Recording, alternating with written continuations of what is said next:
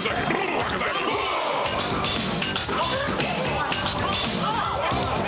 you might pray to God, y'all, but I like Lucifer best of all. Don't keep changing, waiting. Don't keep changing, waiting. Sunday school is a place for fools. It's hot in hell, but the devil's cool. Don't keep changing, waiting. Don't keep changing, waiting. So don't just sit there, join the club. Sell your soul to Beelzebub. Hello everybody, it's I, Count Jackula, your favorite satanic streamer here yet again for another Count Jackula stream. How is everybody this Thursday? I hope you're all good. I see Stacy's with us, Blonde Artist, Mousedon, Joe Rowe, RB, Hail Satan RB, Cat Hermit, and Thorgrim. I hope that you're all having a good time. I want you all to be having a good time. And Chrome Bison. How y'all doing? Man, showtime. Yeah, it is showtime. You know, got myself the Ghost Rosary. Because I like that band. I like Ghost. New album's good. Check it out. Man, what else? Colleen, how are you? How are you, Colleen? Oh, you know what? I did forget to do something. I forgot to tell people on Facebook and Instagram that we were live. I should probably fix that. We can do that. Let's see. Yeah. So yeah, everybody.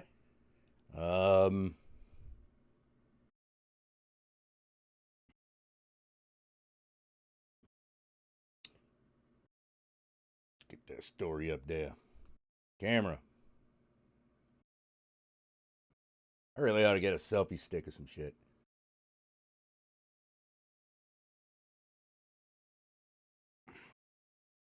Yeah, that's a terrible picture. Let's try again. Yeah, throw that shit away.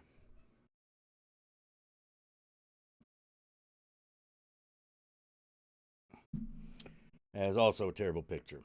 Yeah, I'm not taking good ones today. It's not happening.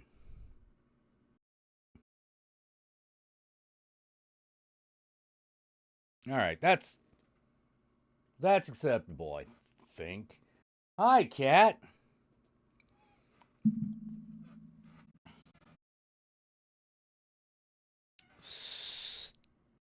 Starting early with this shit.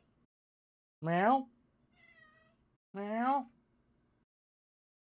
Meow. All right. Cat. Here we go.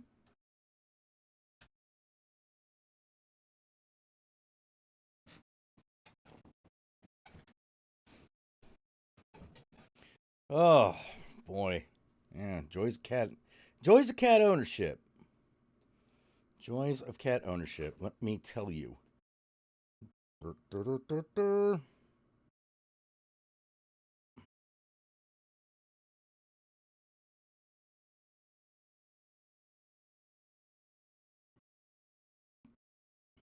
to make sure everyone knows on Instagram that we are live.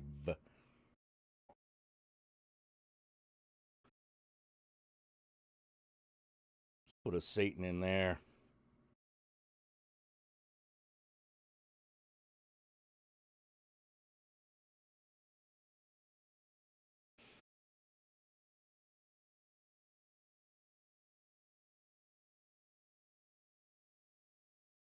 All right, let's put some horns on that shit. So we know it's from Satan. Not Satan. Satan. There we go.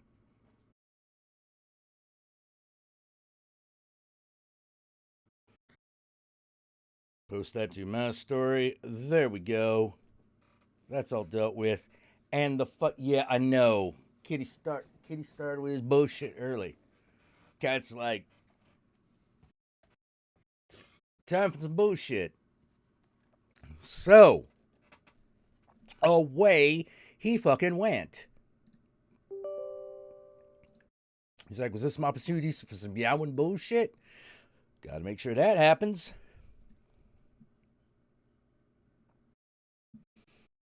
Gotta make sure that happens, because there's ain't nothing else. Ain't nothing else for it. Huh? Oh. So I'm hoping everyone's good. I'm hoping everyone's okay. Everyone's doing all right.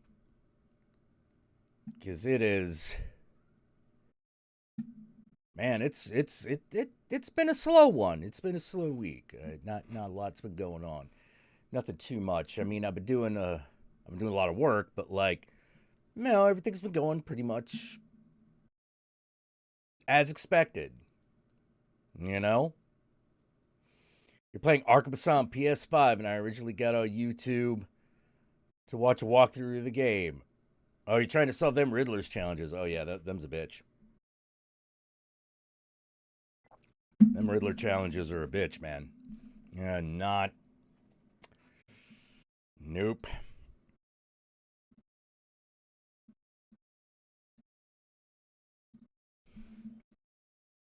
Not fun in this, you know.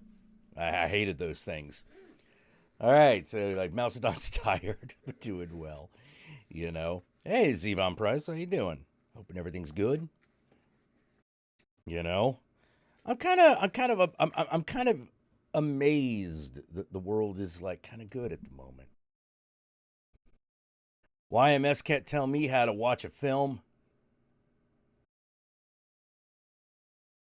Your movie sucks. That's your movie sucks, right?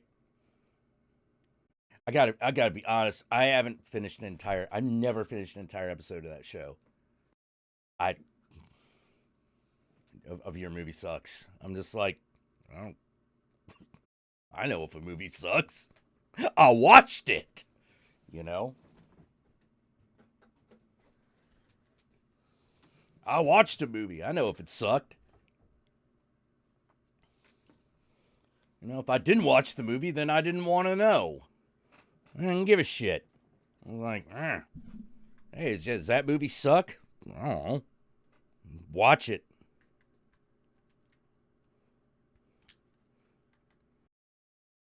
Your movie sucks. I don't care. You know, what's that got to do with me? You know?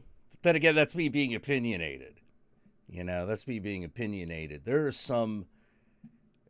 Man, I miss when I would look at YouTube and find fun shit. You want to see if we can find some fun shit? I don't know if we can. I don't know if we can. Anything fun might actually have like some copyright crap on it. You know, that might not be good for us.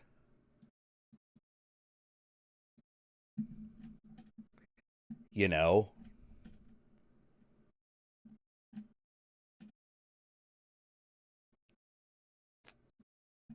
Yeah, I know. Like, them Riddler challenges is bullshit, man. You know? All right, let's go to the comedy and see what we got in home comedy. We got a bunch of stuff I've already watched. No. I don't know, man. All right, this looks like a bust. Like this looks like that's not going anywhere. Last YMS episode I've seen was a comparison between White Lion and Lion King. Well, yeah, but I mean I've seen those movies, so like, yeah, I don't know, man. Like I really hate. I really don't enjoy like critic and reviewer content much anymore. Like I really don't watch it because like it's it's lost its fun. You know, maybe maybe maybe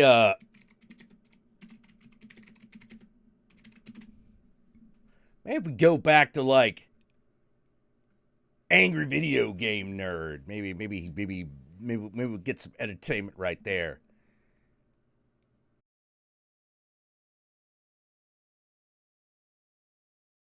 All right, yeah. Let's see what the old the old James is up to, the old angry video game nerd. I haven't seen anything. I haven't watched one of his episodes in like fucking in a dog's age. All right, yeah, I'm not running your commercials for you. What do you know? Fuck you. All right. Yeah, you watch your ads on your own time. Yeah, well, okay. Here's the thing: Horror Guru and the Countess are watching the Leprechaun marathon on Sci-Fi. They're watching the Actually, I don't even know if they're watching the marathon, but they are watching the Leprechaun movies. You know. All right. Well, let's sit back and actually take a trip down memory lane, hang out with the old angry video game nerd for a hot second here. You know.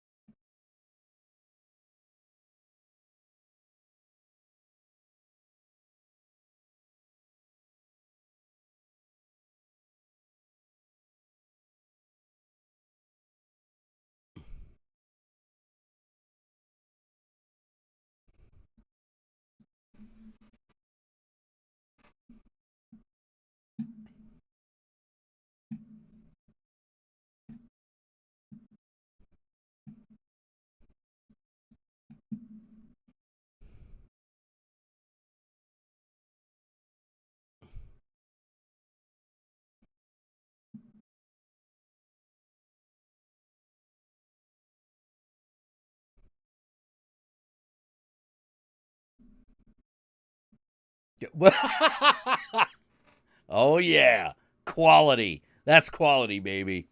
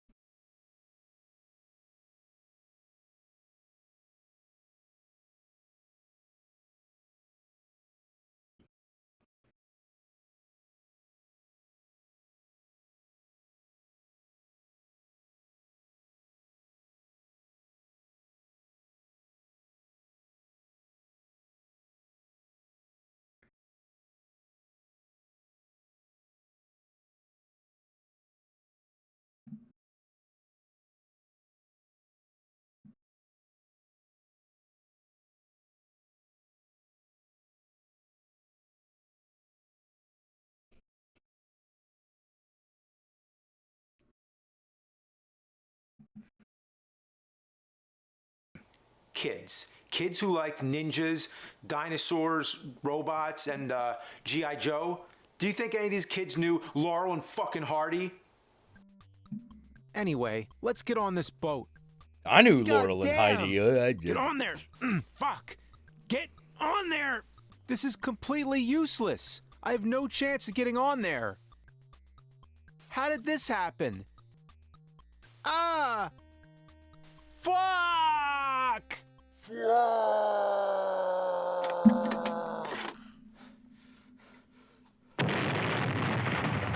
It's impossible! I don't have the patience for this crap. I mean, what the hell were they thinking with this garbage? Man, what was even going on? The real tragedy is that nobody remembers how bad these games were. After so much time passes, you only remember the good aspects. This game came out in '91. At the time of recording this video, that was 15 years ago. And nerd, if you followed my instructions, by the time you're watching this DVD, another 15 years have passed. Close enough. So let this DVD serve as a personal reminder should you one day forget Last Ninja is a steaming pile of goat shit. I was being too hard on it. It couldn't have been that bad. And I know what you're thinking. It couldn't have been that bad. But you need to play it one more time. Sure. And then you must finally release this episode. Does that mean the last one's still 200? Do it, nerd. Upload it on, whatever replaces YouTube. Still YouTube. And then you'll warn the world of this awful, putrid horridness. There's plenty of worse things going on in the world, but okay. Don't fail me. You must continue to be the angry Nintendo nerd. Well, now I'm just the video game nerd. I'm not angry anymore. I can now appreciate these games. Every game is made under a set of circumstances. You may never know what the game designers were going through at the time. Here, let's give it a fair shot. Luckily, the cartridge survived the 2000s era Apple live-type explosion. Funny, it says Game of the Year. What? What? This would have been 91. What other games came out that year? Better than all those? Well, that's quite a claim, but let's give it a try. I can get further this time. Maybe I'll even beat Bird and Ernie's score. Alright, so let me get used to the controls again. This isn't so bad. Oh, wait. Oh my. Ooh, boy. Well, it's not too bad. I mean, it's a little bad. Ooh. Ooh, boy. I will say, it was an ambitious attempt. You don't see too many NES games try out an isometric angle like this, and even fewer that are successful. Snake Rattle and Roll is a better example. Still somewhat awkward, but it's much easier to control. Whenever you stop moving, that's where you stop. But in Last Ninja, it seems you're stuck to a larger grid. Anytime you try to stop or interact with anything, whether it's picking up an item, hitting a switch, or fighting an enemy, you have to jerk yourself around until pick you up land key in with the your butt precise cheeks. spot. Since you can only move in diagonals, the D-pad becomes a detriment. The game uses a controller that only has 4 directions, up, down, left, and right, yet those are the only 4 directions you can't go. Even the manual says, don't be confused by the unique 3D technology. But hey, it was pretty advanced for the time. I mean, this was before Mario 64. But hang on, the Commodore 64 version is actually smoother.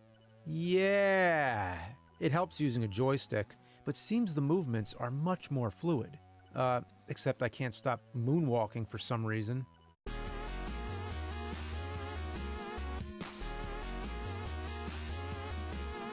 It's beat it! Unfortunately, I wasn't able to play the Commodore version for very long because I couldn't pick up a key. Tried the fire buttons, hit every button on the physical keyboard, plus tried a ROM and used every button on the virtual keyboard. But nothing would pick up that key. Strange thing, this is actually Last Ninja 2 in the Commodore 64 series. That's right, I said series. So the version we got on the NES was actually Last Ninja 2, but it was called The Last Ninja. Now we're getting chronologically confused. So anyway, back to the NES version. This ninja is probably the least stealthy ninja I've ever seen. He's running around a park in broad daylight, making an ass of himself. Last Ninja. Should be called the worst ninja. It's a shame all the other ones died, so he's the only one we have left. You know, most of the enemies just run back and forth. They don't attack you until you start a fight, so really this ninja's just going around being a bully. Come to think of it, the 80s didn't usually portray ninjas in their traditional Japanese sense. Look at Ninja 3, The Domination, where he's terrorizing a golf course. Just ask my generation what a ninja is. First thing that comes to mind is turtles wearing bandanas. This ninja is really something. He can't touch grass, dives in water, and he stops to buy a burger at a burger stand. Now that's great. I just love the idea that the ninja is running around with a burger in his pocket. The funny thing is nobody is there at the stand selling the burger. It's just sitting there unattended all by itself. Who would trust that? This ninja can hardly even defeat what appears to be the park security guard. What's he trying to stop me from? Using the restroom? Come on, you fuck! Oh, come on. Come on. Come on. Well, damn. After all that work, I might as well take a piss. Okay, tried going in the men's room, but it's not working. So I guess the bathrooms are off limits. Wait a minute.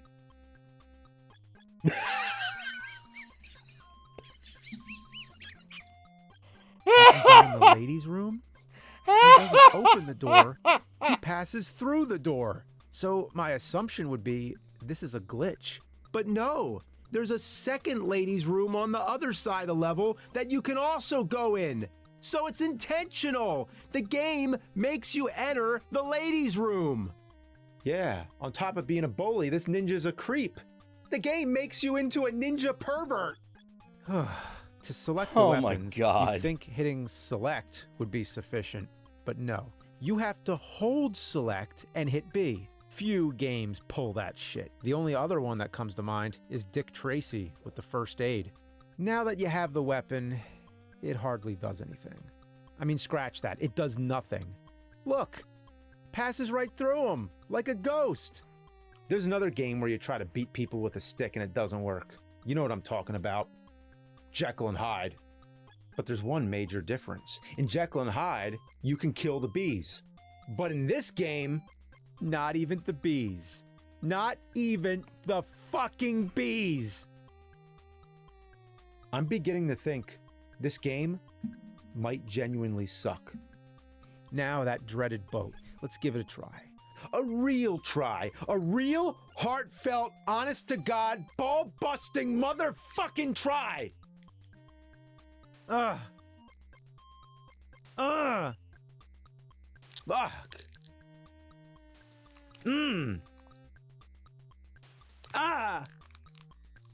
I've thought of numerous possibilities. Maybe I'm not supposed to go this way.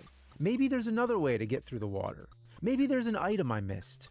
But all my investigation and deductions point me to the idea that I must jump on this boat. I've jumped from every conceivable launching point. I've timed my trajectory with the boat in multiple ways, and nothing works. And worse, you only get a few seconds to think about it. Once the boat passes, you'd think another boat will come by. But no, you missed it. It's gone. So leave the screen, come back and try again, asshole. It has to be possible. It has to be. I wonder how Ernie did it. I've tried landing on the edge of the boat. I've tried landing dead center. But where, oh where is that magic little pixel, that invisible bullseye of super strict programming? It would be more possible to slingshot and hit a bird's turd, intercepting it in midair, altering its trajectory to land into the asshole of a horse on a passing truck, right as it's about to shit. This thing is no joke. Unless it is a joke. How could they have not been aware how unplayable this is? It's an actual published game, sold in stores, with the official Nintendo seal of quality. How could something like this slip by? Oh my God, I almost landed on it. So it is possible. I was just about to give up, but that little tease is gonna keep me going and keep pissing away hours of my life. Fuck. Fuck! Fuck!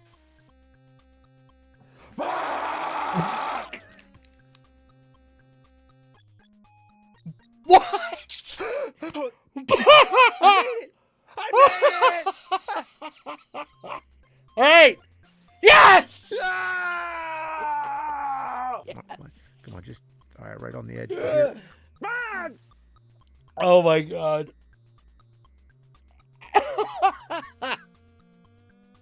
All right. Got it. I finally did it. But now what? This victory has brought me an all-new sense of paranoia. How much worse could this game get? Well, behold, you made it on the boat. Well, now try it with no boat, dickwad. I guess you just gotta make the jump, right? Nope. So I went back, and the only other path I see leads to water. Now, we've already established water kills you, right? So there certainly couldn't be anything up there. But in the good words of Doc Brown, I figured, what the hell? What? What? A leap of faith. Classic. And now you have boat number 2, as if one wasn't enough. By the way, you gotta love how they flipped the sprite. The first boat said Nina, I think, and this one's written backwards. So they were too lazy to redo it. They just flipped the sprite. So anyway, you slap the boat to make it move, race to the next screen, and now you gotta jump on it. Dookie! Come on, come on, fuck! Come on, come on, fuck! Yay! Done! I beat it! I beat level 1. If you've made it this far, you already know what you're in for. This is not going to be your ordinary shitty game. You're not just going to get the usual tedious button mashing, the unfair pitfalls, and cryptic conundrums. It's not going to be the usual cheap shots, the dirty, below-the-belt bullshit. No, this time, my friend, you're heading into the land of motherfuck.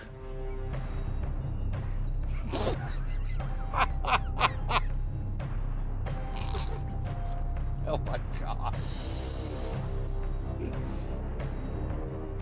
So I came to 3 doorways. You may be guessing this is all going to turn into some big, confusing maze. So let's try door number 1. Dead. What? Door Dead? number 3.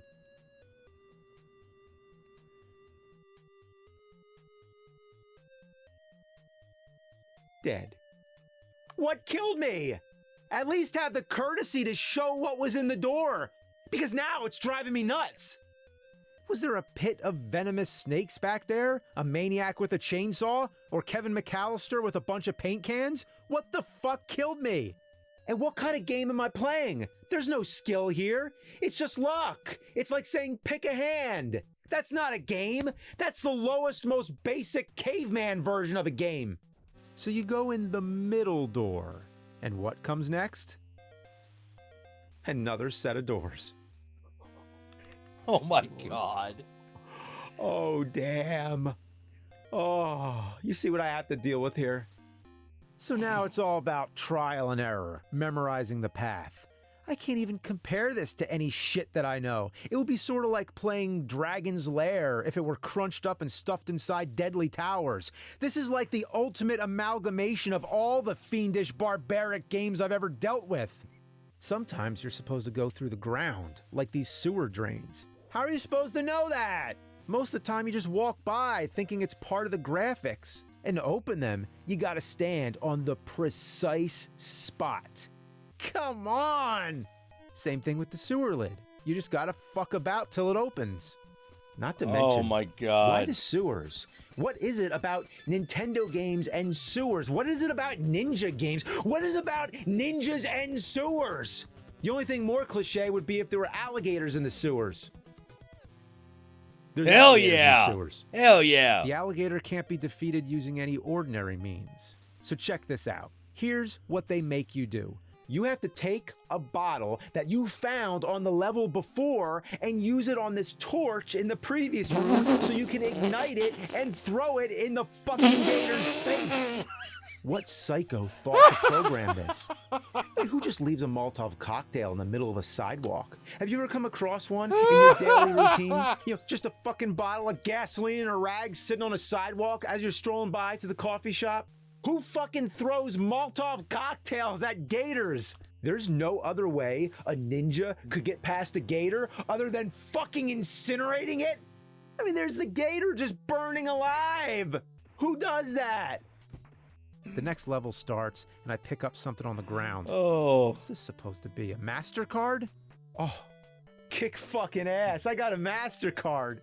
Life is kind of cool sometimes. By the way, I've now officially beaten Ernie's score. I'm guessing Ernie gave up at the gator. In the last couple stages, I've come to realize this game forces you to think with a ninja's perspective. So here's some of the ninja wisdom I've learned from playing this game.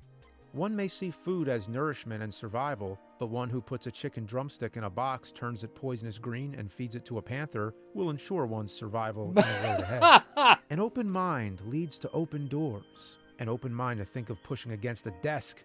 Take small steps towards your goals. Otherwise, a giant fan will blow you to your doom. One must become the master of their environment. When a helicopter comes by dangling a ladder, don't think that's the target. Instead, jump off the fucking roof. Don't take the obvious route. Instead, a random window may be a window of opportunity.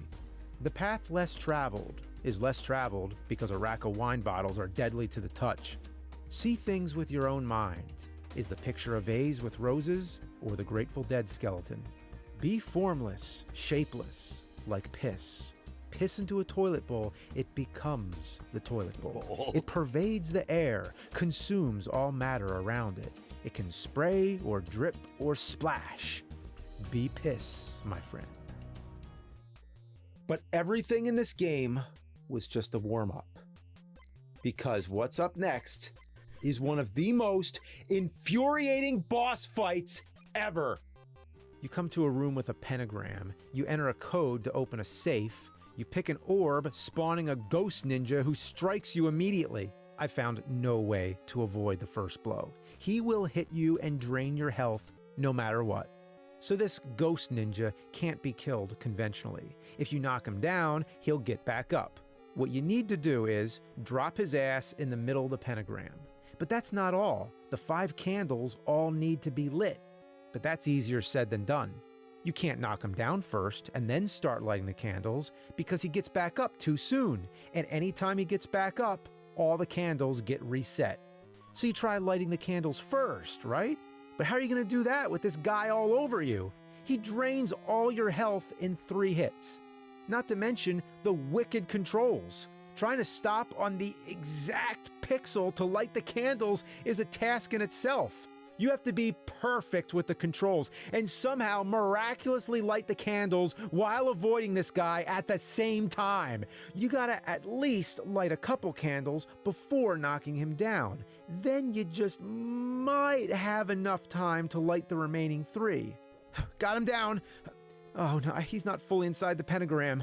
I hope it counts. Please count. Please, I hope it counts. Come on, come on. Fuck! So close, so close. Ah! Fuck you. Ah, what now? He's throwing shurikens all of a sudden? Okay, 2 candles lit. Got him in the center. Light the rest. That's 4. 5. He's dead. Yeah. Yes! I beat it! Oh, boy. Oh, the only thing left that this shitty game would need is a shitty end screen.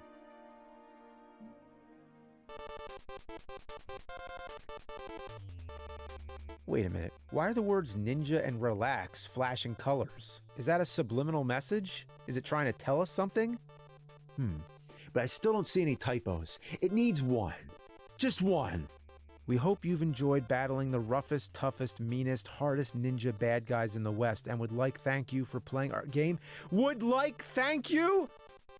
They did it! It's complete! A full home run shit fest! After 200 episodes, I never thought I'd see anything so perfectly fucked! This is a major code red on the shit scale. It sits right on there with Jekyll and Hyde. In fact, I think it might even be worse than Jekyll and Hyde. This might be the worst NES game I ever played, and I'm never revisiting this one. I'd rather slurp the liquefied bowels of a diuretic yeti after it's gorged itself on the stinking dead carcass of a rotten warthog. As long as there still exist more shitty games, I will continue to be the angry video game nerd. Say, nerd, Yes. I just got out of the bathtub and happened to notice you've been playing Last Ninja on NES. Is that right, nerd? Yes. That's right. I also happen to notice you beat the game, huh? I did. Well, that's real swell, nerd. You know, I happen to notice something else. Something about that scoreboard, nerd. What? I noticed your score is above my score, nerd. Is that right?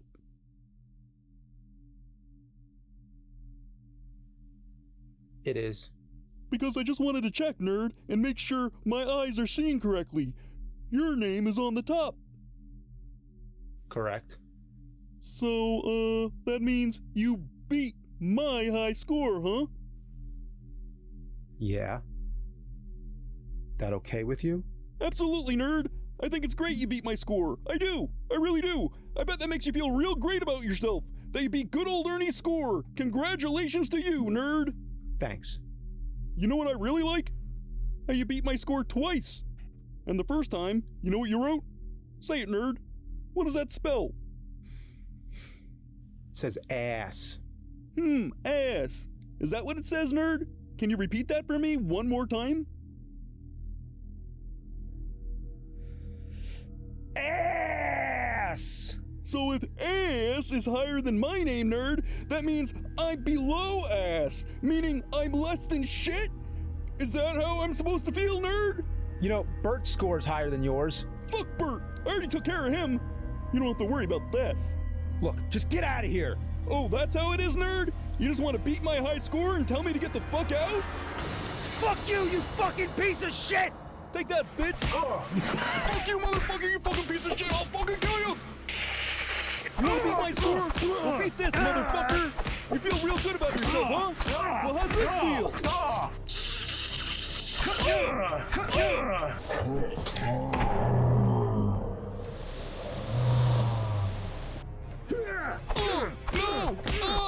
Help me, Big Bird!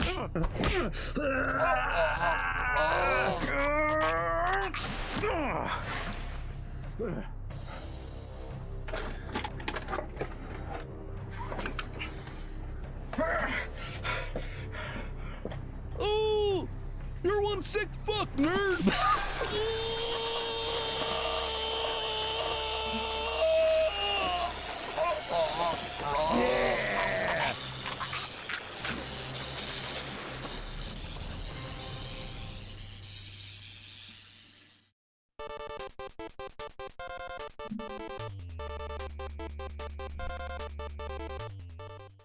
Yeah, Thanks for watching.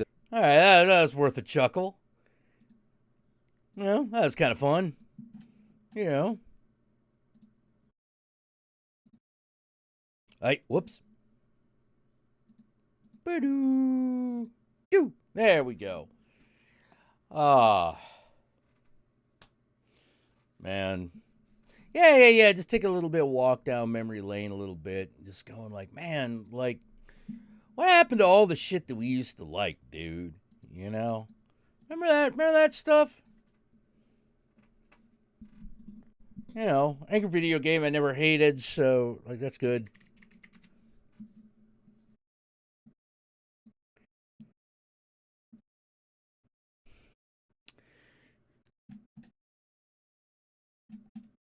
Yes, Booney ain't done shit in a while, so, yeah, we can leave that. I don't know, like, who else?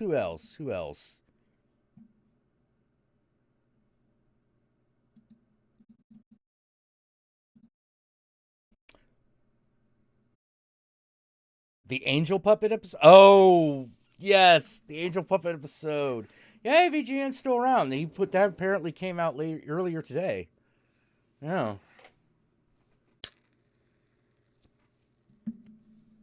I know. Oh, we were just like reminiscing about old internet, you know, like.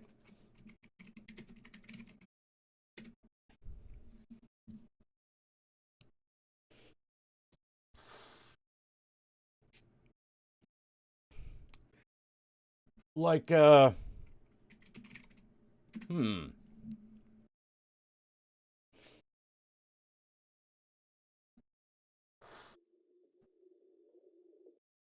see if I can. Da da da.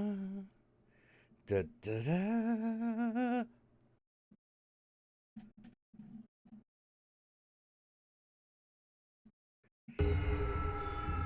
Like y'all remember this one.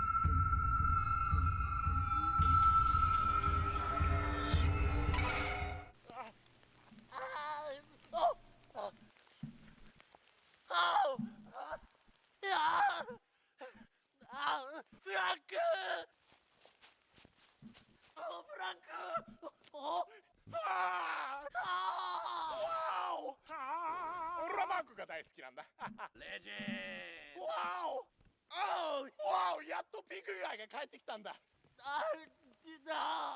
俺はマーコ何回もペロペロ舐めてるんだよ、ボケ。分かっとるか、ボケ。お前しばくぞ、ほんまに。Fuck me。分かっとるか、お前ら。調子に乗んな。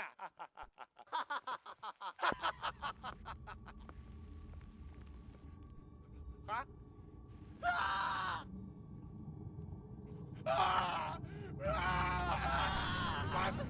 マークが、俺マークが大好きなんだ。俺マークずっとマーク。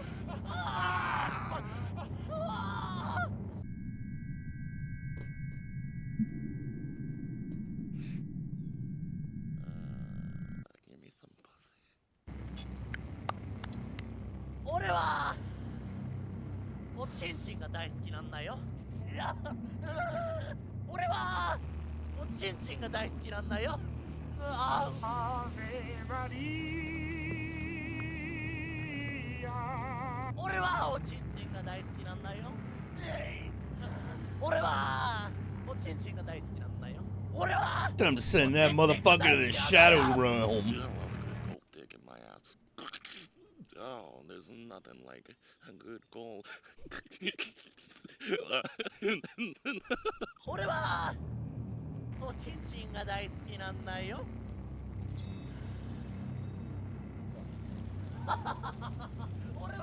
俺はおちんちんが大好きなんだよ。I'm tripping balls, nigga.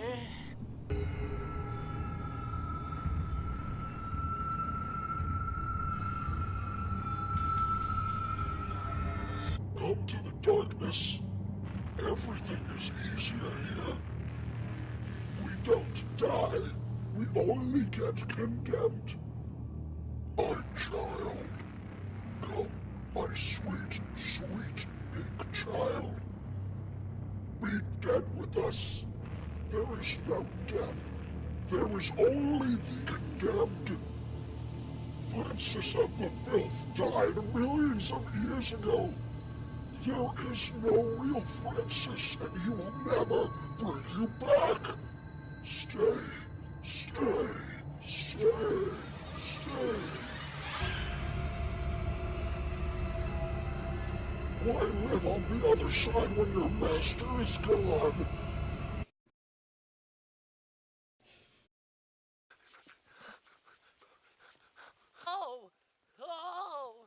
Yeah, I'll have a good gold dick.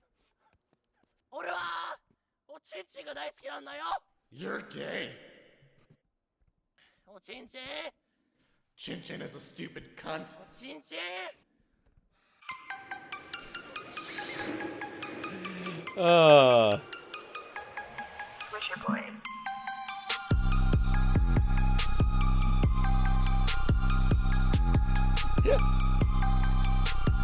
We're watching old internet.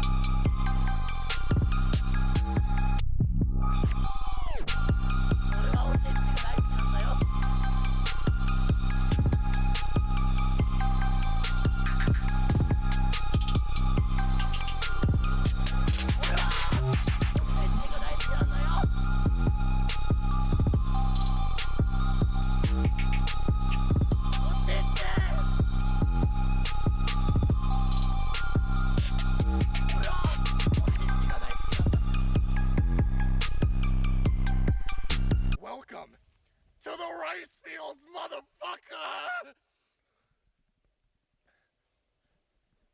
Oh.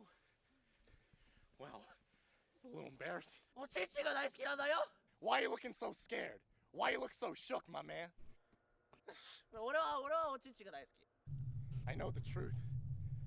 You ain't no god. You're not powerful. You're just some black little cunt. 俺はおちんちんが大好きなんだよ。 Ow. Some might say I'm a peace lord. I don't know. Do you really want to test that right now? 俺はおちんちんが大好きなんだよ。 I came through a portal holding a 40 and a blunt. Blunt. Okay? You Do you really want to test me right now? 俺はおちんちんが大好きなんだよ。 Oh. Whoa!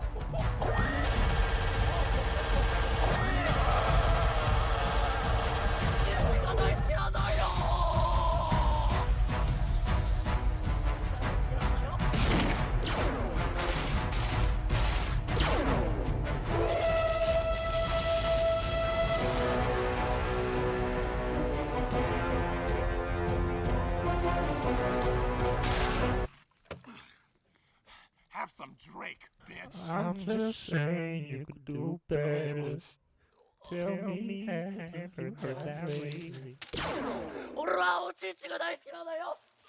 Look at that. What kind of bitch-ass portal? That's such a stupid portal. What is this, Nintendo 64? You can't even get in.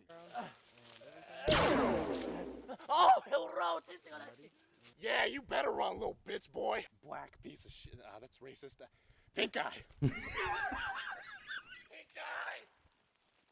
Oh, shit. My Nikes. Pink guy. No. No, what has he done to you? Safari man, no. No. Pink guy. I'm gonna fix this. I'm gonna find that black piece of shit. Okay.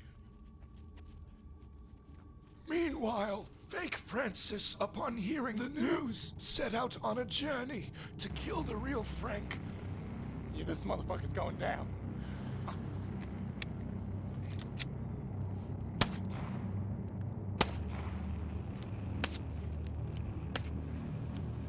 Fake Frank, however, has his own form of transportation.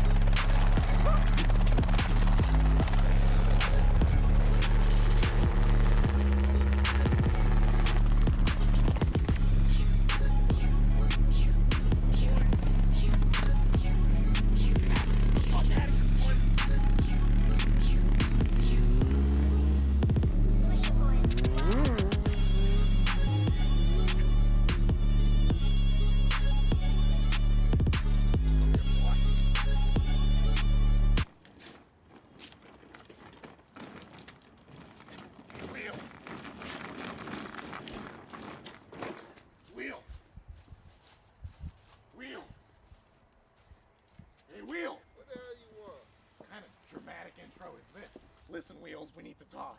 In private. Yo, bitch, get back in the house. Okay, baby. Get your ass back in the house. Yo, what the f- Look at that, huh? Yo. Oh, Wheels, you consider me a friend, right?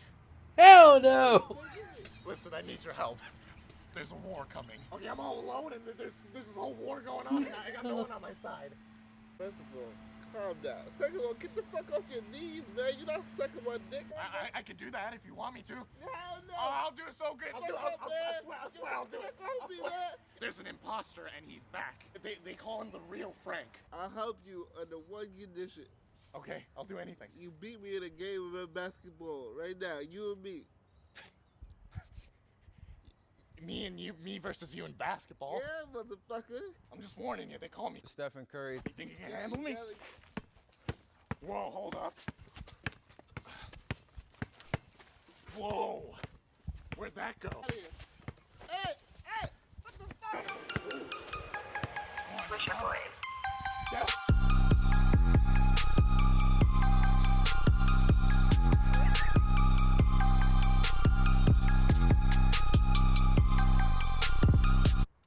Fuck out of here, boy. Get that weak shit out of here. Stephen Curry, My ass.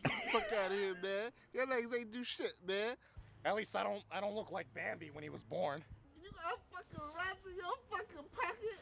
Oh, shit. Oh, shit. Oh, no. These are my friends. Take. See, it ain't so. Man. Oh, my God. Nigga, what the fuck? Oh, excuse me. Are you who they call a young upgrade? I might be.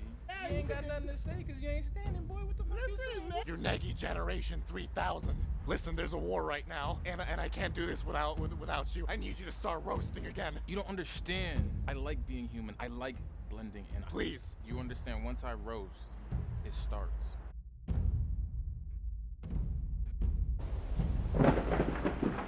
These motherfuckers think they can get a piece of me. Chin Chin, show yourself. 俺はチンチンが大好きなんだよ。 Pink guy. Well. We meet again. So this is the fake Frank everyone's been talking about. Chin Chin is our god. チンチンが大好きなんだよ。Chin Chin paid me in chromosomes, that's why I did it. Yeah, shut the fuck up. I don't care. Nuh-uh. Listen, big guy, Chin Chin thinks he's on top. 俺はおちんちんが大好きなんだよ。 What? いや。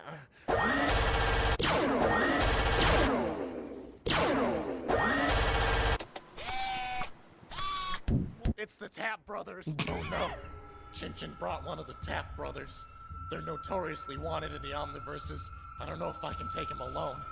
It's gonna be one hell of a fight. Mm.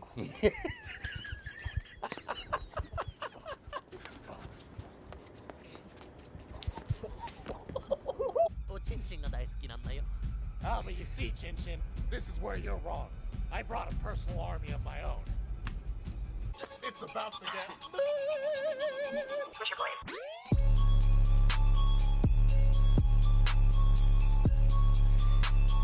Shut up.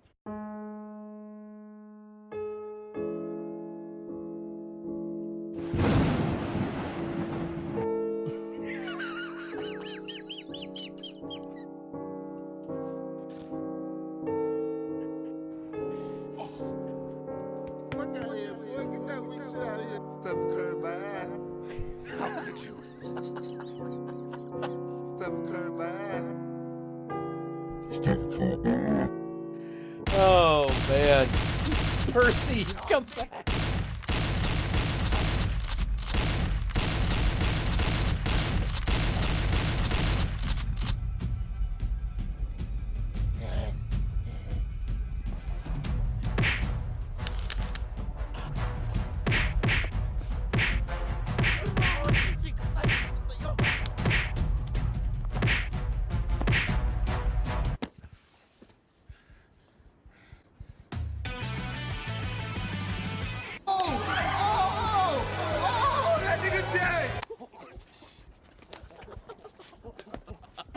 Stick his bitch ass! Stick his bitch ass, nigga! Who the fuck is this? Who's he? Who the fuck is this? Got herpes, got an HPV, smells like home, huh? I hope you like itchy dick, you bastard. Ugh. ああ、俺はおちんちん。ああ、いや、俺はおちんちんが大好き。 Yeah, that's right. You run, you little bitch. Good job, all of you. ああ。 Huh? Ah, so you think you got me, huh? Well, nothing's gonna stop my army of rats. Yeah.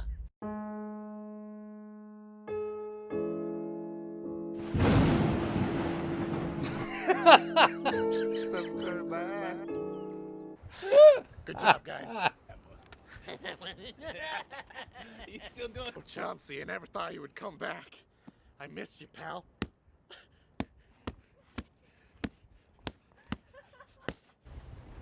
Oh man.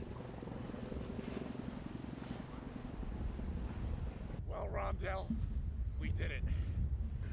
Yeah, you know what I'm saying? We did it. We did it. I guess I'm gonna have to readapt to society. Live with the humans for a little bit more. Because the war is coming soon. Chin Chin will do anything to get his hands on our chromosomes.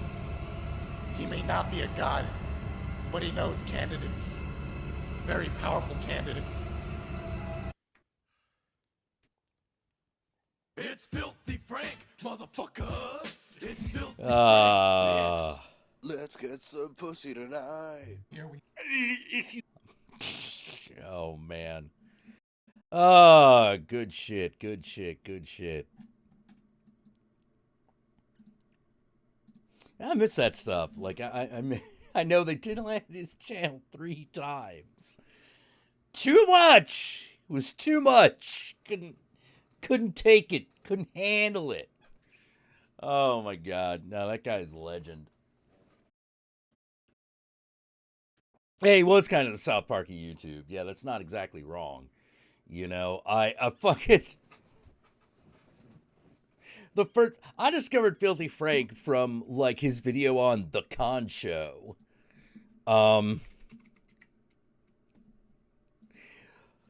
Like, this shit just randomly fucking showed up one night, you know? Like, I was cruising around YouTube, because, at the time I fucking lived there. And all of a sudden, this one fucking showed up. Welcome to Japanese 101. The only Japanese 101 course that'll teach you all the bad words that you shouldn't use. Today we cover a word that's been passed down for generations. This word was used in Japan even before the humans inhabited it. Today's word is known as kancho. Pronounced exactly the way it's spelled, ka-n-cho. Now the direct translation for kancho is enema. Now, kancho is the act of sticking your index fingers and your middle fingers together up another person's ass at an unbelievable speed. And I'm not talking about a playful jab. I'm talking about never being able to shit again. Now, the formation of the kancho is simple. You're basically making finger guns with your index and your middle finger. You then do the same thing with your other finger, and you combine it. Now, this gives you the strength of both your left arm and your right arm. And whether you want to keep your thumbs in or out is optional. If you want to be more aerodynamic, you can have the thumbs out. I often like to keep the thumbs out. But when I get real serious, I tuck them in. Once you have the formation prepared, you look for someone that's either bent over or squatting. Though it is yet to be confirmed, some kid with freckles in 7th grade told me that the direct translation in English is referred to as the shit needle. Now when you're performing the act of the kancho, you really don't want to miss. Because if you miss, one, you're probably going to get the shit kicked out of you because the result of the kancho is the person should be on the ground moaning in pain for at least a couple hours. Now, it took me years to perfect the kancho, and I failed many, many times. But after years of practice, I have become quite a master. I've perfected the speed, velocity, and the volume for how you're supposed to do it. If you want to get really good at it, I suggest you practice on a bag of flour. See if you can pierce it. If you can't, you need more practice. And 2, you don't want to miss, because if you don't get it right and you don't get the hole, you're definitely gonna break your fingers. You gotta get it right on the Pacific Rim. If you don't get it, you're gonna break your fingers. I'm not kidding. Now, I'm not even kidding. This is actually a commonly used term. It's a very popular defense mechanism used by kids starting in elementary school all the way up to high school. I've even seen people use it in the workplace. If you're bending over a table in Japan, you better watch out, because those fingers will come flying at you. Now, there are different variations of this word and different ways you could use it.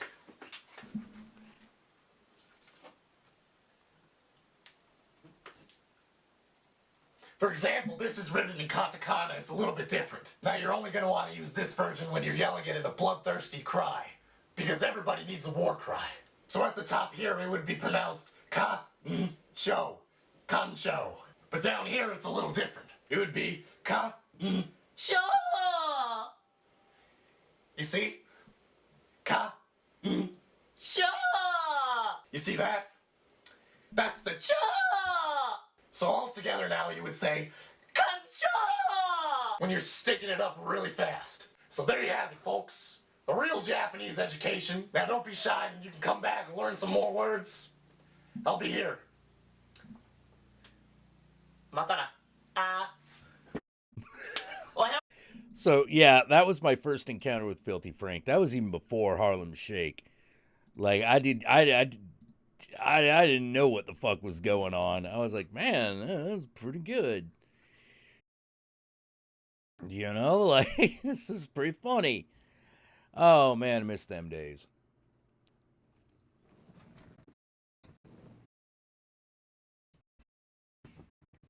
Back when it was just guys and gals doing stupid shit, you know. That stuff still happens, of course, but now it's all gone. Now it's all on the TikTok. You know, like YouTube's like, you know, that's a little old fashioned. That's not quite boomer, but like not really hip. You know, we're all old at this point. We're getting old. You have to just live with that. You know. Oh man. It was good times, though. Good times, ain't gonna lie.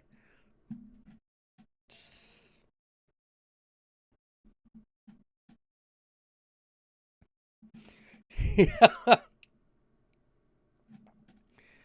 You know, I guess the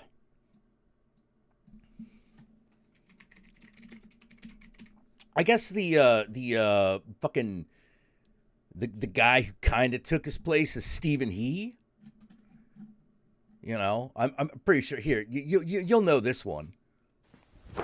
Emotional damage.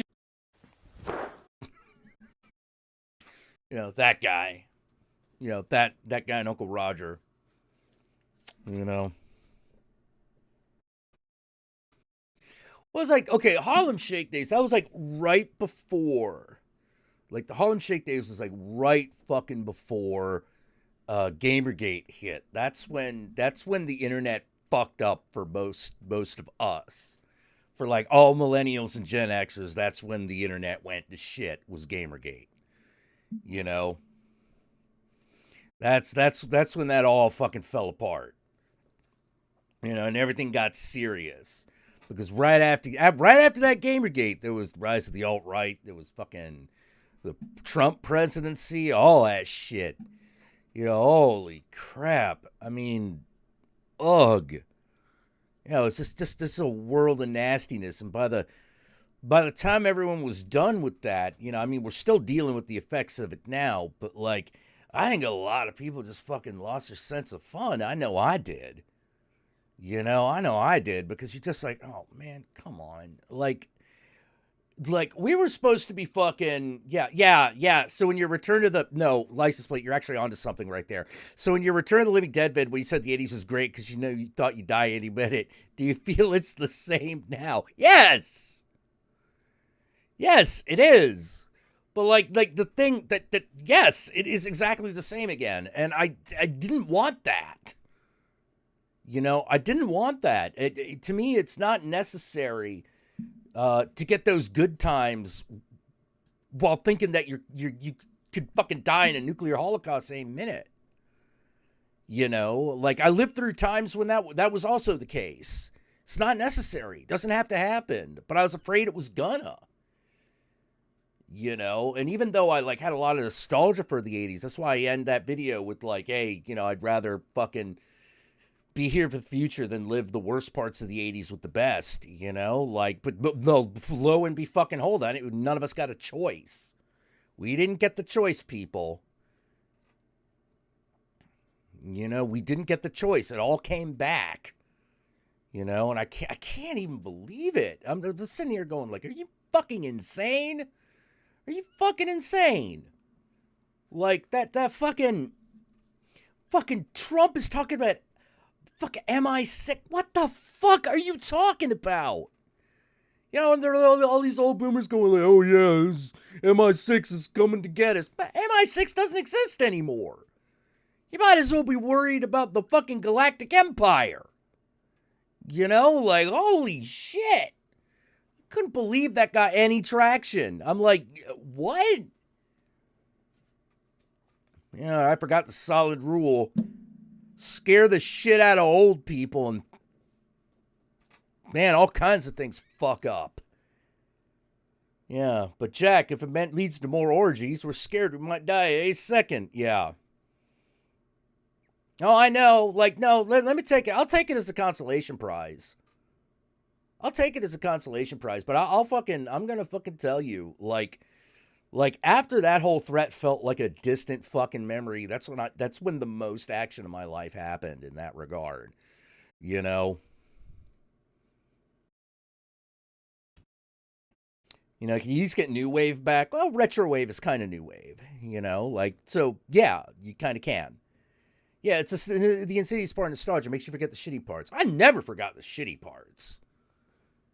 You know, like, I never forgot the bullshit. Like, I've always been glad I lived in the now. You know, sometimes I'm a little annoyed because the places, I wasn't quite in the right place.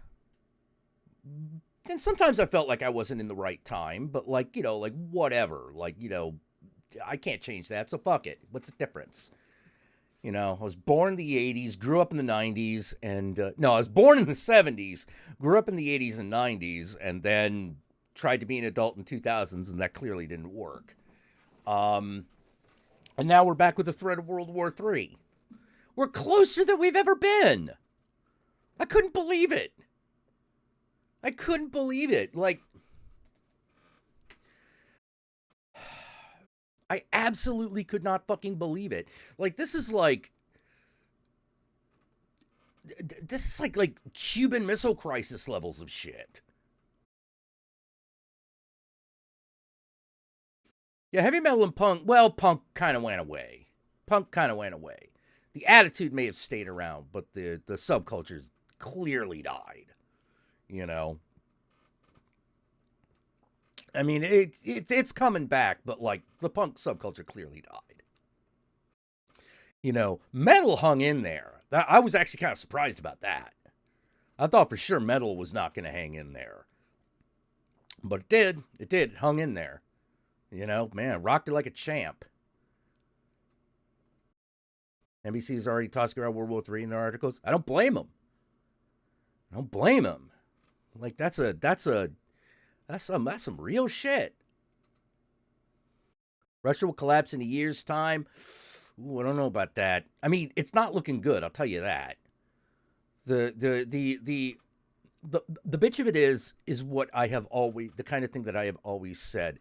Will Russia win? No, there's no way. There's no way it can win. The question is, how much damage is it going to do to everybody else?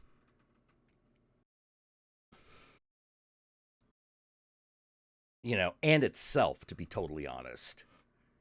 Yeah, metal never went away. Like, metal, like, it ebbed and flowed since the 80s and early 90s, but, like, it never fully went away. Punk pretty much went away. Yeah, the alt-right tried to make itself the new punk, put it that way. You know, like, it was that dead. It was that dead that anyone could just come in and fucking try to claim it. You know, and there wasn't going to get a lot of resistance because there's no punks anymore. You know, there are only like people who used to be punks who would fight them on that shit.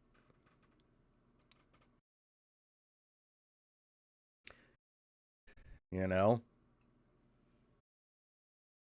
I remember someone saying Iraq was close to World War III. No. It was closer. It was close. It was closer than you wanted to be. I mean, definitely. Iraq was definitely closer to World War III than you wanted to be. But not like right now.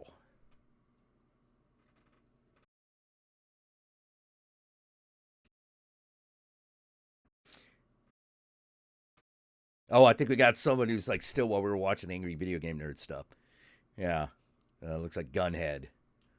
Yeah, you might be a little bit behind there, Gunhead. Not that you're going to hear this for another like half hour or whatnot. Yeah, you know it's bad when the yuppies try to claim it. Yeah, we don't even call them yuppies no more. You know, now they just boomers. You know, there used to be hipsters back in like Gen X millennial days. There were hipsters. You know, those were the children of the yuppies, and then they turned out to be fascists. You know, like, don't forget that whole like subculture. A lot of that subculture was started by Gab McGinnis and his writings and his attitude. You know, and so of course a lot of people now are trying to forget it because the reality was nobody liked hipsters. Nobody liked them.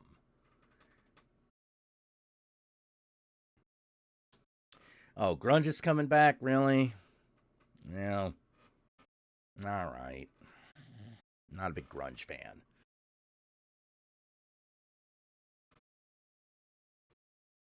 You know, grunge puts me in a place that I don't like to be. I don't like to be that fucking... I don't like feeling that hopeless. And like everything has already happened. It's the thing I hate about grunge. You know, it's that whole, like, it's the stuff that kind of leads into the whole, like, oh, we're the overlooked generation. There's no grit, blah, blah, blah. All that Fight Club bullshit that fucking assholes fucking latch on to. You know, it's why I don't like grunge. Now, it ain't grunge's fault, but I still don't like it. You know, so hipsters have always been a thing. There have always been a group of people called hipsters, but hipsters in the common parlance really started around the early 2000s, like just after 9/11. That's when they really started. Because that's when most of the yuppie kids started entering the workforce. You know, and of course, like, that was also like the age of the roughly around the, that was also the time when the .com boom was crashing. Stuff like that.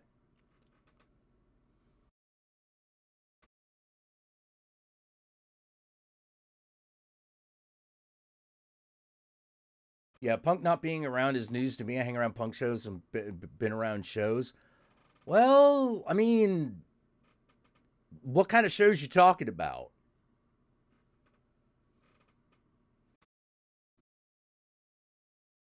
Yeah, see, my brother was in a fedora phase when I graduated high school in 2009. Don't know if that. Yeah, that's essentially hipster. You know, that pretty much is like it's very nerdy internet hipster, but yeah, that's fedoras and shit like that were really big in the hipster culture. The funny thing is the things that a lot of people call fedoras actually aren't.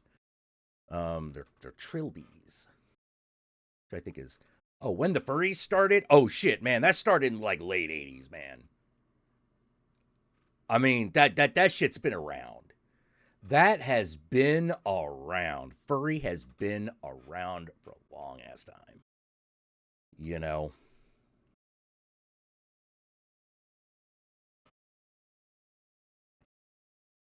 Yeah, hipsters ruined avocados and the term ironic. I know.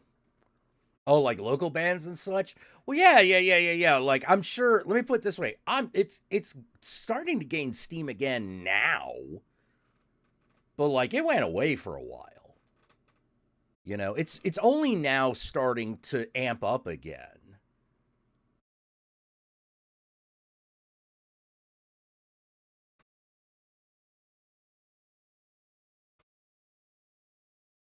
You know? But yeah, let's see. Hold on. Something about generational relevance a little farther up here. Hang on. Let me see if I can see this. Let's see. What would you think was the last great alternative subculture to kind of have generational relevance? Oh, goth. Goth, absolutely. Goth and rave, if you consider rave to be contemporaneous with it. A lot of people consider the peak of rave to have happened before the peak of goth. I'm not so sure if that's true, but that's the way a lot of people couch it. So, if we're talking like subculture relevance, it would be either rave or goth. You know, if the problem with hipster relevance is that there was nothing to it.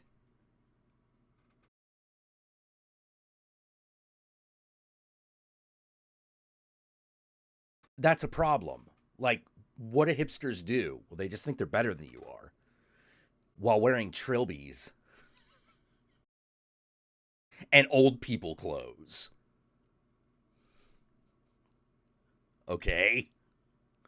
You know, not exactly a real culture. You know, not even a real subculture. They were just sort of carbon copies of their parents. You know, so calling hipster a subculture is kind of a bit of a misnomer because there is a reason.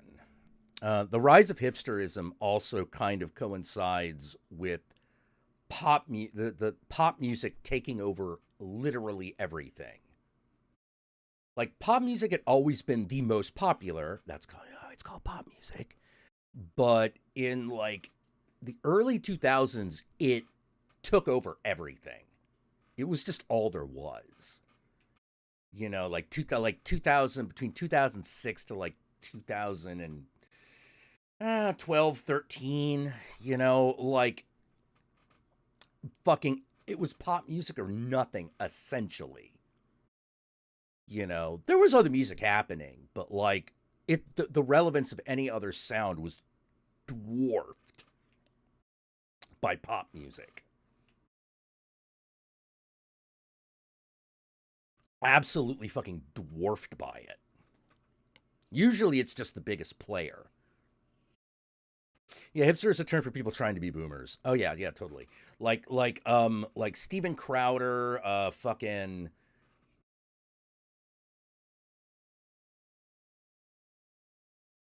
God, what's his most of those right-wing guys, those young right-wing guys, they all start out as hipsters.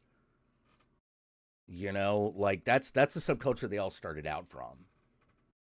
You know, and from the start, hipster culture was a negging culture.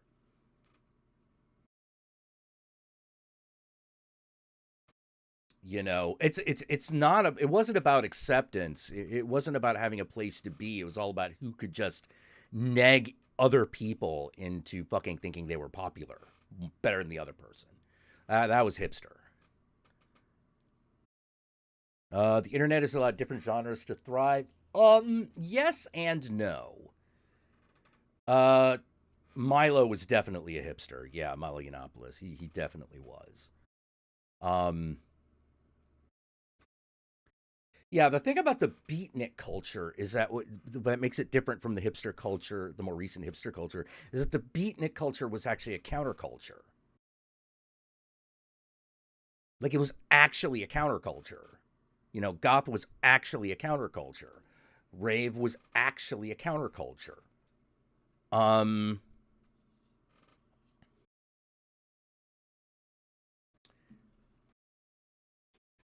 You know, hipster was not a counterculture any more than alternative rocker was.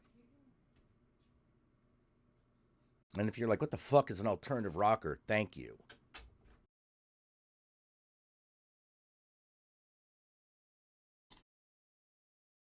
You know, like, thank you, because like alternative rocker was what the 90s tried to call anything that didn't fit neatly into the pop category, but was hitting the top 40 charts consistently. So they called it alternative rock before it was called grunge, it was called alternative rock, and it encompassed a lot of other things. Like Tori Amos was alternative, you know, when she started. That's what they called her. Yeah, and the funny thing is that alternative rock just became pop music. You know, and people are like, "Well, what happened to grunge?" They all quit or killed themselves. I'm not kidding it, by the way. Like, that happened to so many of those bands where like somebody either killed themselves or they just quit. You know, like grunge did not have any staying power. You know, like it was fucking crazy. Like I'd never seen something like that happen. You know, like basically, how to put it, like classic rock went on even though Janis Joplin and fucking Jimi Hendrix choked on to death on their own vomit, right? You know, like that scene kept going. You know, Kurt Cobain killed himself. It was like dominoes, and they just all disappeared. You know?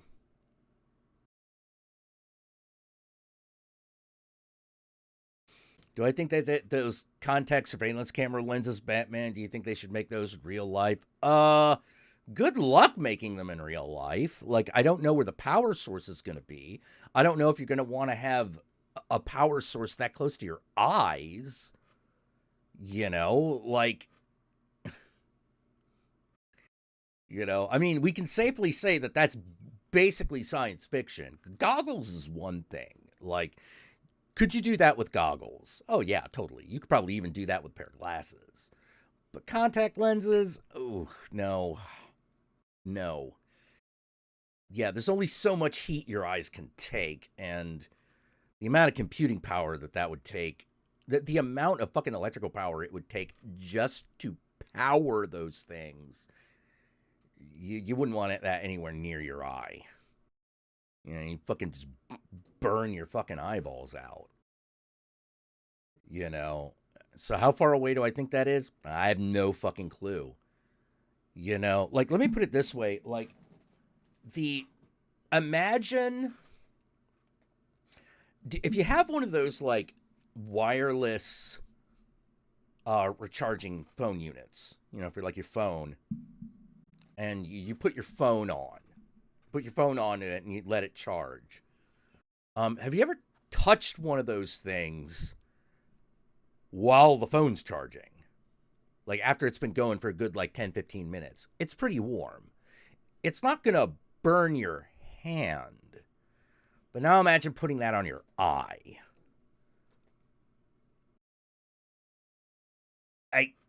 And there's nothing you can do about that. Like, there's absolutely nothing you can fucking do about that. You know, what are you going to do? Like, put an extra case fan on your fucking contact lenses? You know, it'd be more likely that they would put that thing into something that actually just replaced your eyes. Like, that's far more likely.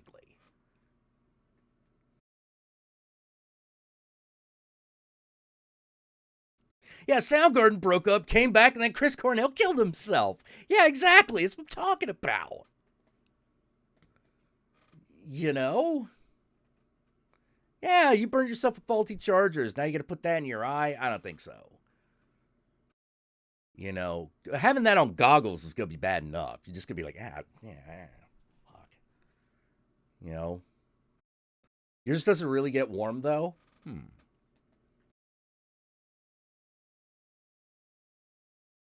Yeah. Like if you had cybernetic eyes that worked, it'd be done deal that you would have that kind of thing. Because then the heat distribution doesn't matter as much. Because you've already replaced the tender part, you know? Yeah, sometimes a smartphone gets pretty hot. You know, depending. Why does Batman get that? Because he's fictional. Because he lives in a fictional universe. He also lives in a world where there's a fucking chemical that can fucking, like, bring you back from near death through pure adrenaline. You know? Like, there's a lot of wacky shit in Batman, man. You know? How close to cyber enhancements do I think we are? It depends on what you mean by that. You know, it depends on what you mean by that. But yeah. Well, here's the thing. The heat distribution problem is actually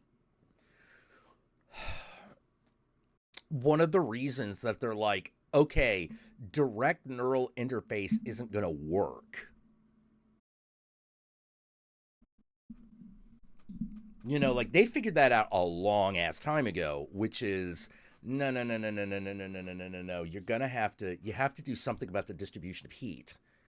You know, that's why we usually don't get a really good, like, enhancement anything until a new material is made, because that new material will either dissipate or will distribute heat differently. You got two big problems when it comes to cybernetics: weight and heat. And that's before you even consider hooking it up to somebody. You know, it's a big deal. It's a big deal, and it's really complicated. Not that I don't think it couldn't be done, but it would be...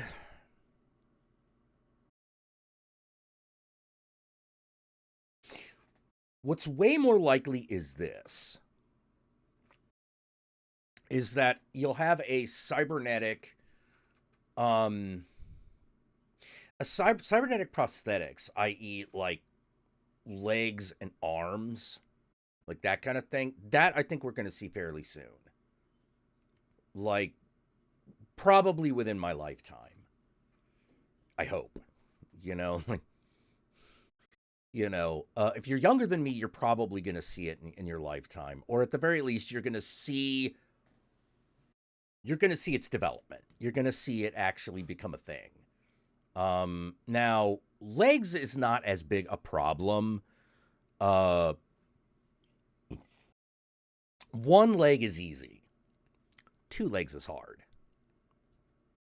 2 legs is very hard. especially above the knee.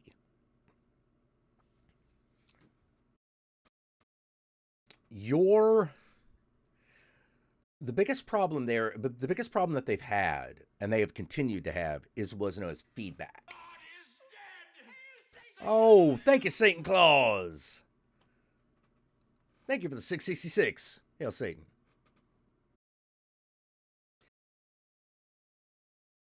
You know, yeah, you have oh, do you have those contacts that they actually put inside your eye? Yeah, well, those don't require power. That's just there literally to reshape your eye so that it's the right shape so shit works.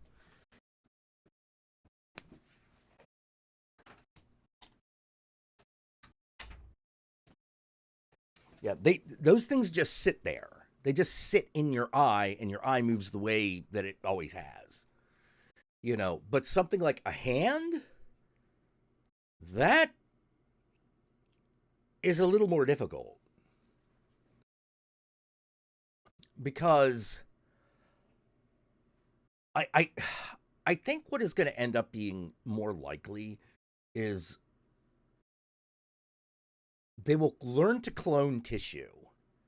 They'll figure out how to clone tissue or get it to the point where the body doesn't immediately reject it. And then they will, once that happens, once they can get that part to work, they will literally, like, print an arm.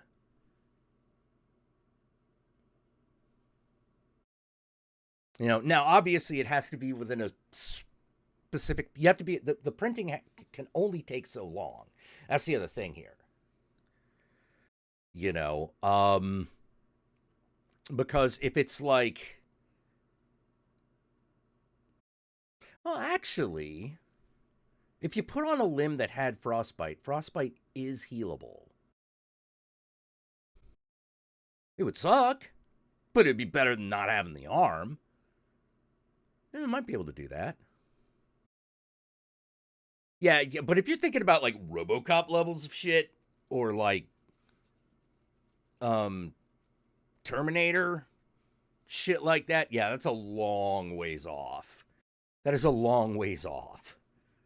You know, like that's something they're going to be working on for a few hundred years.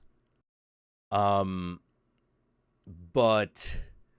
yeah, there is a lot of research right now going into whether or not you can print biological material, and the answer seems to be yes.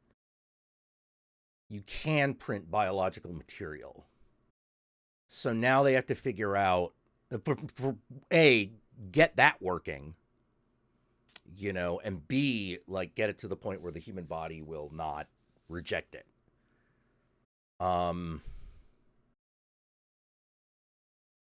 You know,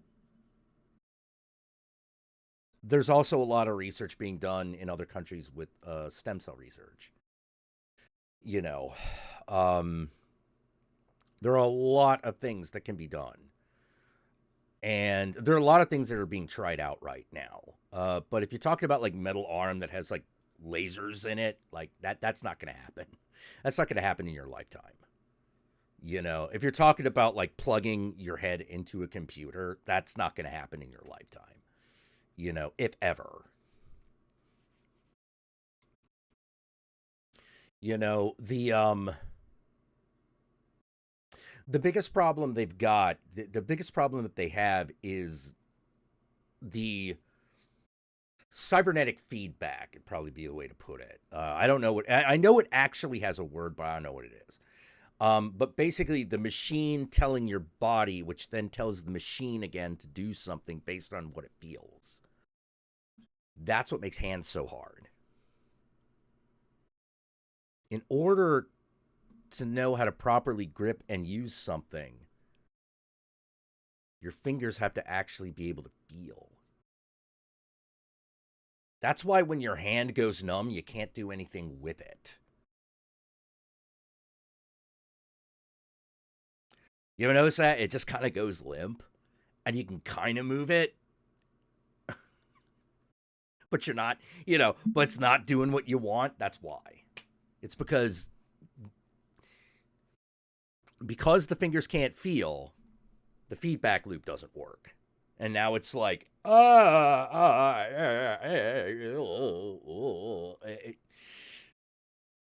what's going on. So no Matrix. Well, it depends.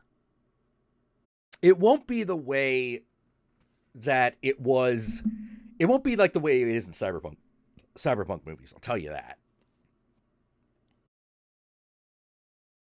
You're not going to have like a UPS port in your fucking head that you're going to take things in and out of. Not going to work that way. Because as it turns out, your brain is better than processing information than a computer is.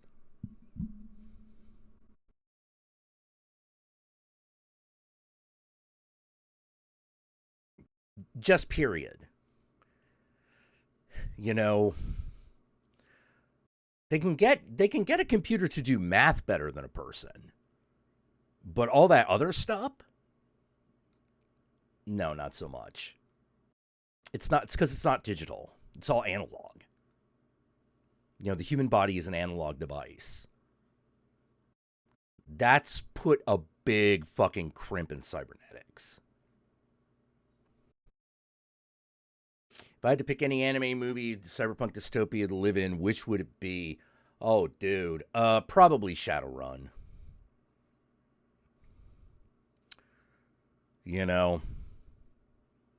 Probably Shadowrun. If I got to pick, and I had to pick. Well, yeah. There's a lot of research going into kidneys because, like, if they can learn to print a kidney, like, that's the first major stepping stone. Like, that's the first milestone. Because kidneys are very, very, very easy to replace. If you have one to replace it with. There is high demand for kidneys. So if you manage to make that work, there's definitely a market for it. You could say goodbye to dialysis, hopefully, at that point, which I don't think anyone's going to mind.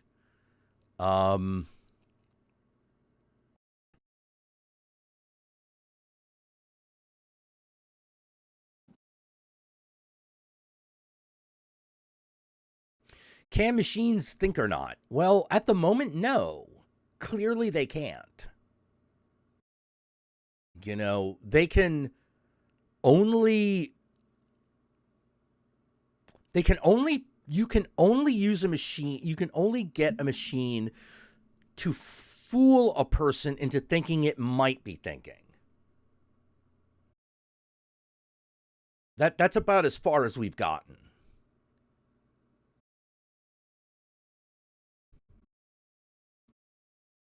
That's the way of that. All right, I gotta use the. I'm gonna use the little Satanist room, and I'm gonna be right back. Just a few minutes.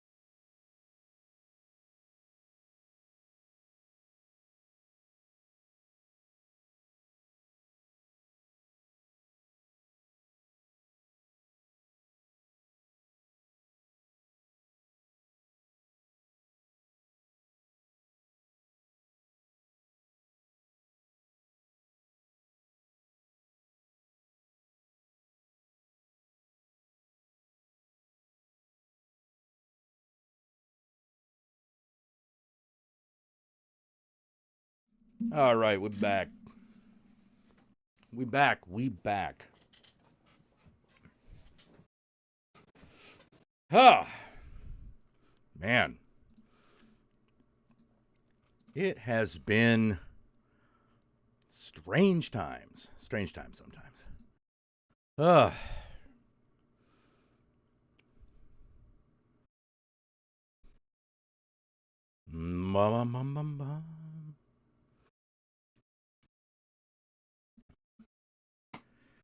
Whew. Oh, higher education. Should have just gotten a ladder.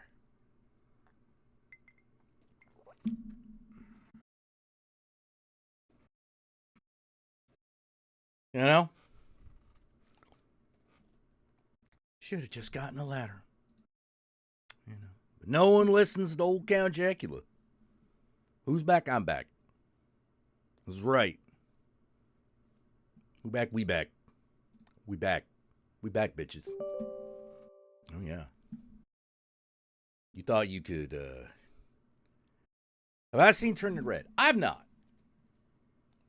I have not watched it yet. I know we live in a strange world. Strange times. Not sure what we should do about it. You know? Not really sure what we should do about it. You passed out earlier? Oh.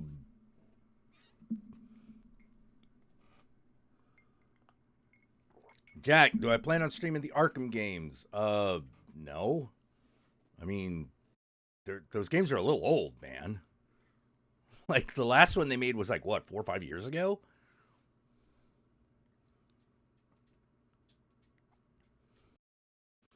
You know, they're good games, but, like, I played them already.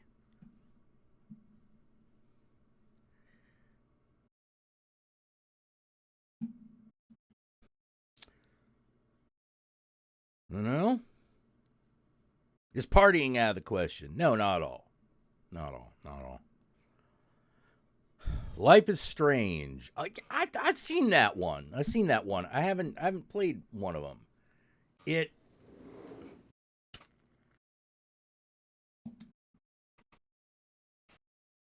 I saw like the first episode and I didn't really get into it because I was like, all right, this feels like it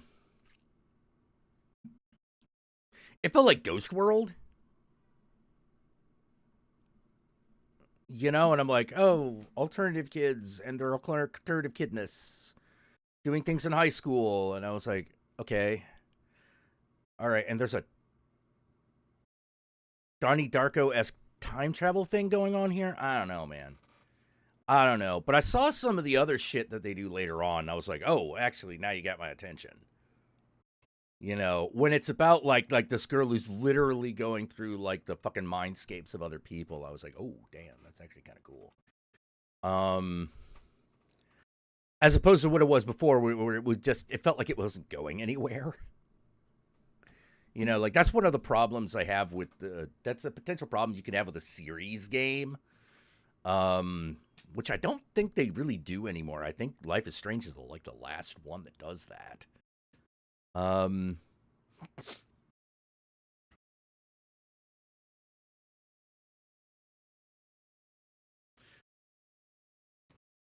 Yeah. It's like I only like played part of the first game or part of the first chapter, I think. Because you know how they bring that out in like every 6 months there's a new chapter that goes for like 6 hours or something.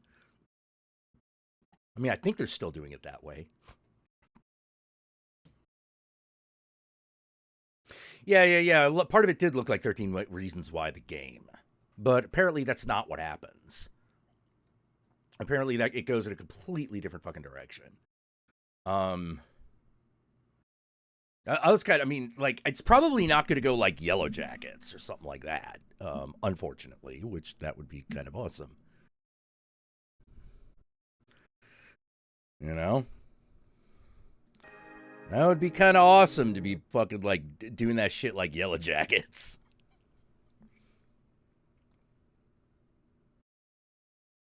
Inscription? I never played that one.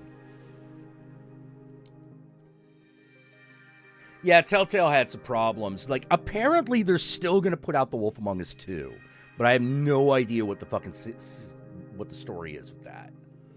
Other than they're still working on it, it could still come out. Other than that, no idea. Oh god, The Medium. Okay, that game is really great until the last 5 seconds.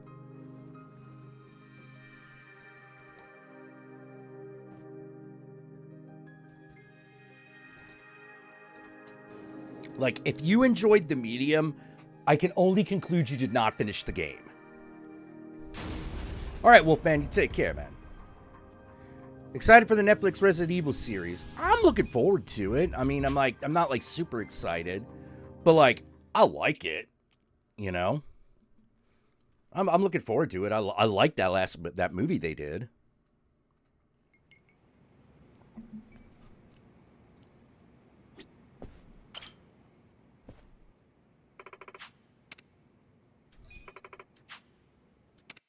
Yeah, let's get down to business. Do some retail is trending. You know? So how many retail establishments do I have? Not a lot.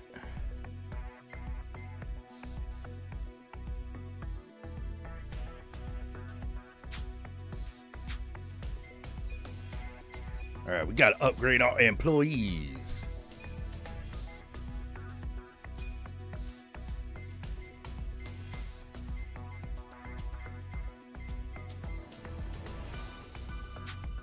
Oh man, Hero. Man, dude. You have got to get better.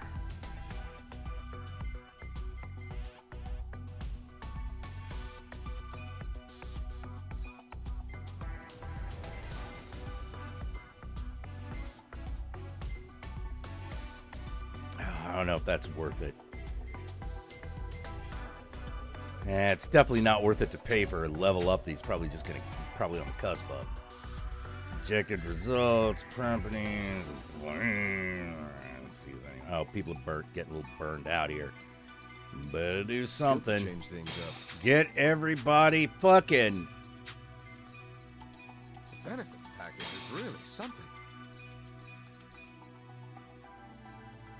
Benefits are so important. Bam, dum, bam, dum, bam. Yeah, I thought the ending of Medium was really weak because I'm back and ready to they don't tell you what happened. I'm like, this whole story is leading up to this moment, and then to not tell you what happened was bullshit. What a great benefits package. It's like, oh, we're gonna leave you on a cliffhanger. Fuck you! Finish the story. I'm feeling motivated. All you had to do was finish the fucking story. No, can't do that.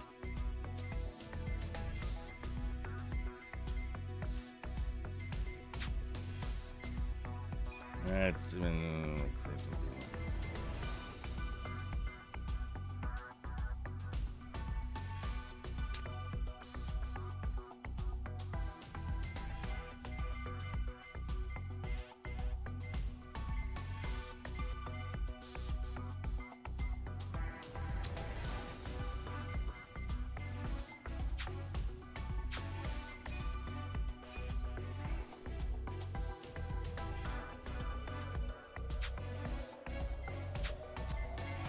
Nope. Nah, I better get.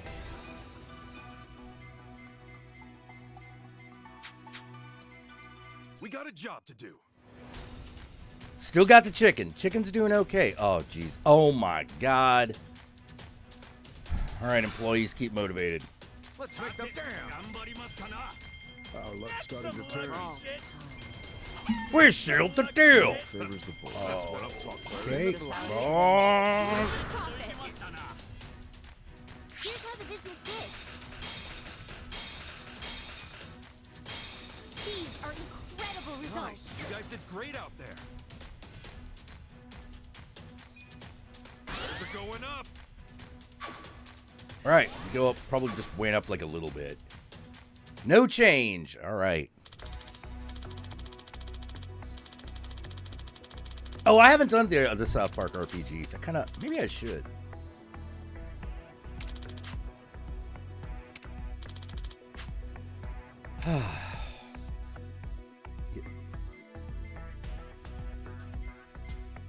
No, I don't. I don't need this guy. Meeting is coming up soon. Shareholders meeting. Fun, fun, fun.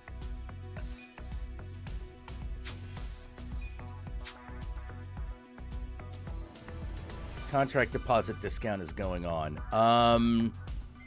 What is a contract deposit discount?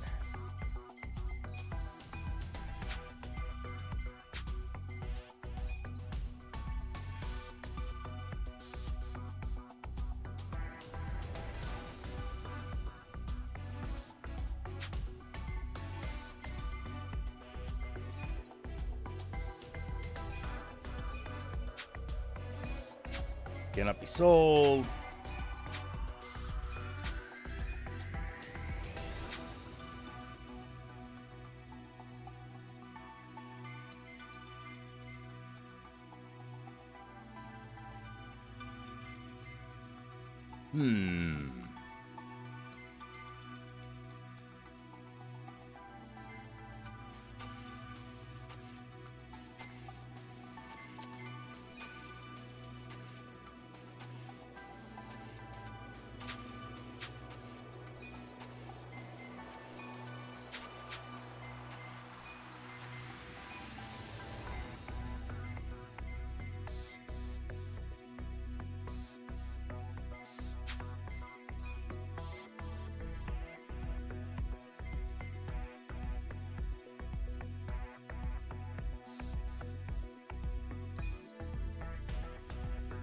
Whoa, that is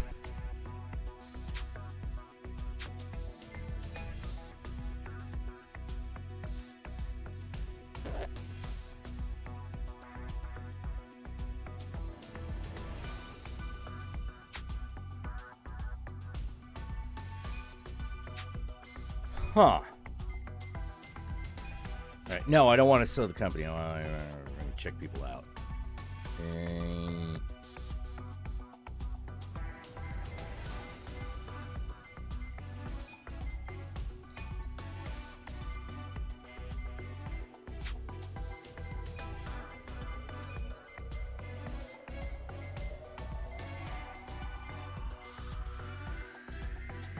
Where's my boy?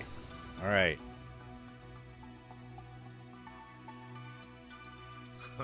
I'll show you how it's done.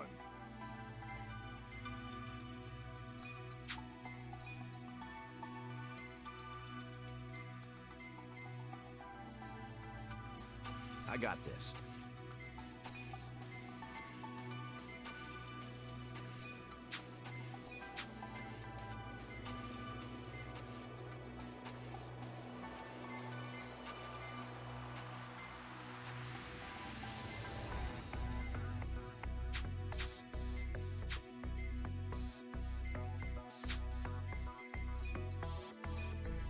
Oh, man.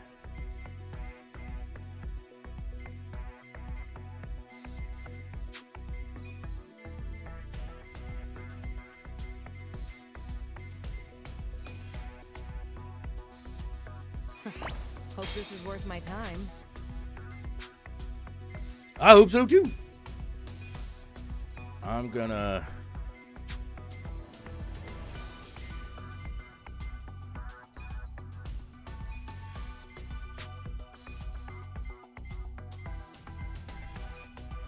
I'll take care of it.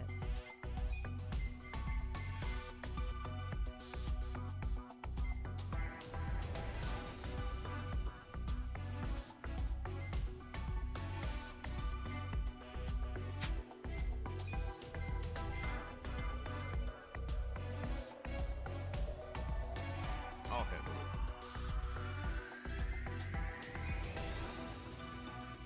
it. All right. Who's got that?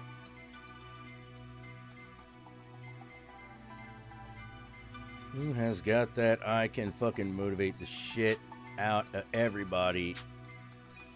Kind of fucking energy going on.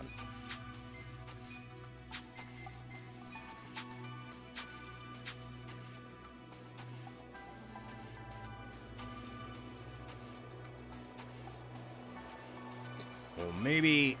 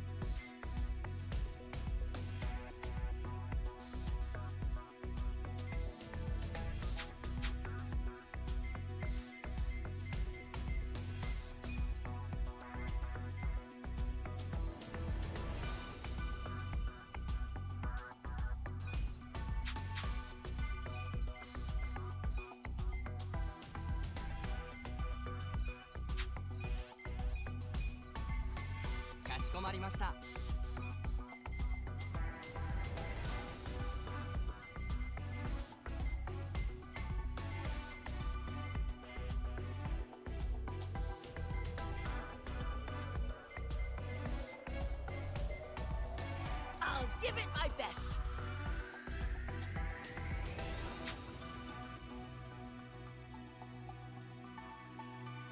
All right. All right. All right, Grandma, what you got? You need new employee training?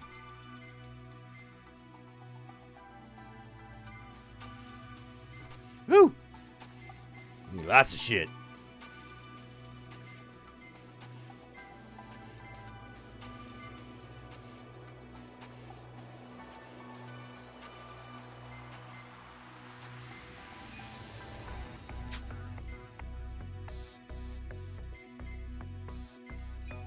There's always room to grow.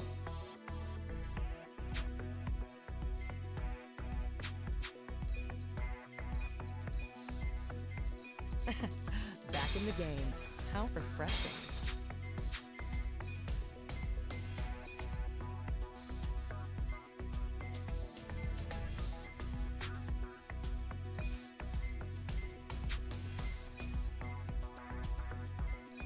Ah, how refreshing.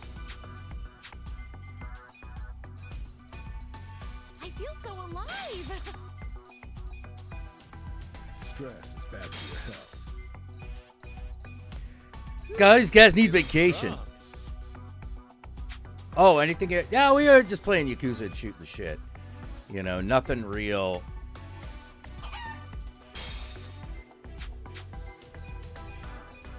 I am feeling refreshed.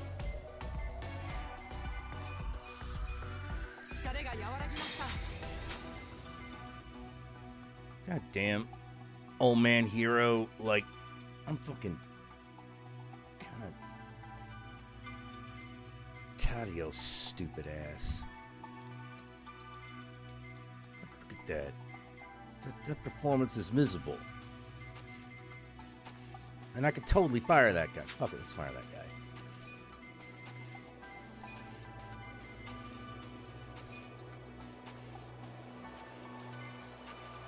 Yeah. Get out of here. Sick of your dumb ass.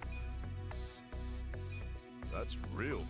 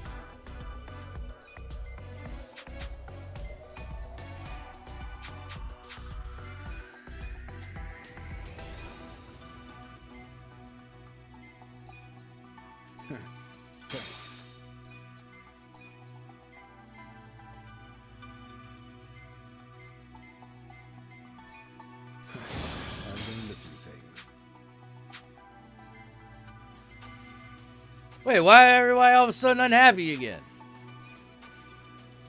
I thought we fixed this. What happened? Back in the game. It's because I laid somebody off? I think it was because I laid somebody off. That was a nice change of pace. Lay somebody off, and so I gotta, like... Benefits package is really something.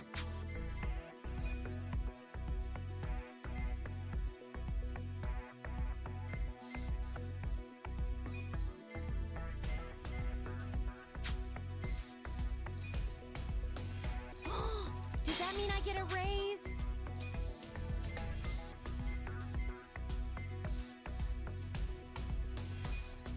I feel more polished already.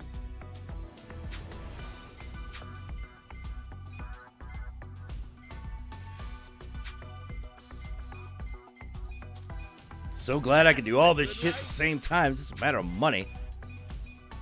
If only real life was as simple. I feel alive again. Then again, if it was, everyone would be a millionaire. Sure.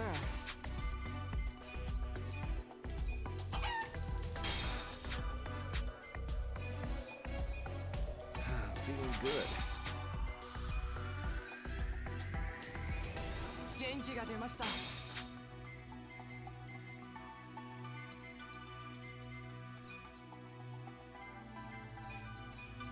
Such a thoughtful young man. I'm feeling motivated. 疲労回復。 1, 2, 3, 1, 2, 3. Okay, so there should be...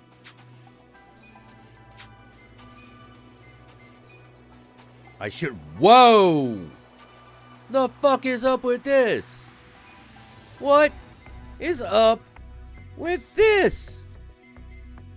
Oh, I can't have a dude that's like, no, dude, I can't have you on there. You fucking costing too much. All right, who else we got? I got this.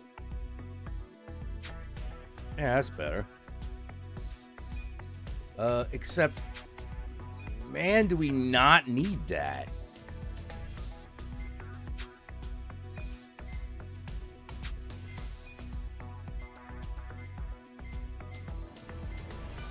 All right, we need everybody here.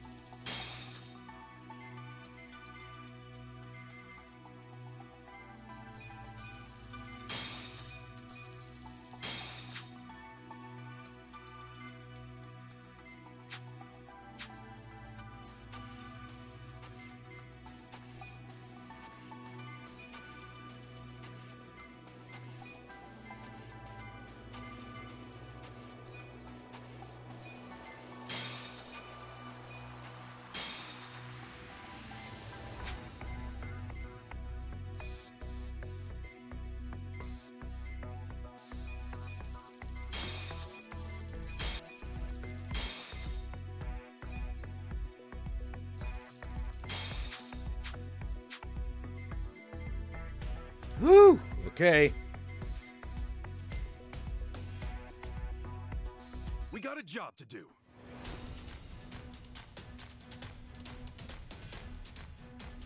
Yep, back at Chick Coop Management. Let's do this. All for business. All for business, baby. I'd expect no less. Damn. That's what I'm talking about. I'd expect no less. Luck favors That's just the how it is with me. That's what I'm talking about. Here's the result. Here's how the business did.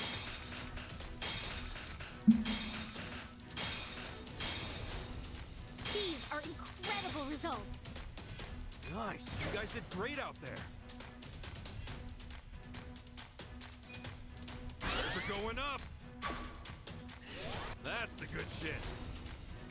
All right, we went up one. Look at that. Beep,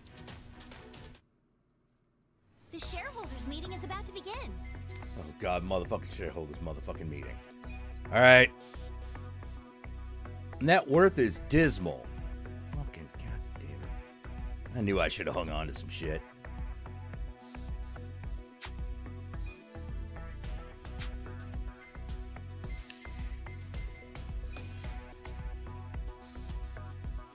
Select my team. I need a hard charging band of motherfuckers is what I need.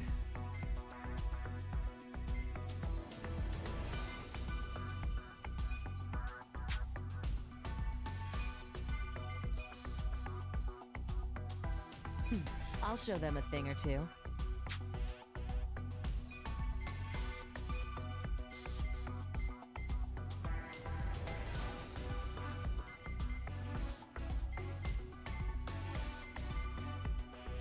Come at me if you want to ask questions.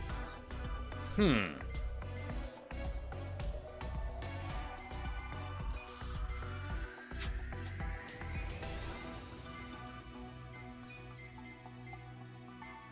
me at those stockholders.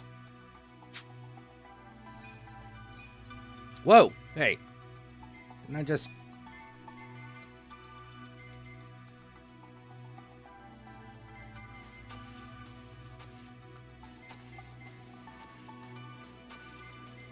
My time to shine.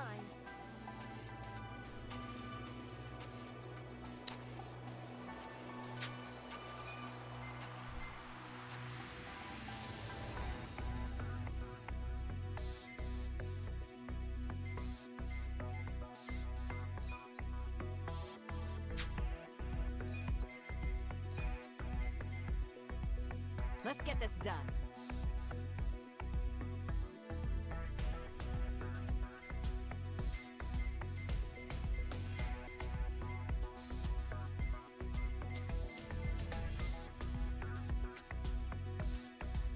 Okay.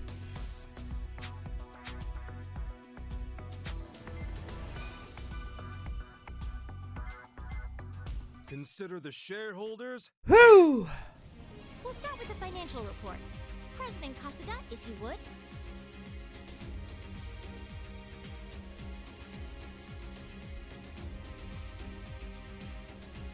We'll kick things off with the financial report. Thank you. Let's move on to the Q&A. Please raise your hand. Now listen, silly investors. Look, just hear me out. Now hold on. If you have any questions... Well, I've got some ideas for ya.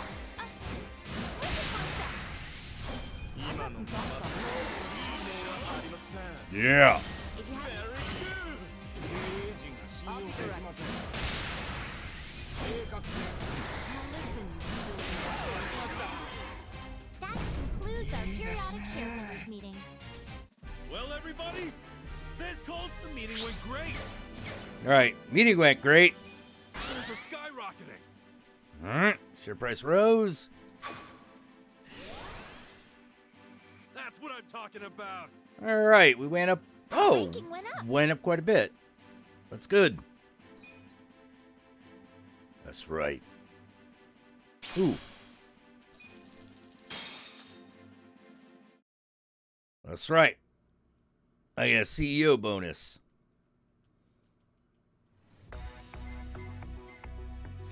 Whew. All right.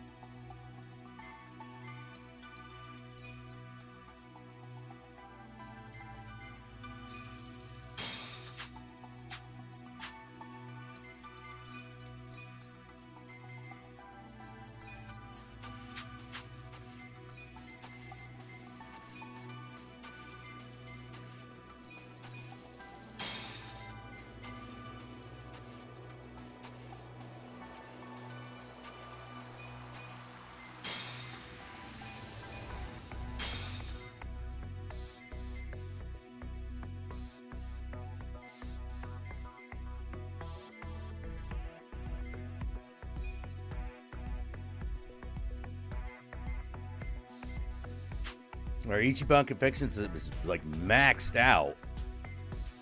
So guess we're not doing any better here. This one's also maxed out.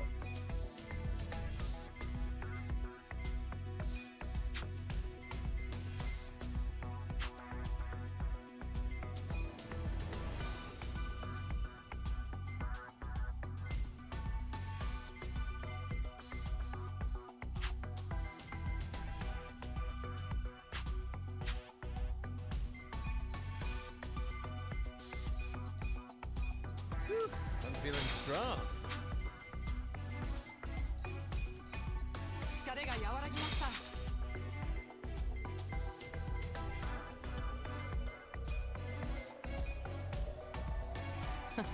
It's about time.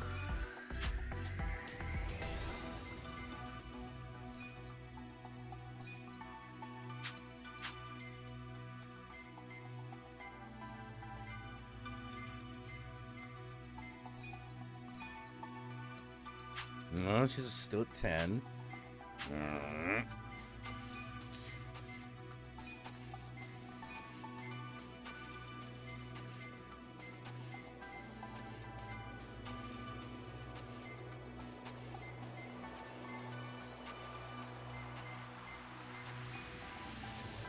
I'd say that helped.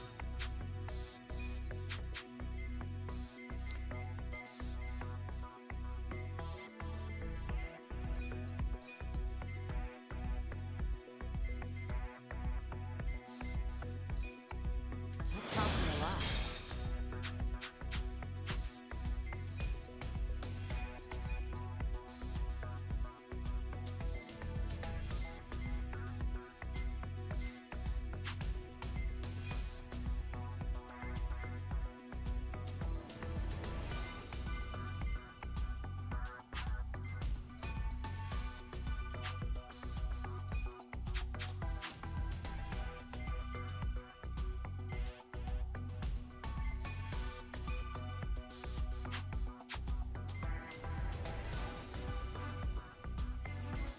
We got a job to do.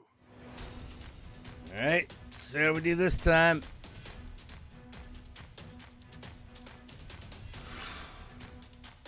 Let's make some money. Give it our all. That's I'd not expect right. no less. Luck I'd favors the expect no bold. less. Damn! I'd My expect no lucky less. day. We're in the black. I did the thing. Here's with the a results. profit. Here's how the business did.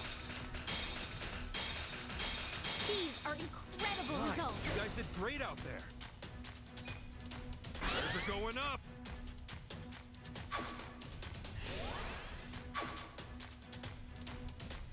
All right, so no change in our ranking. Retail is no longer trending. Discount on outsourcing HR consulting services is ended.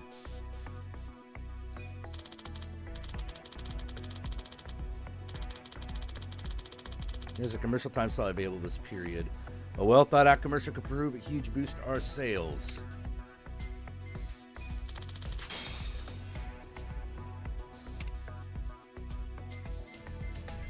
Ooh, ad on air. That's right, baby.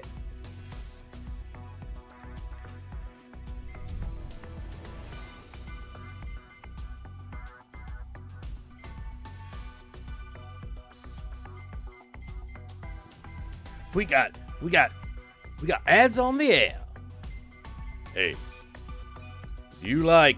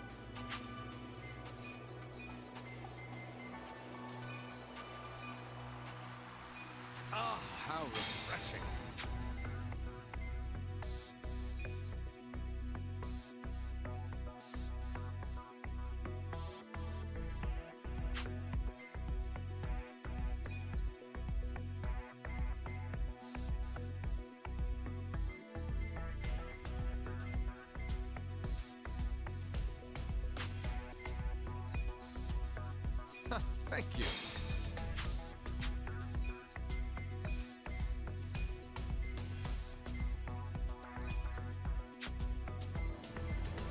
I still have room for growth, I suppose.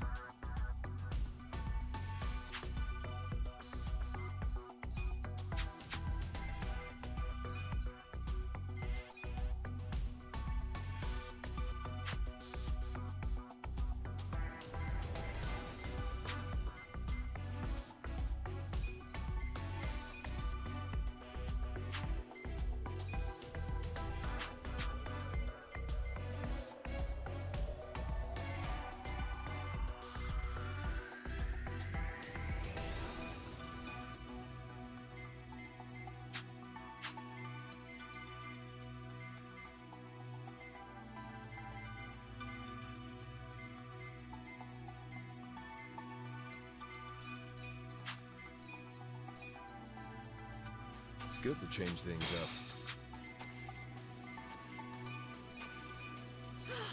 That is refreshing. That's real nice.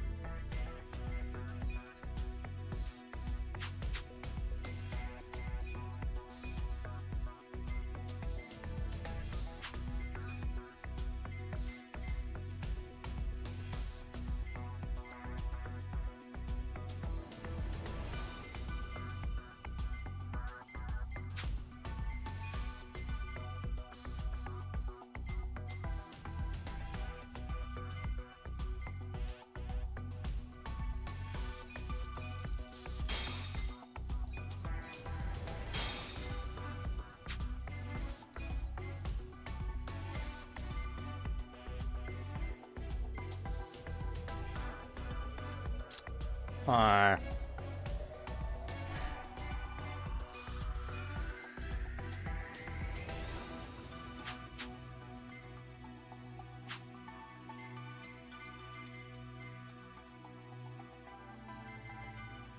We got a job to do. I'm so hungry. Here you go. Wait, what? There's actually a fucking commercial? I sure am. Eat at Ichiban's Ichiban Sundae. First in Smiles, Ichiban Confections. What? Okay, I was not expecting them to show me a commercial. I should have known better. I should have fucking known better. Pretty lucky. That's what I'm talking about. My lucky day. That would happen. We're in the That's just black. how it is with me. That's what I'm Here's talking the about. results. Here's how the business did. These are incredible You guys results. did great out there. Okay. They're going up. That's what I'm talking Our about. ranking went up. We went up one. Yay!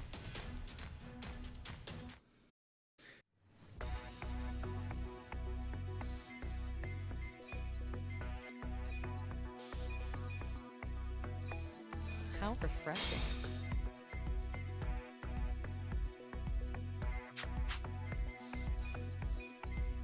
Alright.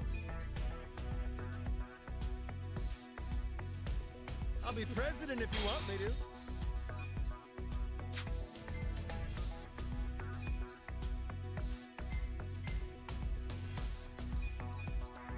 Benefits are so important.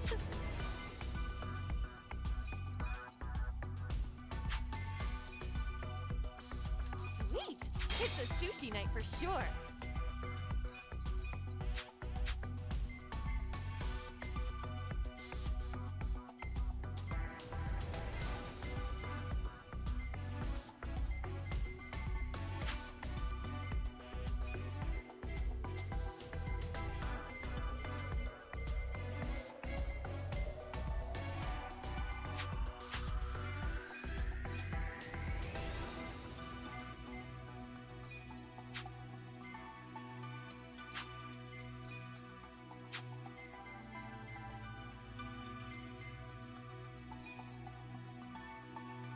been able to sell that shit.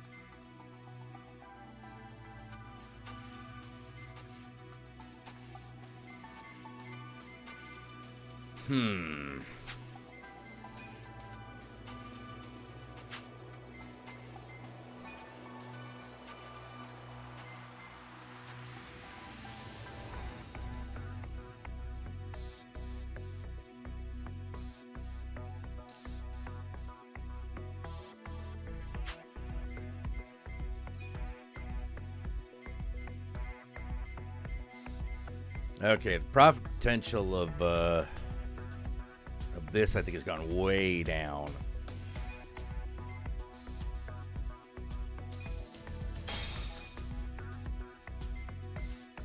Let's see. All right, that's a 3,000. We can buy that.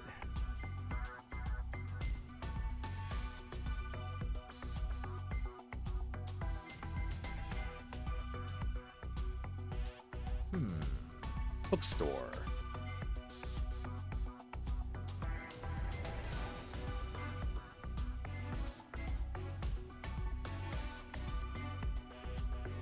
Picture gallery. Picture gallery. A lot of sales volume. Relatively low buy-in.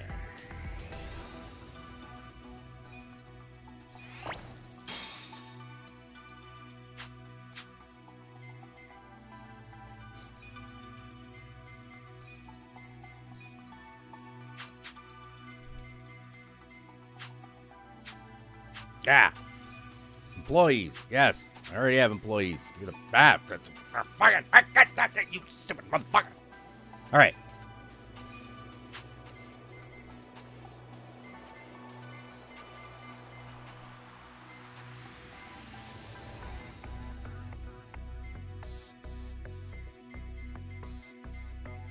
Oh, I've got this in the bag.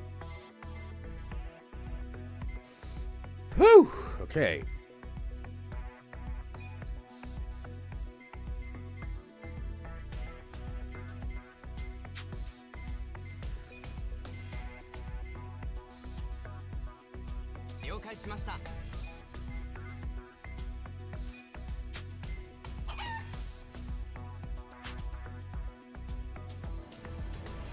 No, let's not the chicken. I got this. All right, yeah, that's pretty good.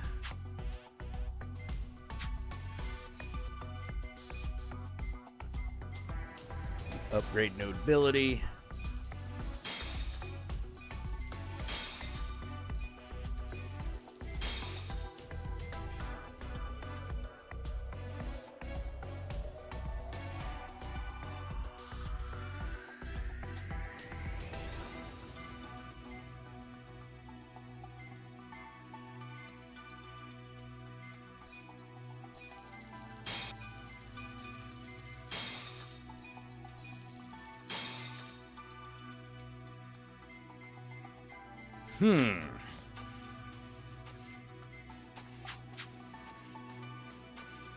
Oh man, our ad's still in the air.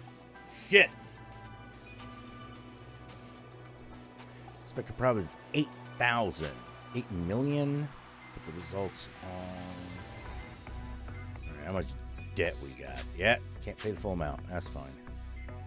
I'm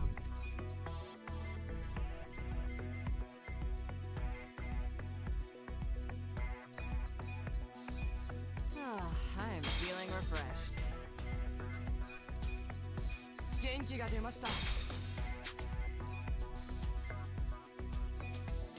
Such a thoughtful young man. I'm feeling motivated.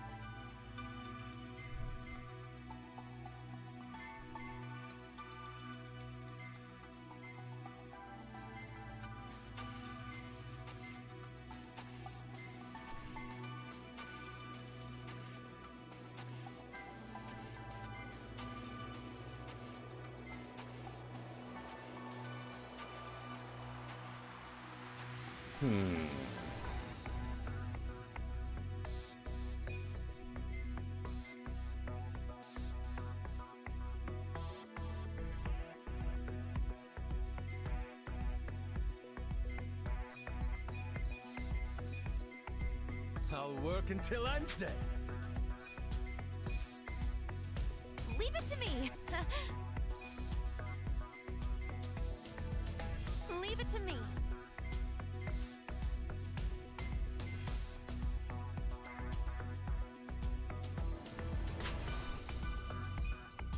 Wait, our fucking...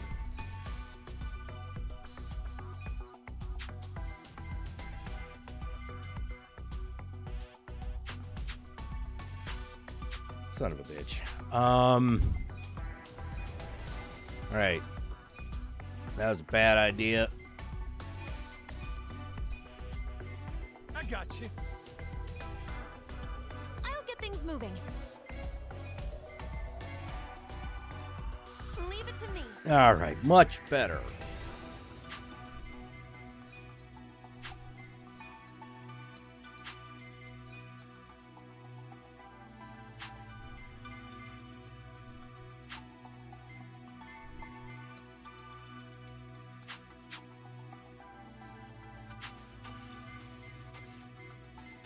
We got a job to do.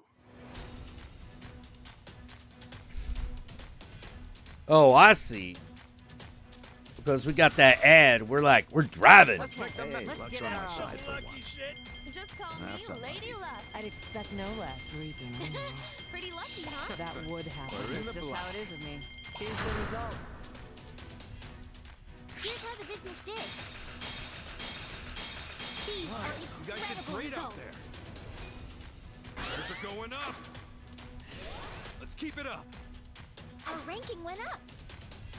Yep. Not as much as I would have liked, but...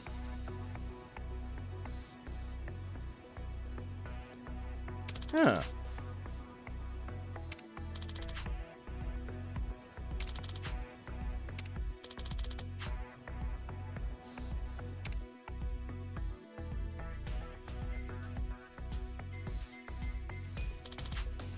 The shareholders meeting is coming up soon. I don't like shareholders meeting. Shareholders kiss my ass. Back in the game. That was a nice change of pace. The benefit package is really something. I feel so alive.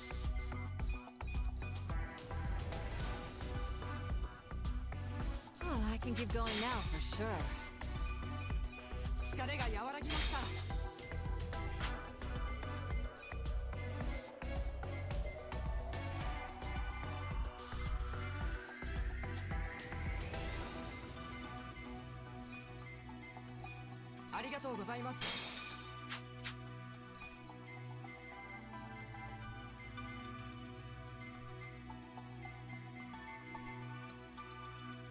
Yeah, I think I finally learned how to do business. I did a business.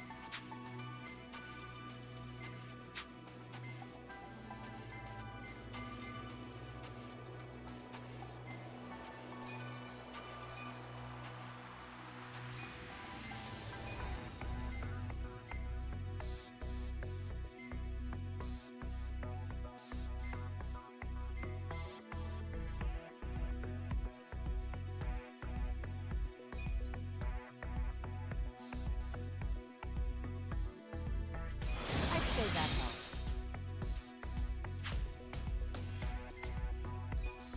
Now we're talking.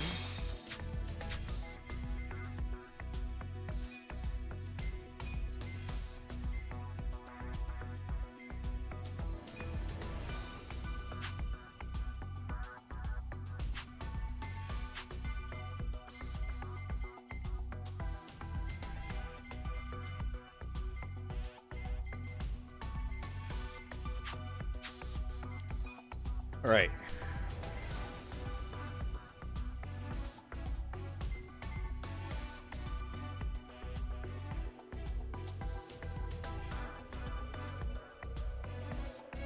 Hmm.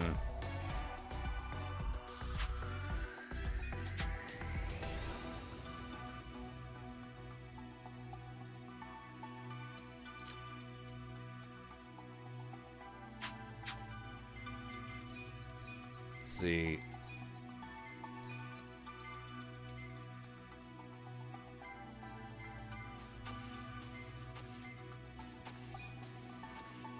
I still have room for growth, I suppose.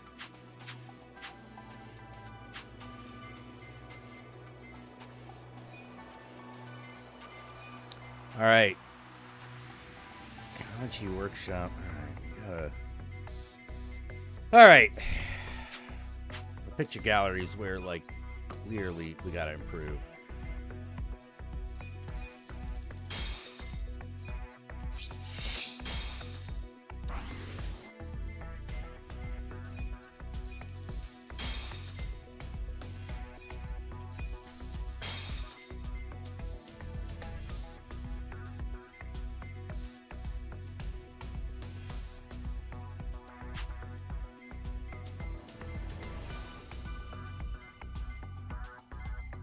Damn, this thing's a 4 and it's a...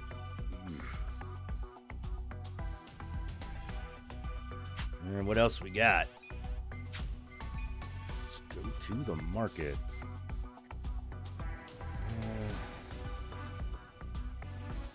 Thousand. Get the Yakuza store back up and running.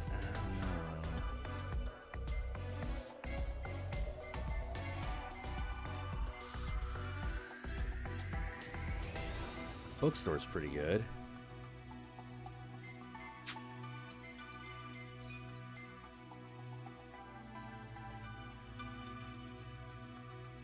Yeah.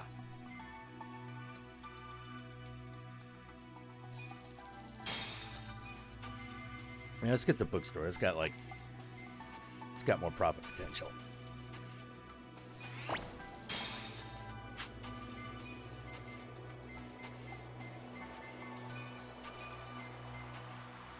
What a wise choice.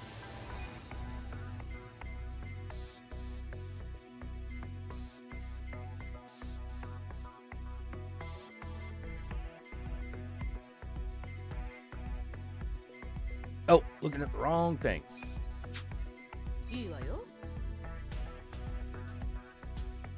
You actually don't add much, Granny. Not in that capacity.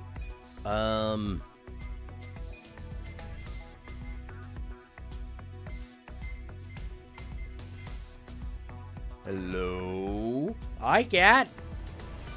Yeah, Yakuza is going pretty well. You know?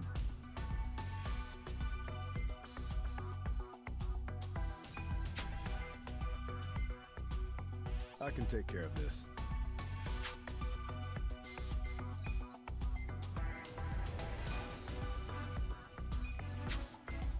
Just leave it to me.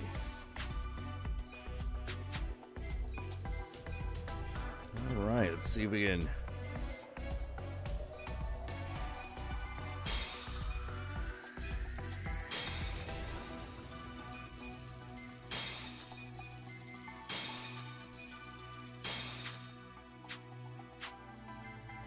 Whew! All right. Spent a lot of money this time around. We got a job to do. Let's check it out.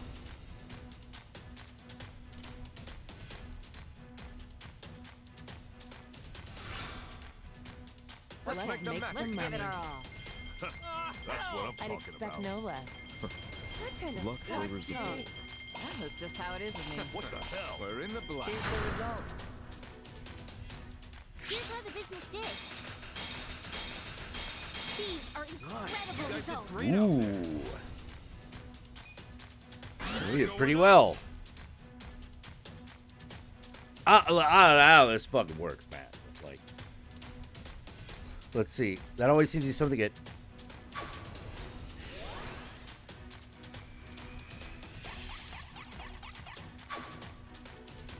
No change. All right.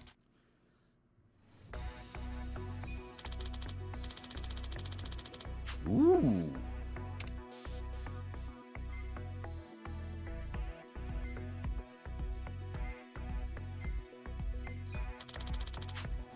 The shareholders meeting is about to begin. Oh god, shareholders. Fuck.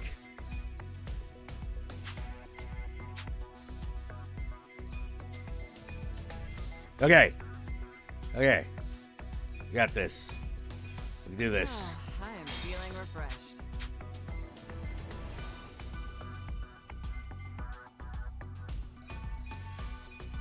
That's the good life.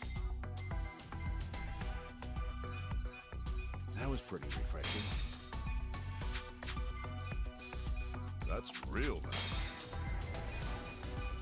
What a great benefits package. Yep, working for me's got benefits. Benefits are Friends so with important. benefits. It's good to change things up. Ah, how refreshing.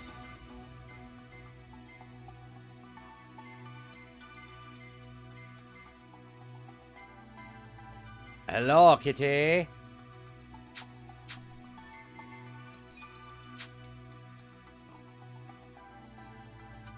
Current profit period.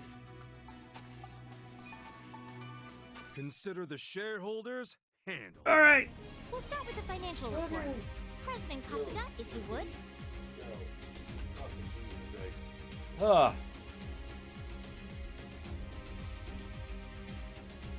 We'll kick things off with the financial report. Oh, our net worth is dismal, but we have 60% support, so fuck you. Hey, investor. If you have any questions. Oh, I'm sorry. Oh, Okay, listen up. we you having problems? Oh, I'm sorry. Did you have problems? No, I didn't think so. Well, I've got some ideas for you. I'll be direct. If you Very good. Style of man. Ah, we're doing great. Unconvinced. Unconvinced, sir. Sir. I've got something I want. look, just hear me out. Let's be logical. Okay, listen up. Now listen, you silly investors. That's right. Please raise your hand. All right, fat cat dude. What do you got? What do you want? What do you want? We're doing great. Doing great. We're doing great. Well, I've got some ideas for you. Yeah, just give him the kissy face. Periodic shareholders That guy don't look like he get laid. Well, everybody, Go fall right for that shit. celebration.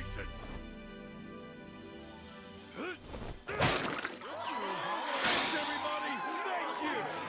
The meeting went great. Shares are skyrocketing. Okay, let's see. That's what I'm talking about. All right. Our ranking went up. Okay, cool.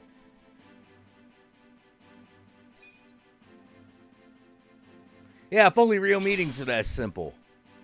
Ooh, got myself some benefits package. Benefits for me.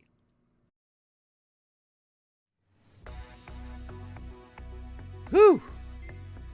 All right. I think I'll leave the management game for just a sec here.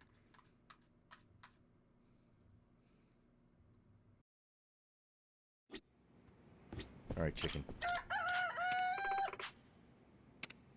All right. Yeah, damn you, Adams. Fuck yeah. Fuck yeah. He thought he could fucking mess with me. He didn't know what he was fucking with. Linlin Hostess Bar. Wait, some shit going down at the Hostess Bar? Hold on. We're there. Wait, do we have to drive all the way there? All right, we have to run. Let's run.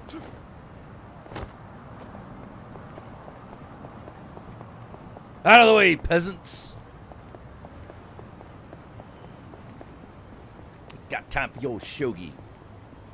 This ain't nothing. I'm running in the middle of the street. Yeah, that's right. That's how we roll. We'll hog like that. This also seems to be taking a while.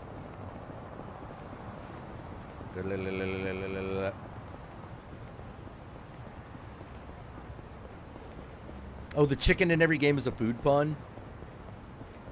Hey, wait a minute. There's a cab right here? We've been running this whole time.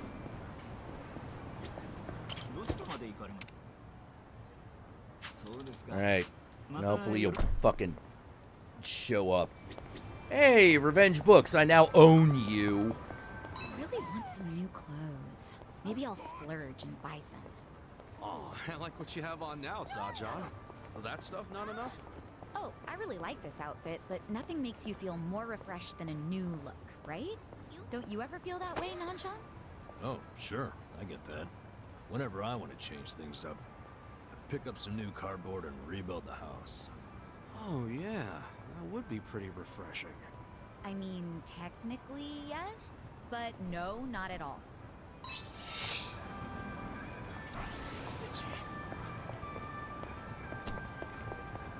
Isekai Road.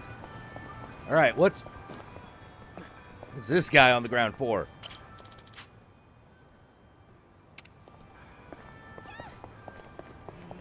Right.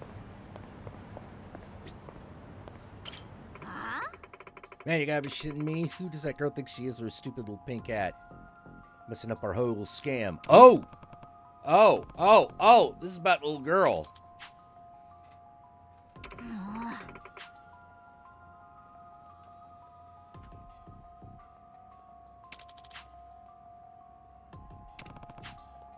Nah. Gotta do something about that kid. Oh, jeez. Go. Yo, hold up a second. You beat up. I'm gonna kick the shit out of you.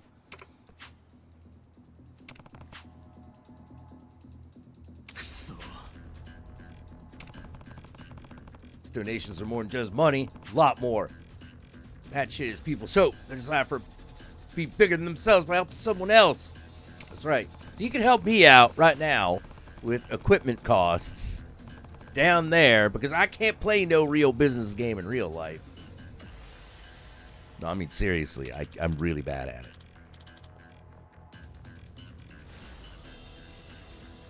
Nah.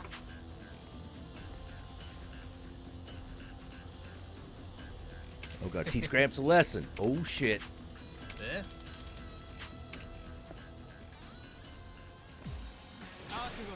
Dude, what you gonna do?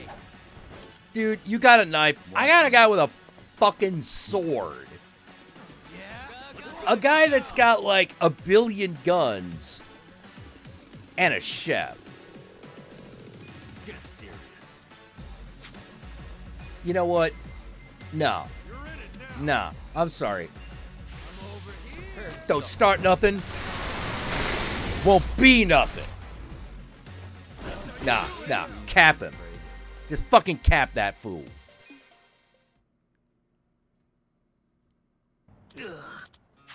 That's right, I shot you in the motherfucking chest.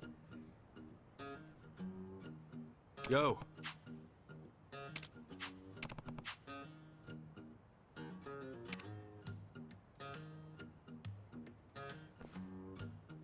Yeah, feel bad about yourselves.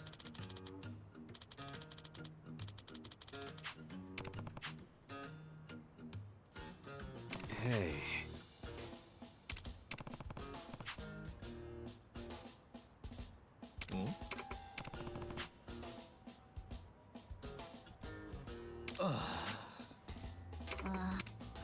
See, I have shamed you people into doing the right thing. Yeah, do you get it? Get it now? I'm gonna get that shit. Motherfucker in you.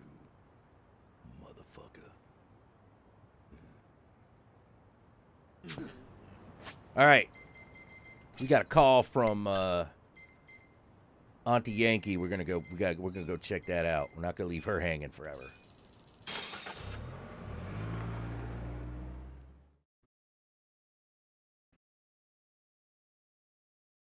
Oh, they was asking for it. They was asking for it. No pity whatsoever.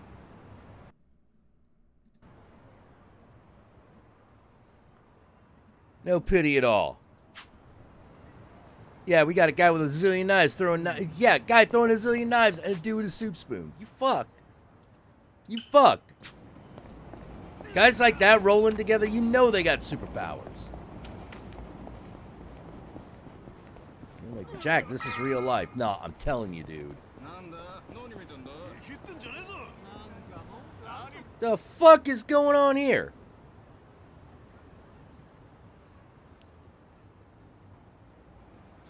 Well, look with the cat. Hamako-san, what's all this? Didn't I tell you?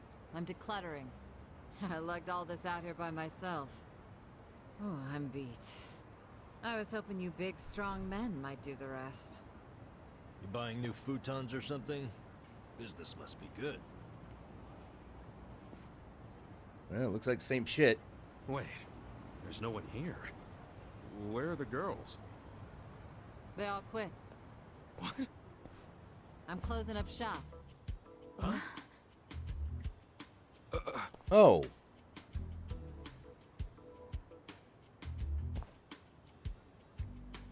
What happened? Jinsho Revitalization Shelter. It's a facility in Hamakita Park. Bleach Japan set it up. Girls from the industry and their families can live there free of charge. What? Free? Damn. And all your girls went there? Sure did. Why wouldn't they? The facility's offering job training and legal help with visas. Oh, A better place for girls like them who don't have citizenship. And Bleach Japan is behind this whole operation? Yeah, they're being useful for once. They're gonna open more just like it, too. And they even offered to buy my place and turn it into a shelter. But then what are you going to do? This place is your bread and butter, isn't it? Oh, they thought of that. They gave me a job at the shelter. I'm gonna be the dorm mother. Oh, it's good pay, and perfect for a feisty old gal like me. Gotta say, I'm coming around on these do-gooders. Come on, Hamako-san. Don't you remember what they put you through? Yeah, sure, they were annoying. Bunch of kids tramping around, shouting shit they heard in prep school. But hey, now they're putting their money where their mouth is. It wasn't just a bunch of whining. They actually did something about it. And apparently the shelters were Ryo Aoki's idea. Uh-oh. I have to say, it's pretty damn genius of him. Not to be a downer, but don't you think he's basically just buying votes? Once the election is over, I bet you he's gonna forget all about these shelters. Yeah, seriously. Politicians pull this shit all the time. You don't know him. You can't just assume he's like that. Besides, you got some better option for my girls? Any spare rooms you'll let them live in? I'll have you know, Aoki-san came all the way out to a Jincho today. Wait, he's in town? He's attending Ogasawara-san's funeral. See? That shows he's a good guy. The guy who's got a million things on his plate, but still carves out time for a friend. You've got no business bad-mouthing him when you don't even know him. Oh, I know him. I know him like you wouldn't believe. The young master. Here in Jinsho. You gonna go see him? Yeah. There's stuff I want to ask him about. Me too. Like what his connection to Horonouchi is. You guys are nuts. Well, what's your plan? Stroll up and demand a meeting with the most powerful man in Tokyo?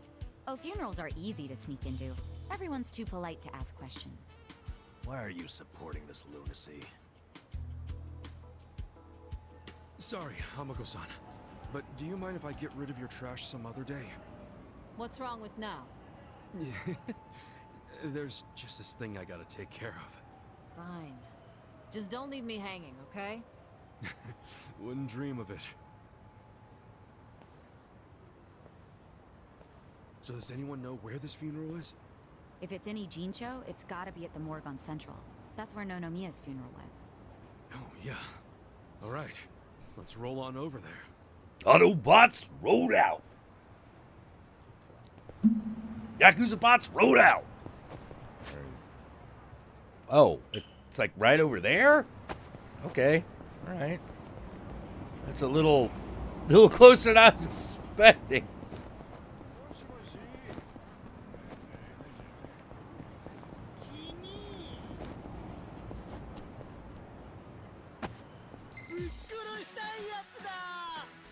You gonna fight that trash bag? Well. Okay. Yeah. Sure.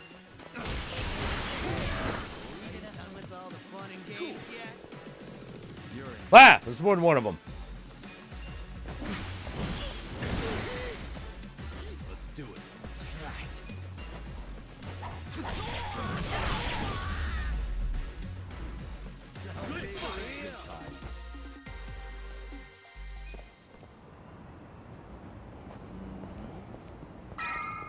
Oh.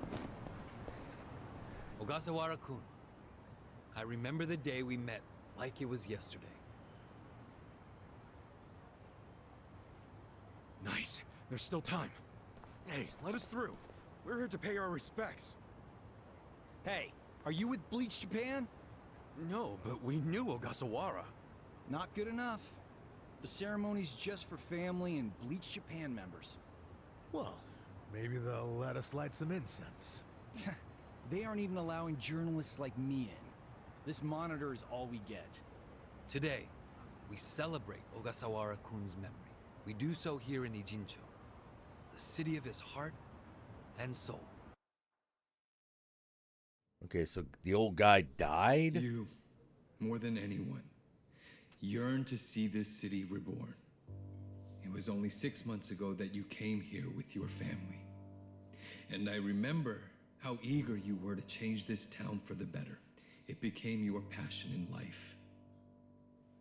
But one cannot truly care about a city until they become one of its people, which is why I was so moved when you chose to reside in Ijincho. There is no greater tragedy than the dreams we leave behind in death, and yours were bigger than most ever dared. I know this as your classmate in our youth, as your peer who shared your ambitions. But most of all, simply as a friend, you left too soon. This is truly a great loss. Says the man who had him killed. What choice do we have but to face the future without you? We look to Kume-kun, the protege to whom you entrusted so much. He has stepped forward to carry on your dream. And is there any greater honor than when, in our passing, someone else picks up the torch where we left it? You and I always believed we could help people find their way together. Which is why, in the coming election, I will throw the entirety of my support behind Kume. This cunt. I say this not as the Citizens Liberal Party chair, but for you, Ogasawara-kun, as your friend who would see your dream come true. I swear to do everything in my power to bring your dream for Ijincho to fruition.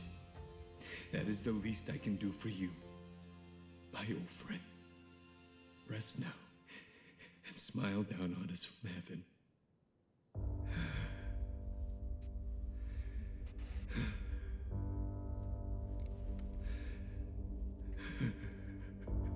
Oh, man. Guy's acting. Give him that.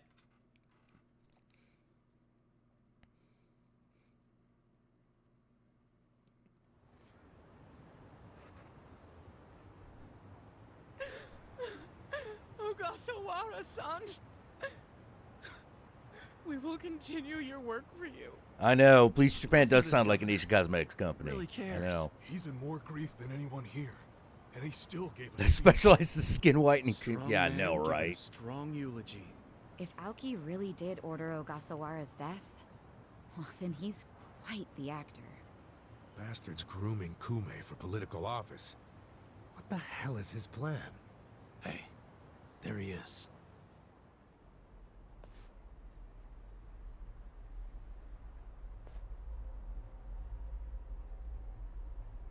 Let's move. How many seats is the Citizens Liberal Party targeting this cycle? Any comment?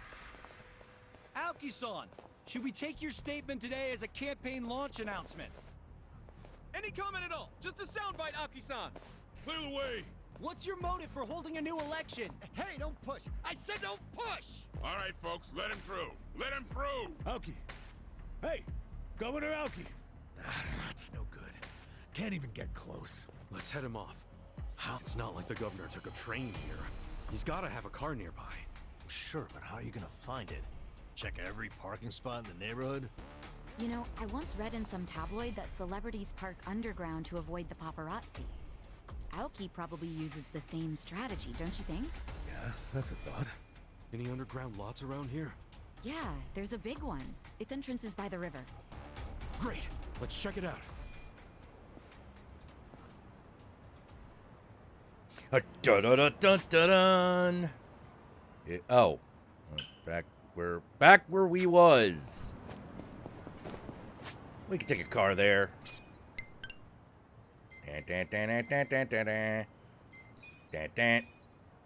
Right next to my fucking business.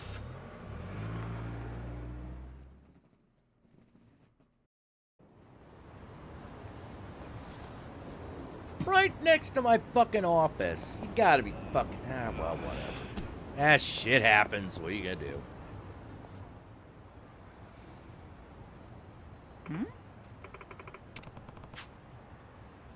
Damn.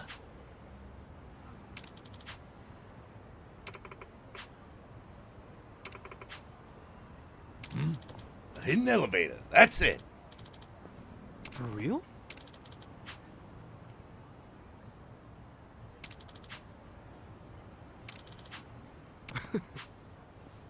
Where is it? Shoot, can't remember. Go.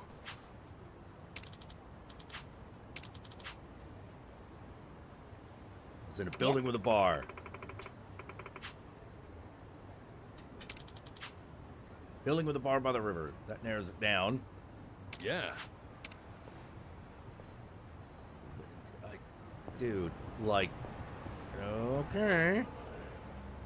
Y'all gonna tell me where this is, or do I have to just like fucking...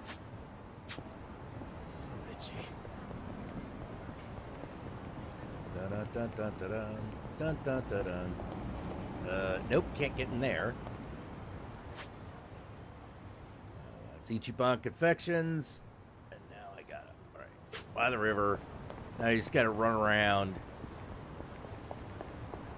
Fucking find some shit.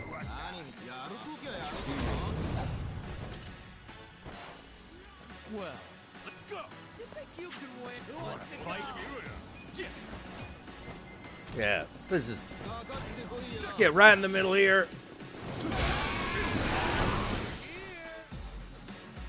Down to one guy. Get serious.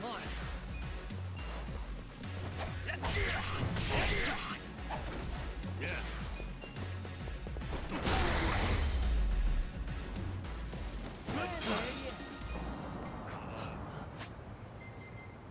Okay, I feel like we need,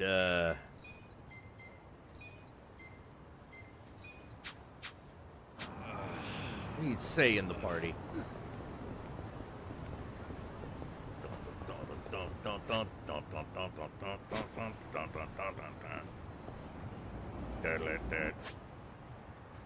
Oh! There's a shogi. Ichiban Confections. Are we... Wait, am I supposed to be going to that, like, down here? I mean, I guess I could.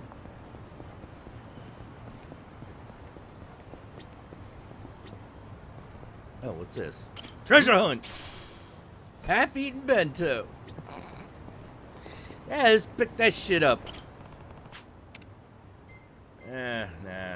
I don't want to have to go in there unless I have to. Oh. Bar. Not in my house, is it? Oh.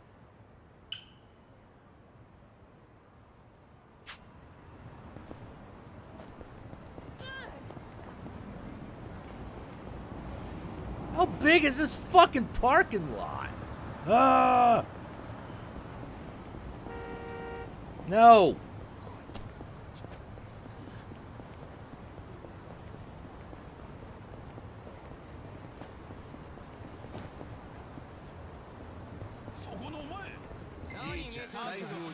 Show me what you got. What the shit? I got this. Cool. Just gonna stand there? Are you done with all the fun and games? You're gonna be in a world. Come on now.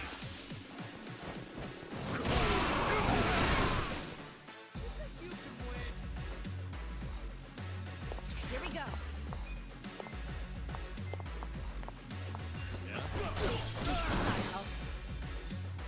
Hell yeah. Okay.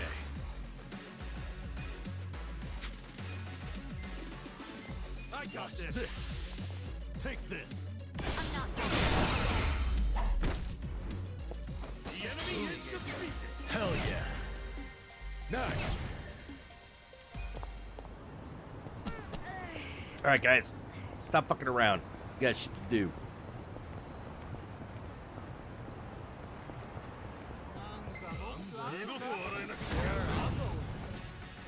Ah, more Yakuza.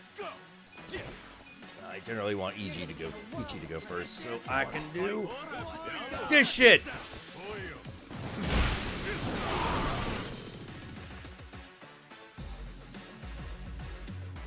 Right.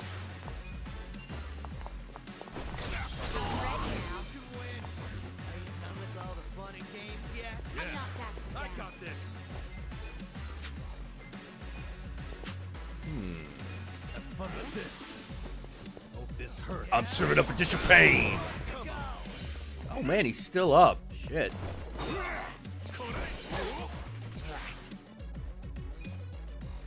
Yeah, just stick this guy. Man, I had to improve that guy's weapon. He's not doing a lot of damage.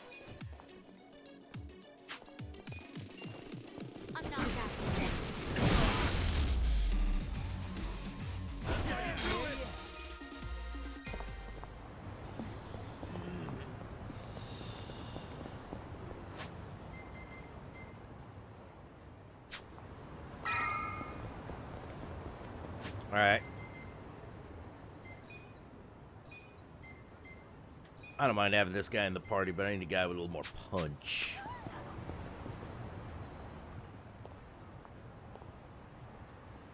Hey, ya.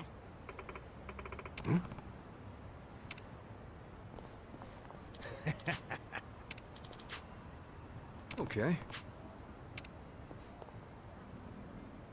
Now we wait for the elevator. Is that going to be a mini game or are we? Oh no, we're just going to get in the elevator. Okay, we're just going to be there. All right. I was like, it could have been a mini game. I mean, this is Yakuza anyway. You know, like that's. Copy that. We'll be ready to move out right away.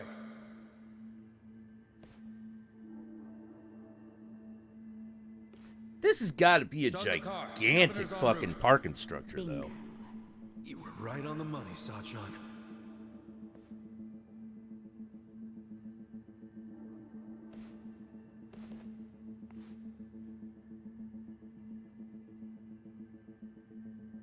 Let's do this. All right, let's fucking threaten a public official. Stop. Identify yourselves. What are you doing here? You see your ass? We're the guys gonna kick Just it. want to talk to the governor. Not a chance. Get back. Not a Code Red, we got chance. trespassers. Mr. Governor, this way. Trespassers? Don't make assumptions, pal. And who are you? Are you media? We're fans of the governor. We just want to shake his hand, okay? Not right now. Please? Come on. You can't. We'll just take a The second. governor ain't got time. Take a walk, Jack. Take a walk, Jack? You from Kansai? You got a problem with that?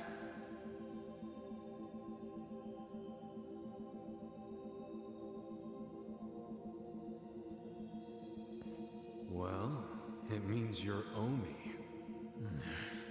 I don't hear you denying it. Wow, a governor employing Yakuza as his bodyguards. Unreal. Shut up. I'm a civilian working security. Speaking Kansai don't automatically make someone Omi. You damn smartass. Oh, you're angry I assumed something? You assumed we were trespassers. Because that's what you are. Whoa, whoa, whoa. Let's just calm down now. Look, why don't you do yourself a favor and step aside? If not, we'll have to... Freeze! Whoa, easy. That's quite the weapon you got there. I was only gonna ask for a light, man. Why's a local security guard packing something like that, anyway? Yeah, this ain't America. Asshole. I'm about to shoot you just because you're annoying. With the safety on? Huh? Gotcha, fucking rookie. You think I'm playing, you dried up sack? They want to fight. Let's give them a bloodbath.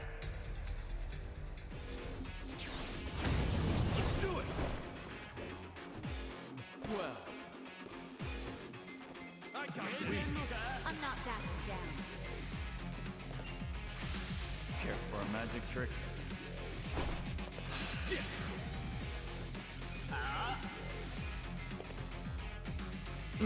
Oh god, they're spreading out. Fight.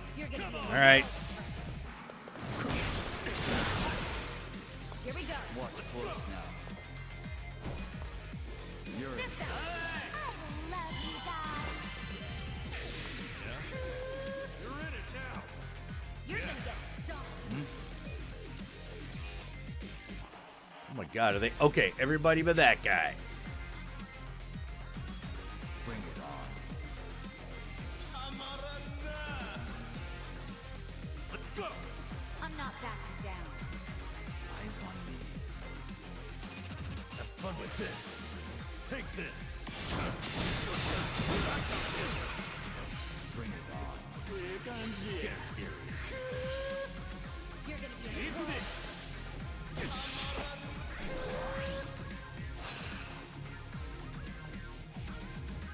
Take this. Let's go. Huh? Cool.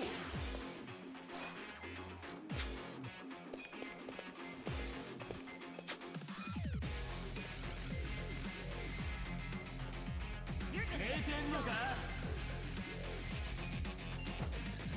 Let's rock.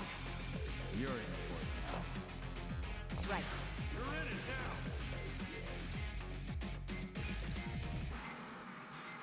You want to fight? Try this on your side. Okay, eyes on me. I got this.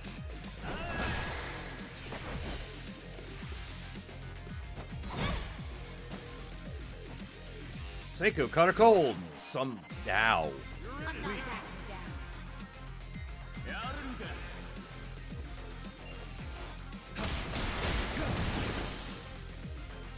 Get serious. Let's go.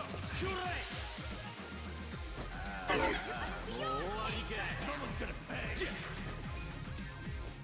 You're in for it now. Check this out. In a world of hurt. Back in the game. I got this. Bring it on. This got better. Yeah. Let's Watch this.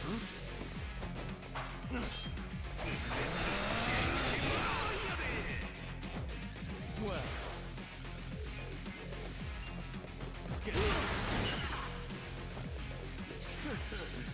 You're gonna get stoned. No, just go beat shit out of this dude. Watch me.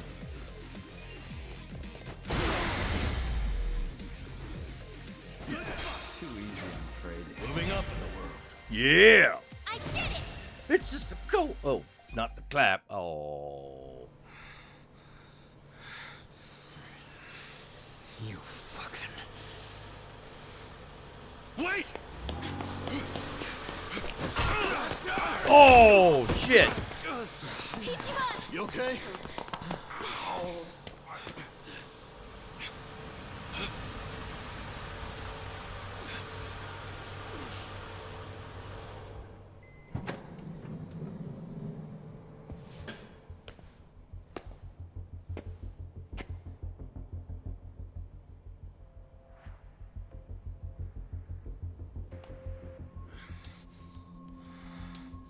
What have you done? Mr. Governor.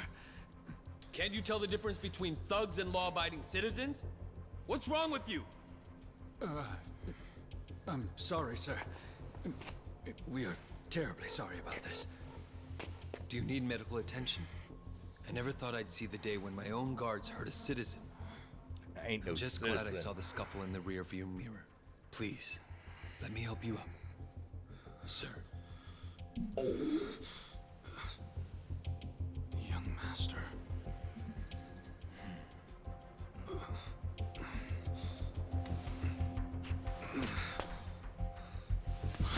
Tonight, go to Orohime Land alone. I'll do the same. It's such a relief that none of you are hurt. Please accept my sincere apologies for all of this. I'd also like to apologize on behalf of my guards. I'll be giving them a strict lecture later. But for now, I must ask that you excuse me. I'm late for an appointment. The kitty rapture has spawned us.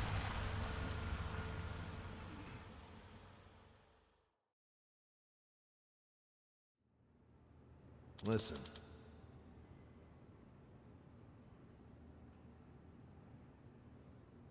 Yeah.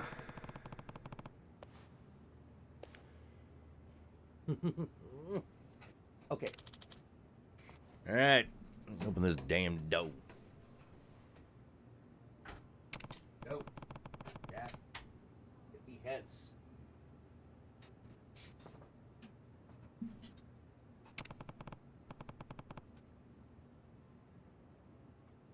He's going alone, so I'll do the same. Bullshit.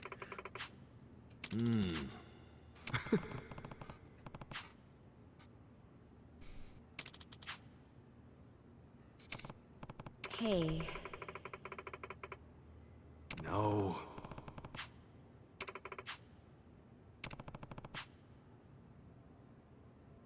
Hold on.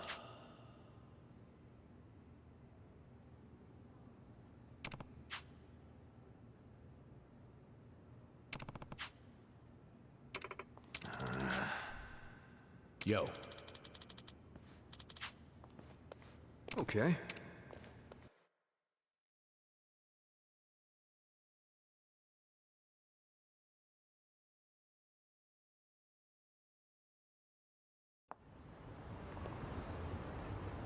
Oh, now it's night.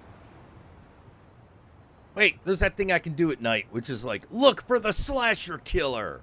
All right, where is that? This shit. Is that it? Is that Meng Wu? Is that someone else? Oh, here. Fucking somewhere. It was right by a restaurant, so I think it's that one. All right. This smartphone, this shit. All right. Come on. Oh, you gotta be kidding me. I got nothing over there?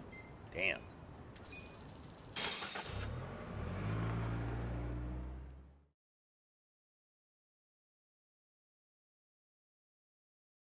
Damn you, Adams! Keep the ball, George. I got a whole bucket full.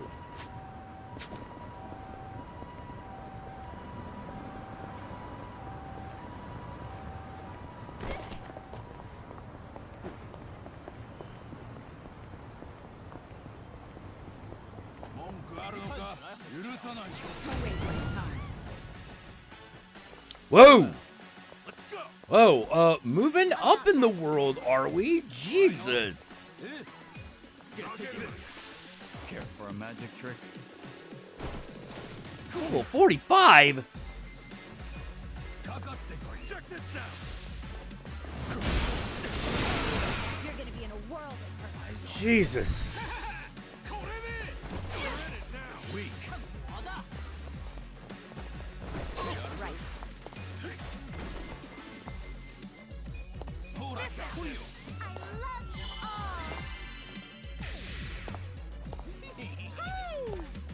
All right, at least one of them, a couple of them are out. You're in it now.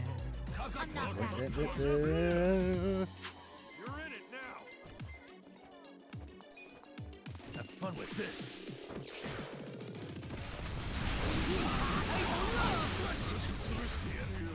You're gonna get stuck. I got this. Get serious.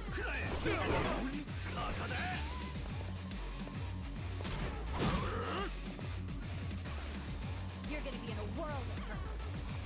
You're weak.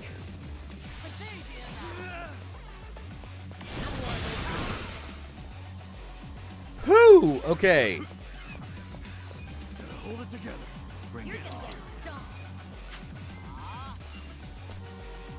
Let's rock. Feeling better. If only it worked like that. I have a cold. I'll take this cold medicine. Now it's done. You're weak. Eyes on me. Try this on for size.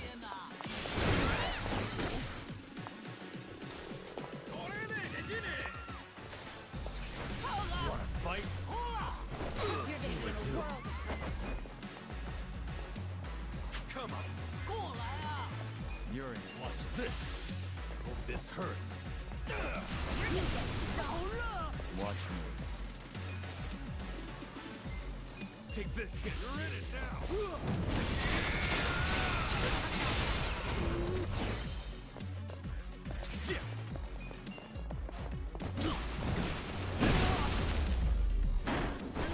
That's his feelings. Sweet. That guy wasn't even in the fucking party.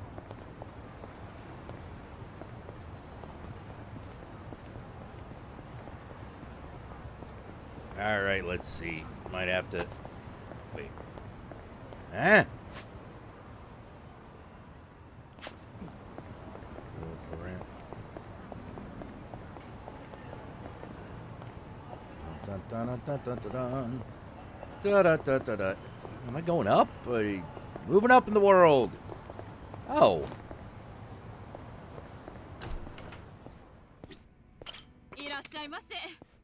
All right, what you got? Nothing I can use there.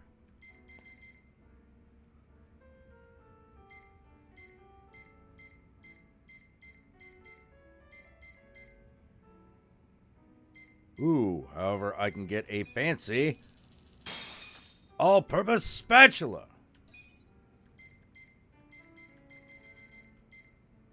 And a fancy box cutter. For my secretary. You got it. You got it, fool. All right. I don't know why I can buy a box cutter at that place, but okay. Yeah, sure. Why not?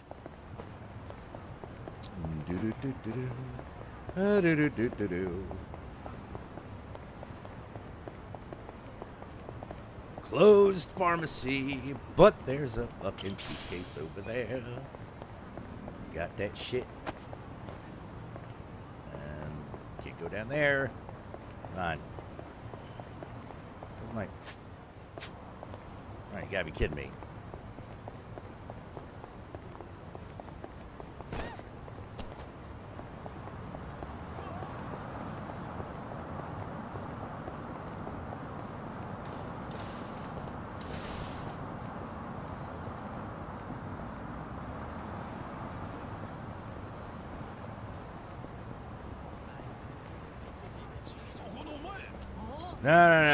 No, fuck off, dudes. We need...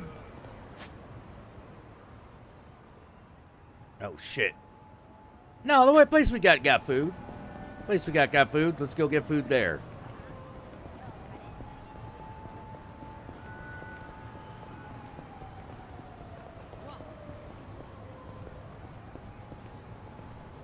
Oh, God. Hmm?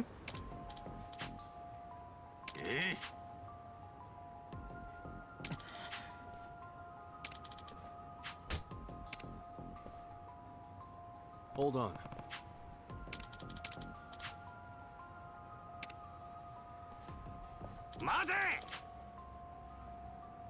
Yo. Hey, go easy on the kid.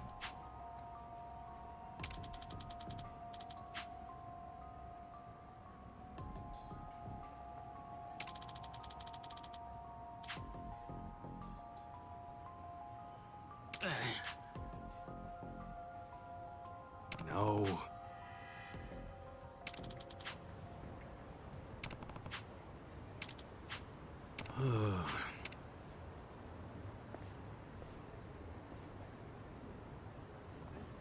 God damn it. Yeah, that's Hyena Tower. Oh.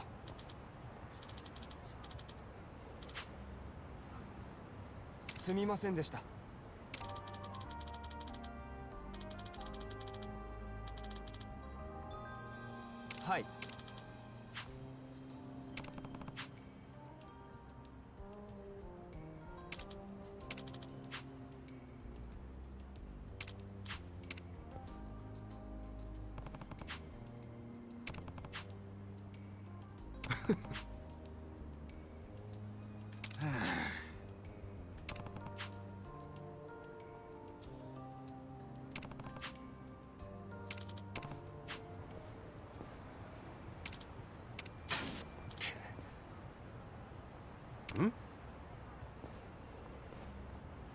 Don't tell me he fucked up. Eh? Yeah, it's a restaurant. Eh? You tripped me last time too. Oh, dude, don't mouth off.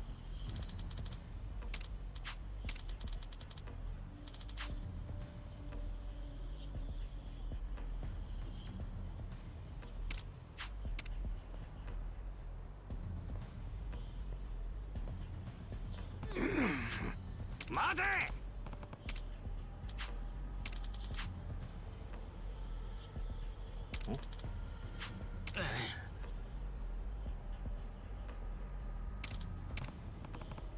Oh.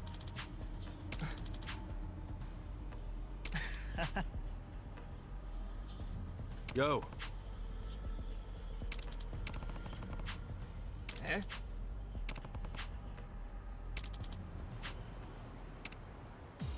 All right. I guess it's time to just beat the shit out of people again. I thought we was gonna be able to get a meal first. No, apparently fucking no. No, don't get to do that.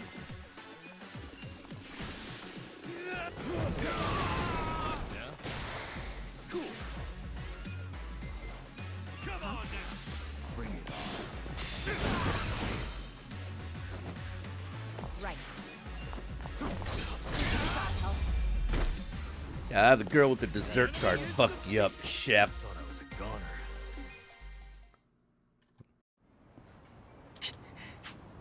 goner. Hey.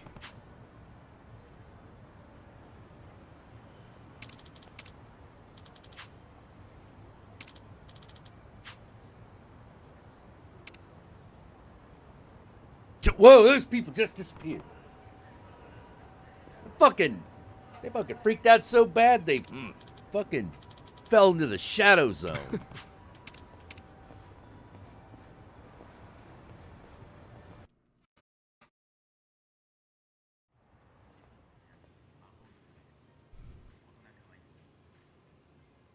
Thanks for everything, Cop. Don't mention. No, I've relied on you for everything. Court tongs. Looks like he started thinking more like an adult. I wanted him to hurry up and be independent. I'm back. Oh, Kasuga-san. Hello. Hey, welcome back. See, we were trying to get some fucking food before we fought this now, fucking Dad? serial killer, Another but lecture? like, no. Can you make some fried rice? I'm getting a little hungry. Huh? Just make it yourself. Come on, Yuta. Make some. For me, too. Yeah. Huh? Oh, all right. Thanks for waiting. 2 orders of fried rice. Hey, looks pretty damn tasty. God damn it, now I'm We'll, hungry. See about that. Here go. Yup, I was right. No way an amateur made this stuff. I think maybe you got better, huh, Yuta? Thank you. Hey, how was it? You're definitely improving, but it's still not quite there. Damn it. This fried rice. It's a little too salty. Dad?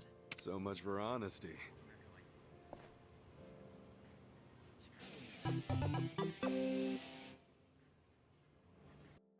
All right, can I fucking get my guy's dinner now? Got a fucking slasher killer to follow. I got time for none of your fucking family shit. Important stuff's going on. Probably involving a chicken. All right, see if we can get some combo meal going on at oolong tea. Yeah, get some oolong tea. Fried rice.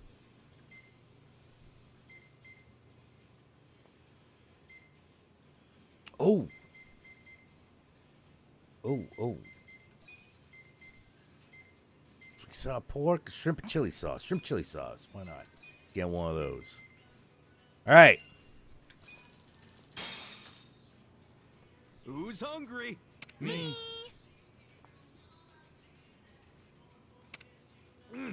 Something addicting about this chili shrimp. You know what's gonna happen if you stuff your face like that. Oh, finished already. Don't say I didn't warn you. Never would have guessed you were that big of a shrimp fan. To be honest, the You chili fucking sauce is my favorite thing. talking. We talking about shrimp is delicious. It's just so good. Shrimp is I don't wanna waste a delicious. single drop. What else? That's can I right. You order can for taste that this chili sriracha sauce shrimp, while I'm boy. over here?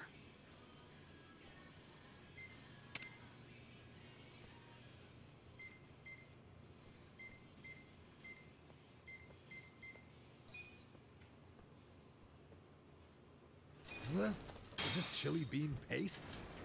Yeah, so you can add it to your chili sauce. Oh, you dumbass. Changing even the slightest thing about this sauce would compromise its integrity. Don't you know it's an insult to mess with perfection? Okay, I think you made your point. Guess I had the wrong idea then. Delicious. I just stopped by. Glad we fucking healed our stats. Now we can fucking leave and chase a slasher killer. Or whatever the fuck this is gonna turn out to be. Alright, I think it's like right there. Dun dun dun dun dun. Come on. Get this one going.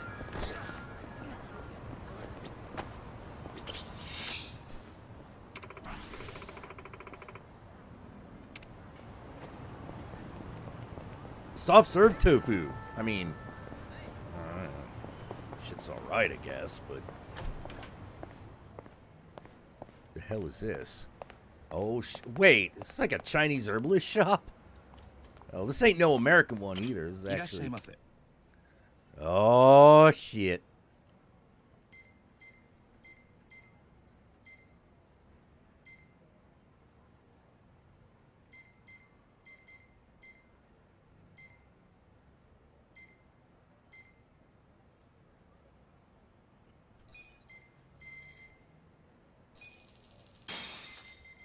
Mysterious seeds? Alright. You've got me.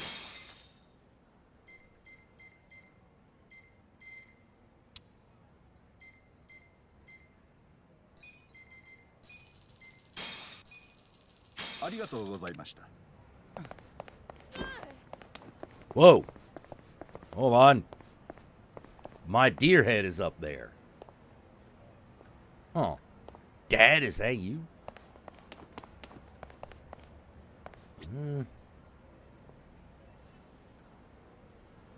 My dad's hair's longer. I doubt it.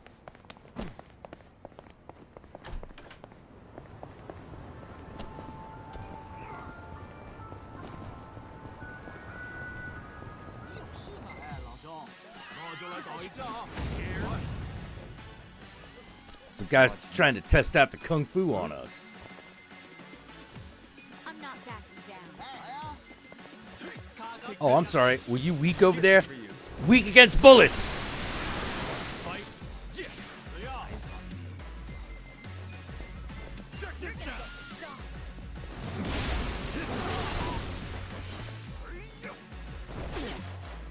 Here we go. This out. I love All right. Charmed one of them at least. You're gonna be the world hurt. Bring it on. Have fun with this. Why not?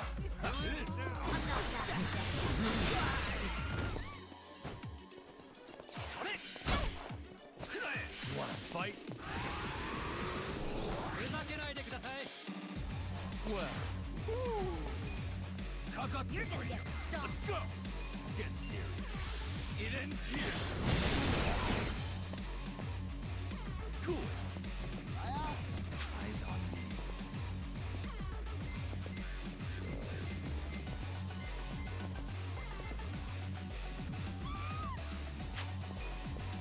You wanna fight? Come on now.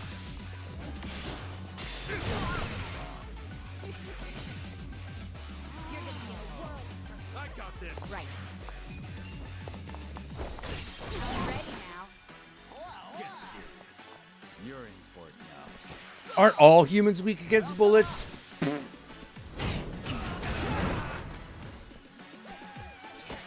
Watch me. Take this. Shows that you know. Let's go. Yeah.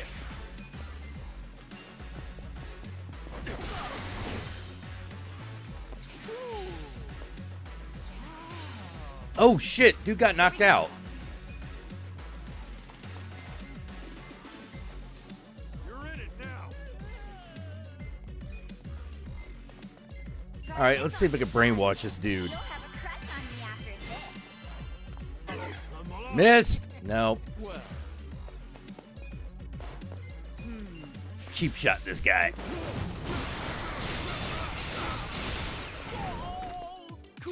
Almost. You're in for it. Right.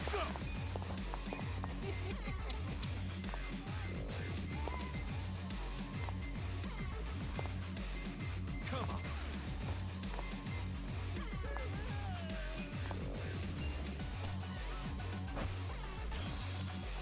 All right, we clearly got to get Namba up to speed here. Like we got some problems. I'm not backing down.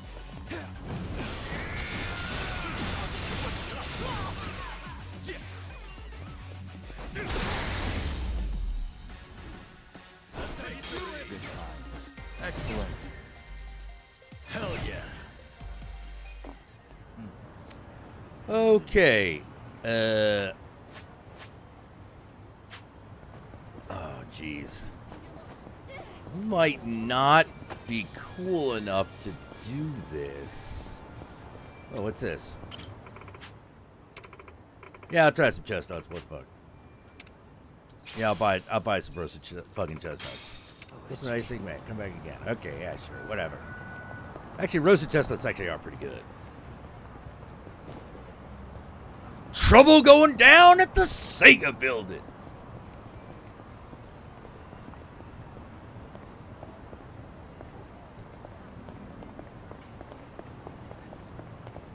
Club Sega. What the fuck?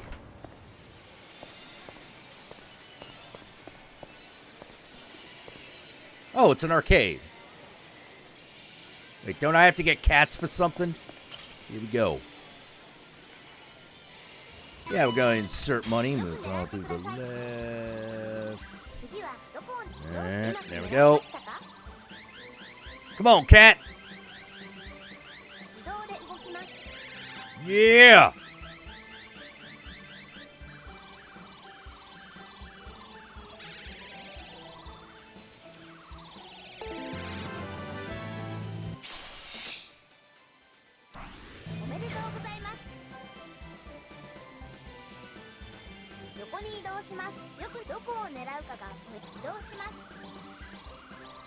Oh shit, that thing. Okay, no, we might still get it.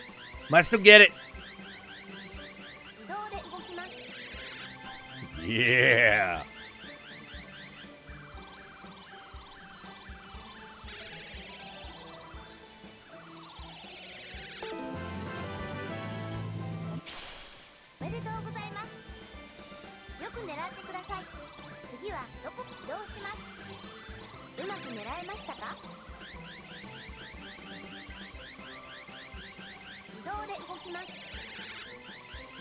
Yes! I failed yet I won!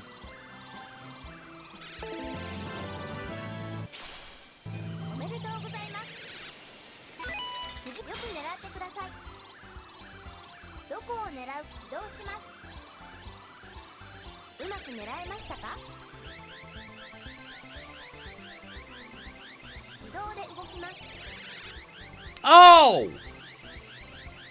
You son of a bitch!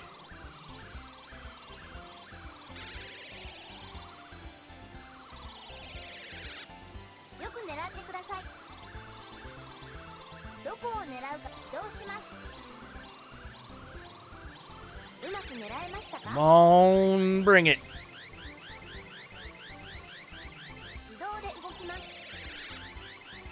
Oh! Oh! You son of a bitch!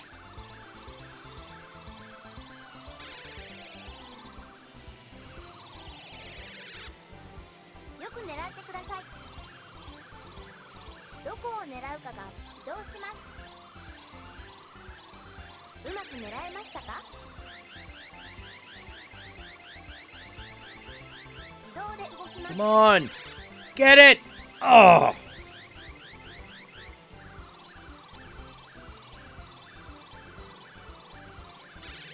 No, I'm getting all the kitty cats. You fucking kiss my ass.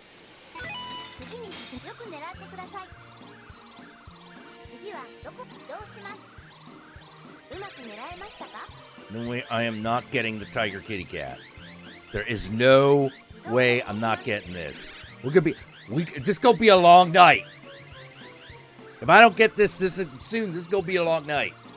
There's no way I am not leaving with this fucking cat doll.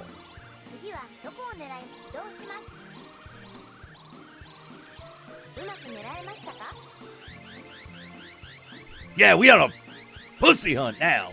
Ha Son of a bitch.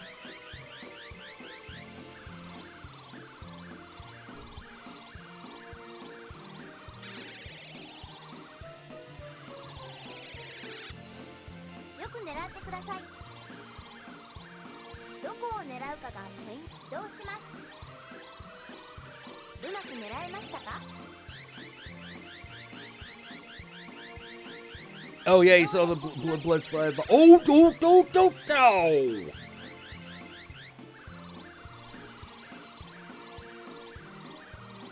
Consumed by greed? Nah. You have fucking mistaken greed for great purpose, my friend. Look at how adorable this is.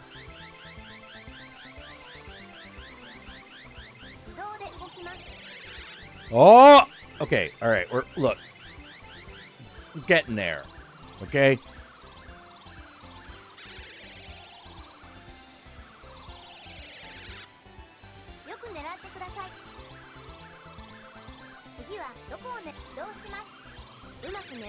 Alright, let's see if this will get this guy to move a little bit.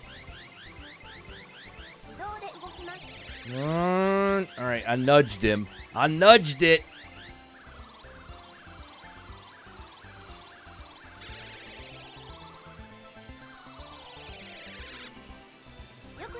Okay.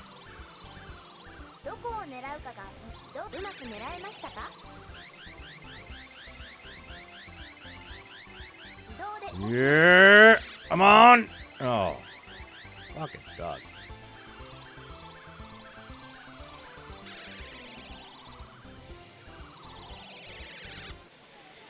It's like insert money. Okay, fine.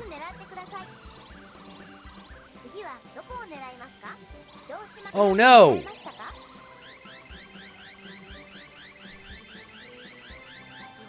Oh man,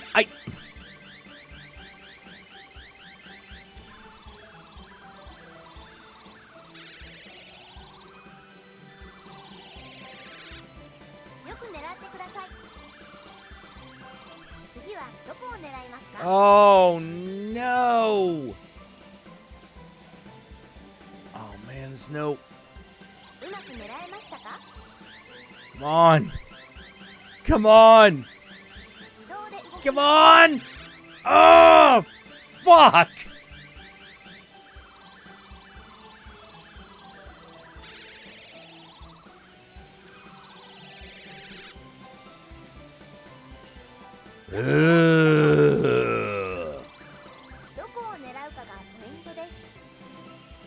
Look at that shit, just fucking taunting me.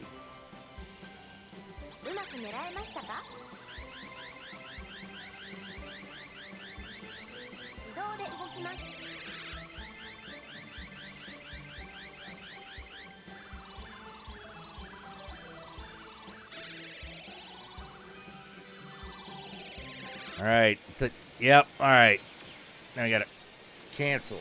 Get out of this shit. Let's see. Anyone else got one of those? No, those are dogs. These are different cats. I got some shit on the ground, though. Alright, we're gonna fucking asshole. Yo.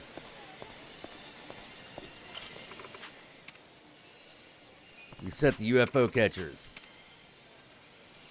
Fucking not leaving. Until I get the kitty cat thing. Aha. Now we have 2 what have a kitty cat. Good.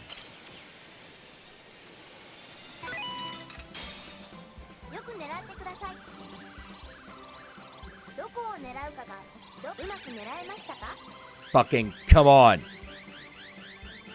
Come on, come on, come on, come on. Yes. Yeah! Yeah! Come on! No! Fuck! We're back to square one. Okay. All right. Yeah, I see how this goes. All right, that just nudge it to the right. Nudge, just nudge it. Come on. Come on. Son of a bitch.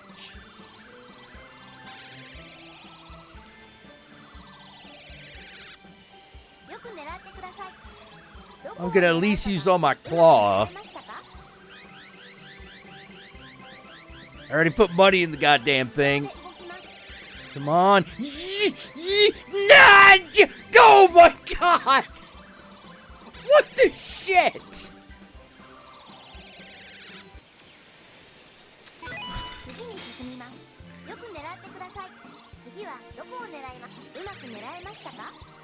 Oh my god, come on. What other insults to my manhood could there be? Oh, you gotta be fucking shitting me. You have got to be shitting me.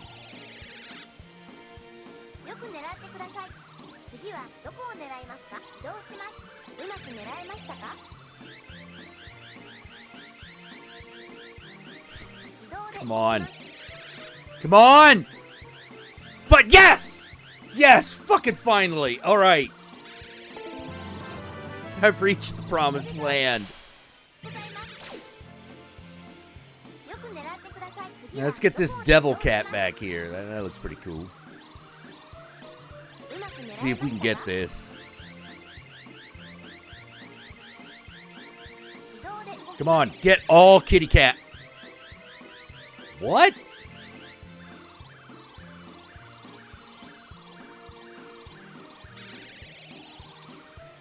Oh, that was a rip.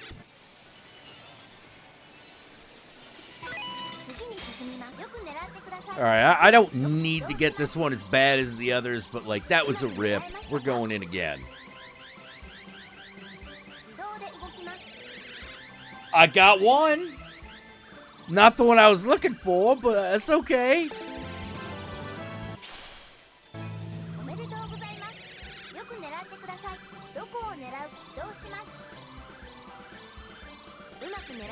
All right, come on. You can do this. Come on, you can do this. Just move it forward. Just tip it in. Nudge it. God damn it.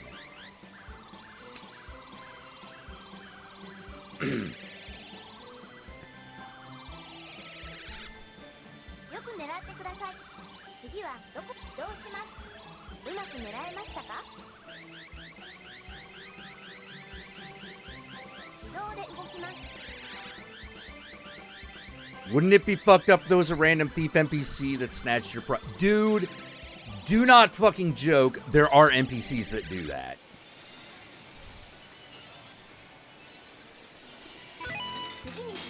No, I can't let it go. I can't let it go. No. Out there are better men than I.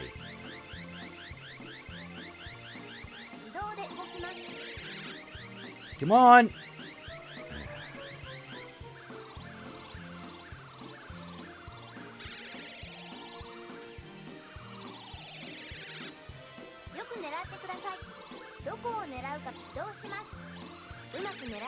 All right. Hopefully.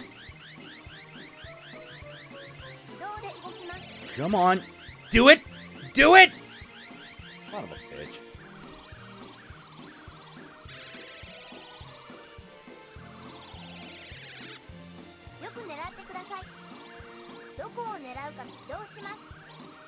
At least this motherfucking claw gives you like 3 tries. Usually they only give you 1.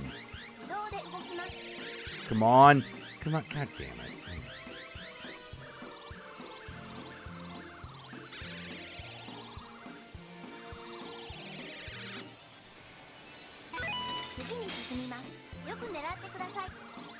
I made millions in confections and blew it all on fucking crane machines.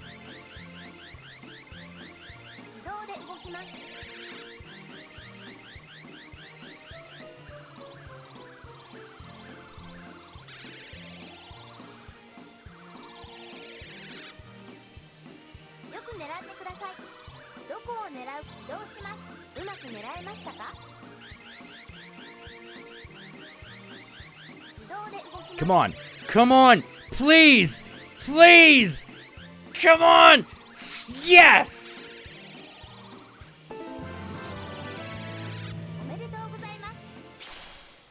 I got a red kitty cat. All right. I am... All right. I still got a play left, so I might as well use it.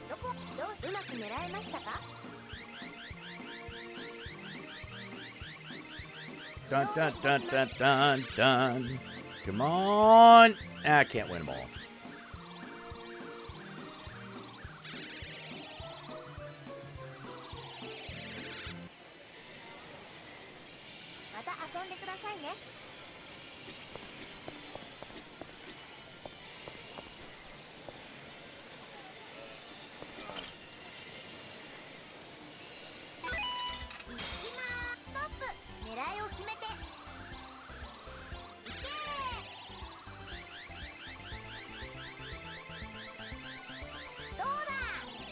Come on!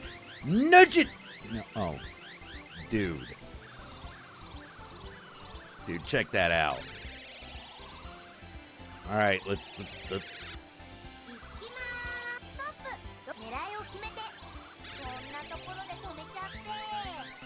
Now just... tip it in. Just tip it in. Fuck. We're farther away than we was. This fucking claw game. I will fucking kill you. I will fucking kill you. Your end is here. Come on. Bonk!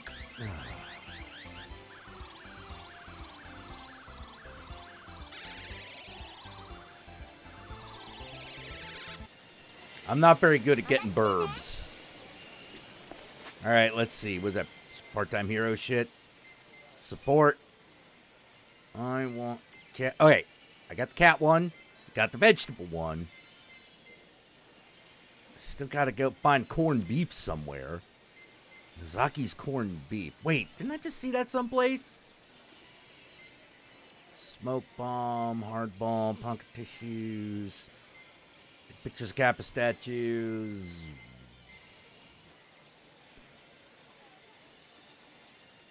Okay, I got Tiger Cat. I'm going to say that's good enough. It's good enough for now. All right, Club Sega, you win this round. I'm out of here. Wait, dude, were you out here the whole time?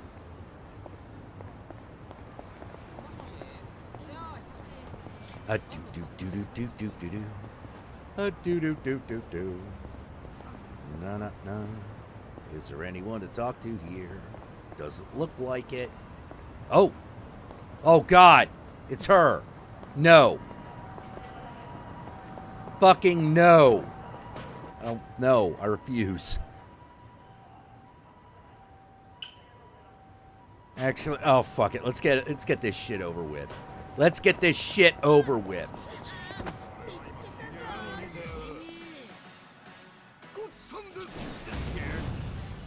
You serious? Whoa! America's come for me. It was only a matter of time. I knew this day would come. Take this. A gift for you. Cool. Uncle Samu has come.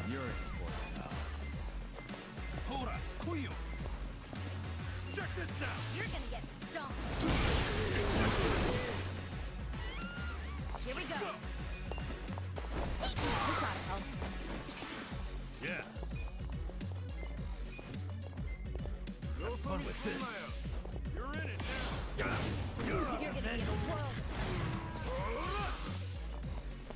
This guy's hit me with a giant hot dog. You wanna fight? Oh, oh, oh, that ain't good. That ain't good. Watch me. Let's go.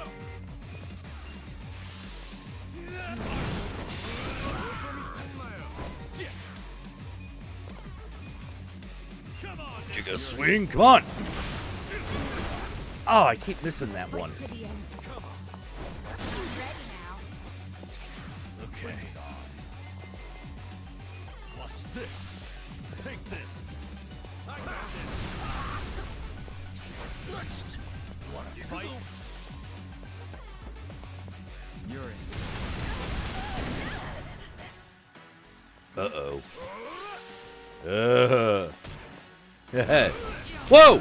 He roasted his meat with glee. Damn. I mean... Take this.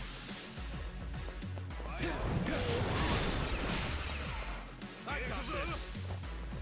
Bring it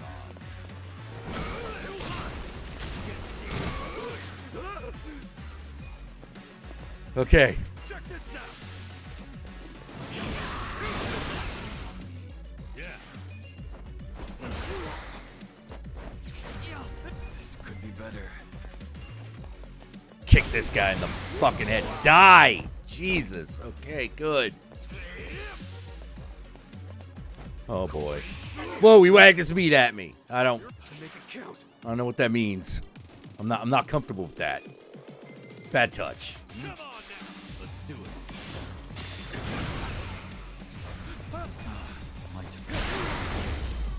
Damn! That was a close one. Okay. Alright, I think we all deserve It works. Very good. Compliments to the chef.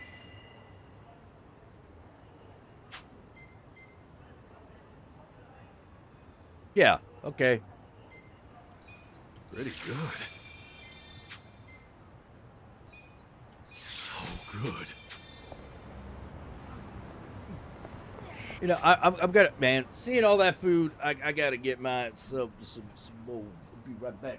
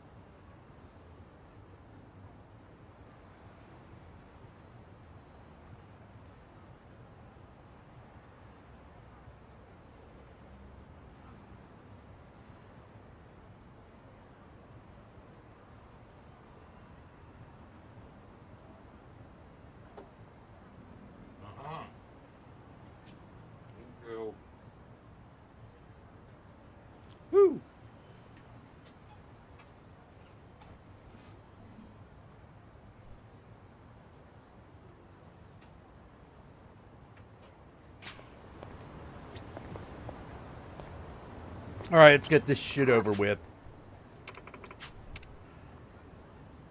Yeah, let's go.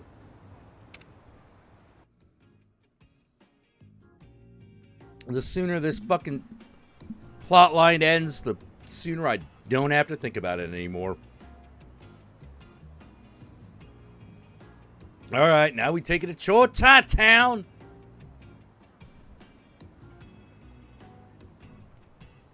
Because these Japanese tourists. Oh, that must be your parents.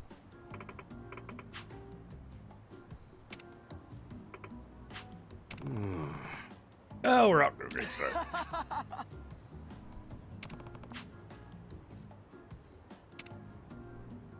Hey.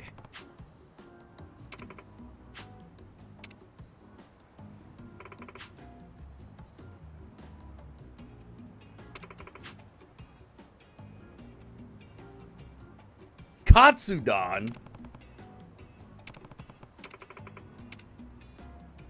Well, all right, I'm Katsudan.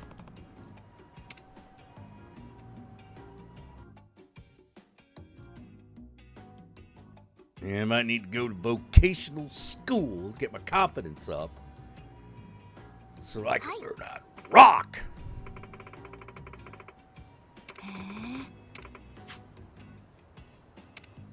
The gates mark the entrance of Chinatown. Yo. Yo. You just said that.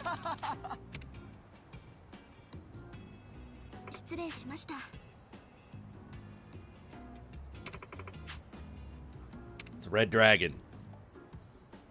It's the red dragon. The red dragon.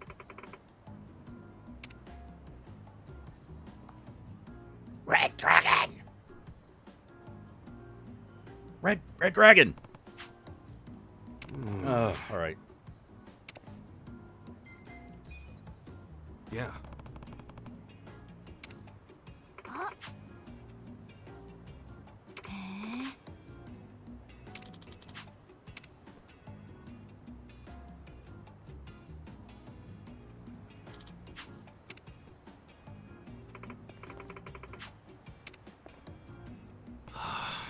All right, we're walking. We're walking.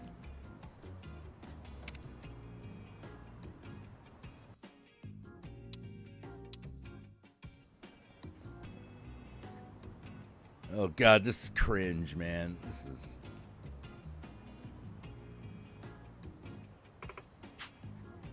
Yo.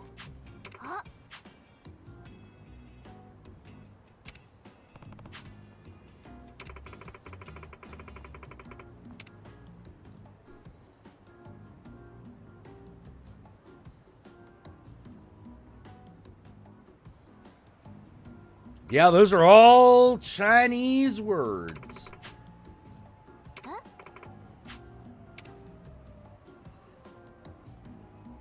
Oh, God.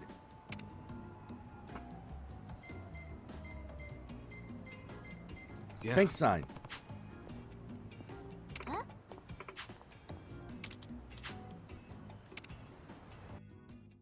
Oh, I probably fucked that one up. Where are we going?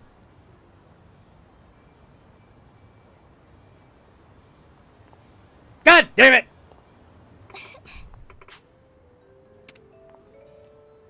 Hmm?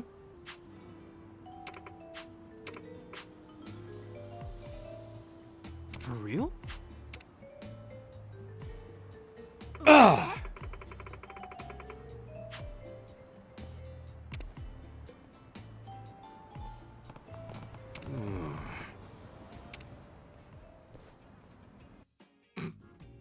Well, I found the whorehouse. I mean, you know, that we could consider that snatching the victory from the jaws of defeat, you know. The swine latang. Little piggy gets a hot and sour soup. Yep.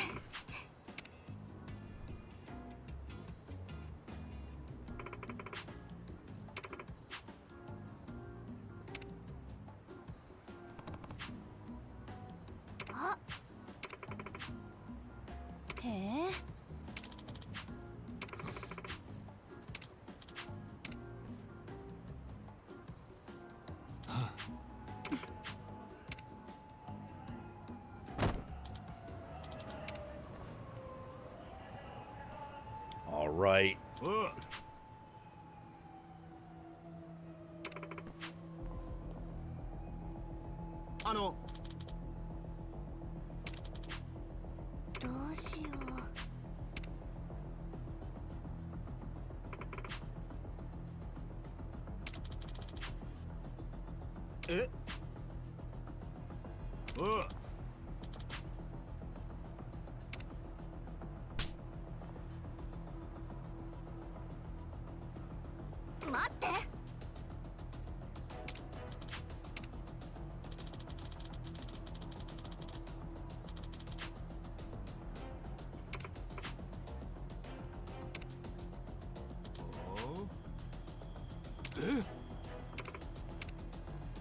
Hey.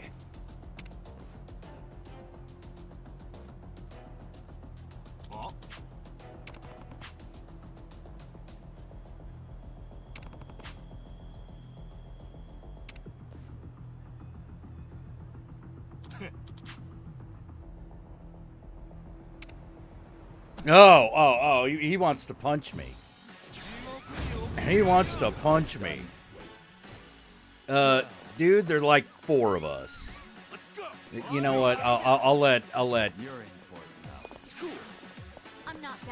her boy handle it. Shouldn't have taken your eyes off me, man.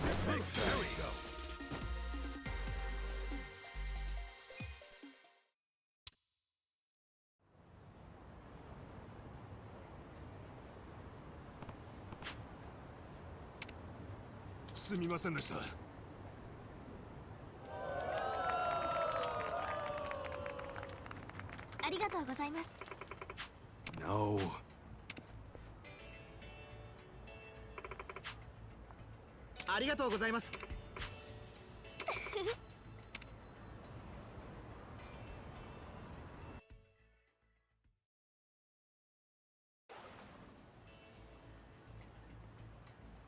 Thank you for joining us on our tour today. I'm sure there are a few times I made a mistake or two, and for that, I apologize. No, no. That big bully guy was really scary. Oh, no. Oh, miss. What was the name of that pig we saw at the end? The swine latong. It's a new specialty here in Chinatown. That's right. Swine If you're looking for those, they sell them at the shop near the entrance, so by all means, please stop by. Thank you so much. Huh? Actually...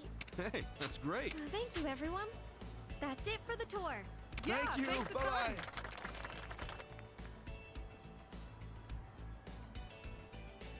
Kasuga-san. Wow. Forgive me. I was really scared at first, right? Dependable? That's Yeah, really okay. great. The Yeah, tour that's customers nice. look like they were- You think so? It's because you worked hard, Ayami. Oh, right. I have a fancy microphone now. All right, see ya. Bye. Never gonna see you again. Don't even want to. Okay, time to head back. Excuse me. Huh? Oh God. I thought I was out of this plot. I'm Ayami's mother. And I'm Ayami's father. Thank you so much for helping her today. All a day's work. Now let me leave this plot. Ayami worked hard because she knew you guys were coming. Well, that girl can be a little scatterbrained sometimes. We were worried that all she might do was try to please us. And that being said, we were very much... I never knew Ayami was... My husband even cried. Oh, come on. I'm sure... Every parent has to let their child fly solo at some point. And it helps that they're... And just what is your relationship to our sweet Ayami exactly? I am Please, dear. not. Right, that was rude of me. Kasuga-kun, was it? We'd like you to have this. I'm not dating her. If that, I'll take Be mental there for supplements. Ayami Sure, if she why not? ever needs you again. Hopefully not. I do not want to deal with this anymore. Good to see a family that's looking out for each other like that. Keep up the good work, Ayami. All right, end of that shit. Thank God. Oh God, no. She's applying to the. Oh God, she applied to the confectionery. Oh well, at least I don't have to hear her talk. That's like it. That's it. That's like all. No more of that shit. Oh, now what's going on? Hmm? Come on in. The fuck? Animal circus. Wow.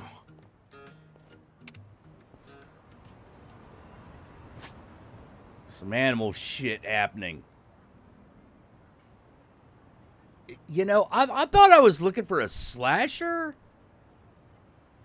What does that fucking happen? Restaurant row? Oh, maybe it's this.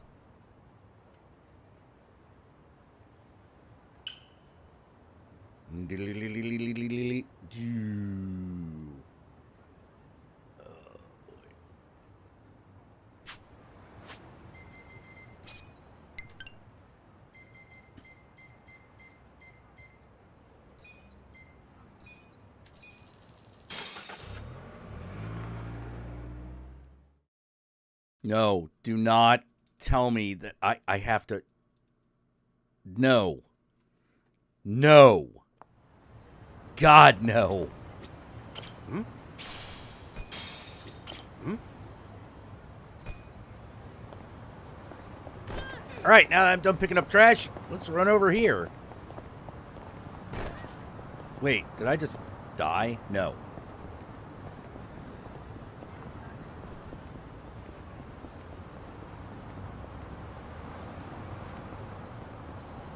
The flyer thing where you have to fight the crab tank. What the fuck?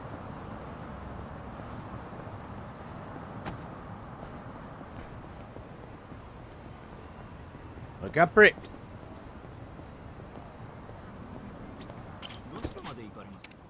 I ain't going anywhere. You just fucking marking the cab. You just sit there and there. Fuck off. Okay, what the hell's this? Oh. Not the slasher killer, but it's our bro. Hmm?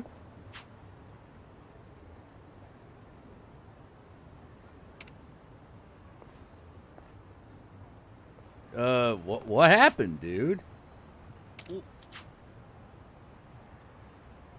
It's been 5 hours. Yeah, oh. For real? What? Yeah. But dude. What the hell? Who's that?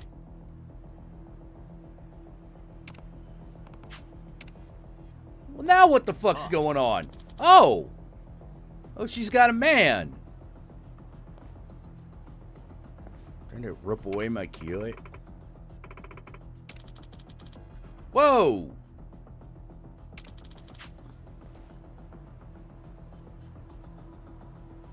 And she wanted to break up all of a sudden.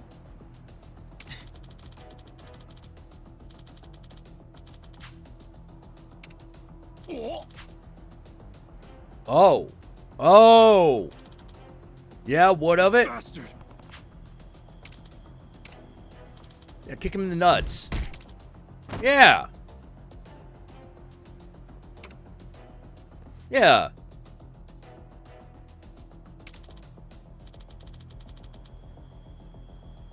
Huh? Don't fuck with me, you're the one that's gonna apologize.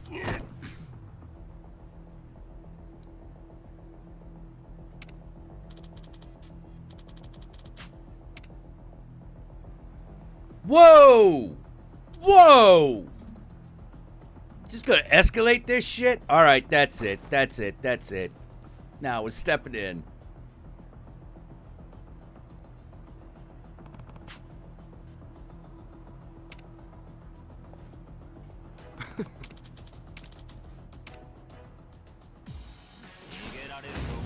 Show me what you got. Well. Oh, dude, this is gonna. I used my weakest ability. I like fucking nudged him.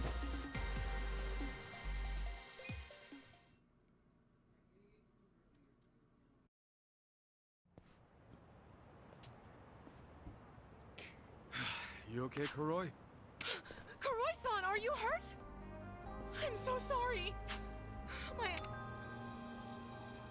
I had no love for him anymore. But I kept lying to myself because I was scared of being hit again.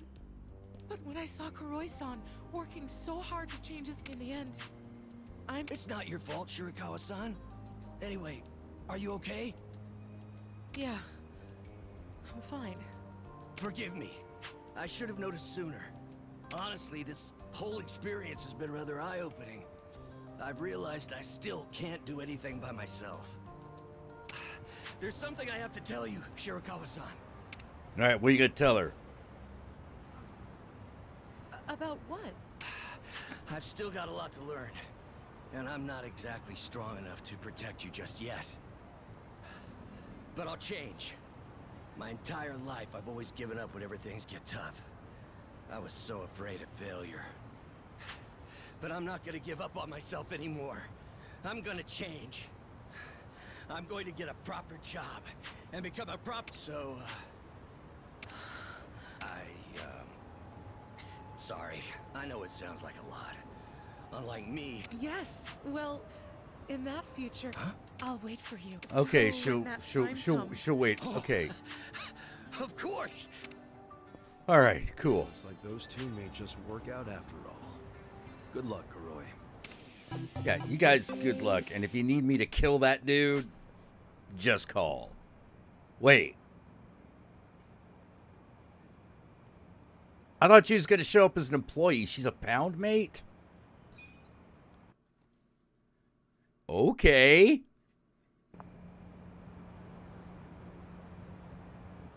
All right.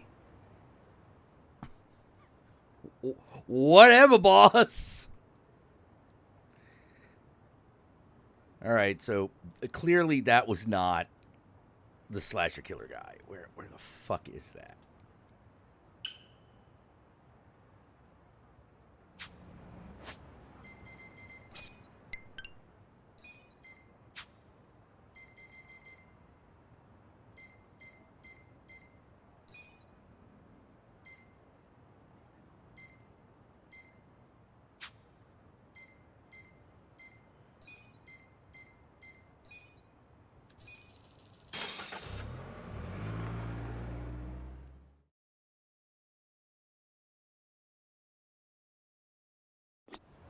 Okay.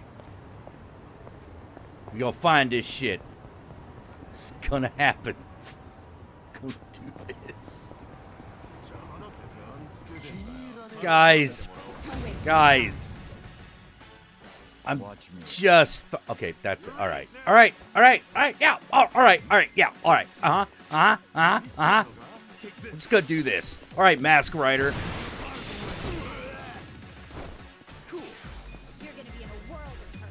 You fucking, you suck.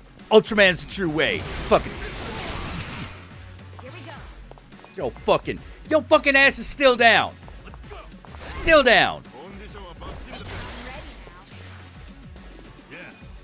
God. You fucking disgraced Tokusatsu. I bet you thought Tokusatsu was a fucking Japanese rice bowl. Fucking piece of shit.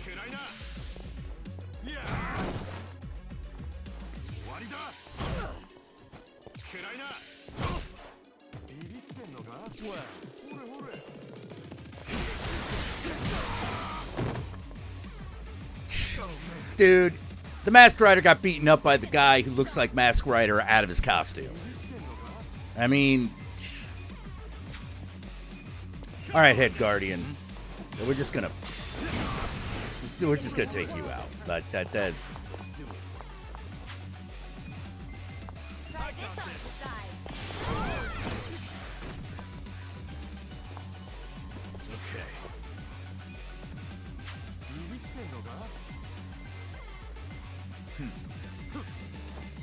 Have fun with this. Hope this hurts. That's how we made it. Moving up in the world.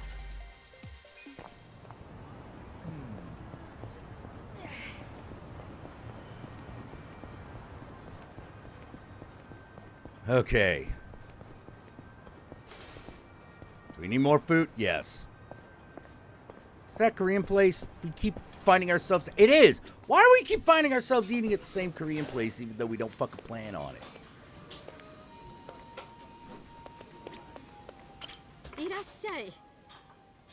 Select from the menu. Alright.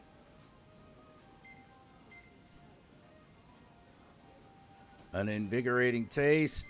Pry leaves and fucking that shit. Me. Man, I love how Doc Kalbi's sweet and spicy. Yup, goes good with the rice and the drinks. But wait, why is it called kalbi even though it's chicken? Kasuga-kun. Kalbi refers to a cut of meat, not the animal itself. Huh? Does that mean kalbi's not always beef? That's what I'm saying. Now let me test your knowledge a bit further. Uh-oh. What cut of meat is kalbi anyway? I'm gonna go with the rib. Bravo! Correct you are.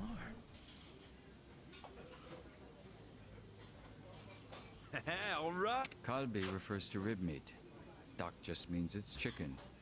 So dak kalbi would directly translate to something like chicken ribs. Wait, there's no such thing as chicken ribs, is there? Well, that sounds even tastier. I learned something new today.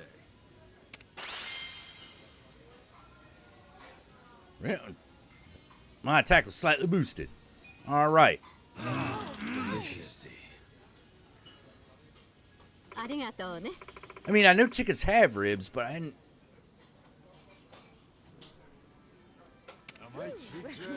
The drinks were nice. This shit ain't ribs in the way that, like, beef and lamb is ribs.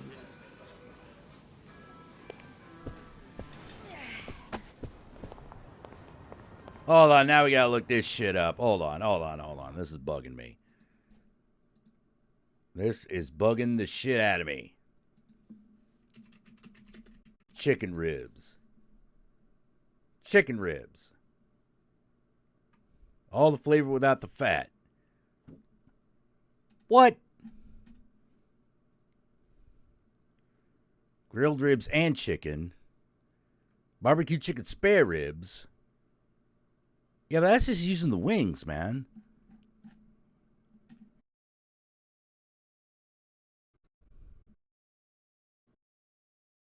Huh.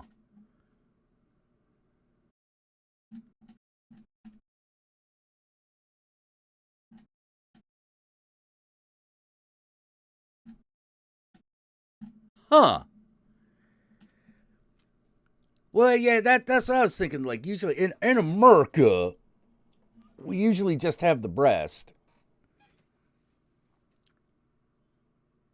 And when I think of ribs, I think of like pork or beef usually, you know. No, apparently in some Asian countries, it is very common for you to cut, you know, to leave the breast on, part of the breast on the rib and cook it that way, apparently. Huh. Well, it ain't quite chicken titties. Chicken titties would be the breast.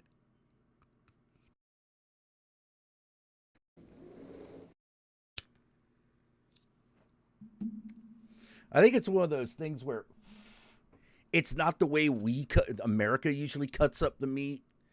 The way, like, America usually cuts up chicken, you don't have ribs. Like, you don't have chicken ribs because, like, why? That's just not how we cook chicken. But apparently, in some other countries, that is very different. I didn't know that. I did not know that.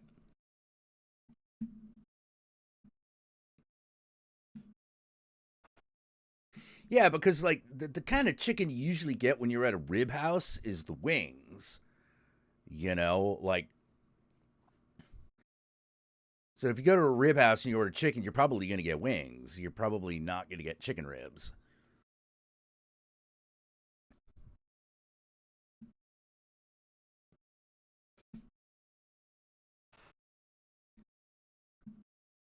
Yeah, I think if you're an American, you order chicken ribs, everyone's going to look like you. Like, the fuck are you even talking about?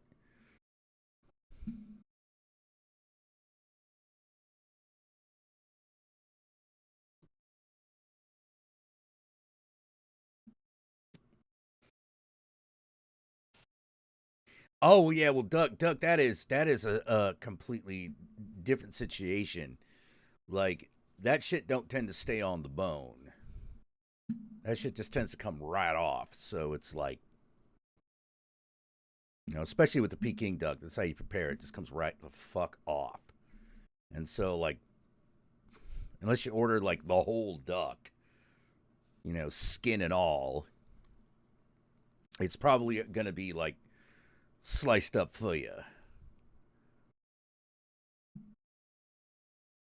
I've been to places where they served it, but Peking duck both ways, where it's been sliced up ahead of time, and when they just bring you the fucking bird.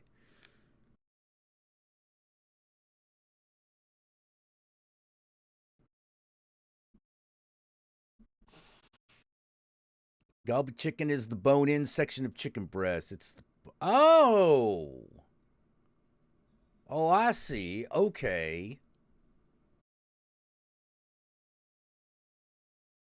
So rather than the fillet, you got the whole thing on the bone and shit. Okay.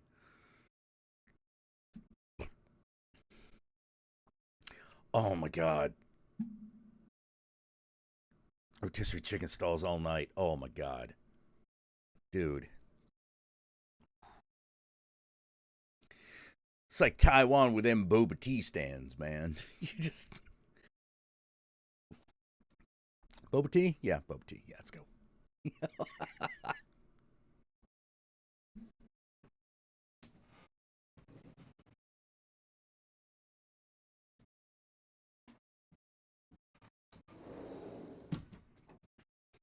Like, once you get over the initial shock of the little tapioca balls, because, like, that's a not American thing, you know, it's really good stuff.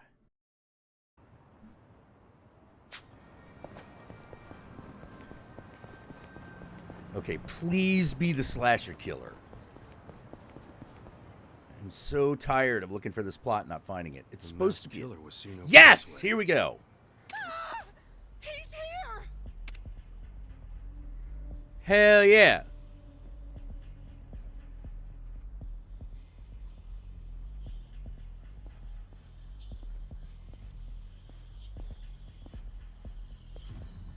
Oh, General Tao wins. I'm sorry.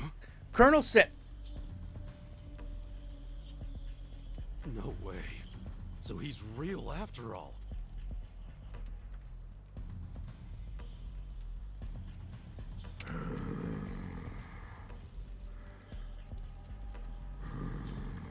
Wait, is this guy just a butcher? Hey, how you doing?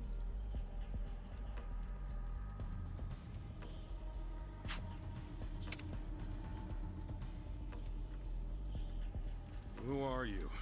What are you doing here? You gonna get in my way too? Get in your way? What are you talking about? I just want to talk. Get in my way, and you'll pay. Hey, hold up! Damn it! All right, if it's a fight you want. Okay. You're in it now. I'm not that dead. All right, I got an idea.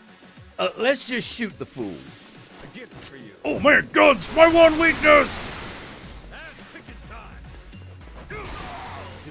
Try and stop. Try to help. Now we're talking.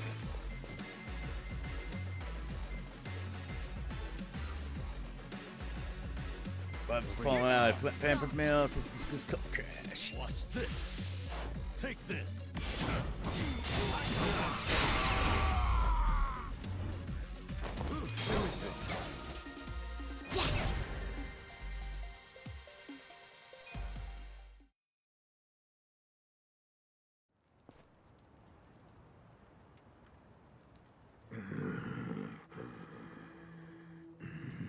Hey, you calm down yet?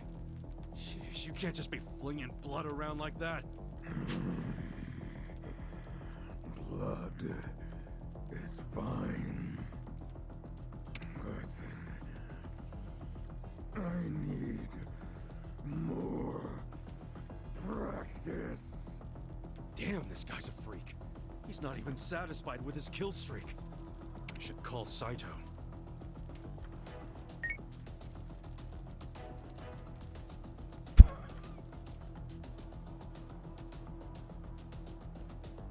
Kasuga-san, you said you found the murderer? Yeah, I got him. I can't believe he really exists. We should reveal his face. Hmm? Huh? No freaking way. You're the heir to GA's meats. Wait, meats? Yeah. See that butcher shop there? That's GA's meats. He's the son of the owner. His name's GA. The store's named after him. Supposedly, he's going to inherit the shop one day. What are you doing out here? I'm not a good butcher. So I was practicing. Wanted to be alone. Oh, yeah. I remember his old man saying something like that. Okay, Solomon's Grundy-kun. How his son makes a bloody mess of the place every time he tries to use his knife. So let me get this straight. He was going out alone in this crazy mask to practice cutting up his meat in peace? Sure seems like it. Next thing you know, somebody takes his picture, and he's all over the internet. Well, it might not have been a thing if it weren't for the freaky-ass mask. Does it put you in the mood for slicing or something? Keeps the blood off my face. I used to play amateur hockey. Oh, sure. Okay. All right. So there wasn't a mass killer after all, huh? Oh man, sorry about that. All that investigation, it turns out it's just some guy from the shopping district. Appreciate you looking into it, though. Why don't you take this for your trouble? Yeah. Why don't I? Wow, I'm just glad we figured it out. It was nothing but a bunch of BS. But you've got to stop freaking people out, GA-san. Yeah, I'm sorry. Oh, I'm sorry. I'm a failure at everything I do. In my room next time. Well, now that I know there's no murder around, I think I can start sleeping well again. Maybe I'll get a drink on my way home. Care to join me, GA-san? Okay. All right, that's one. How about you, Kasuga-san? Nah, I'll pass. Maybe next time. Sure, no problem.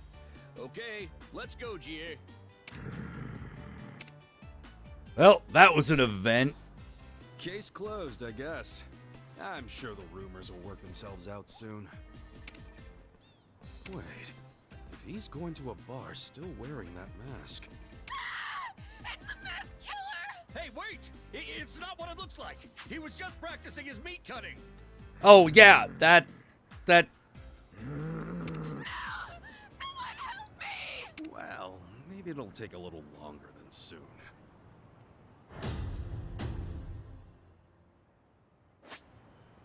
Oh. Okay.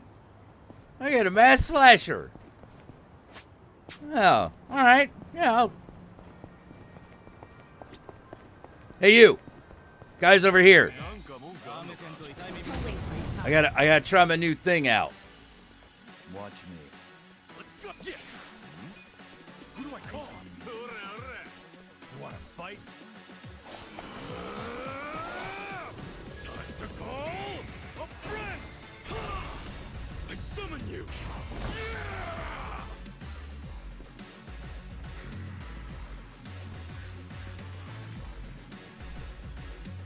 What?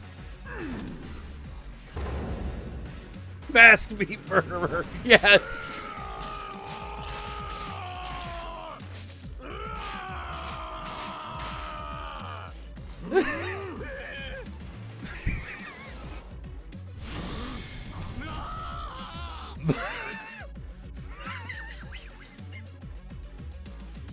Oh. That was beautiful. That's beautiful. I got this. This out. I left all. You're weak.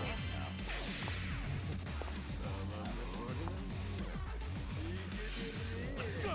Yeah. I'm not backing What are ya?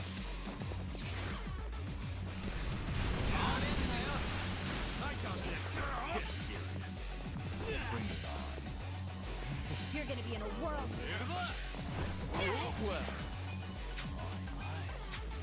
All right, just tap this guy and fall over. Cool. You're in for it now. Check this out. Going in here, kick everybody's ass. Right. Whoops, not who I meant, but that'll work. I'm ready now. Naked tattoo guy attacks. Bet you didn't see that one coming. Hey, Ice Cat, how you doing? Watch me. Take this. I'ma beat you up.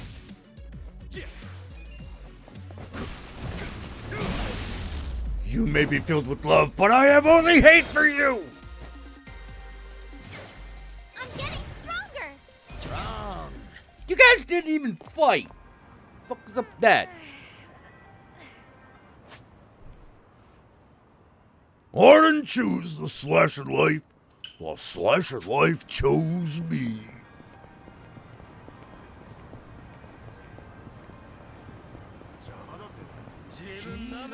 Oh, God, more assholes. Well, let's go. Prepare to suffer. You're gonna Do it. Here we go. Bring it on. We're in it now. Try this on your side. All right, someone's brainwashed. That works for me. Come on now. Yeah. I'm not backing down. Watch this.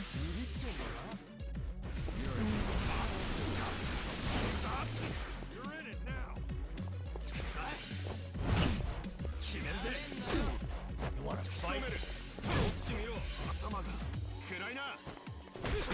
gonna get stomped. Watch me.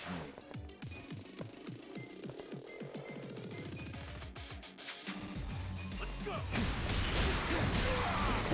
Get serious. I don't know about this. Eyes on me. I got this. This out. Fight. I'm not backing You're in down. for it now.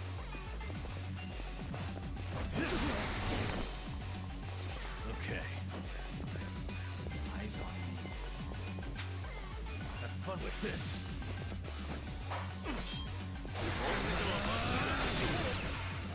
Well. Take this. You're weak.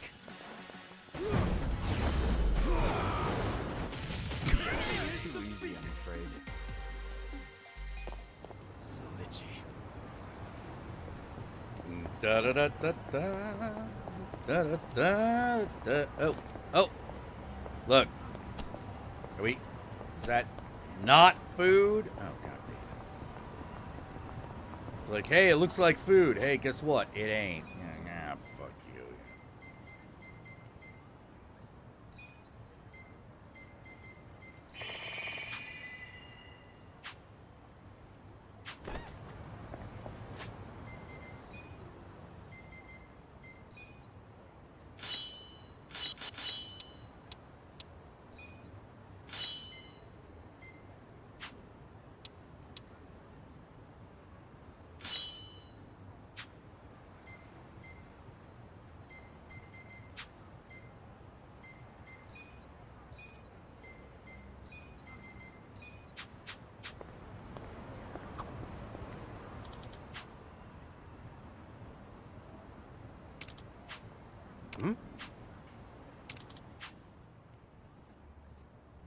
I have pictures of you stirring up shit at Rodriguez yesterday.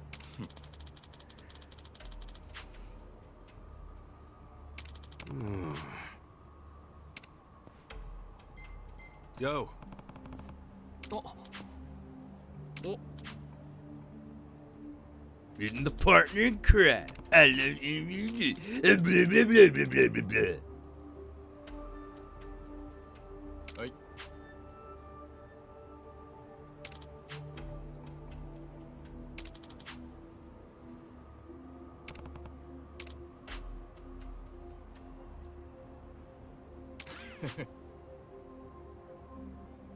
Yo.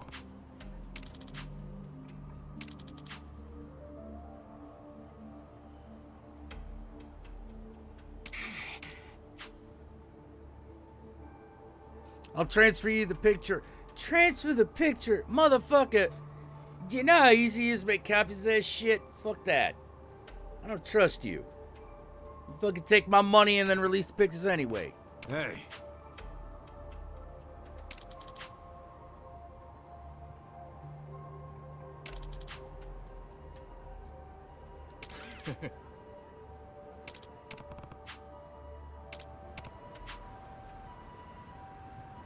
I know a scam when I see one. Delete those pictures now. I won't let you step on his career. Think you can intimidate me? Yeah, as a matter of fact, I do. I do.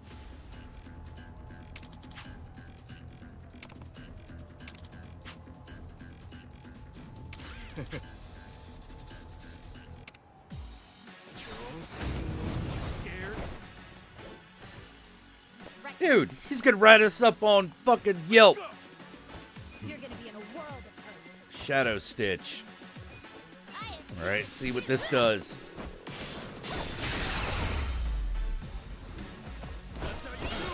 Dude, our office worker took you out. That was apparently the right choice.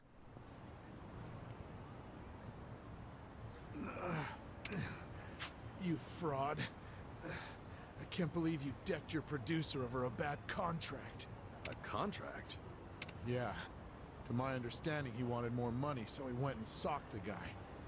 There was a time that this was all the news talked about. No. The only reason he did that was to get his manager out of a jam. Wait, what's this about his manager?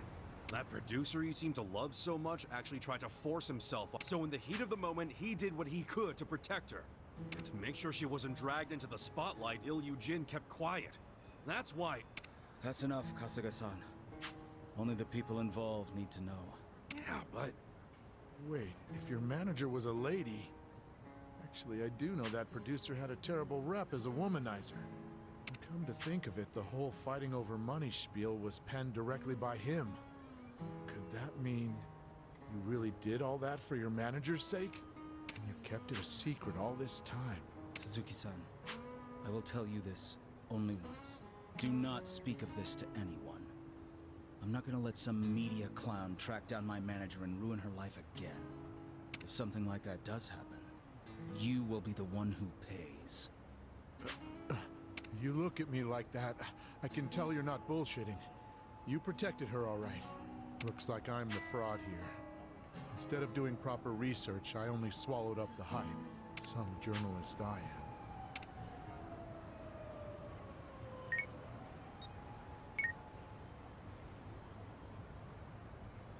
All right, I deleted the pictures. Not a single one remains. Good. Kasuga-san, you really helped me turn my life around. Thank you. What can I say? You're a star with staying power. But I do have the weight of what I've done hanging over my shoulders. Neither the media nor Suzuki-san had it wrong. I hit one man and caused others grief. My first order of business is to own up to what I've done. Only then can I aim to be how I once was. Well, if that lady at the park is anyone to go by, I'd say you're off to a great start. Here, why don't you have this? My way of saying thanks.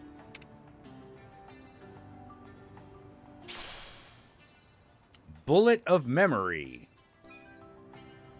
Okay. Well, I guess it's so long for now. See ya.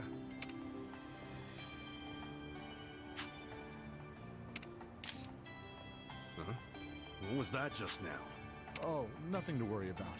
I took a picture of Yusama's first step forward. Been a while since I posted about an actor not screwing up his life. So rather than yet another scandal, how about I cook up something a little more uplifting? Oh? An actor's road to redemption. Well, how's that sound? Not bad at all. One of these days, I'll get him to give me an interview. But not about after seeing how different he is. Got that right. Guess I'll leave the journalism to you then. Just people. This is a place that just people turn their lives around. Should have got me his autograph.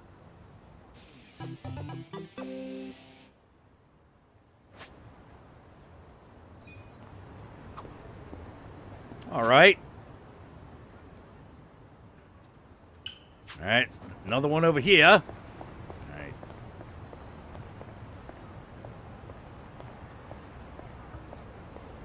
Oh, it's a little girl. Okay. Yeah, we can do that. That's good. Hey, Megumi. Everything cool? Oh, Kasuga-san. You know, I haven't seen the usual donation people around here in a while. Huh. Maybe they reached their goal. Okay. Hey, little girl, you got a second? Oh, it's you two.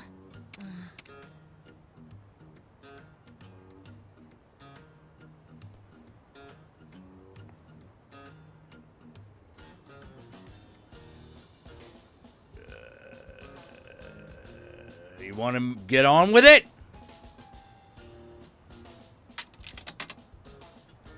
Wow, thanks. Keep up the good work for your brother. Bye. Well, that's all I have to say. See ya. Thank you very much. Oh, I almost forgot. This is for all your help. A pearl necklace. Oh, earrings. Working hard as ever, I see. Can I make a donation? Yes, of course.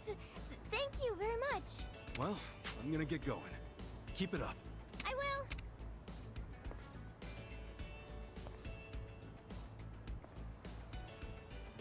Donations, huh? Never really gave it much thought. I should give more the next time someone needs help. Then again, I should also be careful of not getting scammed.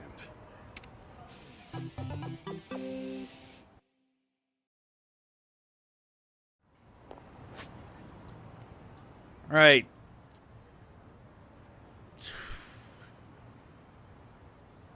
Let's see.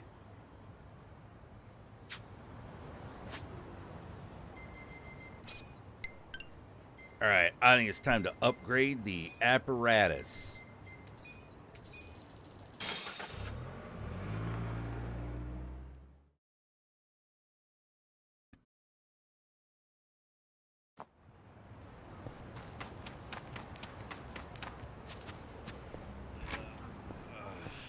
Dun, dun, dun, dun.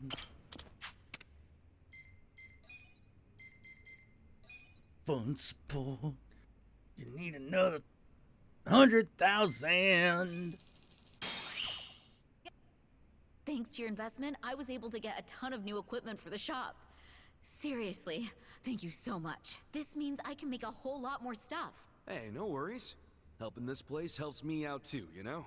Well, I'll do all I can to show my gratitude. Hope you'll keep coming back. Yeah. Brings me in today. Weapons. Beating the ever-loving fucking shit out of people.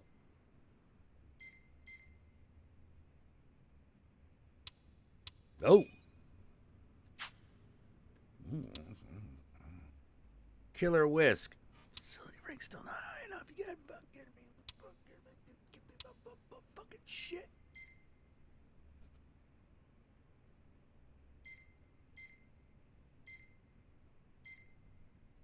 Oh. Don't got the fucking.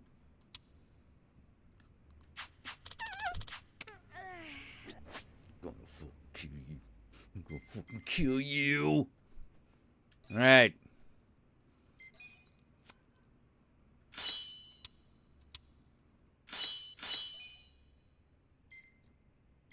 Fancy microphone is not as good as bastard soda. That's too bad. All right. Looking good. It works, right?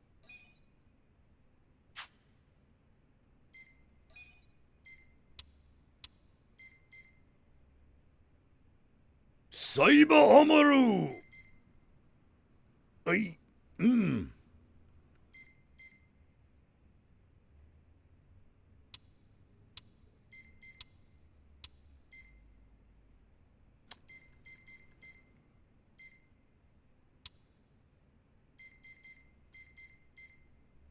Cyber boots. 2 million?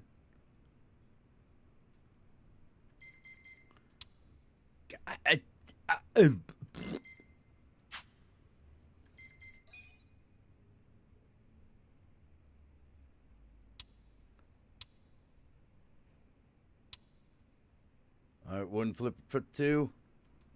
So, steel flipper.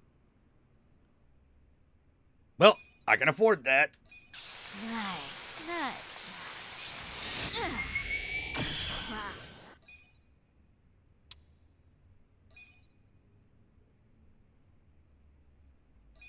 Almost there. That's what I'm talking about. It works, right?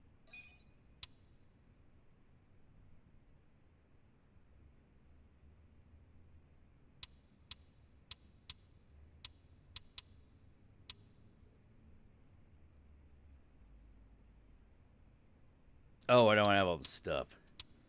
I need dirty iron. I need dirty iron.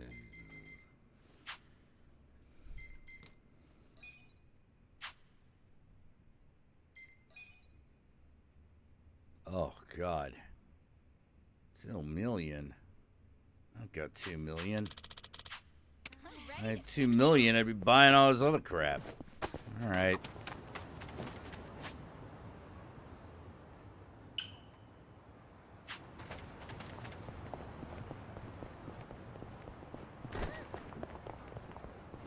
Hey, you. Do you need a job? Wish you had some twist fragrance. I don't know where that is. I gotta tell you, man, I don't know. I don't care to know. All right. Hi, kitten. How you doing? I got this. I have secrets too.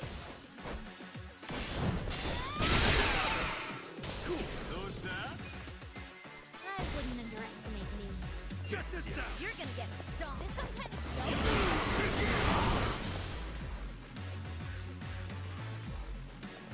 Here we go. I got this. You sure you can beat me? Weak. Okay. You sure you want to get hurt?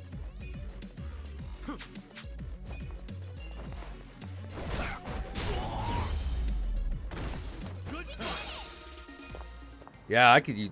Yeah, $50. I mean, 1,000 million.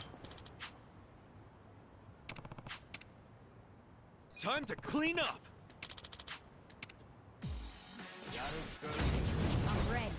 All right, guy, Yata guy. I'll show you.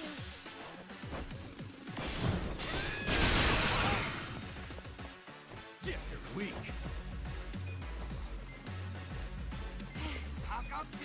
Come on now. I got this. Right. Yeah. Watch this.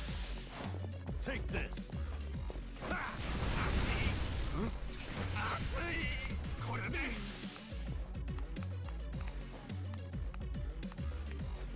What's he doing?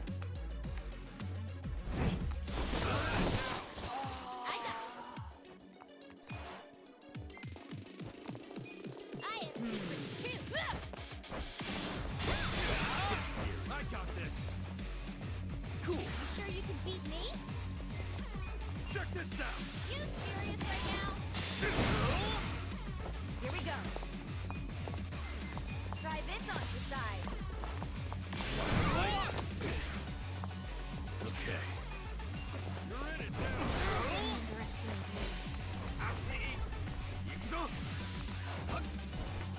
Grease Monkey became. I'm not backing down. Ew! I got this.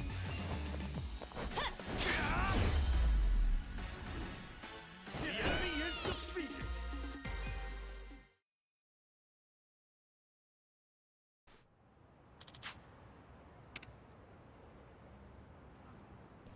With finesse.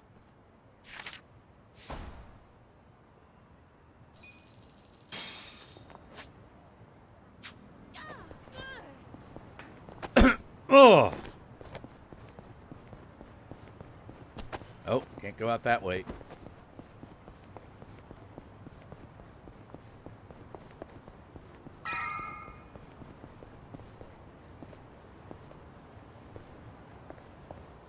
Wait, what's this guy doing over here?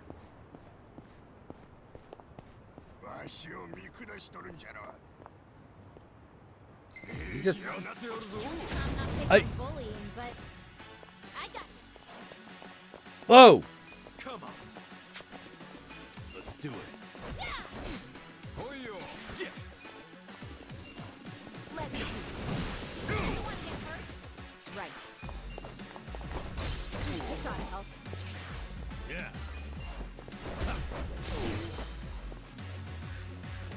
Right.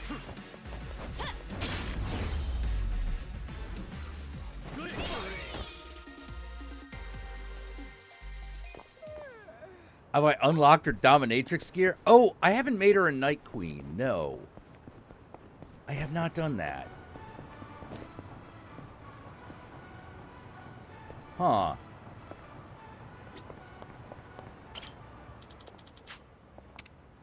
No, we're not ready for this. You know, I didn't even think of doing that. Come on, come on, come on. Hello, work.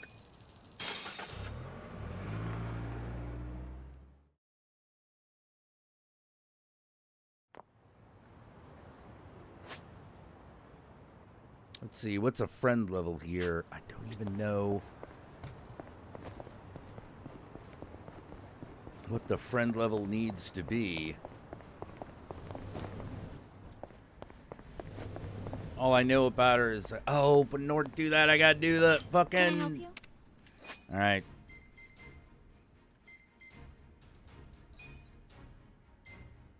Inexperienced as an idol. She could be a dealer. No. Bond level 4 gets to be Night Queen.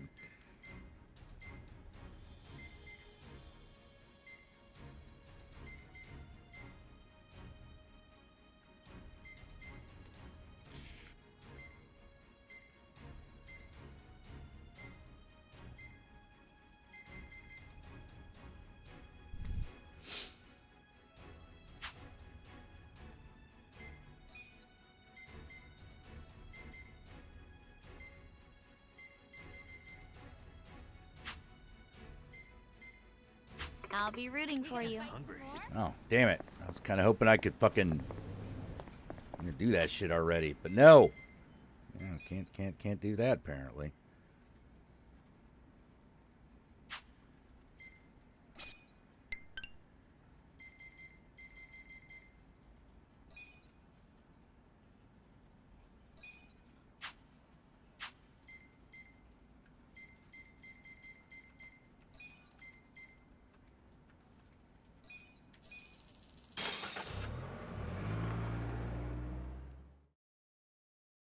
Nope, apparently I have not. I have not unlocked her ability to be Night Queen. I have just... I'm a little bit... Oh, god damn it. That truck was... Ah, fuck it. Oh.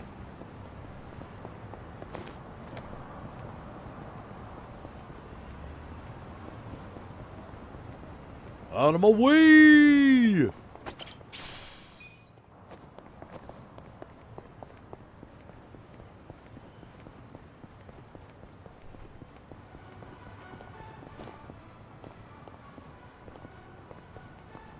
All right, let's do some plot. Let's do a little plot. Little plot. Like that, like this next bit.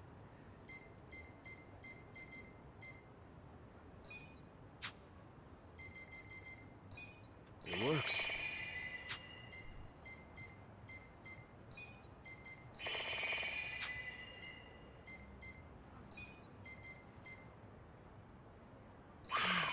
These are delicious. tasty. Hungry.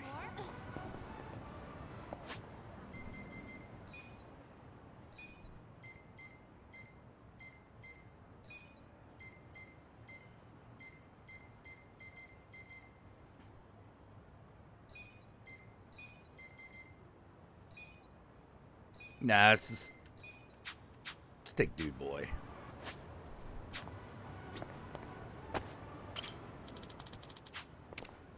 Hey, Hey. listen.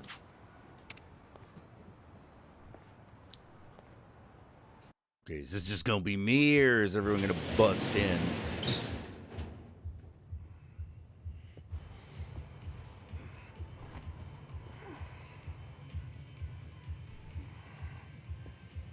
I don't know why we didn't keep this place open, man.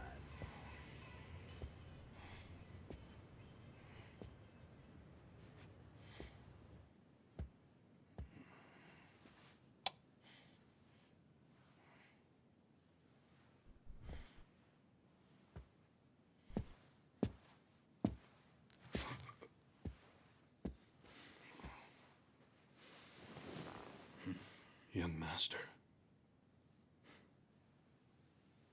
You were born in a dump much like this one, weren't you?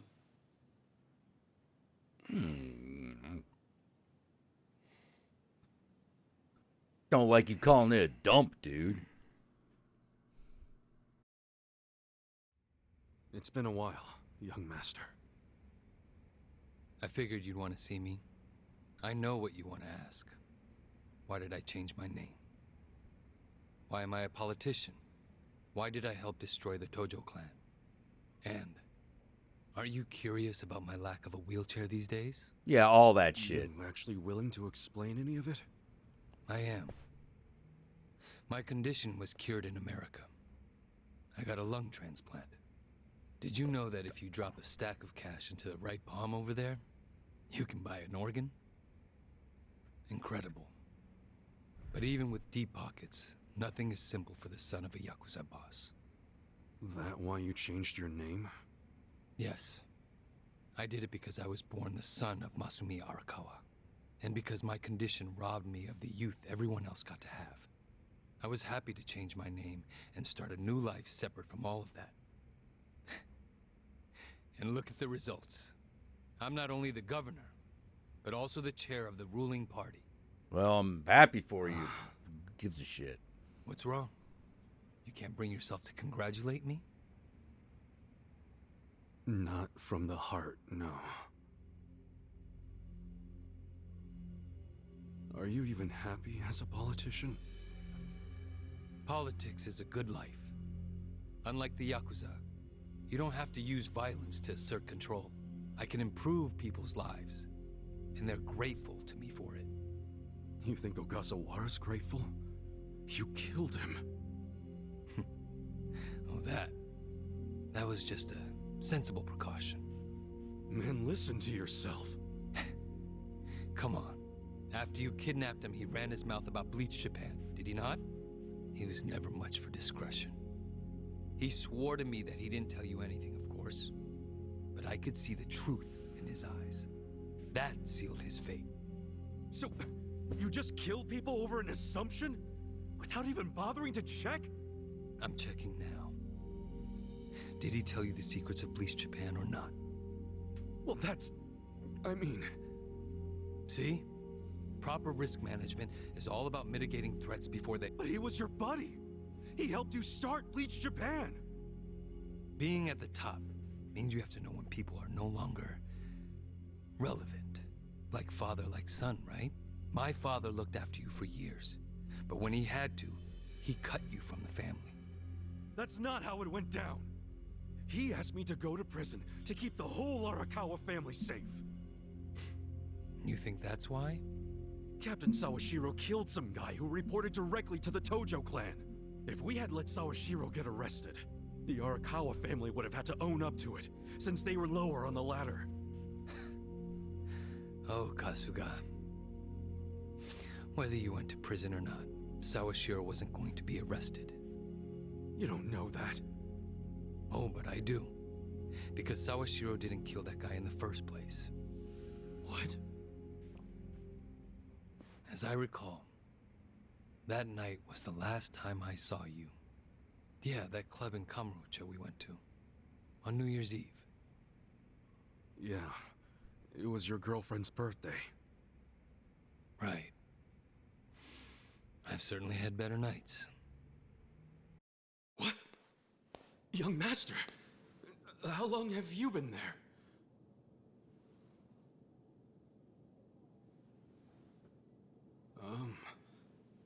Young master?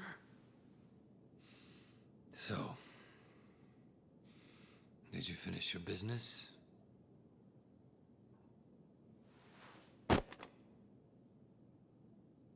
I'm heading back. Use this to pay the bill. If there's anything left, might as well use it to wipe your ass.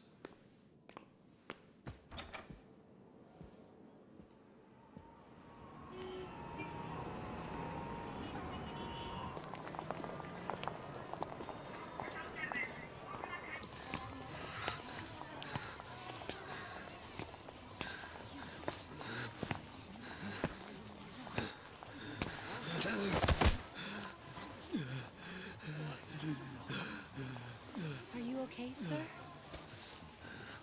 Shut up! Don't touch me. Let's go, honey. I'm sure he's just drunk. What's wrong with him? Is he sick? Don't look at me! Don't look at me!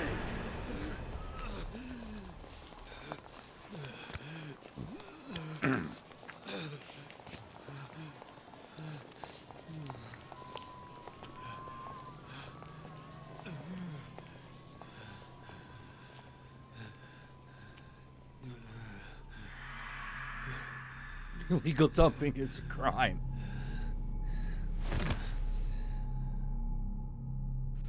Oh.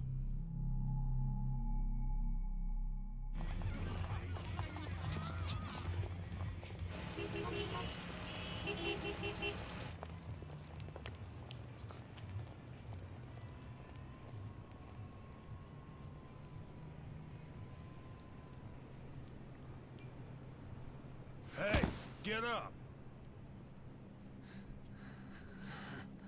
You can't sleep here, you fucking drunk. Come on, move your ass! Fuck off, man. This building's my family's property. So clear out. Go on, go!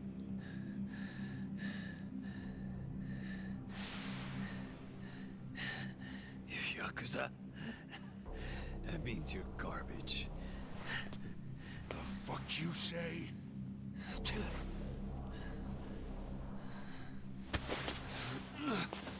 Don't touch me! You're on Kamurocho turf now, fool! In this town, let me go! Fear the Yakuza! I don't know what backwoods village you might be from, but you're about to learn about Kamurocho the hard way, motherfucker!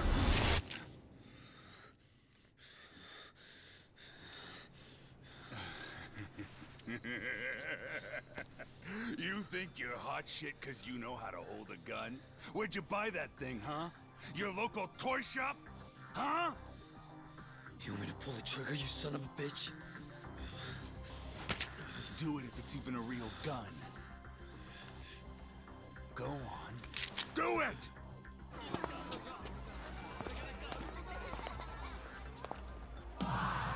Come on! Fucking do it if you've got the balls! Oh, dude. Can't do it, huh? That what the girls say about you too? Little bitch like you ought to know better. Now, you're dead!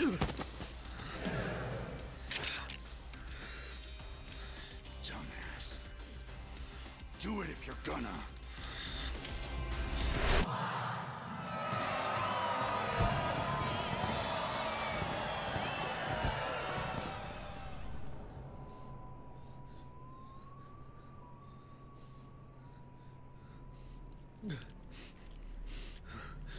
Sawashiro,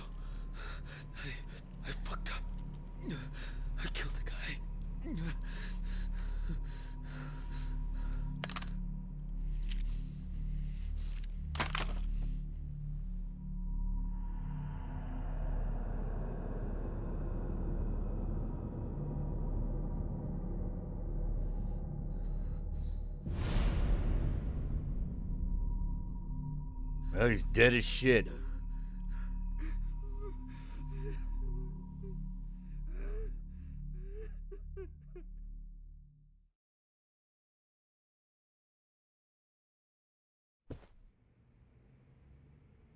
Wait.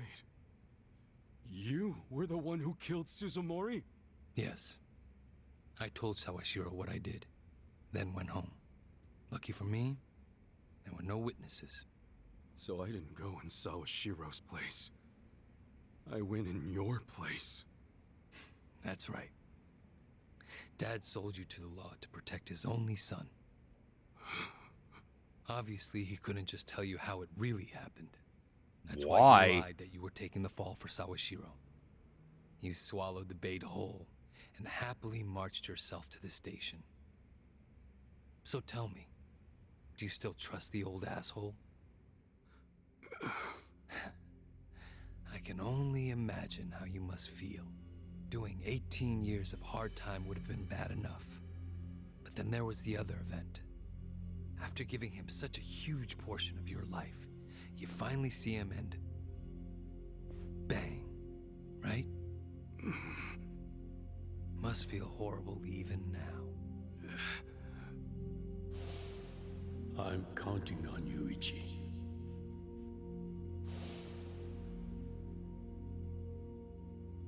Well, say something, Ichi. It doesn't matter what you say. I trust Arakawa-san.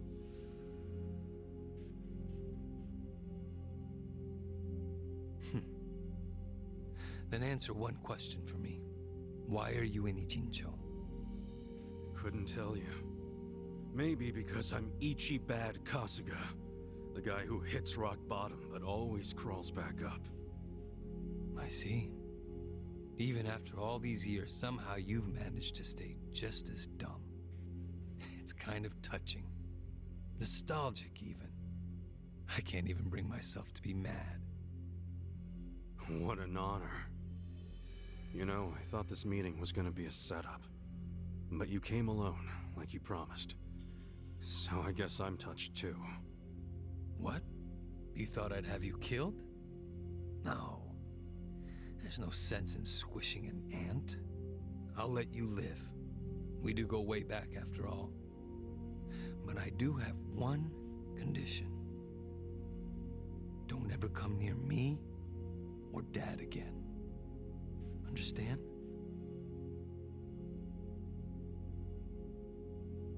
Well, I've got my own condition. Pull out of Ijincho and get Kume to end his campaign. Pardon? I may not be cut out for politics, but Kume sure as hell ain't either. Actually, the Citizens Liberal Party agrees with you. Kume is ignorant and inexperienced. If he didn't have our support, he'd lose for sure. Then why are you having him run? So everyone can see my value. What? Think about it. If Kume wins, how will the Citizens Liberal Party react? They'd realize that an endorsement from Ryo Aoki can turn entire elections, even in favor of a simpleton.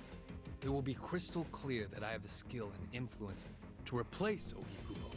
They'll watch and learn. So, Kume's just a tool to you. An election is nothing more than a game of strategy. Are these Ijincho revitalization shelters part of your game too? Oh, those. Those are the most useful tools of all. With them, I could round up all the illegal residents at once. Wait, what? I thought the shelters were helping people get visas. Don't be absurd. The people going to them would never qualify for visas. The shelters will bus them to the Immigration Bureau, where they'll be deported. For real? You're lying to them right to their faces? I'm not lying. The shelter's purpose is there in its name. It's revitalizing Ijincho by cleansing it of criminals. They're just immigrants, Just give me an dude. answer. Are you going to accept my conditions or not? Absolutely not. Well, then I guess there's no chance of us finding common ground. Did you actually think I'd come here tonight because I wanted to negotiate? Remember what I said earlier. The only reason you're still alive is because I took pity on you. If I stop pitying you, you don't have much left.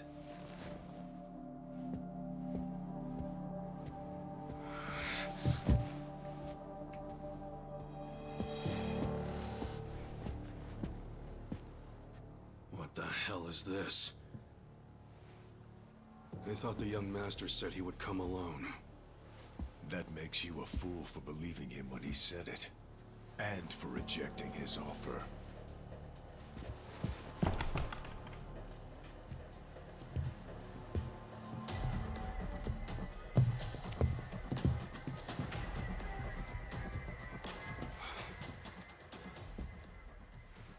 Guess I'm kind of old-fashioned that way.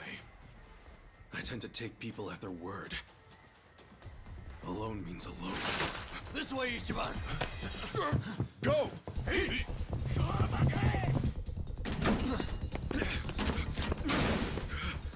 Guys, why are you here?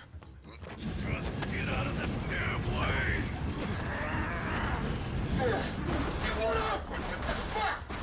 Let's go. I told you it was a trap. Listen to me next time.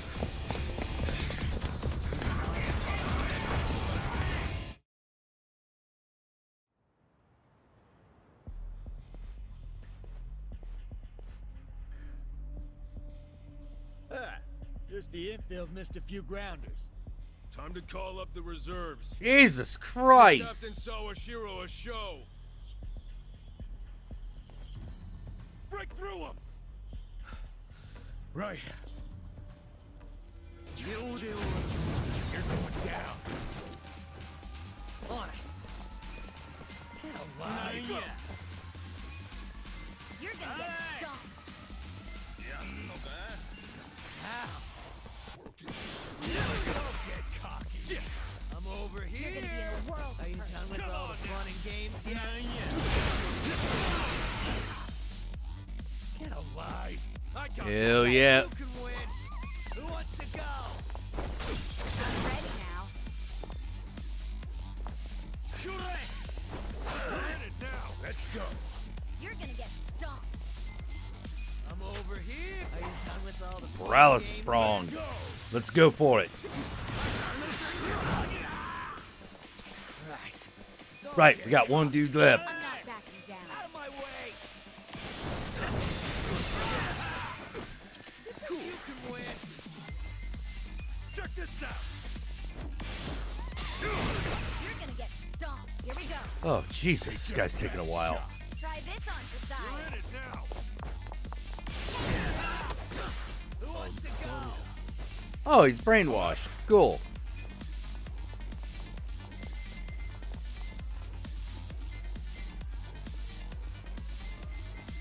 Yeah? Are you done with all the fun and games yet? Going in. Over here. Who wants to go? Alive. On it. Huh? And he lowers the defenses. Let's do that. Nah, looks like it didn't work. Come on. Let's go.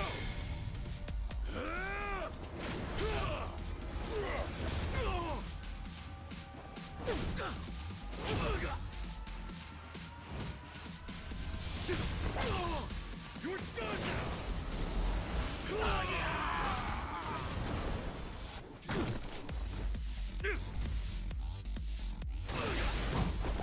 Right. I got this. Are you done with all the fun and games yet? Let's go.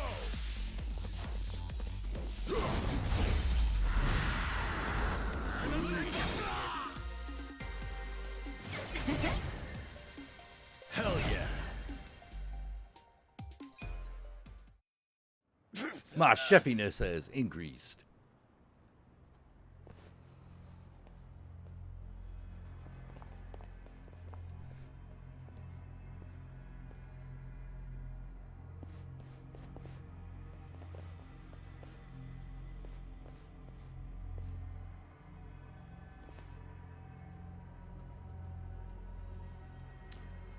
No, we haven't seen Uma.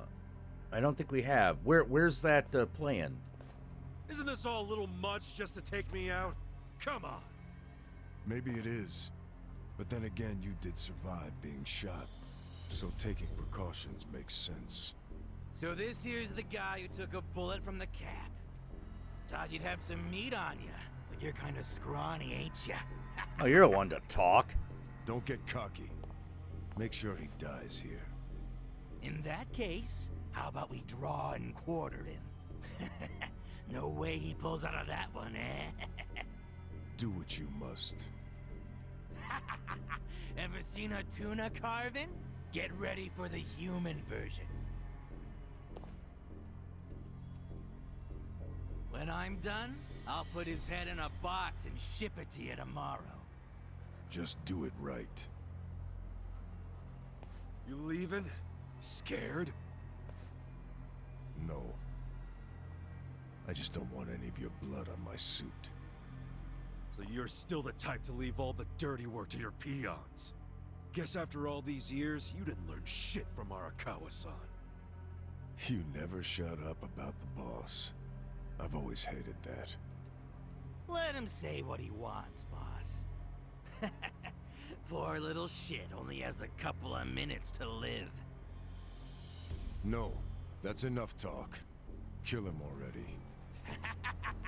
Let's start the dissection.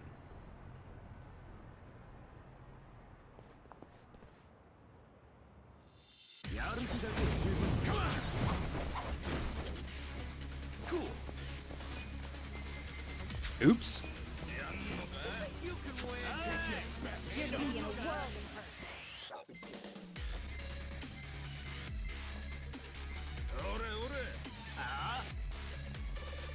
Just gonna stand there? You're gonna get to go.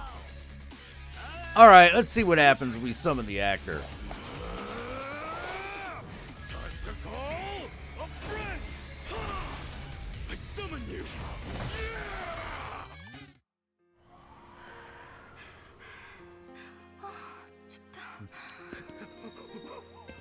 What the hell?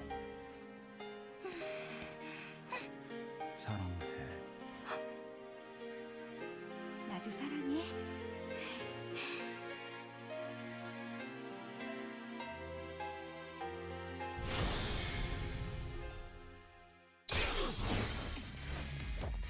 Oh, at the Metreon? Oh man. No.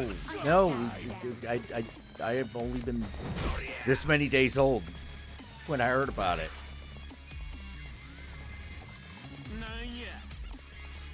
Out of my way.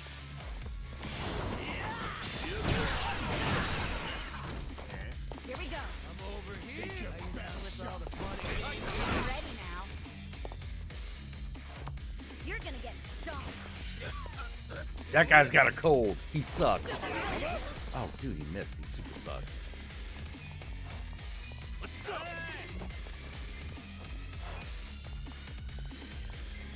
I'm not backing down. Thank you. Kasuga is now drunk. Sounds good to me.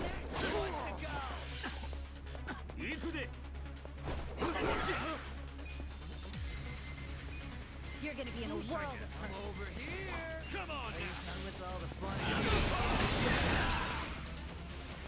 Humble you up. Korea, you're in it now. Damn. Okay. Take your best shot. Die already. Right. Just gonna stand there? Who wants to go? This ought to help. Let's go.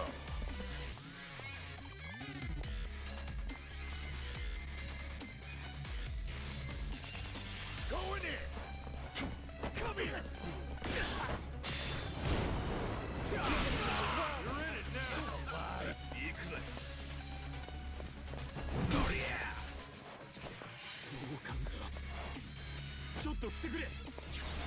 Backup has arrived. You're gonna get Done with all the fun and games yet? Let's go. Right.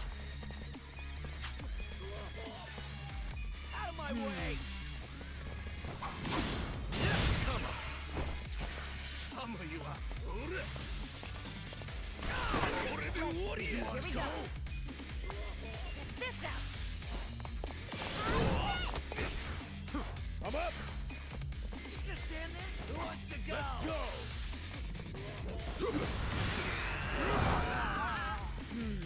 Are you done with all the fun and games yet? Don't get caught. Come on now. On it. Let's I see. got this.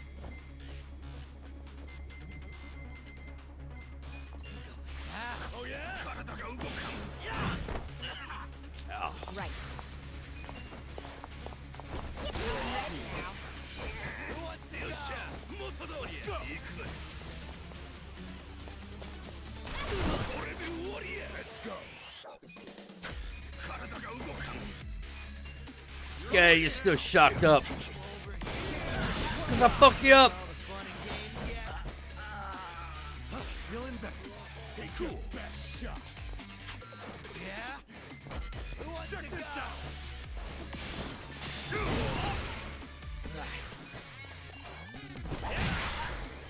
Come on.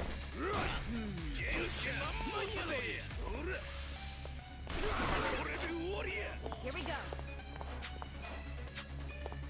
You think you can win? Try this on Are your you done side. with all the fun and games yet?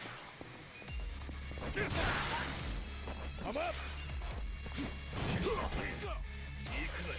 I'm not back. On it. Out of my way!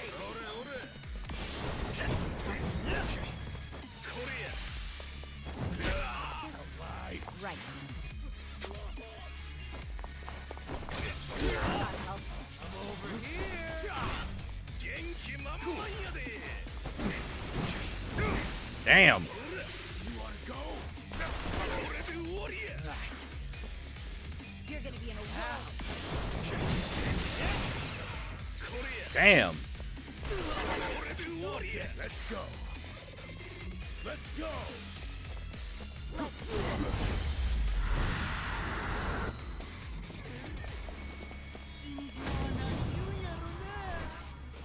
Wait, you're not gonna. Oh, okay, there it is. Here we go. All right.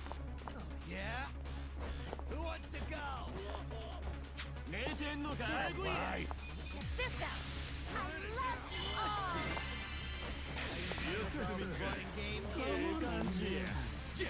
You're gonna get stomped. You think you can win? Who wants to go? You're gonna be in a world of hurt. I'm over here! Are you done with all the fun and games yet? I'm not backing You can down. win! Who wants to go? Don't get cocky. Let's rock! Just gonna stand there? You're gonna get I stomped. got this. Take your best shot.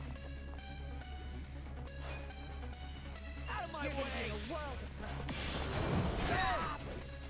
Right. I'm over Try this on your side. I love you guys. Yeah. I'm up. You're in it now. I'm not backing down. All clear. Just gonna stand there?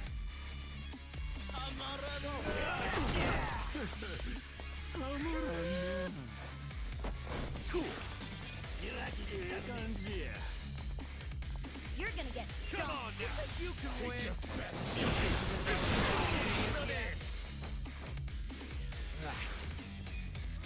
Come on.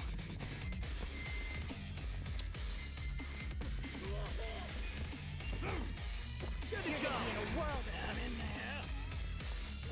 Here we go. Let's go.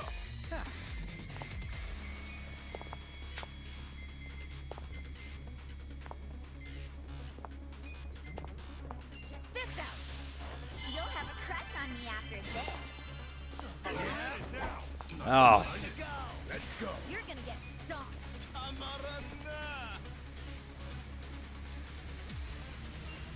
Going in.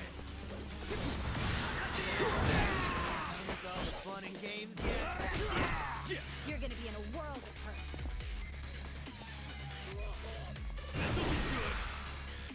Come on. wants to go? On.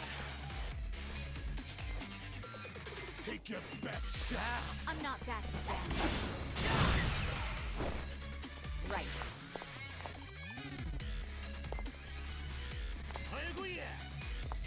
Try this on the side.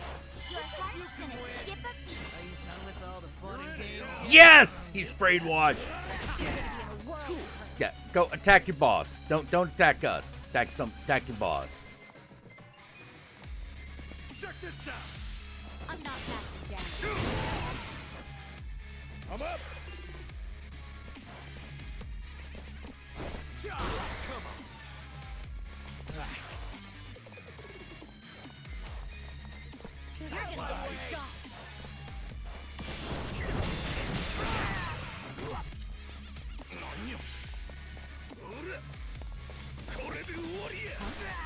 Here we go. He shot his own boss in the head. Let's go. This out.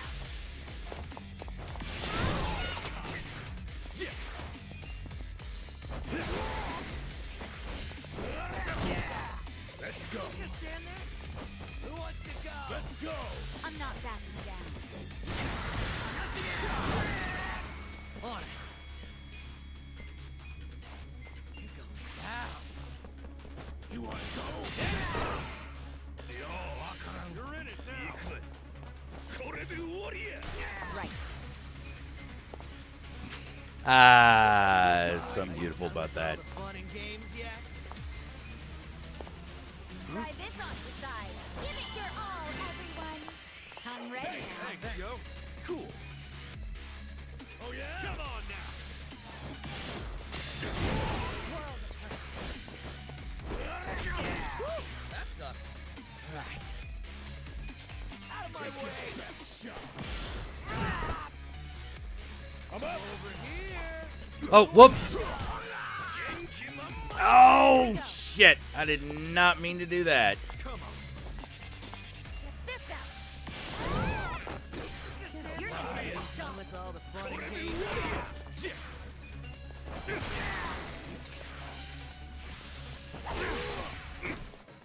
On it. You going down. Let's go.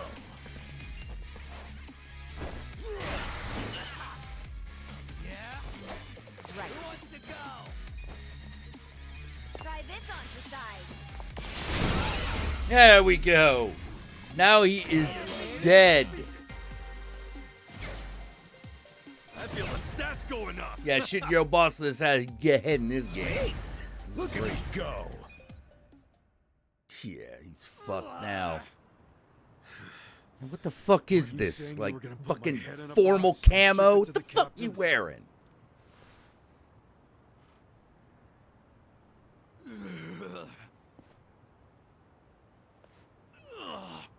I'm sure he'll be surprised to see your head in there then. Yeah.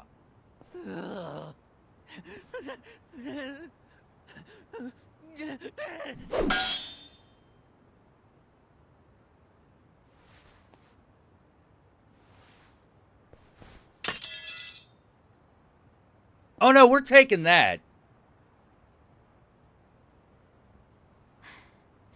That guy was really gross.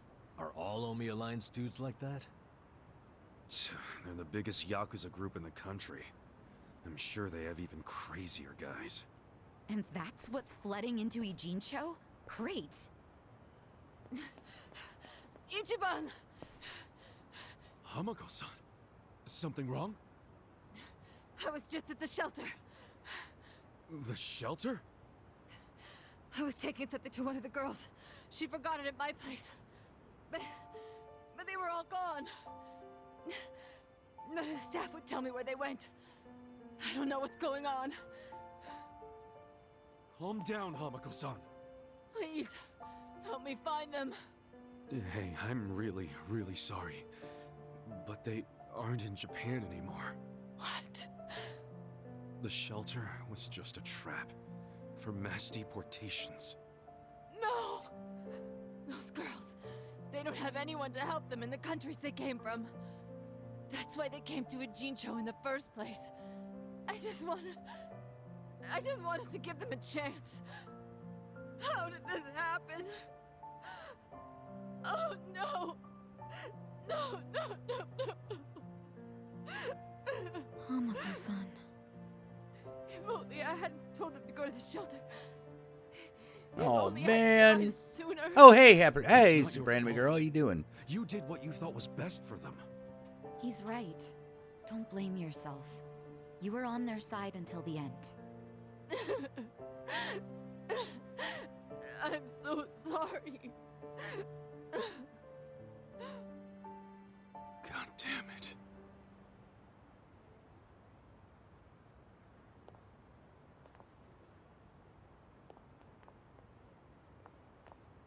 Because it turns out the real enemy of the game is gentrification. I told Hamako-san to get some rest. Thanks, Sachan. Ijincho just keeps taking hit after hit. Remember what Jungi Han said? How we should basically get out of here while we can? Maybe we should consider that. For real.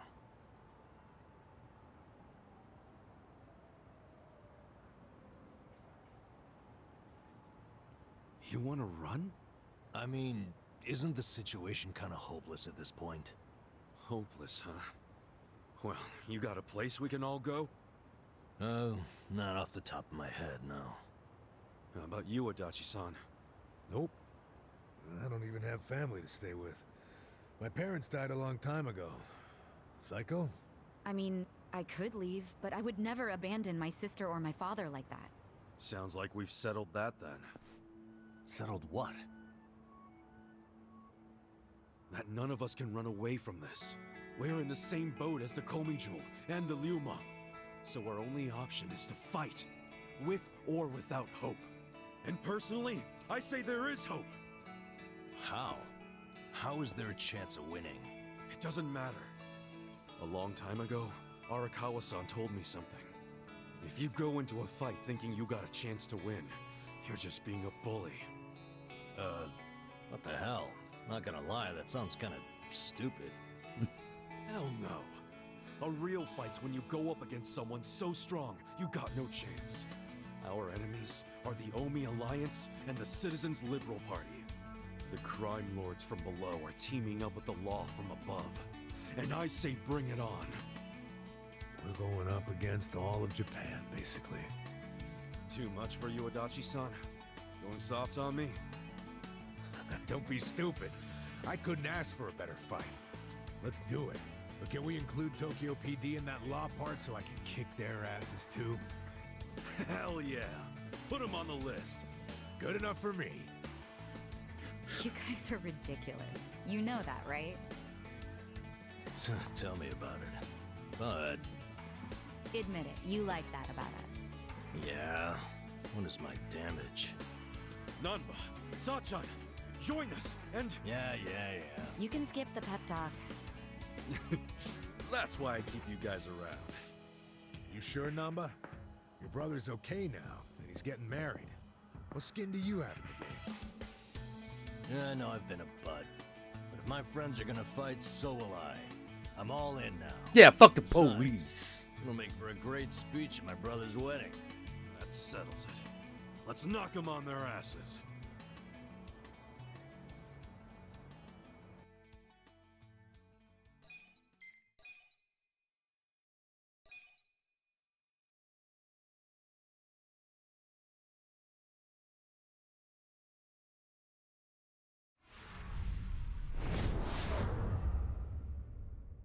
The end of Yakuza. Oh, geez.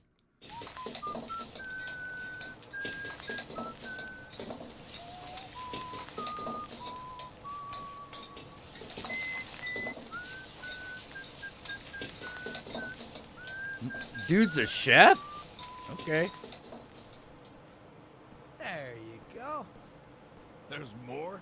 I can't eat all this. Don't sweat it, Chairman. Us young folks can handle this chow. Oh, definitely. My stomach's a bottomless pit. Bon appetit. Hell yeah! We got so focused on our food that we forgot to actually discuss anything. is damn good. Yeah. But we have to get down to business. Guess I'm kicking us off. This is Kume-kun, leader of Bleach Japan's Yokohama branch. He's going to run for this district's representative seat in the next election. Now, what you gotta understand about this kid is he's just step one of Ryo Aoki's scheme to turn Ijincho into his personal political machine. Zhao's correct. Kume is just one step. Aoki's other steps include a huge number of Bleach Japan candidates all over the country. Yeah, I noticed that too. And the dam is broken. There's no stopping it now. Governor Aoki's too popular. There's no one who can stand up to him. So you think Kume's win is a done deal, Chairman Hoshino? Pretty much. Kume has Aoki's broad public adoration at his back. Throwing Aoki's fundraising and media savviness. Kume's got a very real shot at this. I'd say so. He wants Ijincho so bad, it's gotten personal for him. Since it was Ogikubo's kingdom before, seizing it makes Aoki the new heir apparent. That's gotta be what he's thinking. Yes. I'd venture to say that even if the Citizens' Liberal Party wins every other district, he won't be satisfied unless he wins this one.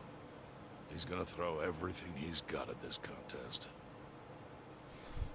Definitely.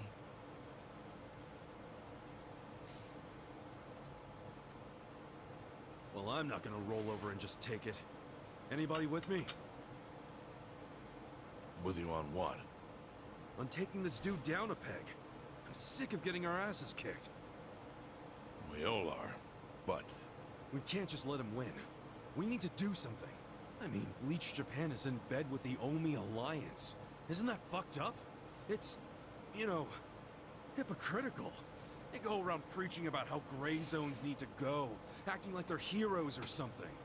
Meanwhile, they team up with gangsters to take over Japan, and everyone just claps for them? Thing is, Kasuga, these gangsters have a governor on their side. They're untouchable. Are you guys even hearing yourselves right now? What's gotten into you? The Ijin 3 used to protect the weak and vulnerable in this town. Granted, you did it by running a huge scam, so I'm not gonna give you too much credit. But after everything the city's given you, don't you feel like you owe something to it? Look, I know none of you guys did what you did just for the money. Ogikubo was the one raking in all the dirty riches. You guys wanted to stop a war from destroying this town. And if you don't stand up now, you're basically abandoning the Ijin 3's purpose. It's a disgrace. You sure you want to finish that thought? Yeah, dial it down, or I'll set you straight. Well, I, for one, agree with him. You do? Everything you said is true. We all lived in the gray zones, and sure, that ain't something to be proud of. But at least we could be proud of putting food on the tables of our men and their families. You're with me on that, at least, right, Samui? If we roll over, we will be throwing away everything we've ever worked for. Zhao. No, it's true. And remember, I left the Liumeng in your hands. I trusted you to consider what my men need. This is shaping up to be your first job as their new boss. Come on, Samui. Damn it. Fine. Chairman Hoshino, you got any wisdom of your own to lend us? Well, I do understand the need to be fair to the city.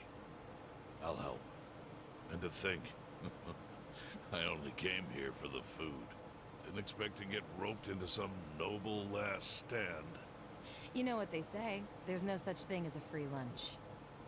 True that. Now let's go take care of Kume. I have to admit, I will enjoy knocking that little punk off his pedestal. So what's a move? Good question. We need to strike, but how?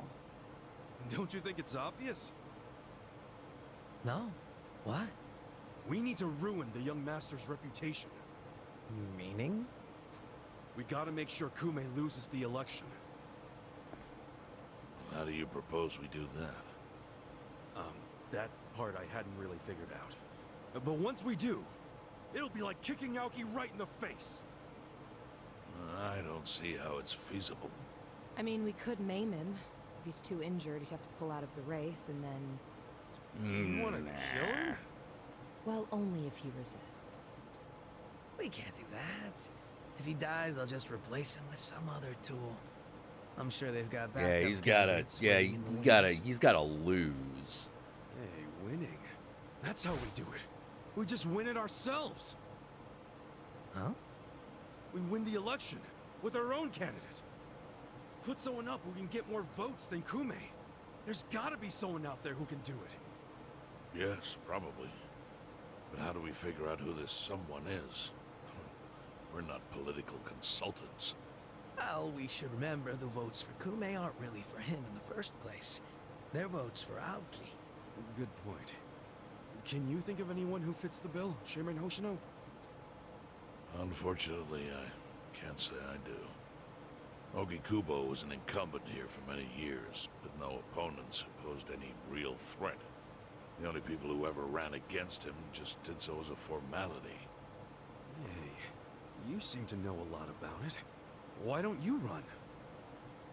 Excuse me?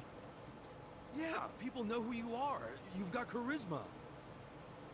No Yakuza's gonna win an election, even in the Jincho. If he did, I'd consider the world doomed. Seriously.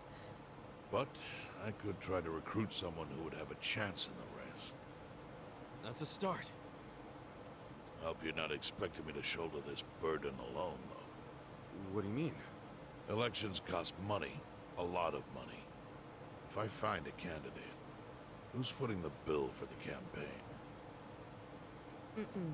I'll tell you right now, my people don't have a single yen to spare. Right, so, how much is it exactly?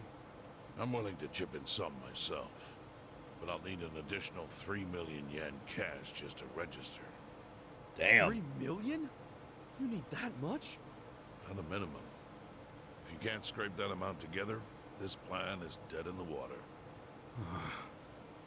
I hate to say it, but he's right. Can you do it, Kasuga-kun?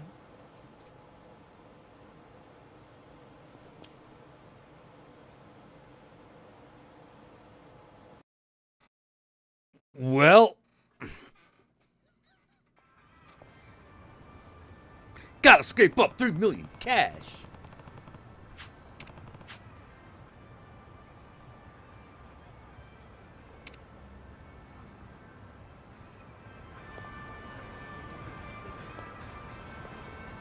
Gather 3 million yen. Wait, is this just the grind portion of the game? I think it is. Worse things. Alright. Get this fucking grind show on the road. Gotta have a fucking bake sale and shit.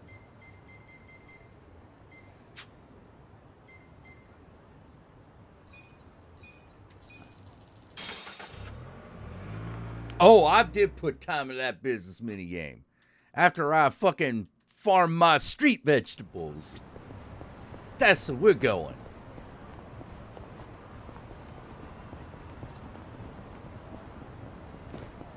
They're just about ready.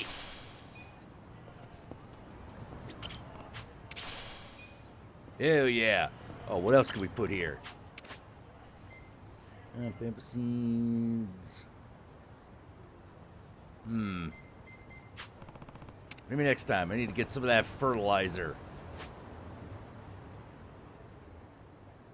That's a 5 bar. Alright.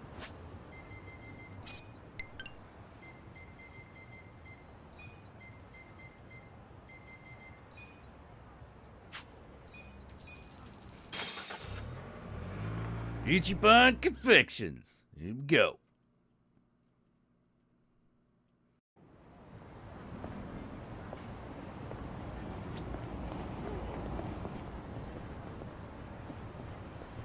Now, not to be a huge dick, but I could embezzle 3 million. I'm pretty sure I can embezzle 3 million from my own company.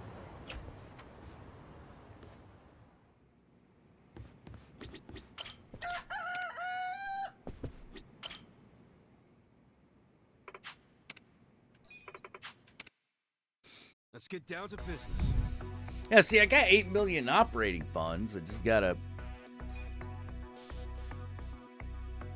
contract deposit discount ongoing. All right.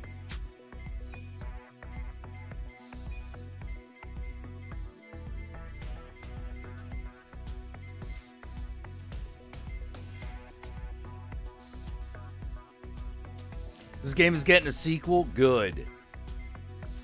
Good. Oh no, I don't need to sell that shit.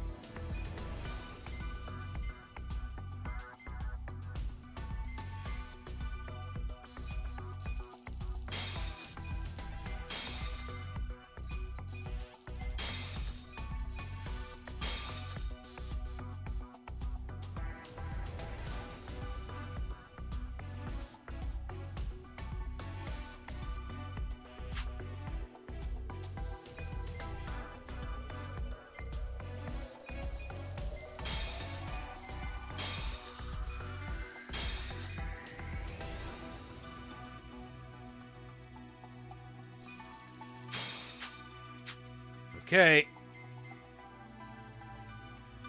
We got a job to do.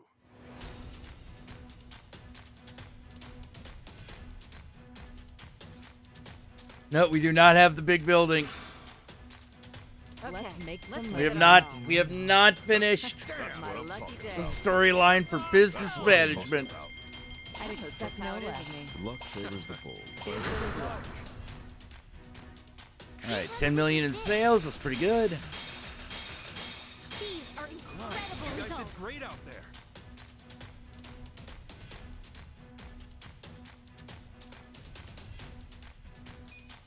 Things are going up.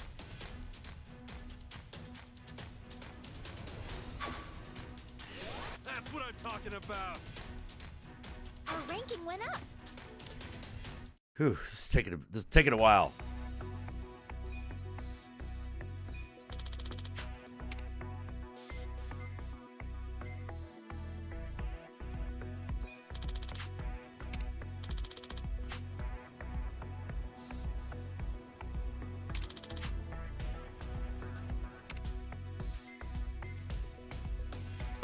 Fine. Can't believe she fucked me.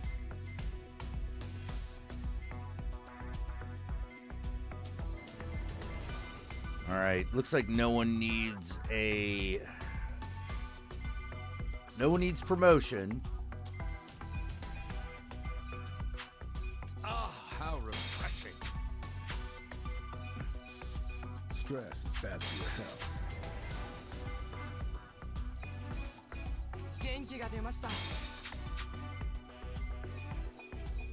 I'm feeling motivated.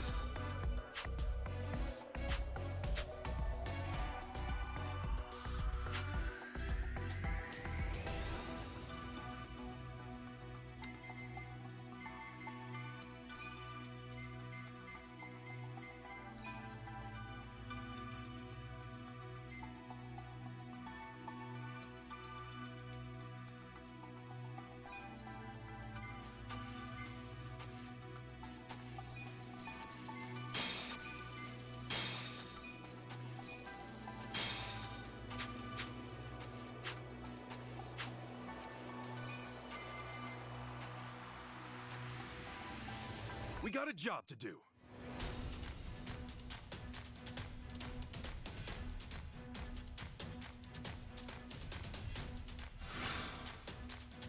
Let's make some money. Just call me Lady Luck. That's unlucky. That's what I'm talking about. Luck favors the bold. This isn't That working. was just how it is with me. Here's the results. Here's how the business did. These are incredible You guys results. did great out there. Things are going up. Sure, press rose. No change in our ranking, though.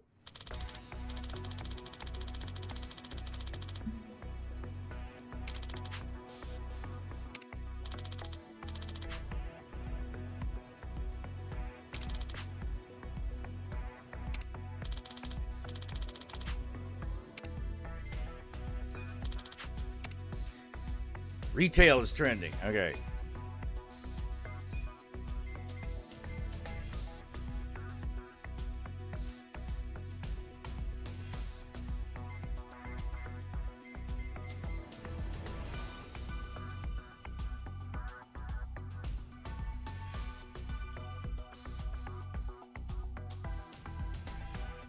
Man, don't make me get rid of the brothel.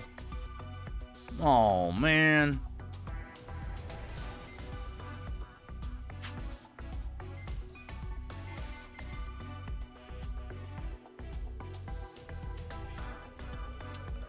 Retail sales boost expected, huh?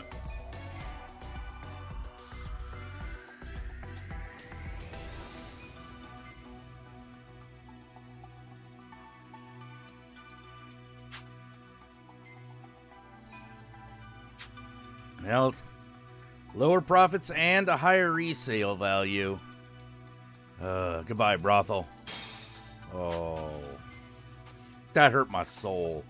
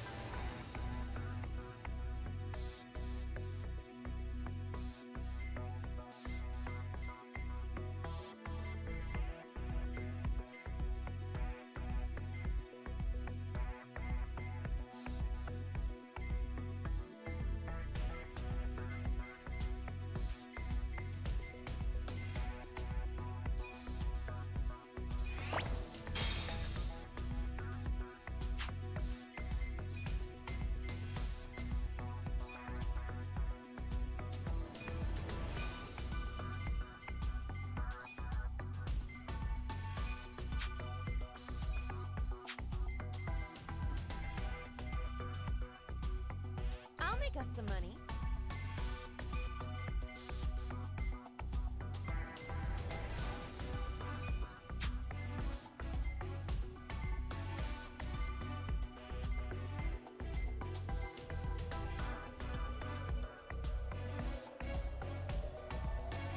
I'll give it my best.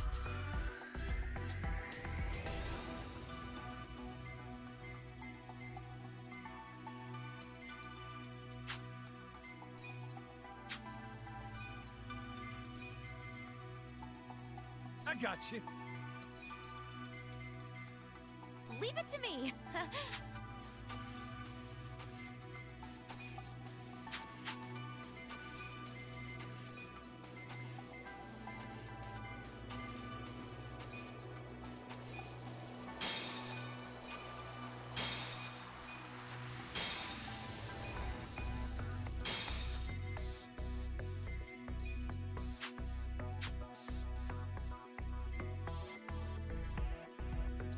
What?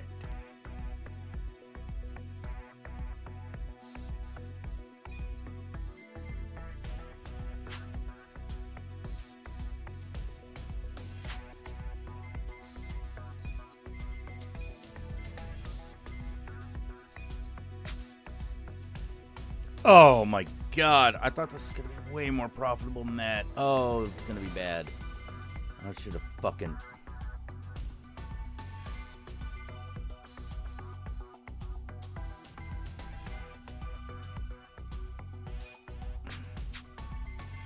Alright.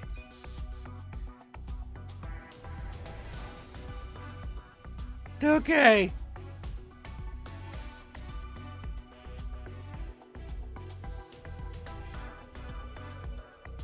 Oh.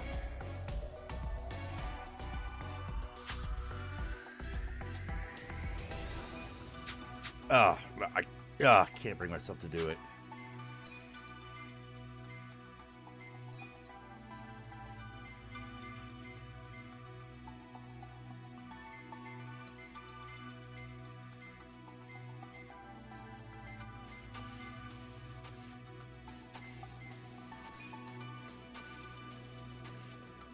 Now that's a wise decision.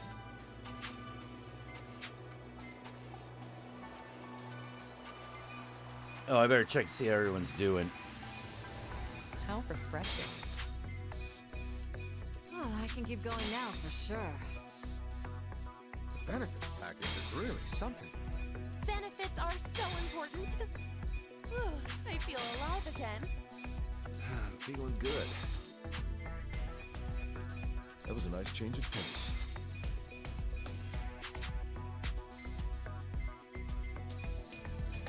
That's the good life.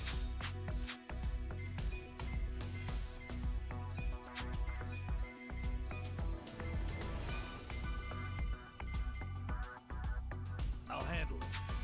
Ah, damn it.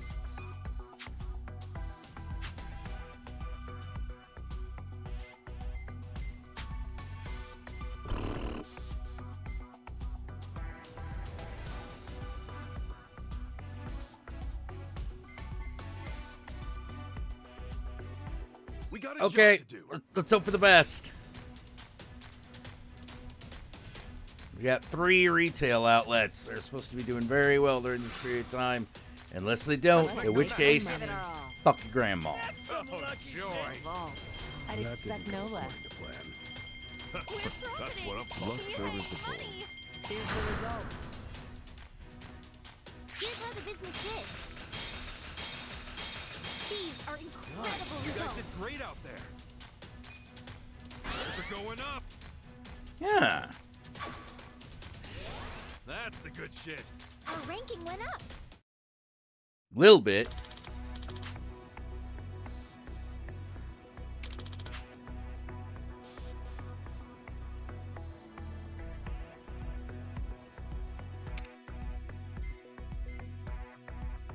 Yeah, one best.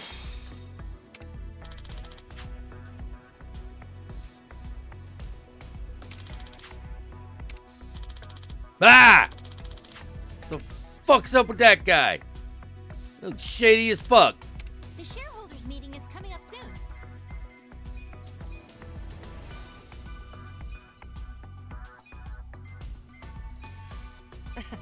Back in the game. Oh, I am feeling refreshed.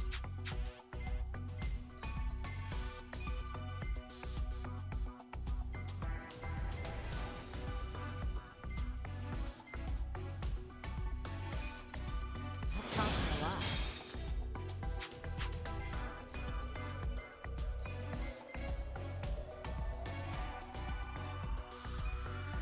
I'd say that helped.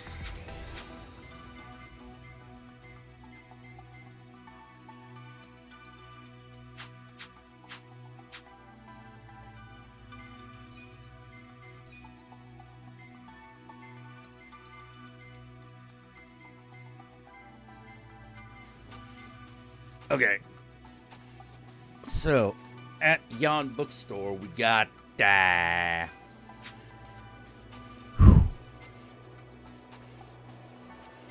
oh, God, really? That's all we're gonna get?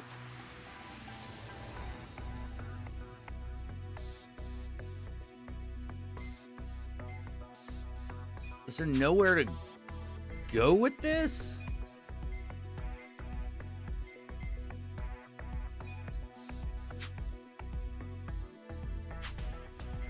Investment capacity is maxed out. God damn it.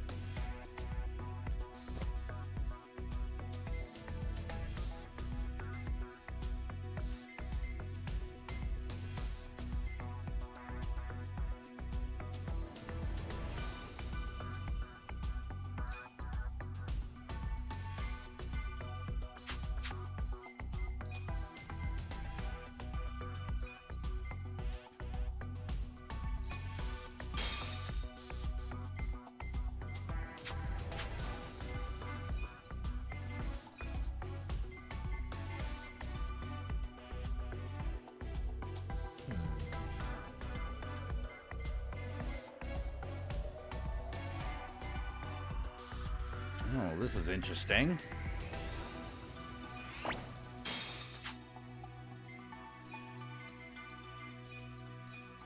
Oh, I've got this in the bag.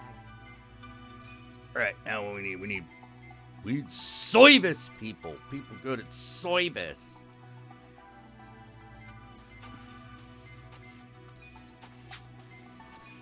No.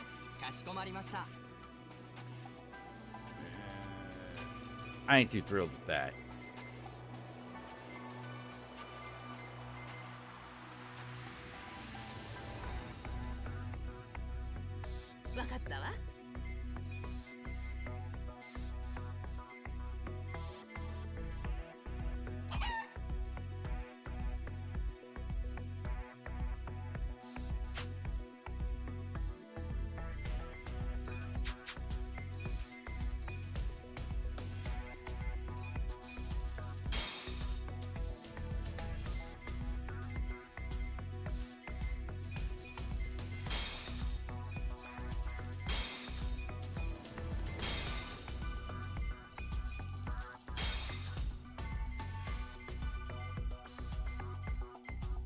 Ooh.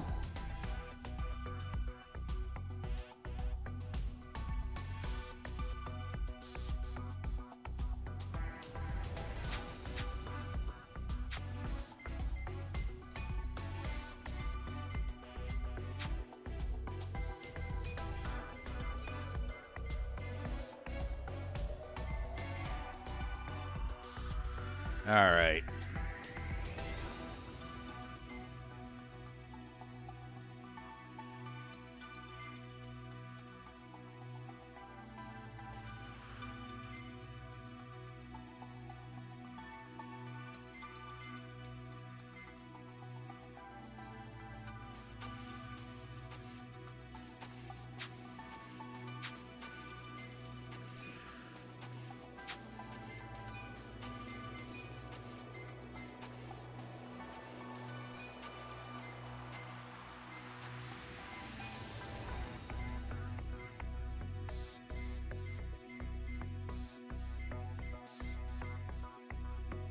I'll handle it.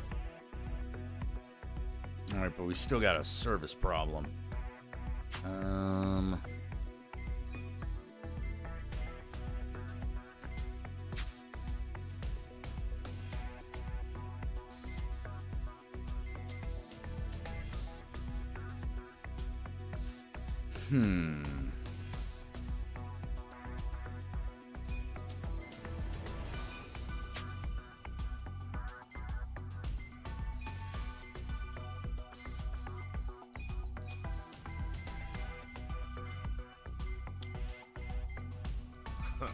I'll show you how it's done.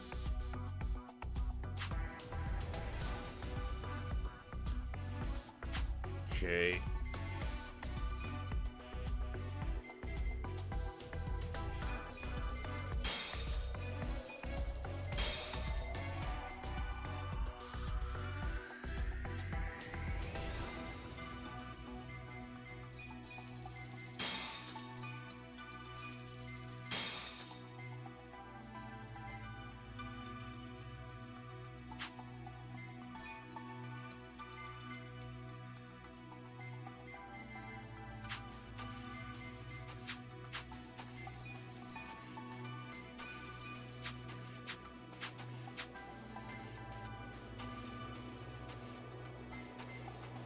Ugh.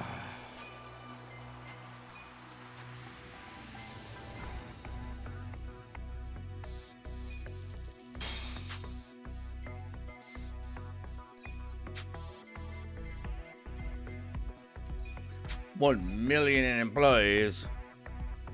Jesus Christ. Okay. What do we got?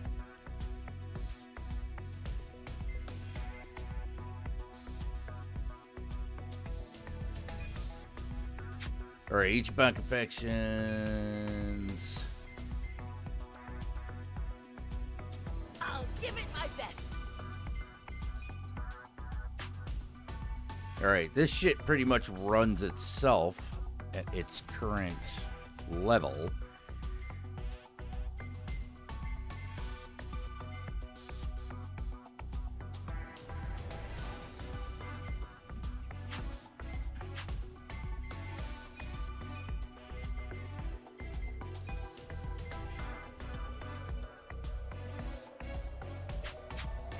God. Let's see, who do I...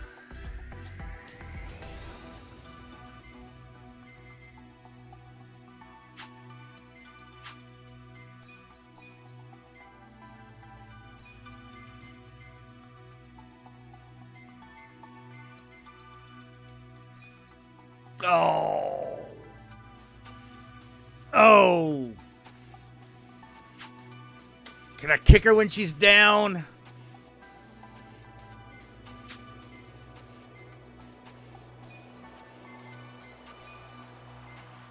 Take care then. Oh boy.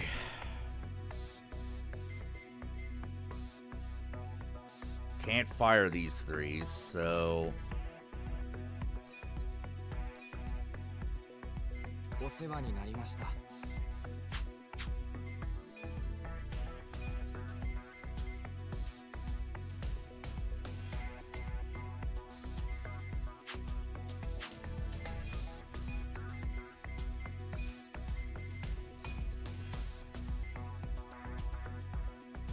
Goodbyes are always so sad. Oh. Yeah, I know.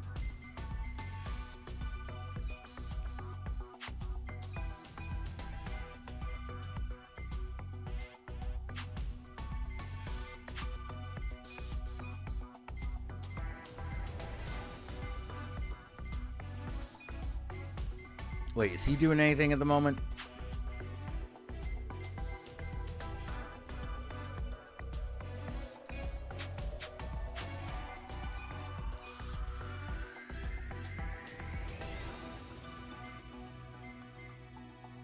Right, cool Yakuza guy's doing something. 1, 2, 3, 4, 5, 6, 7, 8, 9, 10. I have way more than 10 employees here. But I think I've gotten rid of all the non-essentials. Okay. How refreshing.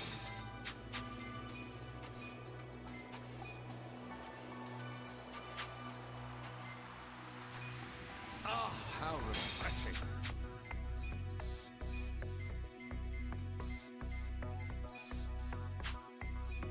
That was pretty refreshing. It's good to change things up. That's real bad. Oh god, everyone's getting a car. You get a car. You get a car. Wow. Nice benefits. I'm back and ready to work. Oh god. I'm feeling strong.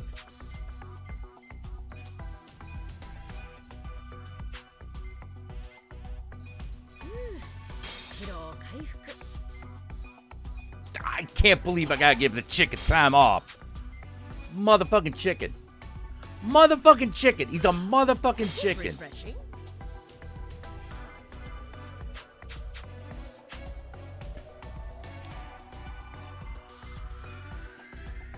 All right. Whoop. This guy needs to be promoted. It's only a matter of time.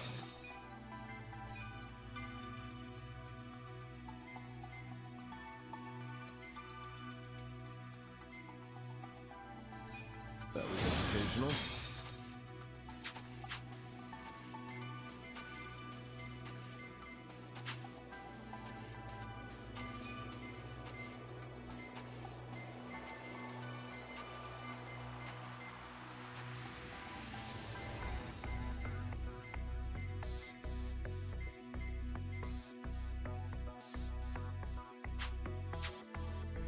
Okay.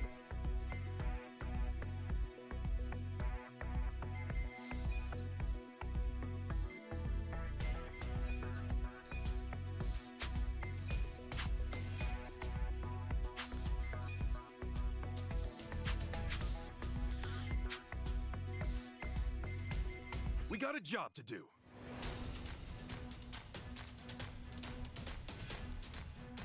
Okay, let's see how well we do here.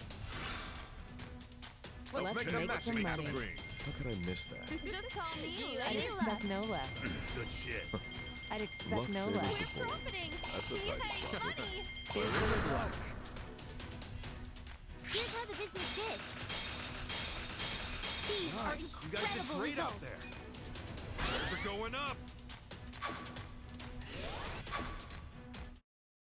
We're changing my rank.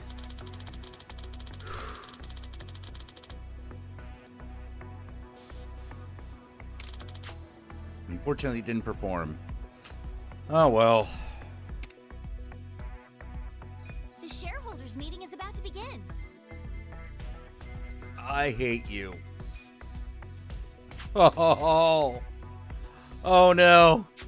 And now I need a new team because I fired my old fucking board. Well, Back in the game. that'll teach me. I feel alive again. I'm all good. That's the good life.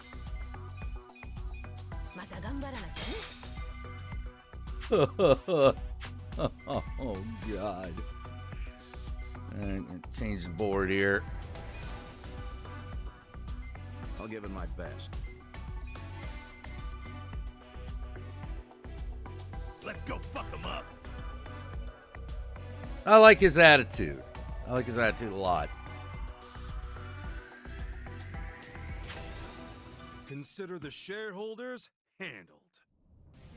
We'll start with the financial report. We'll kick things off with the financial report. Thank you.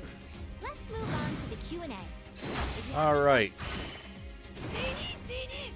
Have you even considered all the options?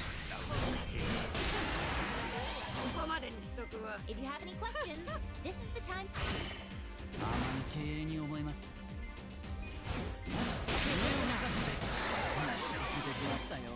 If you have any questions, this is the time. Well, I've got some ideas for you. Everybody relax. I ain't gonna stand.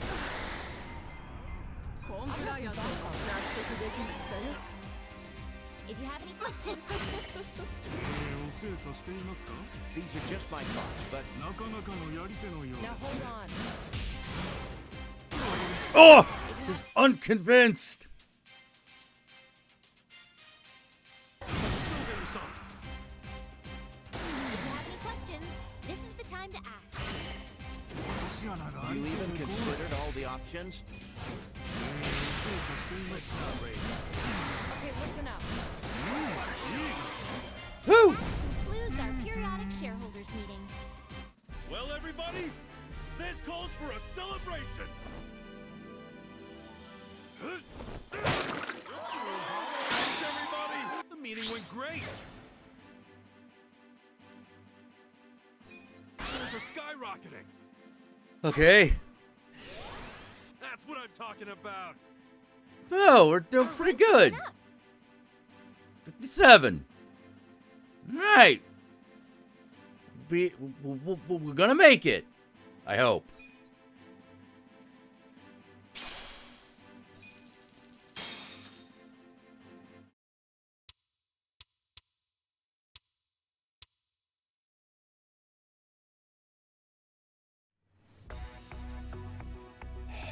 Whoa. Retail is starting to trend. Good thing we got a lot of retail properties then. Look at that.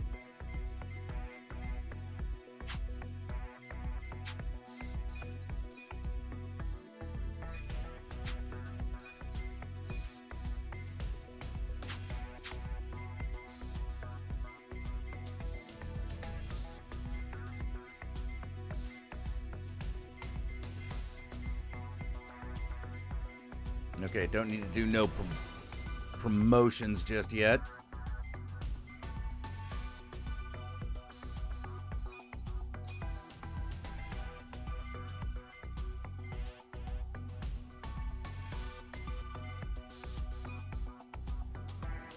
I'd say that helped.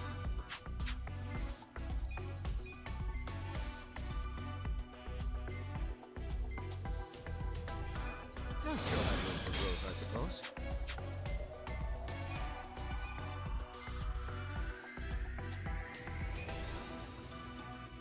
Do I see second year now? All right, promote her. Sweet! It's a sushi night for sure. You are wise beyond your years.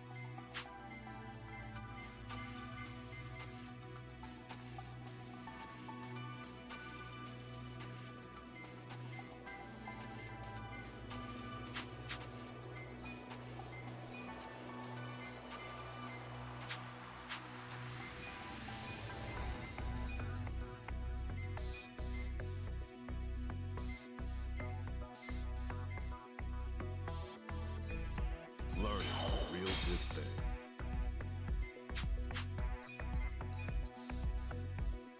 A raise? Hell yeah!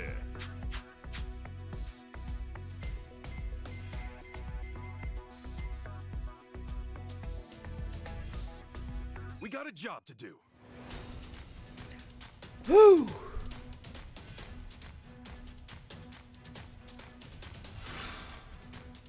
Let's make the matching some green. That kind of sucked. What the huh? hell? Just call That's me what I'm talking Jackula. No! Expect no less. You gotta be fucking kidding me! Here's how the business did.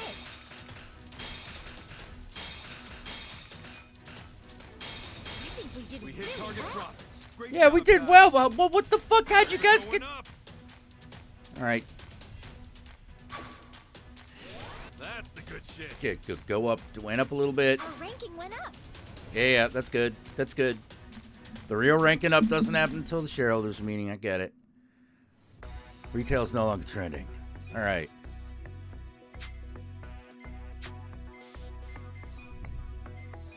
What the fuck happened?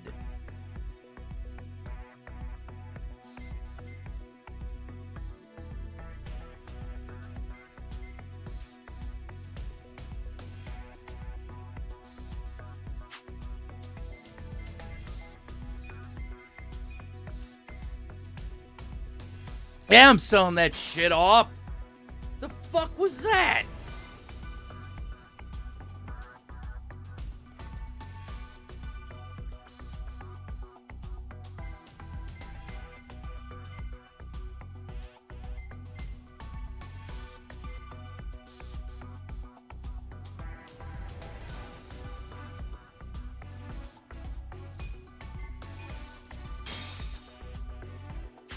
That's some bullshit.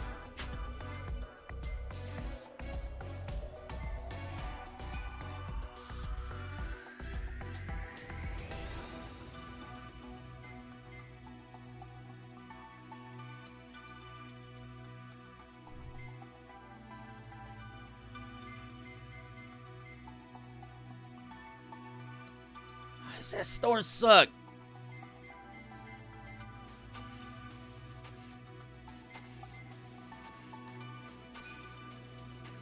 Oh, Jesus.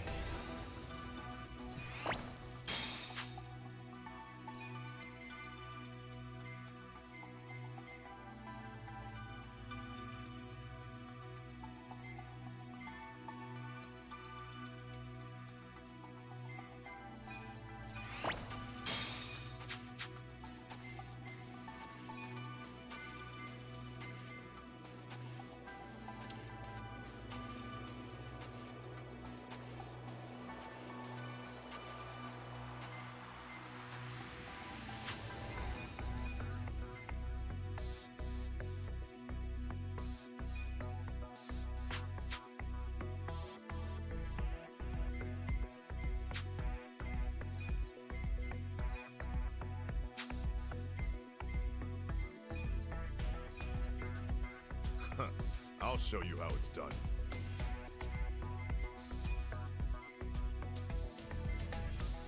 I'll handle it. You guys handle the photo studio. Leave it to me.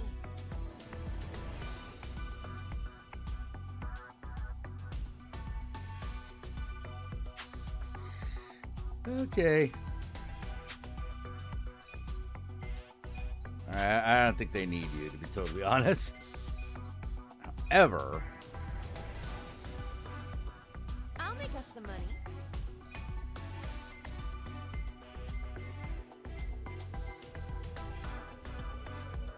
I got you.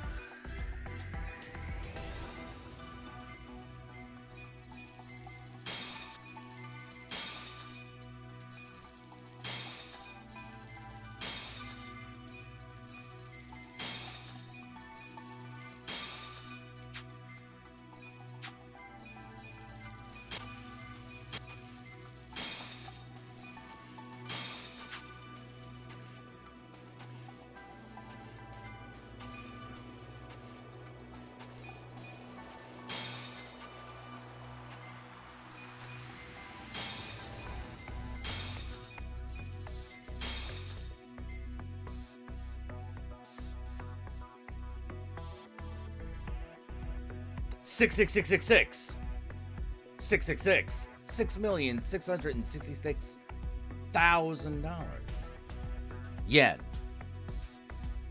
That seems very lucky.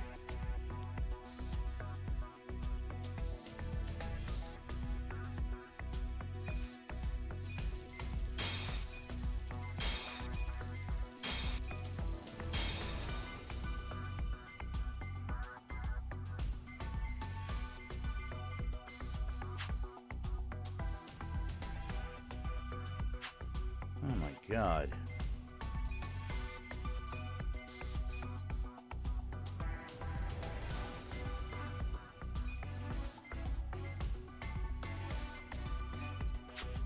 I got this. No, that's not good enough.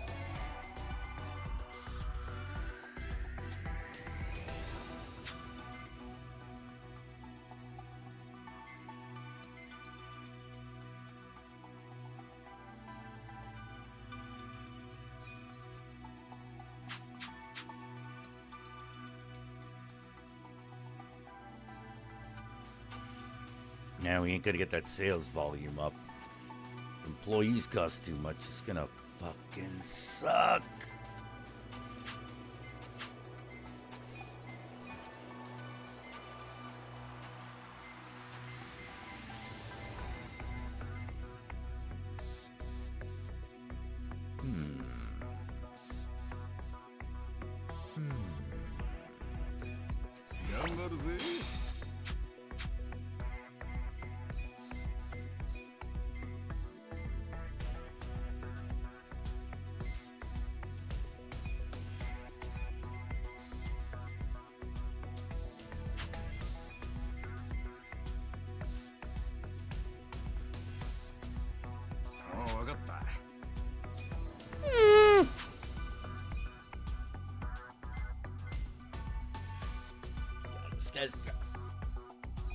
All right. I'll handle it.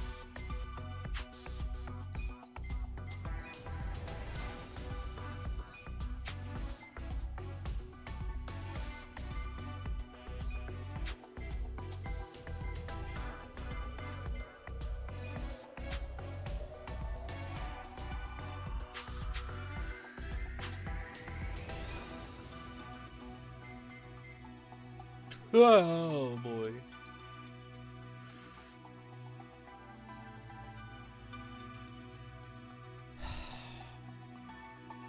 And I got no leader. Okay.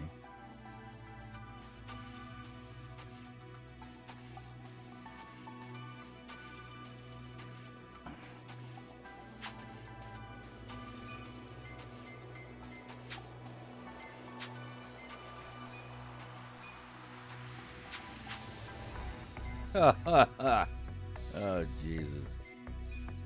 So, yeah, put someone in charge of this fucking bullshit.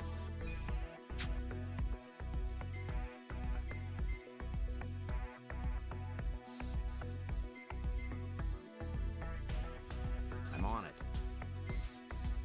Okay, well, at least we'll be failing by just a little bit.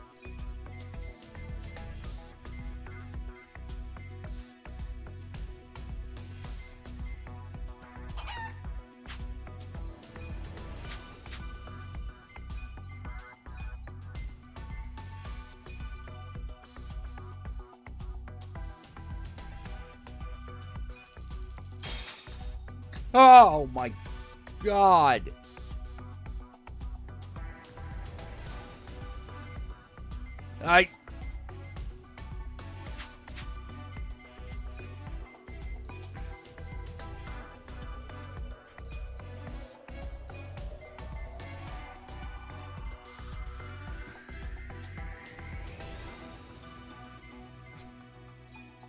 Okay. Oh God. No. That. Oh. Yeah, you're fucking shitting me.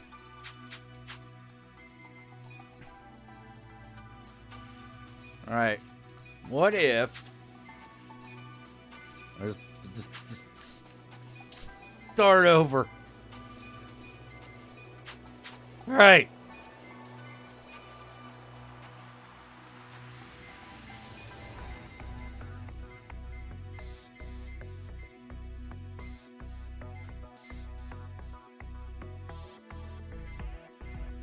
Let's do it. All right, put him in charge of that shit. What do we need here?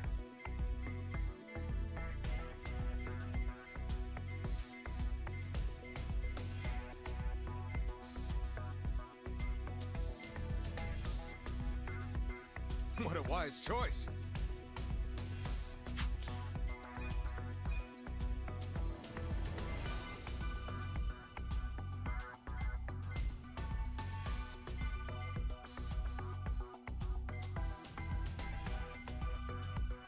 I'll make us some money.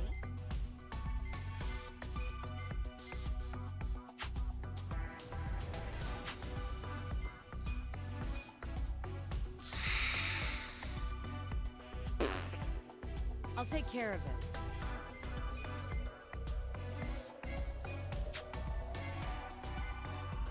Just leave it to me. Oh God, this thing is gonna be a pit.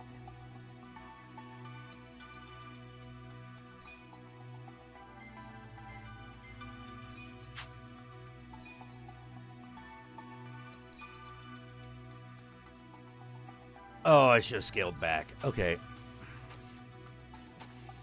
I'll take care of it. Mother of fuck.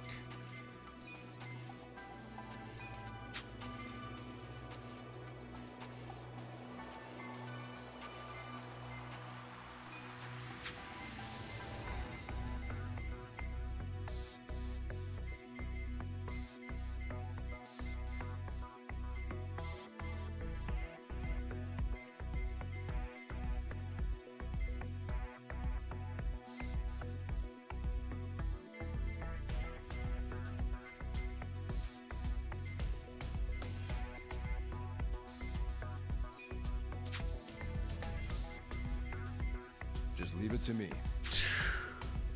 Well.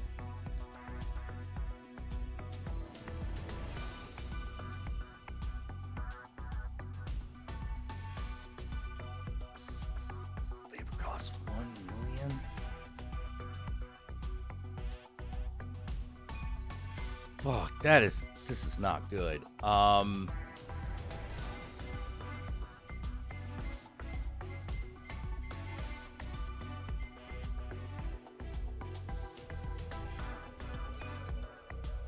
What a wise choice.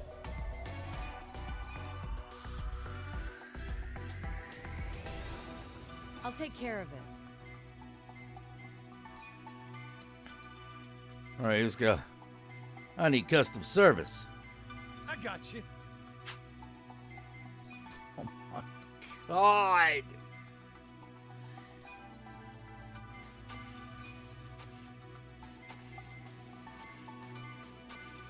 いいわよ. Well, I'm losing less money. Oh, God. Oh, my God.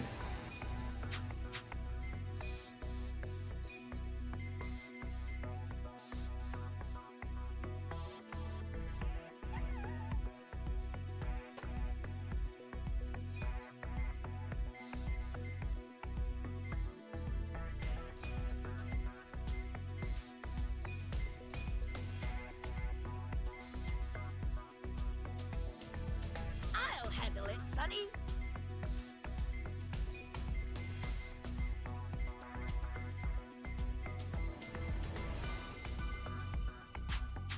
No.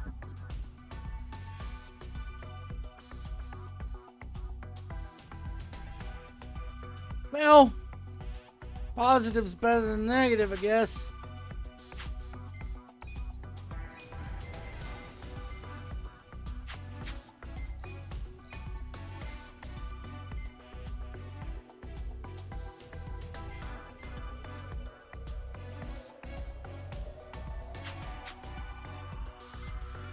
Ooh, profit's gonna take a huge fucking dip. Okay. Oh, God. Yeah, I know. Picks the guy with the eye patch. You ain't kidding.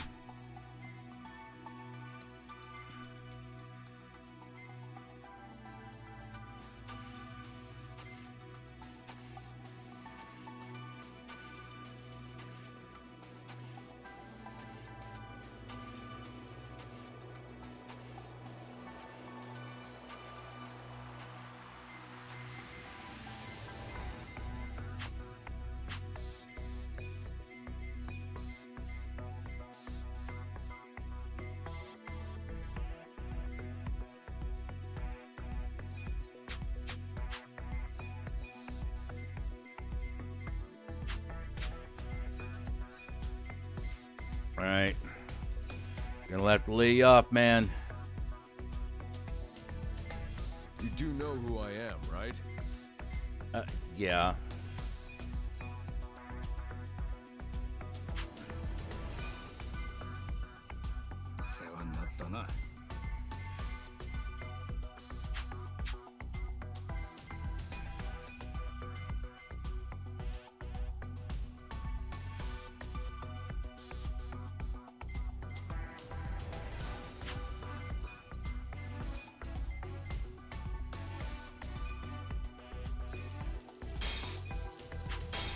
Okay. Wait, that's still not enough?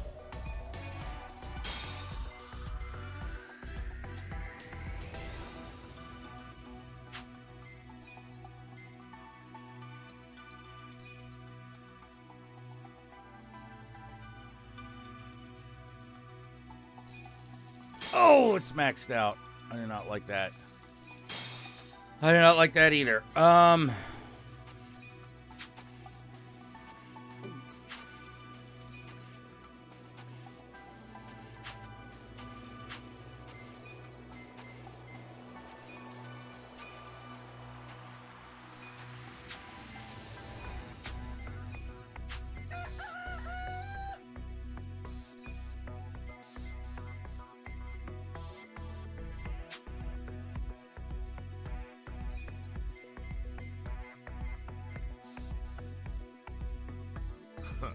I'll show you how it's done.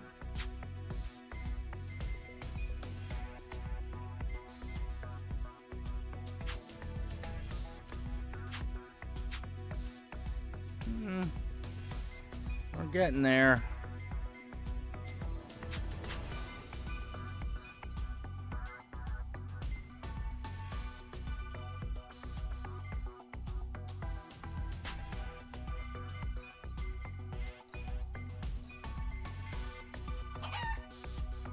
Oh, whoops.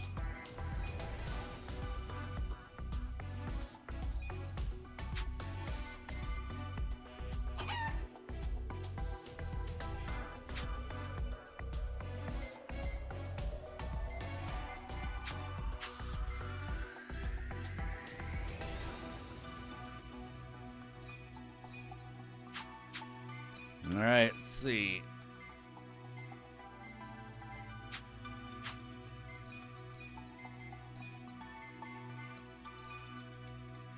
take care then.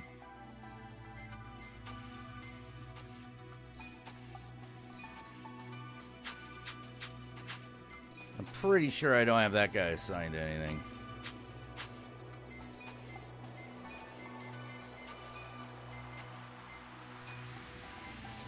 Well, I had a good time.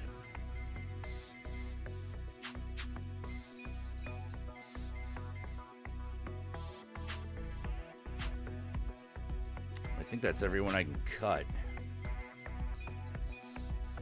Oh, no one's happy.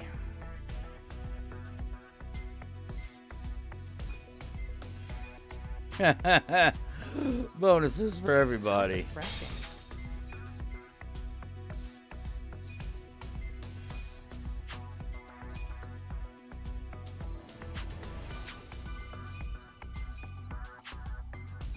Benefits package is really something. Oh man. Oh man, I changed way too much. Now they're pissed. What a great benefits package. Yep.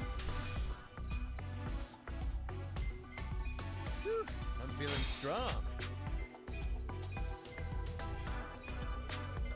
Stress is bad for your health.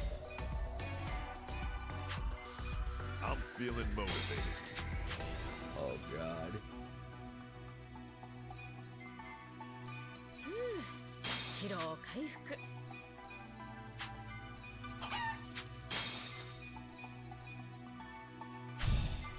Such a thoughtful young man.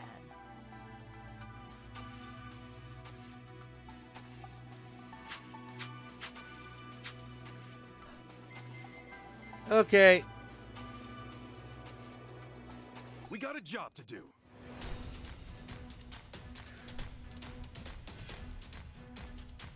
Now you do finance newspaper. Yeah, I know, right? Just call me Lady Luck. That's some lucky shit. That's what I'm Come on. Come on. Clear expenses and I'll be like, all right. Here's the results. That went well. Here's how the business did. These are Nice. You guys did incredible great out results. there. Sales are going up.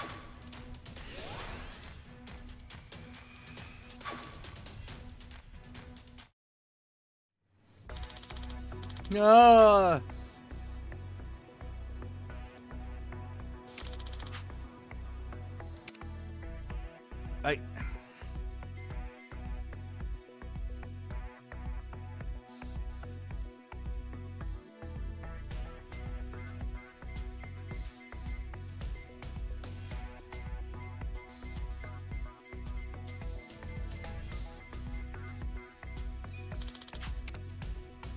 I'm like, I can't fire the old lady. Are you kidding me?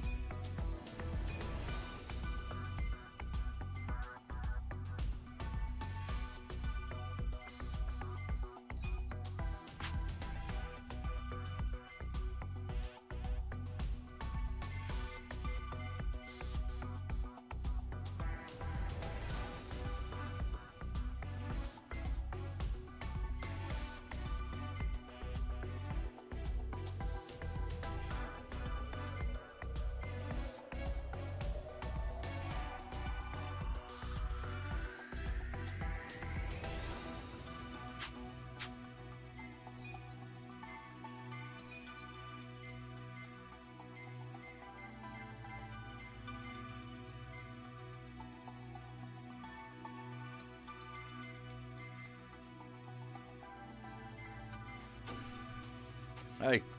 Oh my god.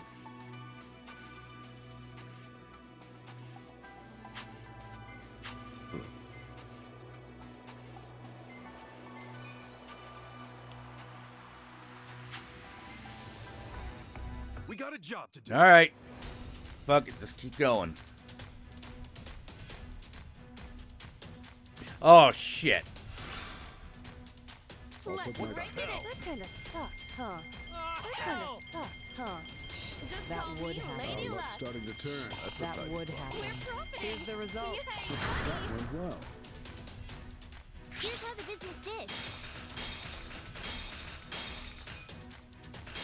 These are incredible You guys results. did great out there.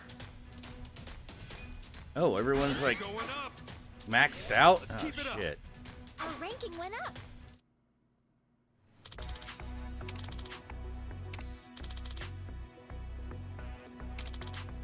The shareholders meeting is coming up soon.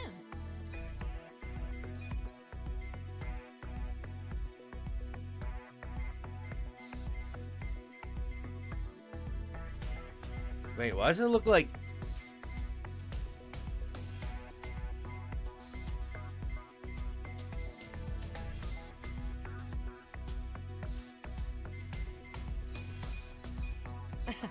Back in the game.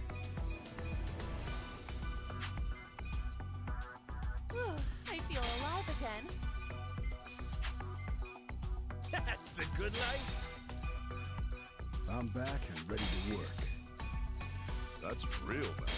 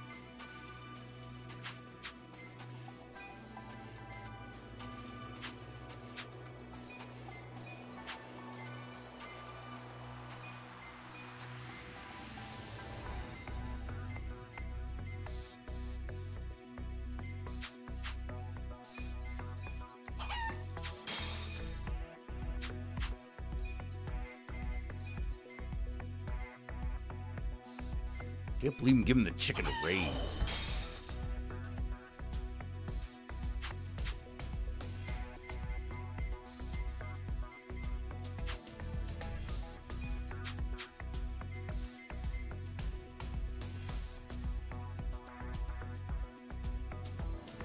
No debts. Can't buy any more properties. God damn it.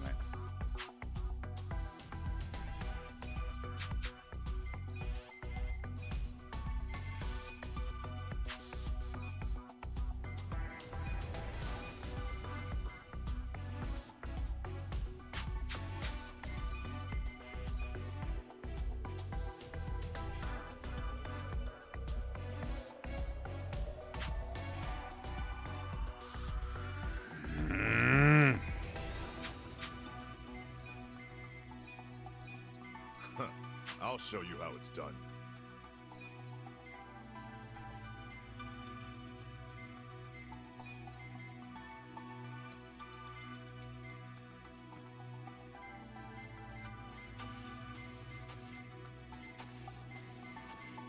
I am spending way too much on these contract employees. I'll give it my best. Oh.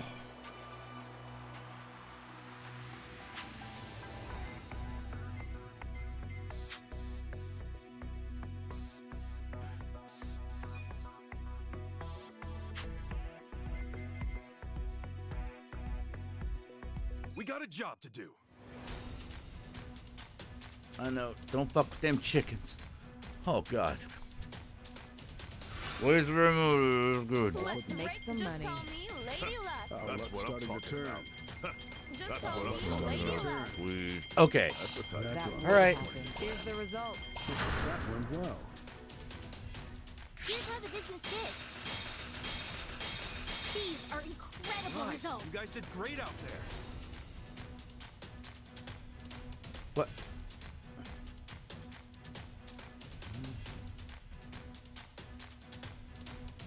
Oh, I see. They didn't go up. They earned... They got XP, but they didn't go up in level. Oh, okay. Okay, got it. Things are going up. No change in rank.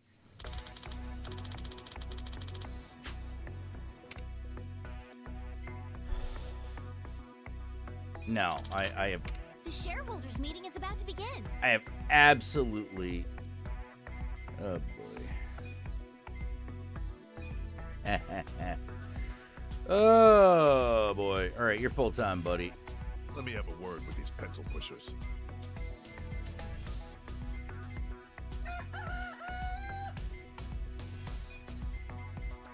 Let me at him.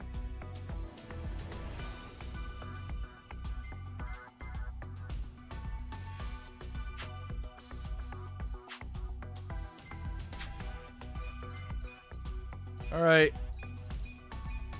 How refreshing.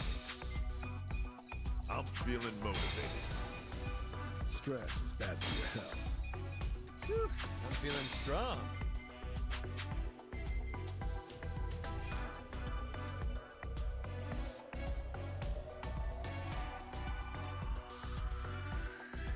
Hey, Shareholders handled. We'll start with the financial report. President Kasuga, if you would.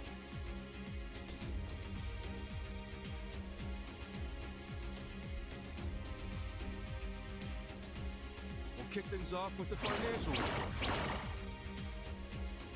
Look, management is great. Period sales are great. Thank you. Just gonna need you to chill out. Q&A. Son of a bitch. Oh, that didn't go well. Now hold on. If you have any questions, this is the time to ask. All right.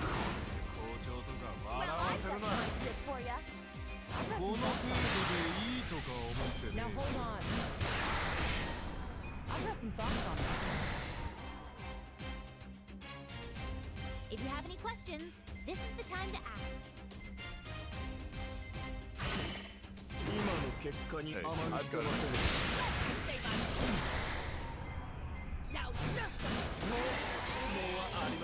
Okay. Please raise your hand if you have any. Okay, listen up.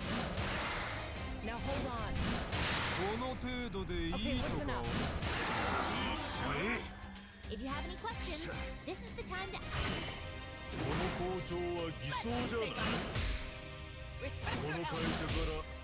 Now hold on. Hey, just listen. That concludes our periodic shareholders meeting. All right, everyone's happy. Everybody, the meeting went great. Oh, dude went up a level. Yay. All right, now where are we? Let's keep it up. Our ranking went up. Yay, we're almost there.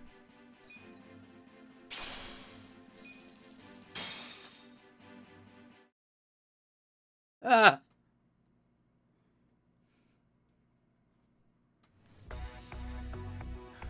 Contract deposit discount going on. I don't need new applicants. What do I need? Ulcers?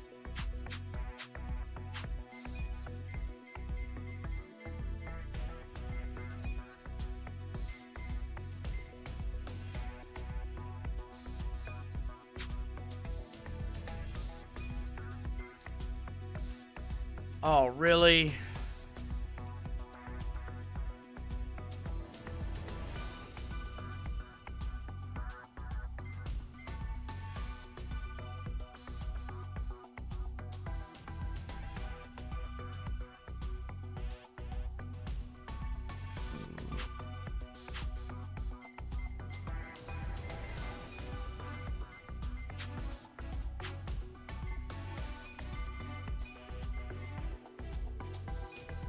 Ah.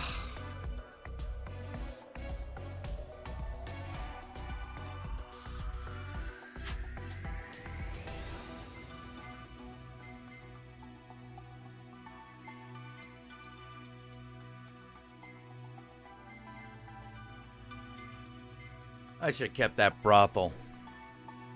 I should have kept that brothel.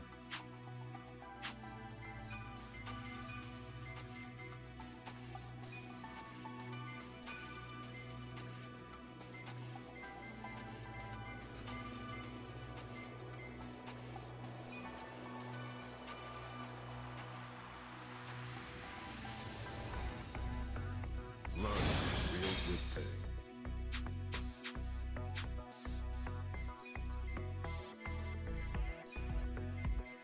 Oh, hey. It worked a little bit.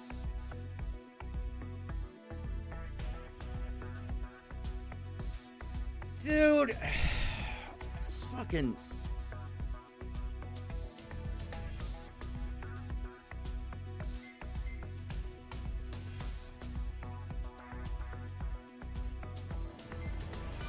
God, this rots.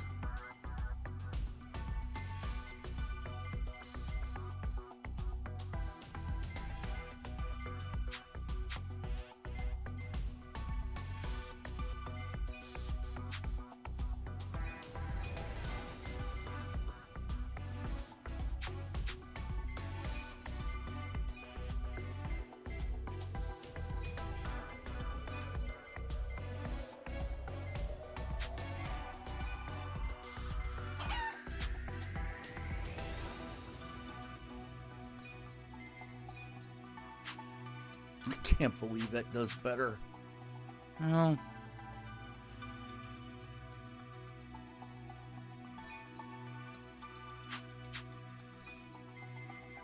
Well. We got a job to do.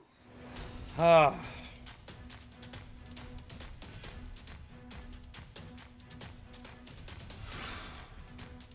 Let's make some money. That Our would luck's help. starting to turn. Our luck's starting to turn. That's Our what I'm luck's talking starting about. to turn. That's a tidy profit. Here's the results. That went well.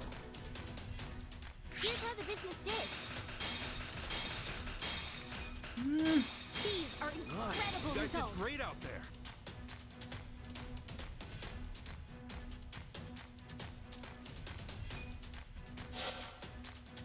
Share price maintained. Okay. No change in ranking.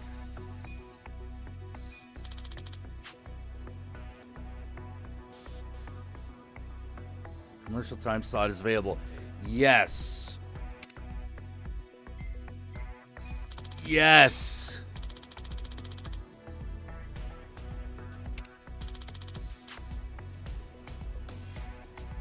Da Silva?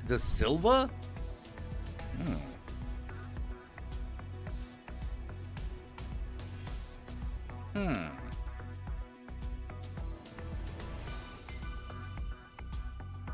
It's a lot.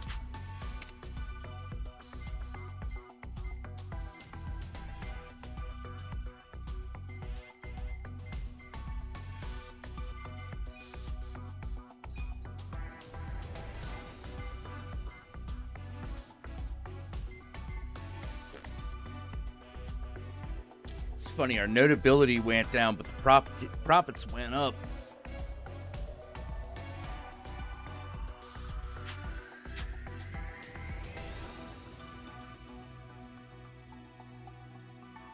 We got a job to do. All right. I'm so hungry. Here you go. Ichiban Senpai! Whoa! Aren't you President Ichiban from Ichiban Confections? I sure am. Eat at Ichiban's Ichiban Senpai! First in smiles, Ichiban Confections. All right. We got this. I forgot to keep everyone motivated, but at least we're not doing too bad. Our luck's starting to turn. What the hell? Our luck's starting to turn. I'd expect no less. That's a tidy profit. Here's the results. That went well. Here's how the business did.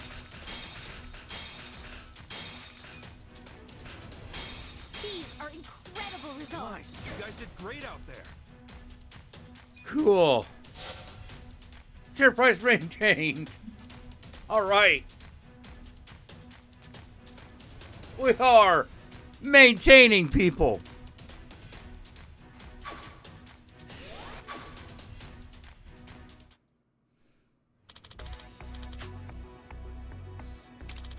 Those and these businesses are first to get to go up.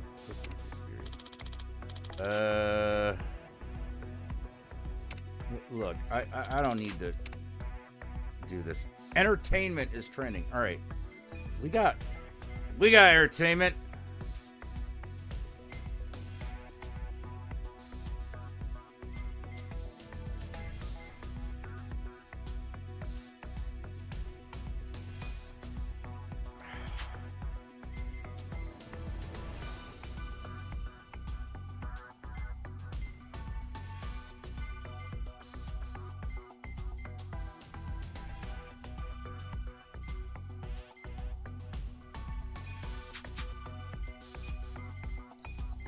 Okay. All right.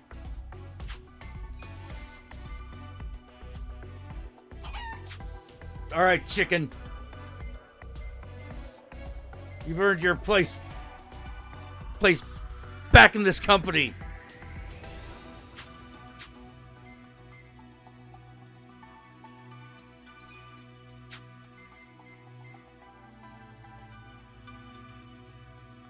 We got a job to do.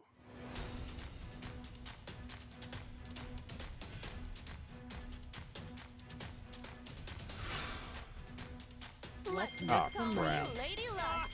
What the hell? Just call me People don't need Lady Luck. vacations. Just call me Lady Luck. That's a tough That up. would happen. Here's the results. That went well. Here's how the business did. These are incredible You guys results. did great out there.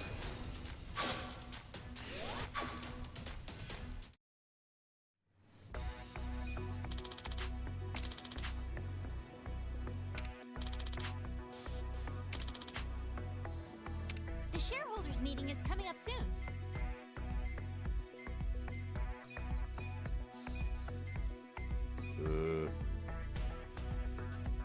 Now, I may have been forgetting In the game. people's bonuses, What a great benefits but package. that's only because I am not very good at my job. That's real, man.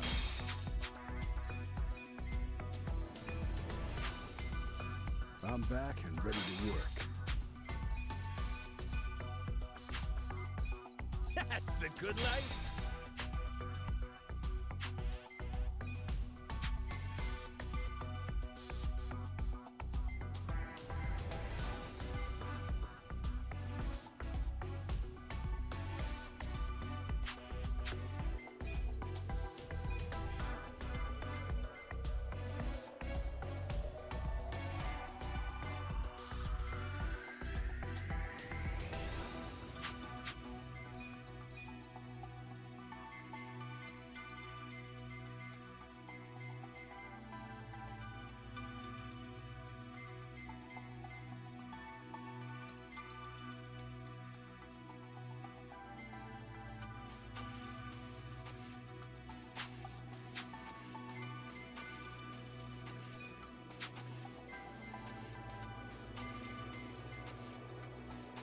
We got a job to do.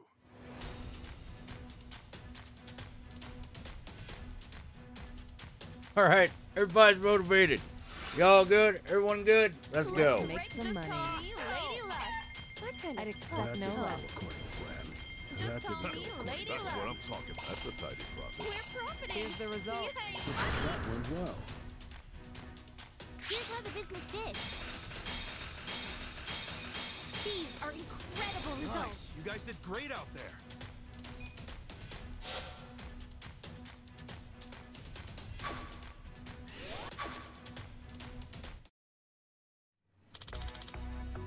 This chicken gives no clucks. An interview gone afoul. Okay, you appeared on TV.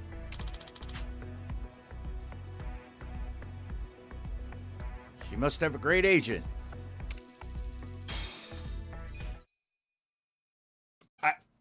I just got $5 million for the chicken. Okay. Uh-oh. Hmm?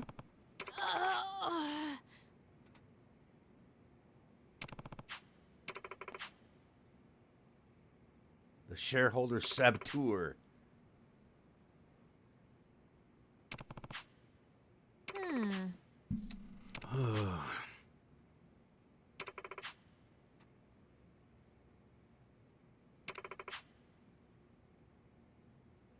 Got it.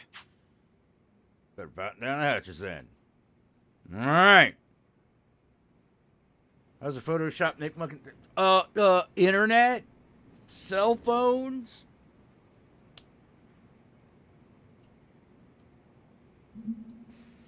See, they told me that a Photoshop was still going to do fine. But I was retarded and believed them.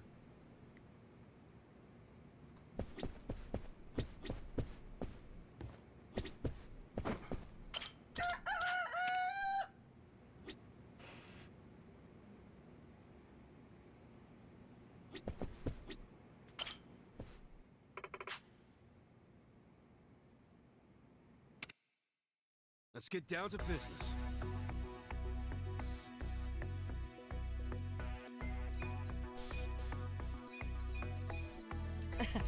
Back in the game. I feel alive again.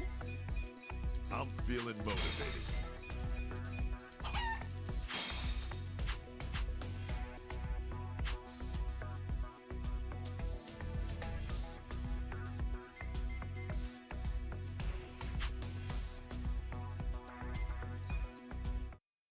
All right, I just realized that was probably their, like,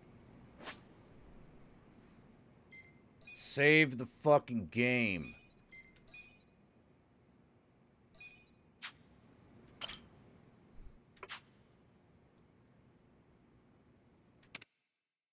Let's get down to business. All right.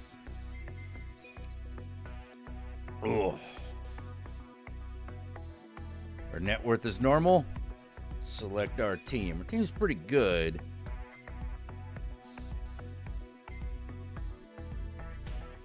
Got our top guys.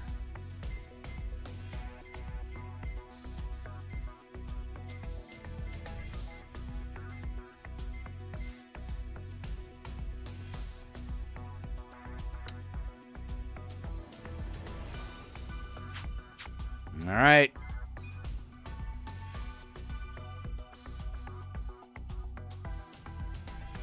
Consider the shareholders handled. We'll start with the financial report. President Kasuga, if you would. See, We'll kick things off with the financial report. our net worth is doing good. We're doing real good. Thank you. Let's move on to the Q&A. If you have any questions...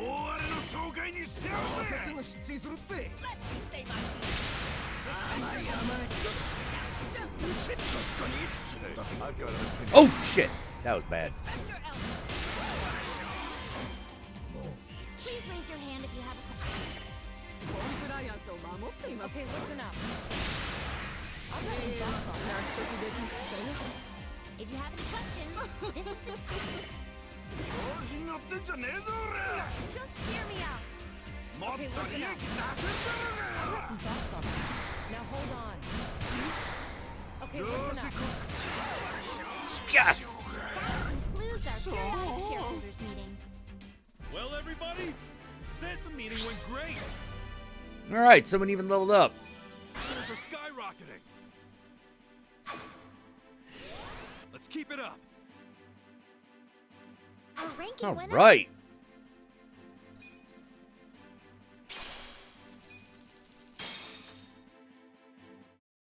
I see that.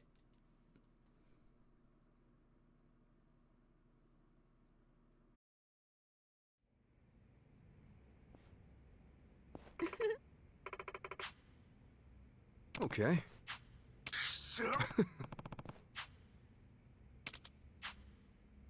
How could I let this happen? We smash any rivals. This was and will always be our rule.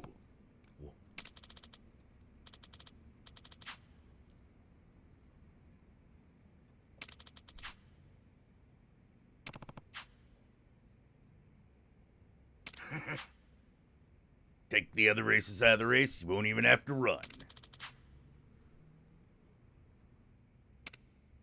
All right. Donald Trump.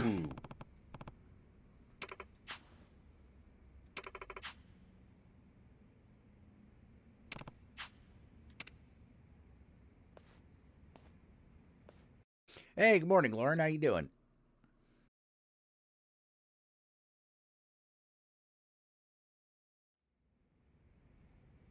Uh-oh. Plot-o.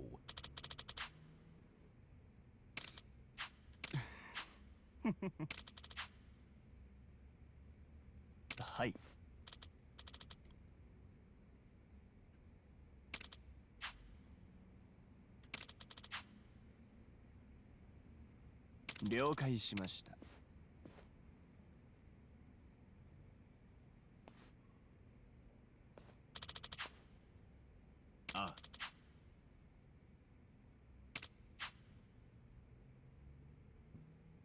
Bye.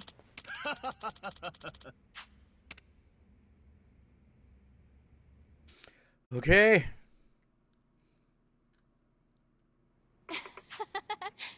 Okay.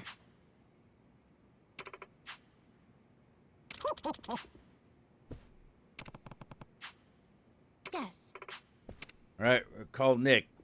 We're gonna call the benefactor.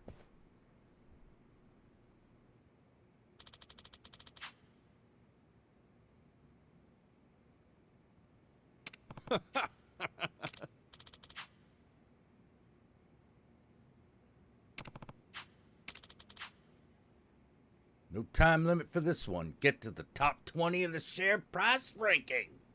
Got it.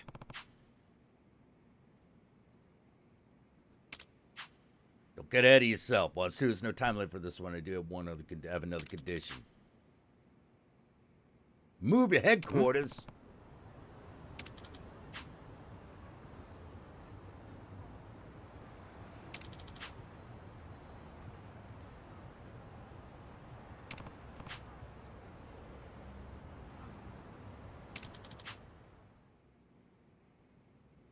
Hmm.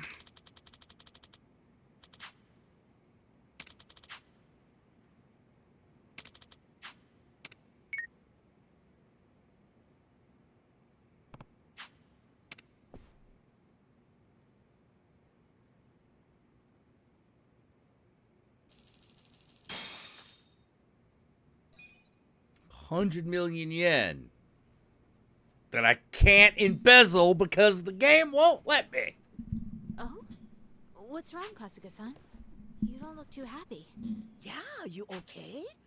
I've heard of a punch perm, but that My thing's hair's always been like this. Oh, and I got some new conditions from Nick. Is that right?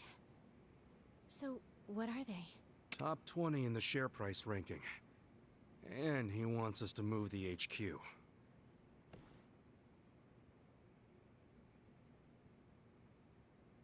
Huh?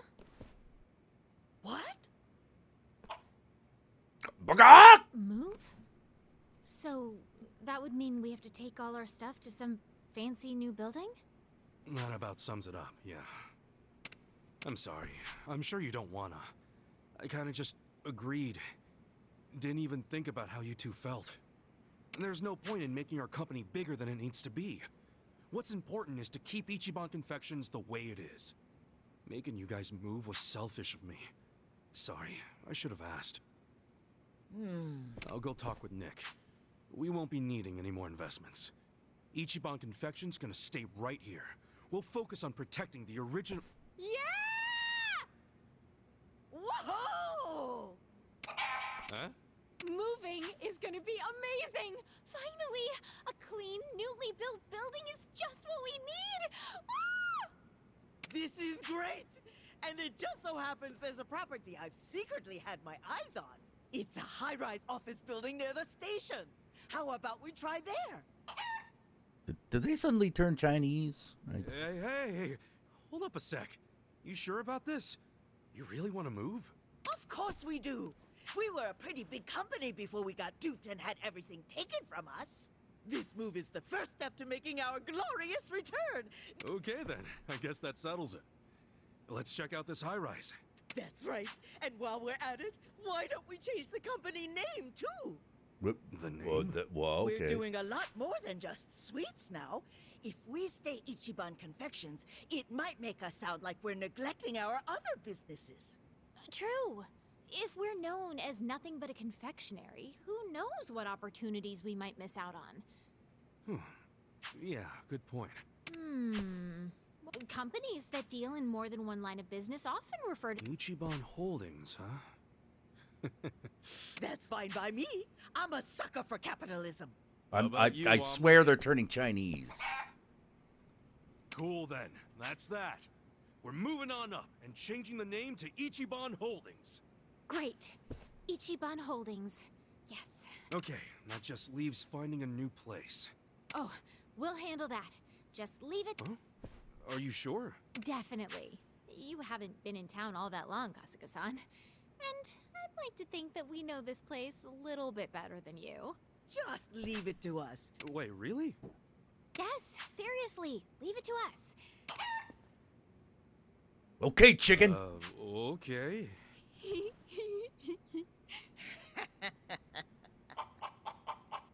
Why do I have a bad feeling about this?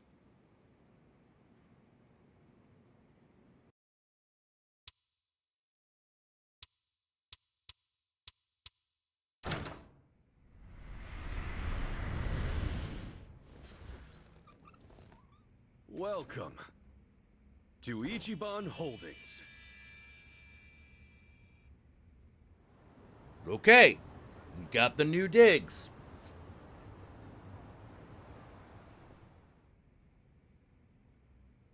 If that chicken poops on the carpet, I swear. This new building is great. What of you indeed? I dare say it's added another 10 years to my life. Yeah, we kind of made it big overnight, didn't we? Still, this building, I'm guessing it set us back a bit.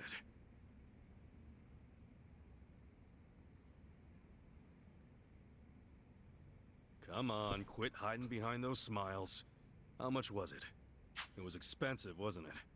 Nope, nah, perfectly affordable. Isn't that right, Granny? That's right. Not expensive at all. Oh, I just remembered. We have some business to attend to. If you'll excuse us. You didn't buy the building, What's did this?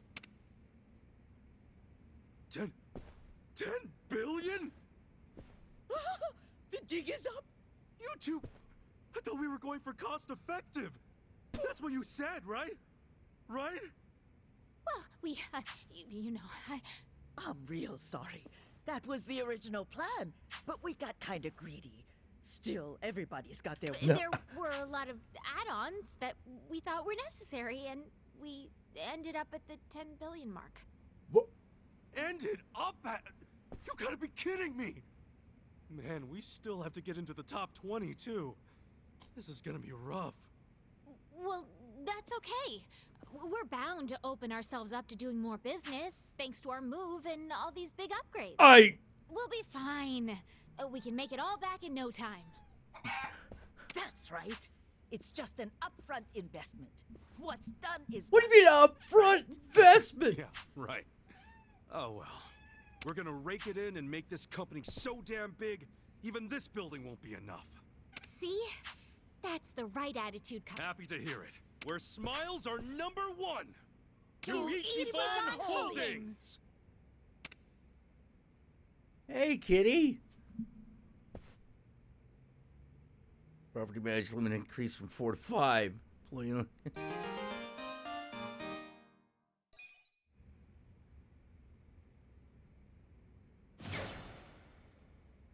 Okay.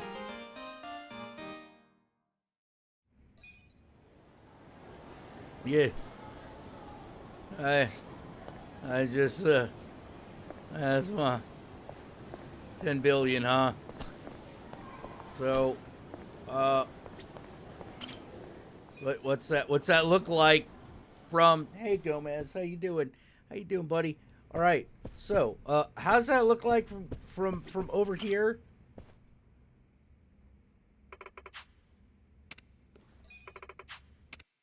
Okay, like, let's get down to business. Are we in the red?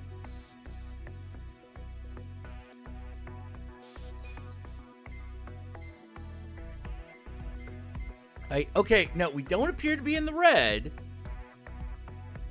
That's nice. All right, this cat out.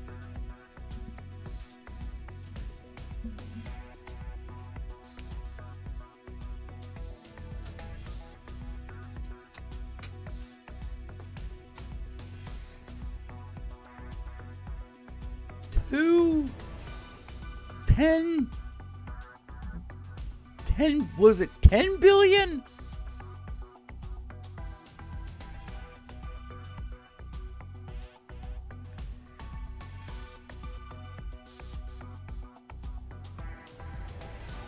Was that 10 billion? Was that 10 billion? Was that 10 billion? What's that? Hi.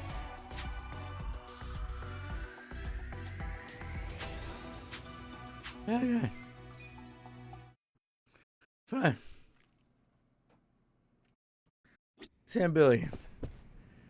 Okay. Alright, well, I've got a million. I still got like...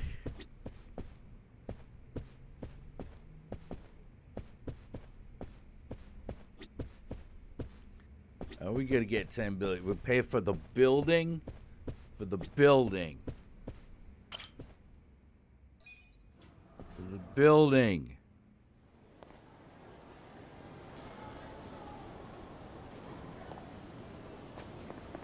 So, but we own the building. Okay.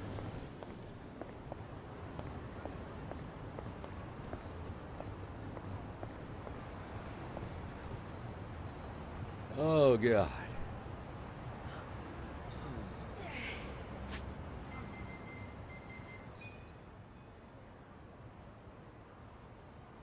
I'm just, okay, apparently, I don't know.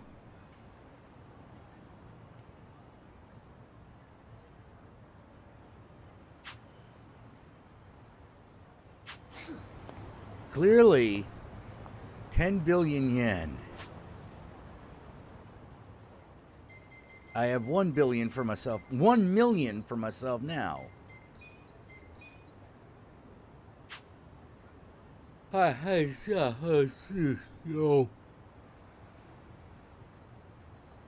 Okay. Yeah, sweet fuck. Now, okay, now here's the thing. Apparently, I'm guessing that's only like plot fluff because I'm apparently somehow not in debt for 10 billion.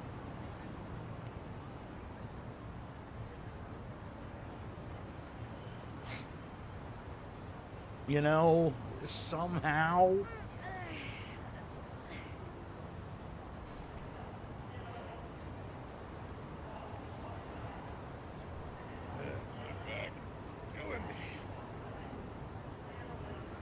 I don't know how that is. Like, do we have to pay that over 30 years or something? 15 years? Are we on a... Get a loan on the bank? Like what, how the fuck did we get that? Where'd the money come from? I can't imagine they weren't going to want, like, 10 million up front.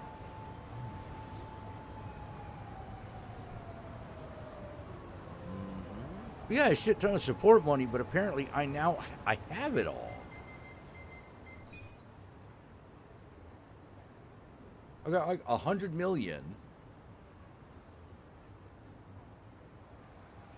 I got 100 million from the dude, but somehow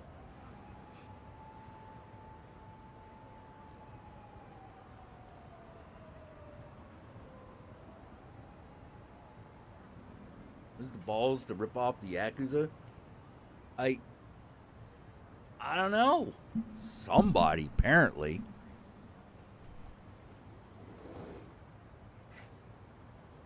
Although I'm technically not Yakuza, I'm like one guy.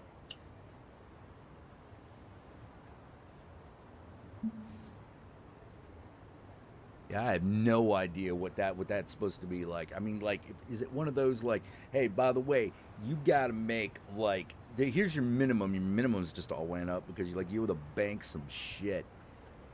You know.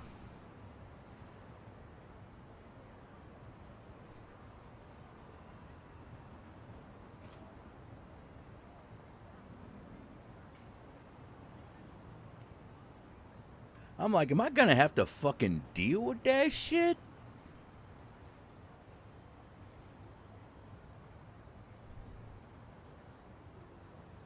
That is some fuck. I'm gonna tell you right now, kids. That is some fuck.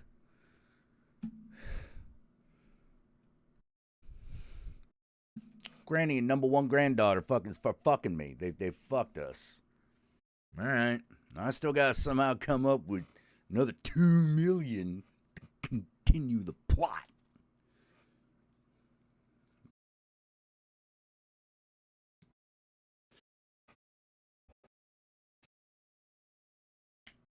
Yeah, are you kidding me?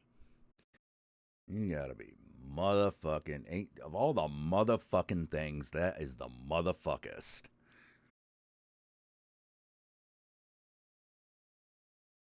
Yeah, 1 billion is 84 million, roughly.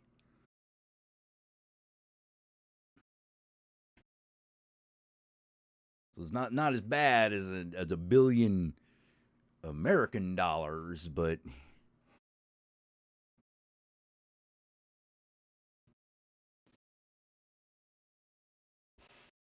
oh, 10 billion is 84 million. Well, too bad we're doing it in yen. Not that's a lot of money. Oh.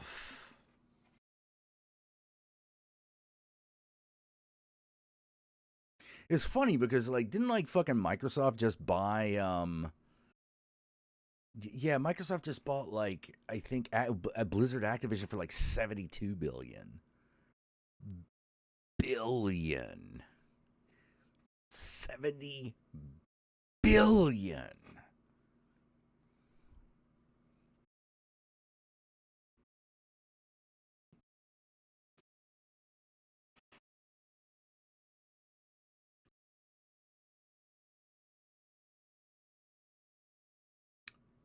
Billions.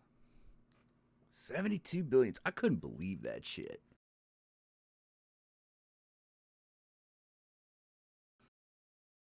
Oh yeah. There's no like half a yen, you know, like nothing in the world. And the funny thing is, I'm like, man, nothing in the world costs under 100 yen. I mean, just period.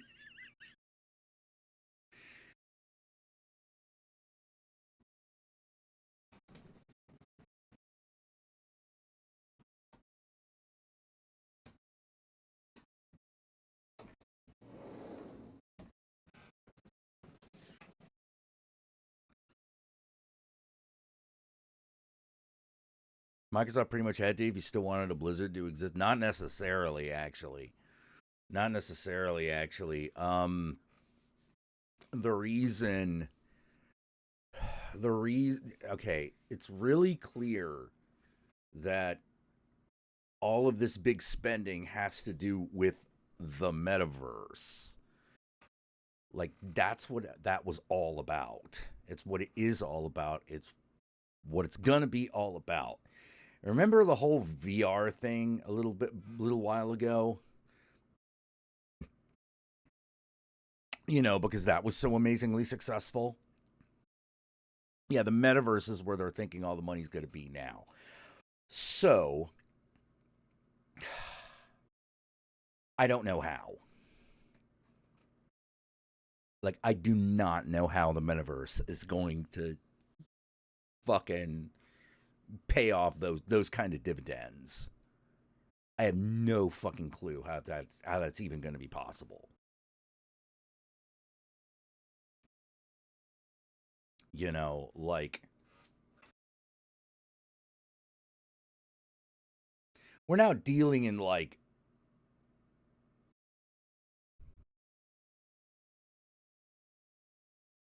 we're dealing in like nearly like fucking defense contractor levels of money. Like not like your Raytheons or your not like the really big guys, but like the lower end. We're not dealing in the amounts of money that like lower to middle end fucking defense contractors get, you know, as individual companies. Not the sum total. The sum total is still so much bigger. But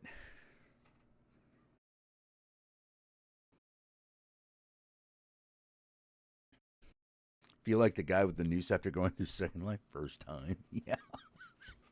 I know.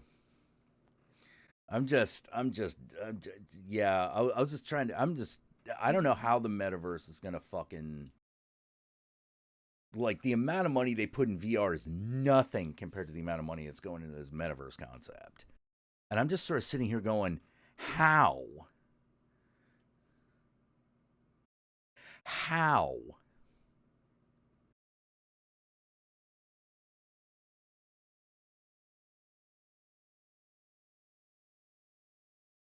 It's really weird to me. It's like, I don't understand how this is supposed to generate revenue.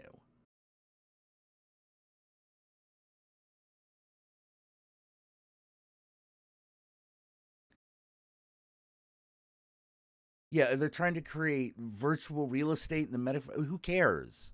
What's the point? How's it going to do that?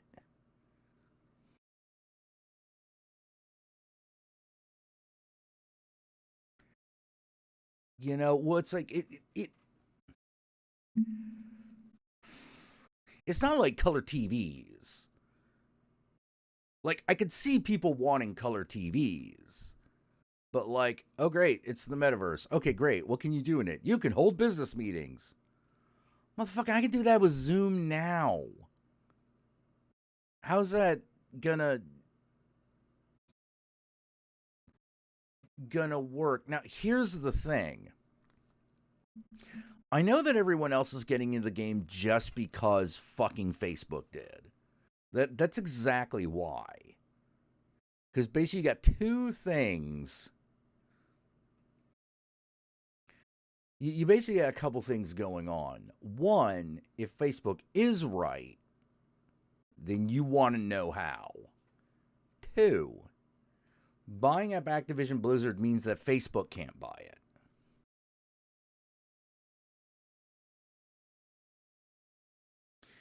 You know, like, this is fucking NFT virtual real estate. That would totally work. I know. Like, what do you do with it? That's the question. It's like, what are you thinking people are going to do here? Is the metaverse something you subscribe to? Is it...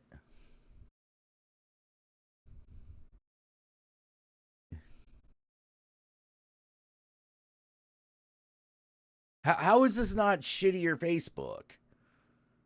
You know, like, middle ground from eatings, from meeting. Who cares?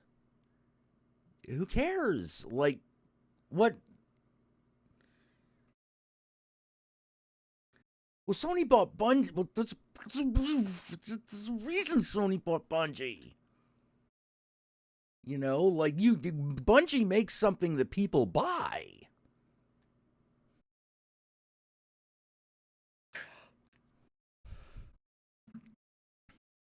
It freaks me out because I've never seen this much money go into a single thing that is so clearly gonna fail.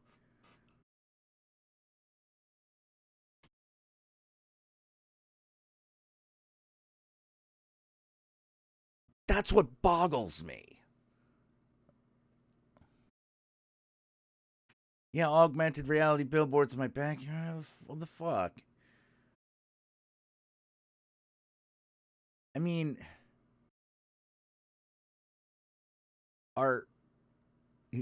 who's making money and how? Oh, we just want to make the virtual world Facebook. Oh God, that sounds terrible. Why would I want to do that? Why would I want the why would I want the $100 billion version of fucking Animal Crossing? We have Animal Crossing.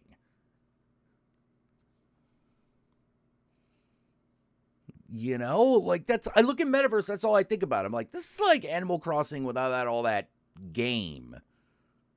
So why does anyone want to do this? Hey, do you know all that work you put into managing your regular life? Well, now you can do it in the metaverse for no reason.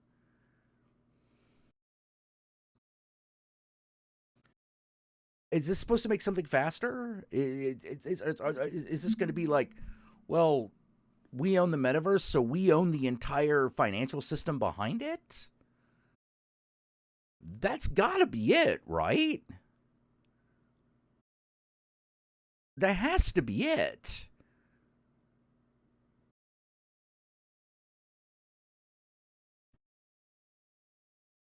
You know, it has to be about controlling the potential financial system of a completely new development. That's what it has to be about.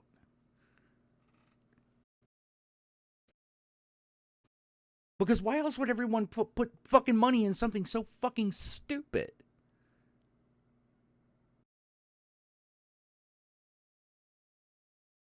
Yeah, Metaverse is basically Ready Player, go fuck yourself. You know, like, I mean, the thing is you look at the stuff that they show you about Metaverse, and you're like, dude, fucking...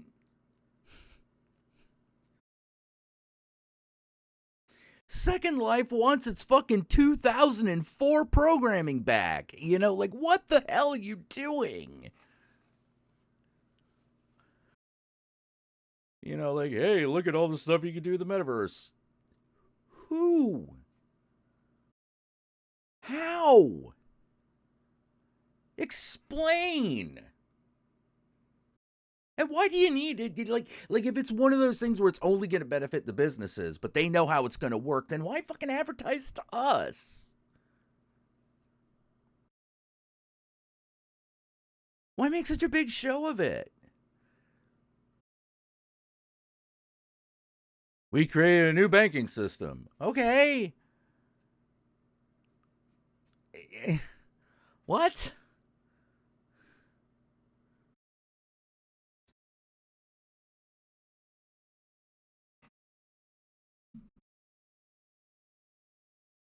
You know, if something is not, let me put it this way. I'm like, if something is not valuable, if most people do not see or understand the value of something, how can it be that valuable?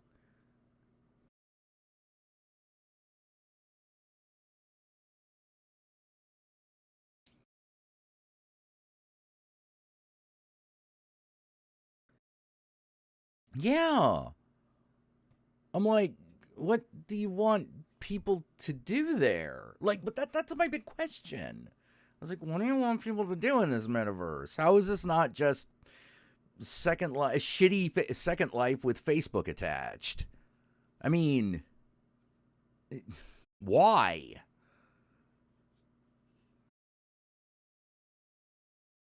Because them returns on that Second Life were so great? Huh? I thought Second Life was kind of the non-proof of concept.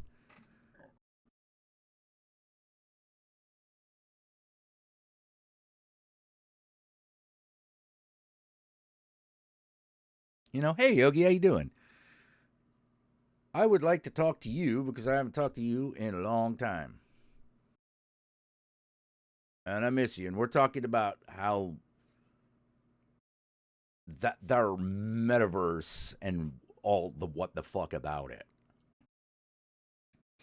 I'm like, the biggest thing they keep telling us is you could have meetings in it. It's like, motherfucker, I can have meetings in Zoom now. Why, how is this better? Is Facebook going to be free? Is Metaverse going to be free?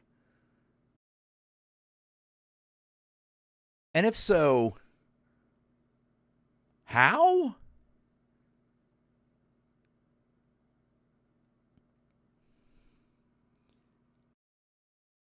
The only thing that I can think of is that they're like, well, if we get everyone to just constantly exist online, then we'll own all that information. And that's like, okay, that's great. But you can't sell their information if no one uses it. And I don't see why they would use it.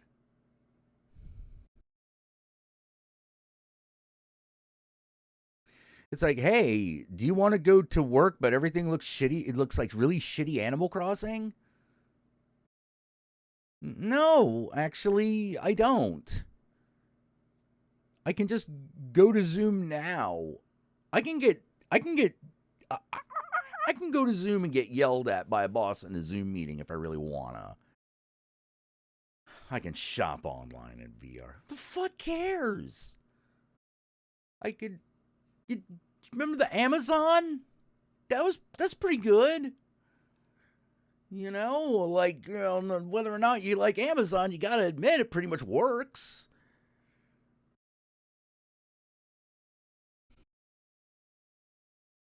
I don't I'm like, what's the big deal? Like, at least with VR, I knew what the appeal was, even if I knew it was, like, not gonna go anywhere.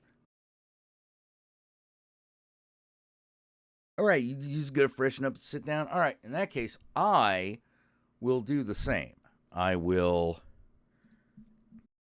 freshen up.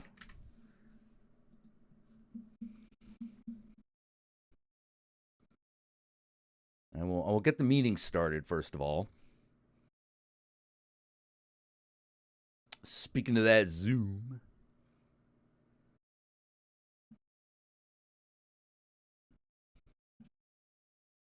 Failed to start the video camera.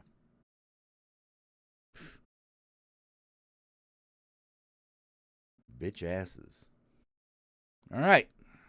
That's looking good. Yeah, until you can have an orgy in the metaverse, I'll pass. You know?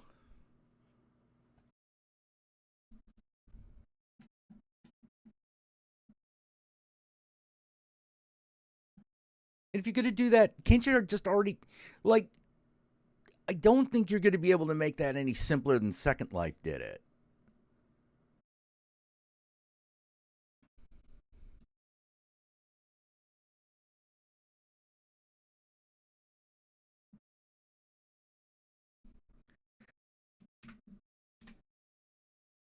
Okay. All right, Yogi, I sent you the link. You just freshen up and just, whenever you're ready.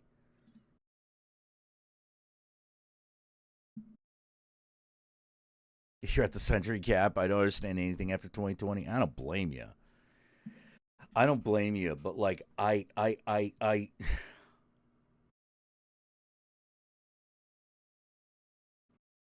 how does this not come crashing down like the Tower of Babel? Is what I want to know. You know, like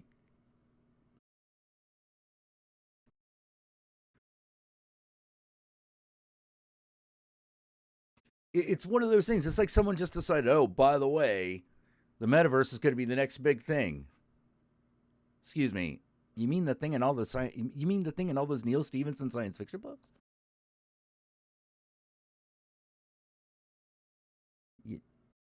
You talk about the Matrix? The Matrices? I got another question.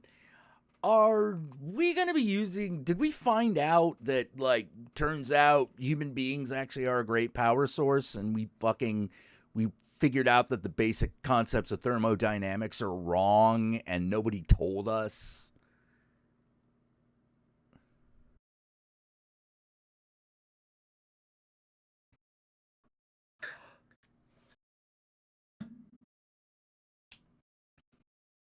Yeah, the minute someone gets dumped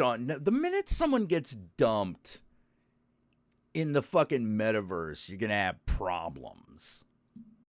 You know, people are going to get upset. I know it's Tech Bros think either the hero's a snow crash, but I'm like, how? What did you think was going to happen? Like, what is this going to do? What is this going to do that Facebook didn't already do? Oh, great. Put it in a 3D environment. Look, I'm just going to say this about 3D. It did very good things for Mario, but it fucked pretty much everything else. And yet we had to start over. The whole new way of doing things.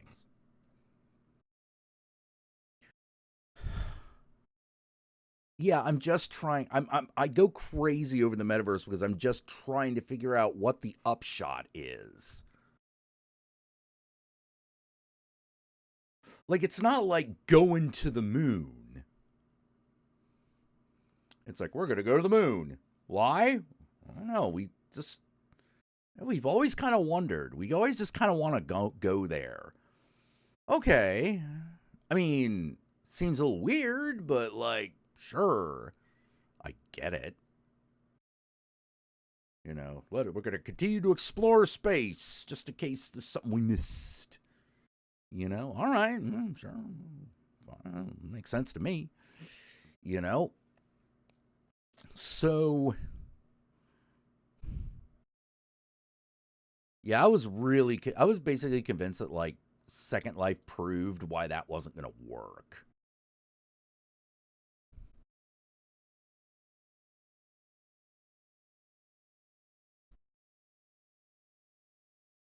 You know, the Matrix was always going to be a thing that people fit into their lives, and then that was going to be it. People are not going to live there. You know, because they can't live there any more than they already do. And now you're going to give them shittier graphics? What?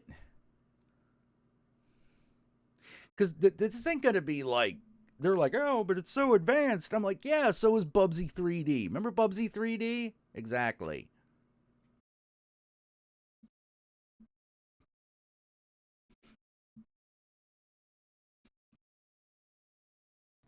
Well, like the part of the transmit future that I absolutely believe is going to be true is the maker boxes.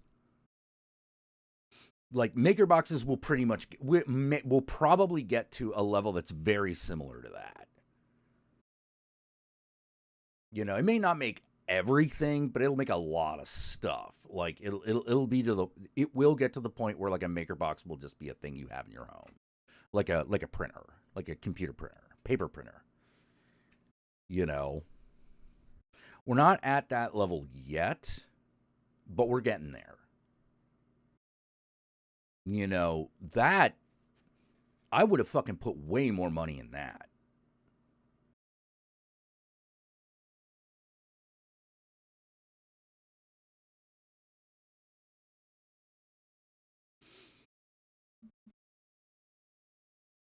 You know, like the thing is, the thing that's actually, well, I looked into Second Life, and the thing that I think is really a little upsetting is that man,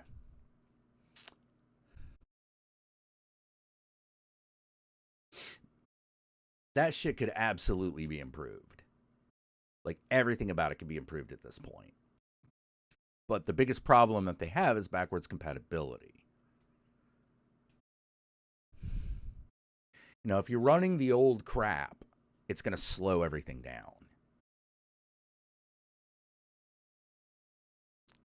And a lot of people don't want to lose all their old crap because they made that stuff. You know?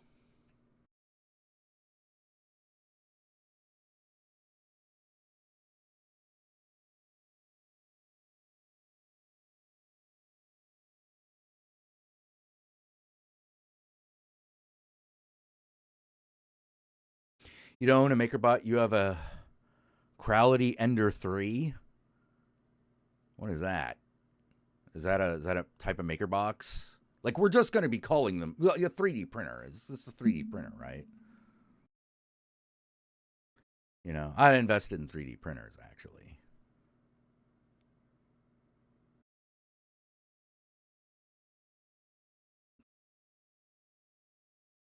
You know, I would have invested in trying to make the 3D printer a facet of every house. You know, just like computers in the 80s, the big push to put computers in every house in the 80s. Like I would be doing that right now. You know, but you have to do what you would want to do it with like an iPhone level of slickness.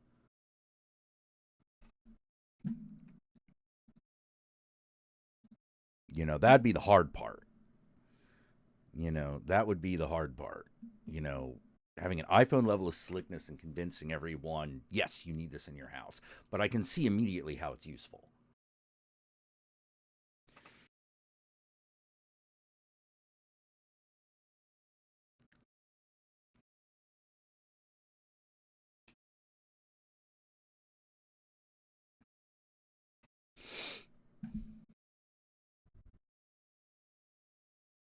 Red Moon Glaze like my area's a tech desert.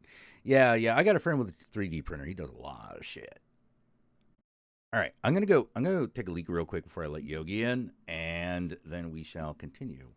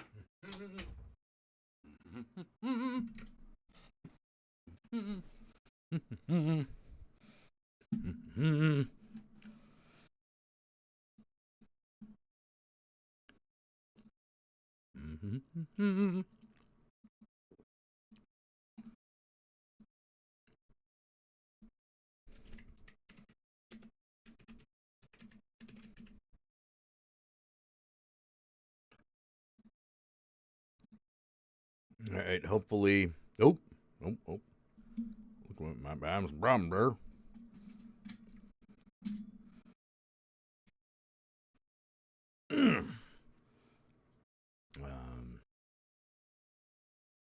Oh.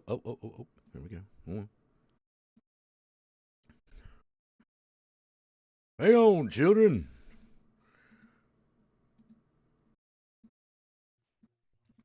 All right. Greetings and salutations. Hey, man, I haven't gotten to see you in a while. I know. How has it been? You have been gone. What have you been up to? Mainly work, and hello, all my little babies. Hello, I've missed you. Yeah, well, I figured it had to be important because, like, I could barely get you on the phone.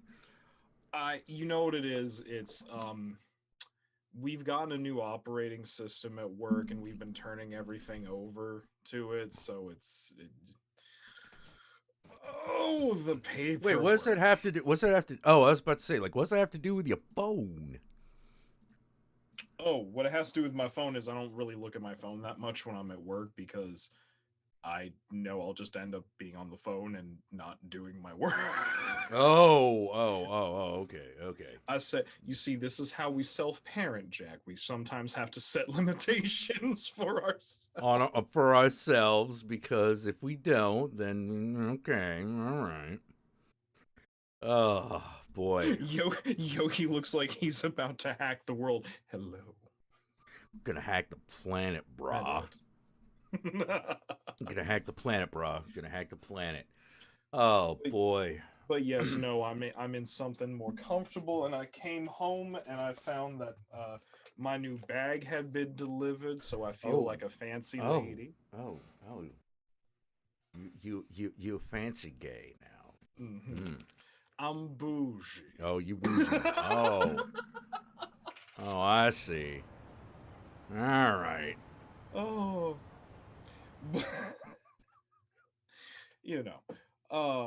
I've been kind of like leaning into the fact that I look like a 1970s gay occultist, so I'm just kind of leaning into that. Speaking of which, man. Okay. All right. So I don't know if you saw this message. But I was like, I've been like, yeah, I think I'm gonna have to look into this dilemma thing for a little bit. Yes. And then I left you a message where I was like, oh man, that might actually be like ending. Good. Well, here's the thing. If I'm gonna be honest, good. Not the way you're the one who said I probably should do it. Okay, look. This is always my thing, right? Mm-hmm. I always suggest people should read up about it. You should read Crowley. Mm-hmm. You should read his work. Well, you should try. You should. I gotta say, you should try. You should try. And even if you comprehend it, you should never join or get actually involved in Thelema as a practice. As an organization. Exactly. Definitely as an organization, you want to kind of avoid it. So it's always, so how to put it, you're like, well, you said I should do it. Well, yes, you should. But now that you're like, yeah, that might be ending, I'm like, okay, good. He got past. Yeah, we've gotten past. Well, yeah, because it's funny. It was not in the way I feared. Okay. Because the way I feared it was going was, oh God, is everyone going to get into fascist name calling? That seems like something Thelemites would do. Yeah. So I was like, oh crap. Yeah, this might be this might be just be over with. Now, here's the thing. It's only fascist name calling if it's wrong. Are you starting to notice that a lot of them are?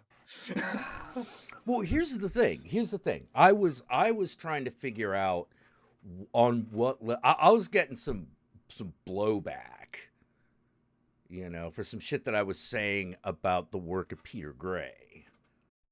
Because I had just gotten I just kind of gotten a hold of a bunch of it, and I was like, well, this seems right up my alley, actually. Except for one thing. Okay. There's one gigantic exception. Now, he has this book called The Red Goddess. It's a seminal work. And it's a really good...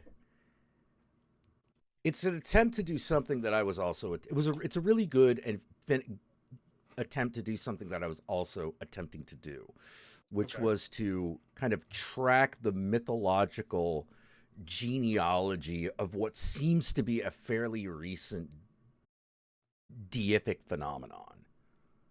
Okay. Basically, wait, Lilith went from mentioned once in the Bible to an unrecognized goddess in the modern world. Yeah, which is really weird. Yeah. For various reasons. Yeah. It's very weird. So it's like I'm not coming from the point of view that that's wrong, because we're dealing with culture, and in culture, it's really, you can't say something is wrong except as a moral judgment, if you know what I mean. It's really hard to say something is or isn't in culture, because it either happened or it didn't. Yeah, and then on top of that, the only people who, how can I put this? As a Romani person, when I say something is miscultured or misunderstood because you've taken it out of the cultural context, I feel that people should listen to me when I say that. Much in that same way, I'll listen to other communities that say these things, but in general, I don't. Because it gets messy. Yeah. It gets messy, but my idea was to follow the line of syncretism. It's sort of oh, this change happens around this time. That coincides with when this happens. This happened. Basically, for example,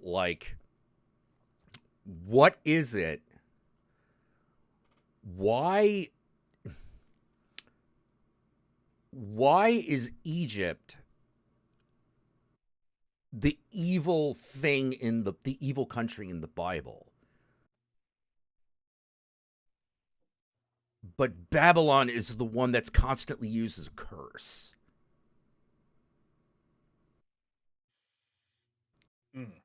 That kind of thing. That's one of the things the book is about. And it's basically well, the funny thing is unlike in Egypt, where there is no fucking evidence of Hebrew-based slaveness, Babylon's another story. Historical Babylon is a very different story. That's the one where it's oh shit, that happened. How to put it? If the Babylonian capture hadn't happened, then we wouldn't have half of the Jewish writings that we do. Yeah, exactly.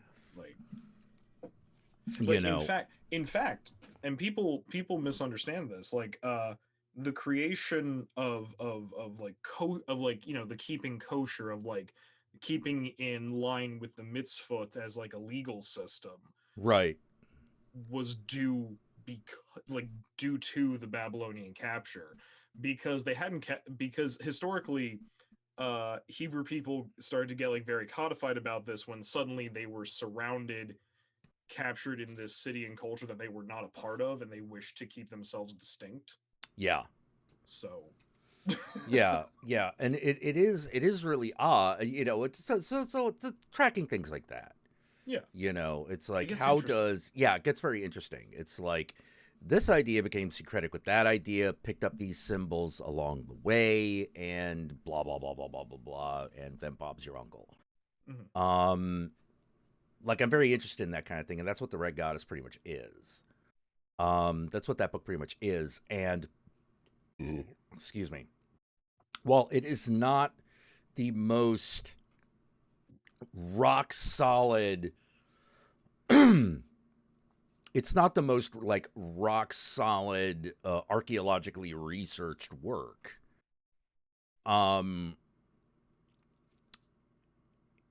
It is useful as a place to... is a useful text to use to try to nail down how many things here are real. You know, because a lot of the things he's putting together are things that we actually know happened. You know, like some of the details have been proven wrong since the book was published.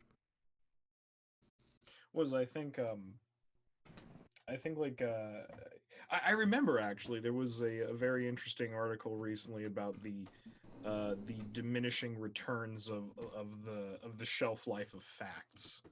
Yeah. Sometimes shit is proven wrong on a major level. And one of the major things that was kind of proven wrong about the Red Goddess is the fact that the whole idea of holy prostitution is not a thing. Not in the way it was described. No. Yeah, no. No. But something that does exist is the fact that for some reason there's always a deific figure. It's almost always female. Mm-hmm. That, for lack of a better way of putting it, is the protector of all the people society has thrown away. Yeah. And that's kind of where that stuff actually lives. Like, it's not hard. It's not hard to see. Some cultures even have several. Yeah. You know. Yeah, and it's not hard to see someone. What I'm saying is the practices of the individual celebrant or worshiper are often overlooked because sometimes that shit happens. And sometimes it has like real world effects, like even on the cultural landscape. Santa Muerte is a great example. Santa Muerte is a great example. Yeah. Kali is also a great example. Mm-hmm. I can never remember her name. The Indian goddess who rides a rooster, who is the protector of gender people and prostitutes. Yep. Yeah. Like real figure. And because it's one of those things where like, oh, well, this isn't like a real figure in the real mythology. It's like, you're going to have to explain to me what that is, because as soon as people start acting like it's real in mythology, it pretty much is. You know, you're going to have to like, you can only make the historical argument at that point. You know, once there are statues and offerings being given, you can only make the historical argument. You can't argue that this isn't a thing that people act as if it exists. The people believe it exists. You know, that right, because there's like, look, it's like, no, here is a temple dedicated to this goddess who explicitly does the it's the joke in Metalocalypse. Well, you think there's no such thing as God? I mean, like, you know, there is such a thing as religion. Okay. Wait, show me a miracles that religions exists. There's a Bible right there. Huh. Okay, well, maybe I go home and rethink my life. Malcedon's like, sacred prostitution is not real, so much for my Bronze Age setting. No, so much for its historical accuracy. Fuck it, it's fiction. Hey, you're the writer. You get to determine how it works. You can create a goddess of sacred prostitution. You can do that. Yeah. You can do all kinds of shit in your writing. Fuck historical accuracy. I particularly when we're talking about bodies of fiction here, like fantasy worlds and shit like that. I really hate it when people try to stick to some form of historical accuracy without knowing when it's useful and when it's just a burden. The only time in fiction that I demand any type of historical accuracy is when you are specifically writing a historical fiction. Yeah. Like it has to be based in something. If you're doing a fictional story, but it's set like during the 100 Years' War, you want the known details of the 100 Years' War to be accurate. Mm-hmm. You know, or to have some sort of accounting for why history thinks it's the wrong thing. You know, you have to account for it. You know, but yeah, no, don't. No, people fantasy setting the power of a fantasy setting is when other people buy into it, not how accurate it is to history at all. Like not even a little bit. I mean, consider how long J.R.R. Tolkien's work has been published, and it's only really now, long after he's dead, that people are starting to like critique his setting building. Yeah. And the thing is that it's still pretty solid. Oh yeah. You know, it's still pretty solid, but I mean, come on, like there is a point at which you're like, dude, yeah, all right, I know how the Sword in Rivendell exists. Like I don't know if I needed to know that because that has nothing to do with anything that's happening right now. See, there's a very small sentence. Well, no, there's a beginning. There's a beginning to a certain sentence that everyone here who knows a Tolkien fan has heard. And you dread the next hour in this person's company. Oh god, is it Tom Bombadil? No, it's not. Okay. Tom Bombadil. Right. It's well, in the Cimmerillion. Oh god. Oh god. The Cimmerillion. Yeah. Like here's the thing. The Cimmerillion is really cool as an exploration of a setting Bible that went way too far. It's like, hey, do you want to hear an Oxford-educated English veteran with a pen, like, intellectually masturbate for hours? Well, guess what? You can. Like, and now here's the thing. There's value in understanding of, like, the depths to which you can take world building in the Cimmerillion. You know, But the thing is, this is not really a narrative. You know, it's no more a narrative than, like, the entirety of the Old Testament. You know, because that's what it's trying to be. Except it didn't go in the direction that Dune went. Like, Dune tried to keep a narrative going, despite the fact that it was trying to do the Old Testament in space. I'm just saying, right?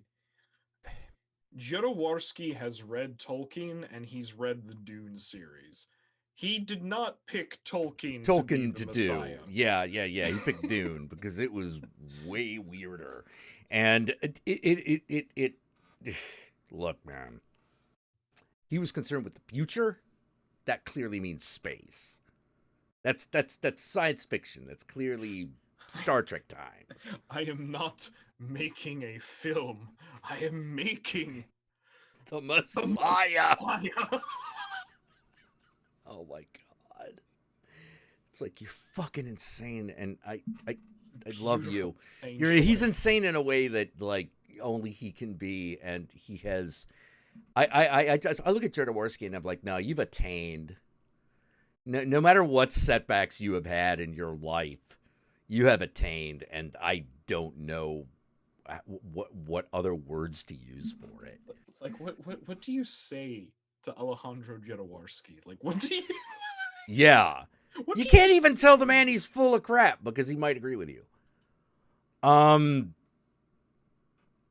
Man's just basically impervious, you know? Oh, God. But yeah. I like...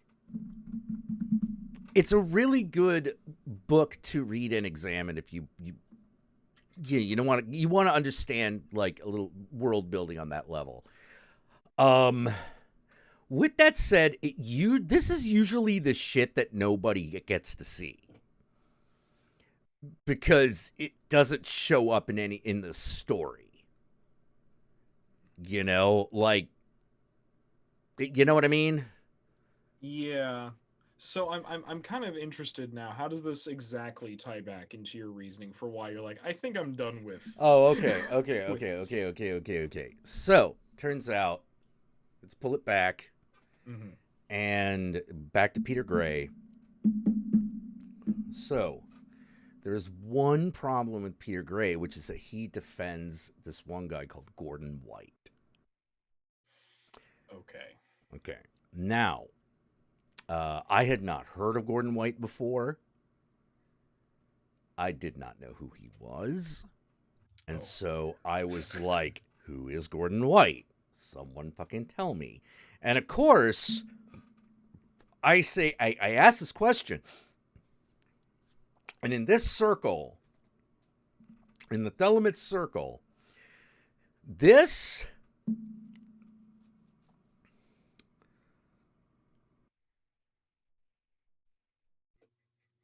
Imagine a man gets in a time machine. He's in the 90s and he gets in a time machine and shows up like 2017, right? 2015, 2017. And goes, who's this Harvey Weinstein everyone's talking about? That person is not going to be able to get any coherent information for a while. Because what everyone's going to do in an effort, before they realize that they actually do have to tell this person something that they don't know, they're just going to be like, blah, blah, blah, blah, blah, blah, blah, blah, worst person ever. You just be like, okay, whoa. Chill. I didn't catch any of that. Whatever floodgates were just unleashed, I was not able to retain any of the information that you just flooded me with. You know, because it just all sounds to me like, blah, blah, blah. Which is what happened at the beginning. I was about to say, is that what happened when you said, who the hell is Gordon White? Yeah, I said, who the hell is Gordon White? And that's exactly how it went, you know? Now we are talking about writer, podcaster, blogger, chaos magician Gordon White. Yeah, we're talking about him. Okay. Yeah, because I never dealt with his shit. The closest I ever got to his shit is reading some stuff that Peter Carroll wrote. So what did you find out? Oh, well, you know what I found out. I do, but the folks at home. Yeah, well, so for the folks at home, but basically what I was getting is Gordon White is evil. He's a fucking fascist. He's a cult leader. And I'm like, okay, that's kind of, okay, yeah. Now, all of that is true. But if you were not a person who was well-versed on an author a bunch of other people read that you had already written off, because that's what I did. You just went, I don't know. You know, like I saw this, I was like, all right, let's see. Let's read the first chapter of this book. Yeah, that's bullshit. You know, like put it back down. Like didn't even register the author's name. And that author was Gordon White. And okay, so he is just flat out a fascist. He is a racist, fascist. He's got all the red flags. He waves them quite frequently. He waves them really fucking frequently. You know, it's one of those like, well, what kind of fascist is he? He's racist, he's nationalistic, he's xenophobic, he's misogynistic. You know, like, he is all those things. He has connections to the actual fascist parties. You know, he has a lot of indirect connections to Alexander Dugin. Yeah. See, this is why I dress like this. I'm the gay anti-Dugan. Yeah. Oh God, Alexander Dugin. I fucking hate that guy. Such a piece of shit. Can I tell you something? I made okay, like over a year ago, I made like a TikTok video about Alexander Dugin. Yeah. And no one paid attention to it. And now, all of a sudden. Oh, all of us? Yeah, all of a sudden, everyone's like, whoa, wait a minute. Yeah, no, and people keep asking me, how did you know about this? And I'm like, how did you not? How did you not? All you had to do was look, and he was there. It's just that it's one of those things where it's like he was there. He didn't hide himself. It's just that no one was ever looking. Because who looks for a 55-year-old chaos magician, you know, to be standing next to the president of Russia? Who looks for that? Yeah, you don't look for that because you're doesn't. We do, but we're fucked up. So. Well, it's more like we're like, wait, is that that asshole? No, that can't be. That can't be him. There's no fucking way, and then it is, and you're like, okay. We are living that was part of the fictional times we were living in. You know, we're still living there. Yeah. Well, I mean, like we're kind of coming out of it. We're kind of coming out of it. Like I feel like that era is ending and turning into something else the minute Russia invaded Ukraine. Because that seems to have turned a bunch of shit around, if for no other reason than the single largest generator of fictional reality, i.e. Russia, just got cut off from the rest of the world. Yeah, I've been seeing people have been like posting and noticing like, hey, have you noticed how like the week before that happened, all the top like feed stories was this shit? And now that like that's no more, we're getting just regular news. Yeah, again. It feels like regular news. It feels like regular shit again. Yeah, there's a reason for that. Yeah. You know, the reason is because the Western world was just like, all right, cut off all the communication channels with with Russia, cut them off, so that they can't just flood our airwaves with shit. You know, make them have to play the hacking game. Turns out that works really well. Yeah. You know, that works really well. Like, it would have been really easy for people to go like, well, they could just hack around it. And the difference between they can and we're going to make them. Yeah, because like... Yeah, that's really different. Isn't it interesting how Russia has a dwindling population and an economy smaller than Spain's? Oh my fucking God. Like, I didn't realize it was that bad until this started, and I was like, I was like, well, I mean, I was like, I thought Russia's economy at least rivaled like Britain, or maybe the European Union outside of Britain, like one of those two things, and it's like, no, not even close. And I was like, really?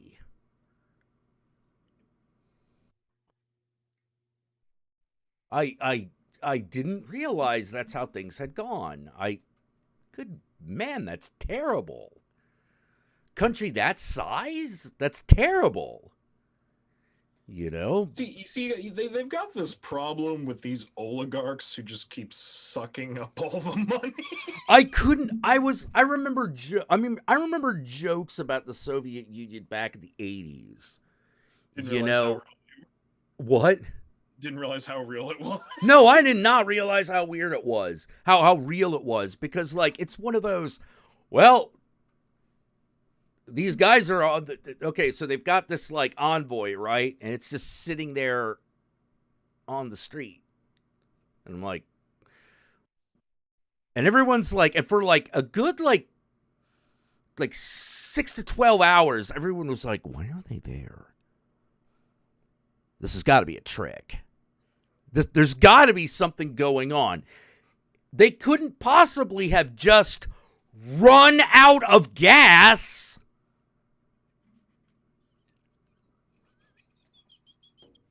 It's like, yeah, they did. And they did.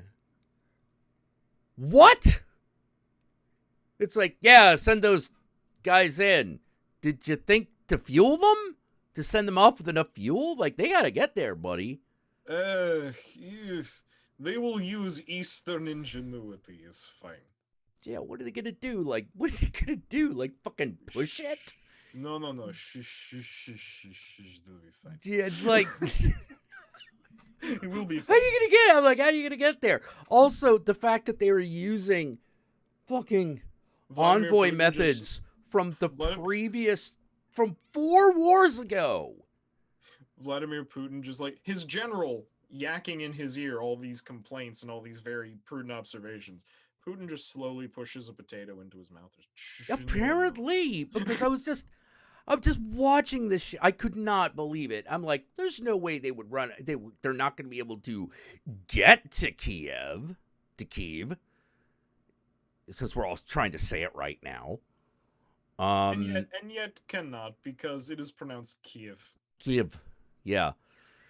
So they're going over to Kiev, and I thought for sure they were at least going to be able to get. I thought they were at least going to be able to get to the point where they start shooting. You know, I was like, they got the tanks and everything. The amount of Russian soldiers who show up and suddenly go, wait a minute, those are civilians. What are we doing? Yeah. Like, and to think that was also the case, where it was just like, you didn't get, what? Well, so much for the great propaganda arm of fucking Russia. You couldn't even get your own guys on board with this. So many issues. Well, you gotta be fucking kidding me. I gotta tell you though, I was so proud. I was so proud. Because here's the thing. I'm not on either side because nobody's on my side. Because as a Romani person, we never win in these situations. You know, but I will say this. I was so proud the other week when a group of Rom living in Ukraine said, hey, that's a Russian tank. Can we have that? Let's just take that.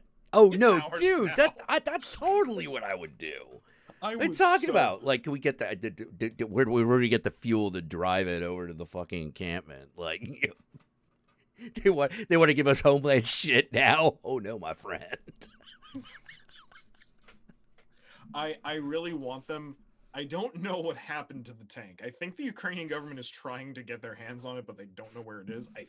I'm not sure. I don't know what happened to the tank. Oh, I am sure some of that equipment got misappropriated. See, I guarantee it.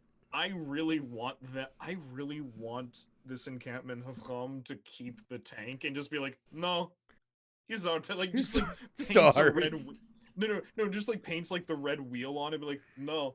It's Rom tank now. Oh, dude! Like, you see, in a really super cool world, if when all is said and done, and if everything goes, you know, what I think would be the best, on Freedom Day, in the Freedom Day parade, the ROM would just bring out that tank.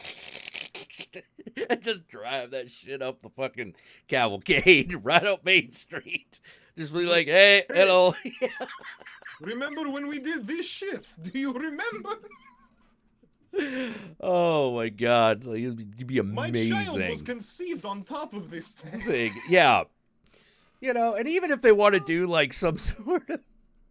Now, sure, when peace comes, the Ukraine government's probably going to be like, Look.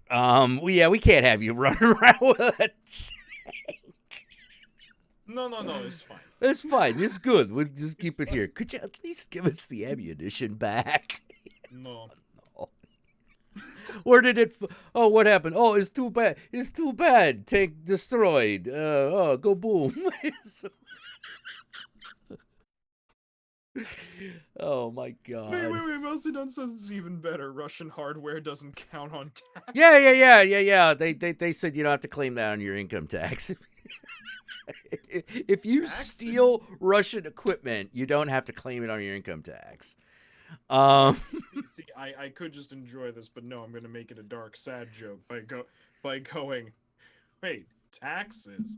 European countries would have to count us as people and citizens if they were going to have us pay taxes. Well, look, man. This is a high tide lifts all boats kind of situation. You know. But I get what you're saying. Point is, but okay, so anyway, yeah, so fascism came back in a big way, but now we've moved beyond the propaganda war to like real war. Yes.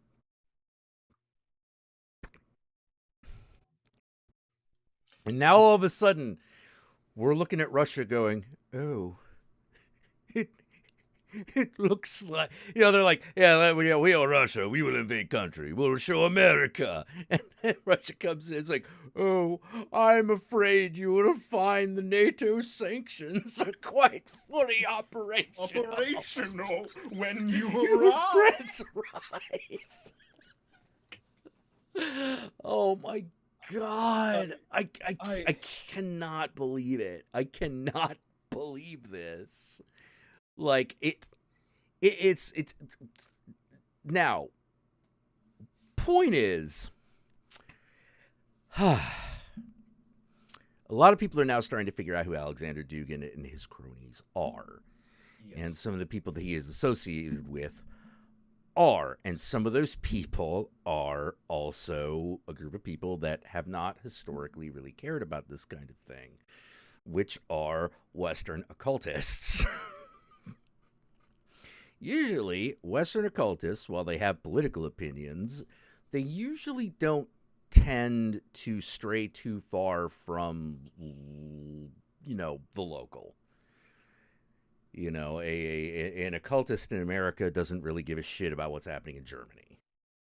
Not enough to, go there and meddle. He, she, or they may know about it. Yeah, they may know about it, but they're not going to be up for the game of meddling with it. Because why? It's like I could do that, or I could draw a sigil to conjure a pizza. Yeah, exactly. Exactly. But the thing was, at some point, that kind of changed. At some point, that changed, and chaos magic was kind of at the epicenter of that. Because they were like, well, wait, if we can change perception, that's basically propaganda. Isn't that kind of the same thing? And the answer is, yeah, kind of. It is. It's very similar. A lot of the same things that you can learn from one are directly transferable to the other. It's why so many people who end up doing very well in sales and advertisement tend to also be magicians. Yeah, those same principles. Symbols do a number on people. Mm-hmm. They do a number on people. They get by your mental defenses and things like that because they create meaning. And the problem is this. That works really well until you get into a fist fight with reality. This is something that, as an occultist, you should probably avoid at all costs. Because if you get into a fist fight with reality, you're going to lose. that you might as well try to punch the sun.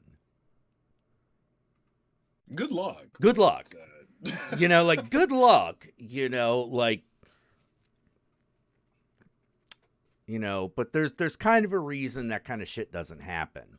And it's one of those weird things where, like, when we talk about this, people are like, well, wait, I thought, like, you know, I thought you guys keep talking about how occultic power can have like a really noticeable effect on material existence, and yes, it does, but it does so by going through the back door. Yeah.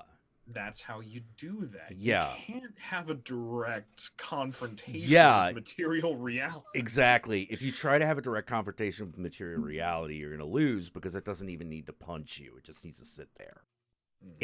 All it has to do is be the immovable object. You know, So if you want can't. an unstoppable force, then go ahead. And Oh, answer well, that. feel free and try. You know, like, feel free to try. You know, like, I'm only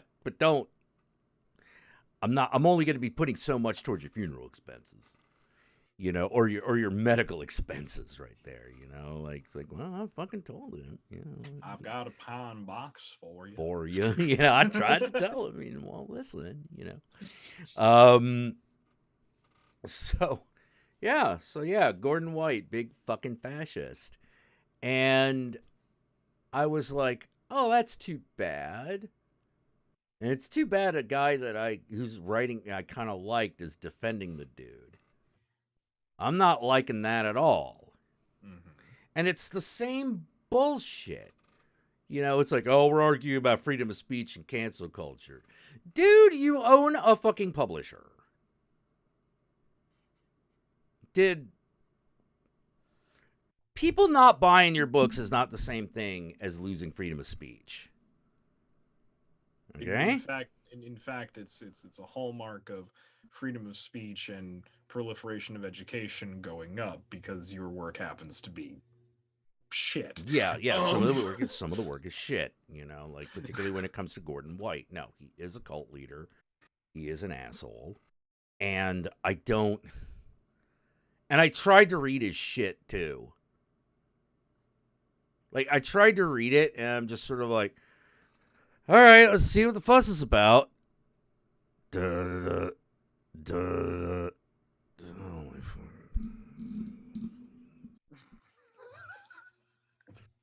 Like, there are just some things in this world that I seem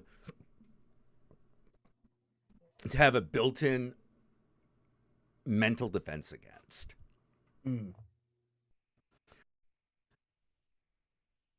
Apparently, my ability to go like, oh my God, this is horse shit, is very strong. It's very strong. So when I run into bullshit detection is strong. Bullshit detection, yeah. Because it's like if we're talking about like opinions or beliefs or things like that, I can only from those things I can only judge your character. You know, this is in truth this is the true blessing of your ancestors. They have given you the 9 sense to just. Well, yeah, because sometimes it's like, no, that's bullshit. You know it. Like, what are you talking about? You know, like, no, you can't fucking do that. Psh, just did it. You can't. Psh, just happened again. Boot to the head. Fuck you. Fuck you. You know, fuck you. You know, like, it's going to keep happening. You don't have to believe that it's happening for it. That's not going to affect shit here. You know, like you're getting into a fist fight with real, and I'm real at the moment, you know.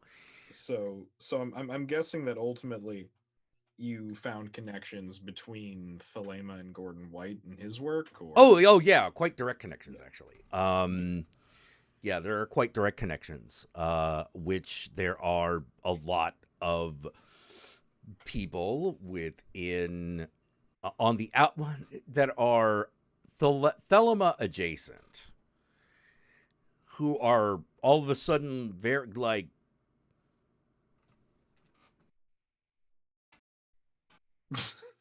away from this shit.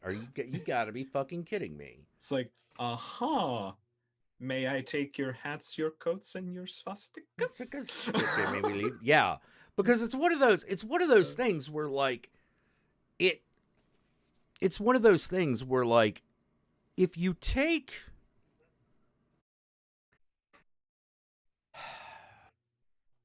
there's always been an aspect of the occult that you could go Nazi with. Oh yeah. Real easy. Like real easy. Not hard at all. I mean, the Hellboy storyline wouldn't exist without it. Exactly. So, Exactly. America has been trying to accomplish the same thing. There have been places in American culture that have been trying to do the same thing. It just isn't going as well.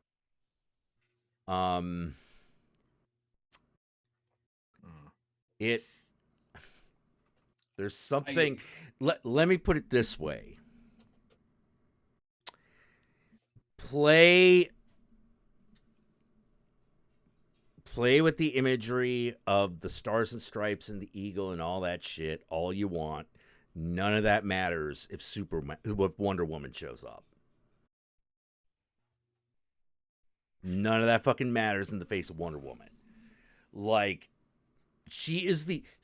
Wonder Woman looks a little dumb because like she's got old Glory as her fucking underwear and shit. Mm-hmm. Now don't get me wrong, I love that. And I'm like, no, panties gotta have stars. Shut the fuck up. And they're like, well, do they have to be star panties? Yes. See, that's where I get attached to symbols, man. It's like, what if we make them leggings? They could be leggings that look like panties. Okay? Good Lord. Like, if you want to make her leggings like and arms gold, fine. But we got to keep that little section. It's got stars on it. Oh, you know, we got to keep that eagle on her breastplate and stuff. Come on, man. But it's interesting because I have you see, this is where I'm always at odds, right? I'm always okay. I swear, whether it's people involved in the occult and spirituality within my own community or outside of it, I'm always testing someone's patience, because a lot of the Romani people I know who are into this stuff are like, oh my god, why do you give credence to Western occultism? Why do you give a shit about the ceremonial magicians and all this shit? I'm just like, but I like it. Yeah. Like sometimes there's things that like, And on the other hand, though, like when I talk to other friends of mine, it's like a stained glass window, but you see, that's a perfect metaphor, because I love the beauty of the stained glass window. I can admit to the fact that the story behind it is bullshit. Yeah, I hate this. I hate this whole religion. but stained glass windows and gargoyles are kind of cool. Look. As someone who was raised Catholic, any of you out there who tell me that you don't find the pageantry and ritual oddly hypnotizingly beautiful, you're fucking lying. Yes, you do. The only problem. Okay, here's the problem I have with the Catholic Mass. I can only take about 10 minutes of it. After that, I fall asleep. We're not talking about the actual substance. The actual substance is horseshit. But oh no, I can't even last the hour, dude. Like, I'm sitting there 10 minutes in, I'm like, again, like the actual no, we're not talking about the Mass itself. The Mass itself is indoctrination. We're not talking about that. We're talking about We're talking about the window frills. They're all fantastic. Yeah. The accoutrement. I mean, I have a new rosary. I see. It is the ghost rosary. I was about to say, is it the inverted? It's the inverted cross rosary. Blessed by Cardinal Copia himself, allegedly. Yeah. I think, how to put it? People think it's so weird. It's like, how would Cardinal Copia bless such a thing? It's like, I'm pretty sure Tobias Forge just looks into a fucking warehouse and goes like, yeah, good enough. Yeah. it's like forever. Just put that in the shop. I don't care. The fucking Father Jack defense. That was me an ecumenical matter. Drink, girls, our drink. Oh my god, but yeah, no, like okay, like people who know me, who are like people like you, people like Satanists and chaos magicians and black magicians and things like that, they'll look at me and go, the folk Catholicism though? What the fuck are you doing? I'm like, shut up. I'm connected to my ancestral practices. Be quiet. It's like okay. Look, it falls to me to maintain our crazy traditions. It's only about 11 years or so, but we're doing it nonetheless. You know, no, it happens. It happens. Like, okay, example, I'm going to do things tomorrow because tomorrow's the feast day of Saint Joseph. Oh, okay. I'm going to do things for that, and people are like, why? And I'm just like, do you realize how much folk Romani and Italian witchcraft is centered around Saint Joseph? Yeah, it's do you realize? Oh man, Jesse Sharon has discovered the Strega. Oh my. Yeah, I think we should get a really big pair of scissors. Send her a really big pair of scissors. God help that poor woman. She's going down a rabbit hole. Yeah. It's like, you know, it's like, yeah. Well, your magical practice is not going to be complete till you have a big pair of big, fancy fucking fabric scissors. No, it's true. It's true. It's absolutely true. I have two pairs of ritual scissors, and one of them is literally like they were my great grandmother's at one point, and then they were my grandmother's, and now they're mine. It's the big black handle, like steel and iron scissors that somehow, even though being years old and rusted, are still super sharp. Yeah. Yeah, they can still sharpen to like a fine edge, you know? Yeah, it's all in the crystalline structure of the metal. You know? And I take them out of their special wrapping, and I'm just like, oh, dude, I have this.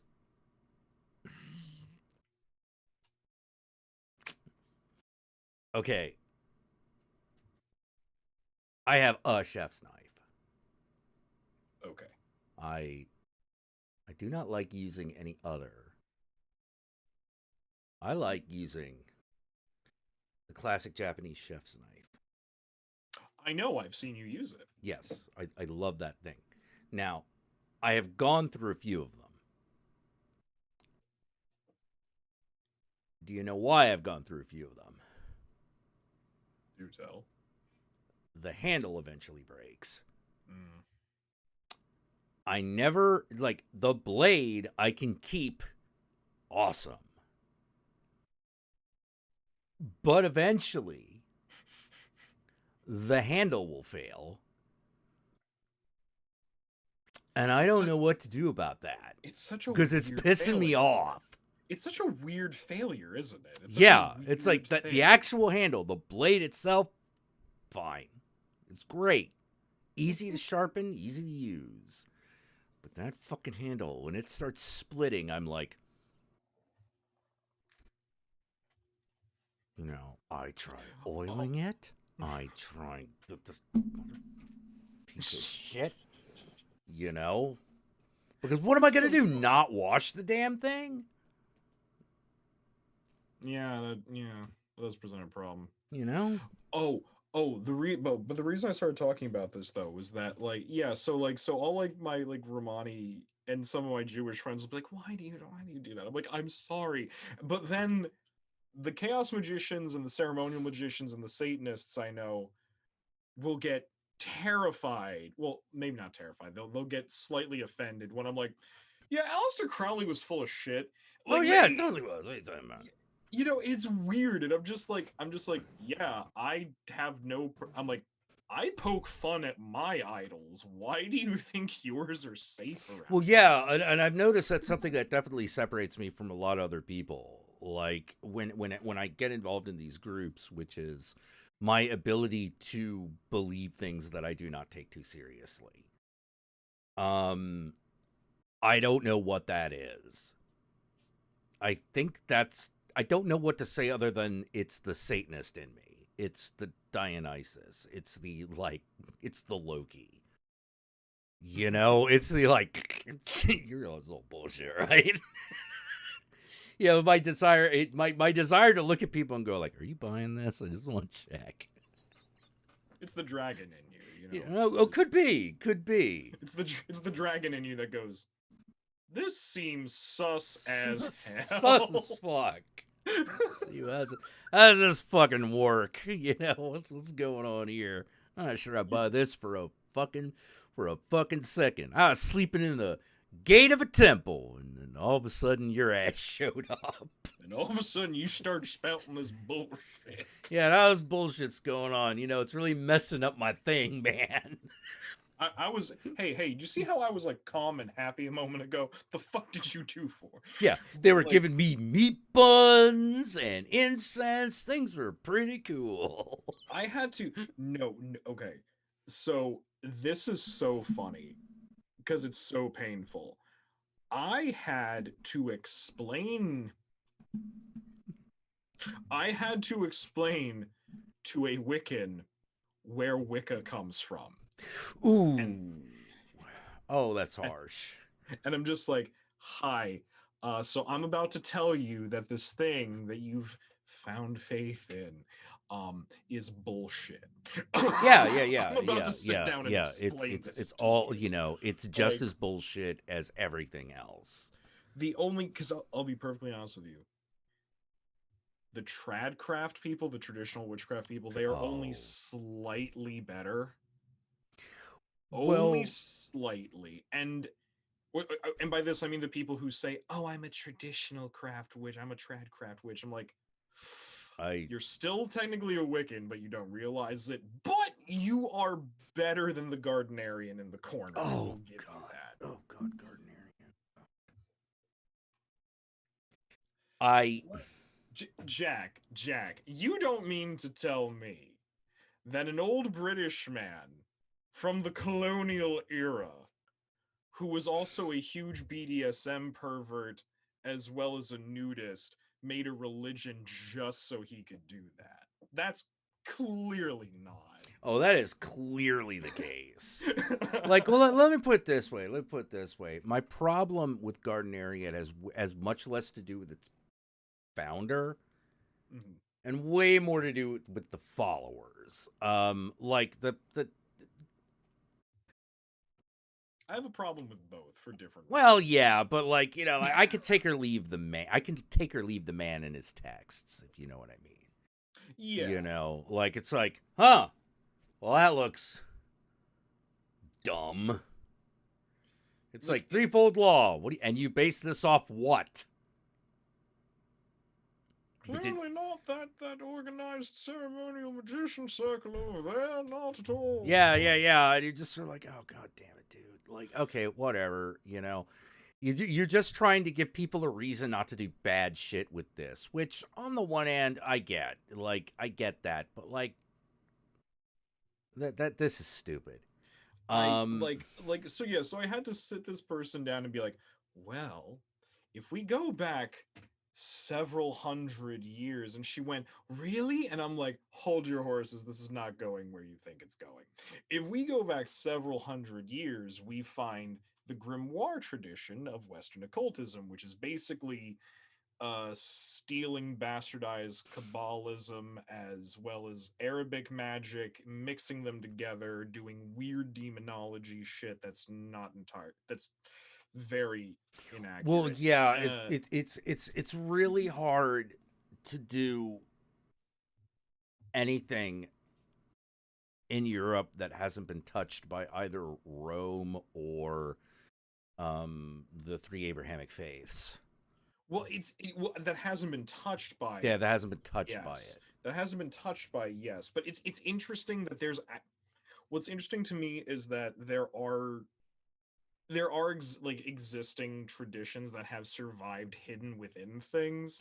Yeah, but you have to know people. Well, yeah, you have to know what you're looking at, you know. Yeah. It's and the biggest, like, the biggest part to me, has always been, why are we always going back to Seal Solomon? Don't get me wrong. Because it's cool and shiny. It is kind of cool. It is cool and shiny. But, like, that's... that is older than Christianity. But it's not older than Greece. It's really not. You know, like it's I like, okay, like for instance, here's something that I realized the other day, and I was like, wait a minute. Okay, so the fall of Babylon is placed somewhere around what year was that? Have archaeologists actually and historians placed it roughly? Oh God.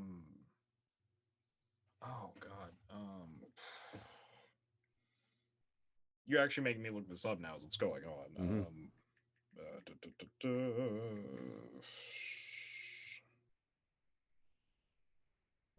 Fall of Babylon denotes the end of the Neo-Babylonian Empire after it was conquered by the Achaemenid Empire in 539 BCE. Yeah, basically 5th century BCE. Mm. You know, 500 years before year 0, essentially. You know, roughly. Now, I don't care what you do behind closed doors, you know, but once you start putting mummies in the yard where I can see them, it becomes my business. Count Jackula and Yoji, now, corner, better than PBS. Look up when Egypt pretty much collapsed.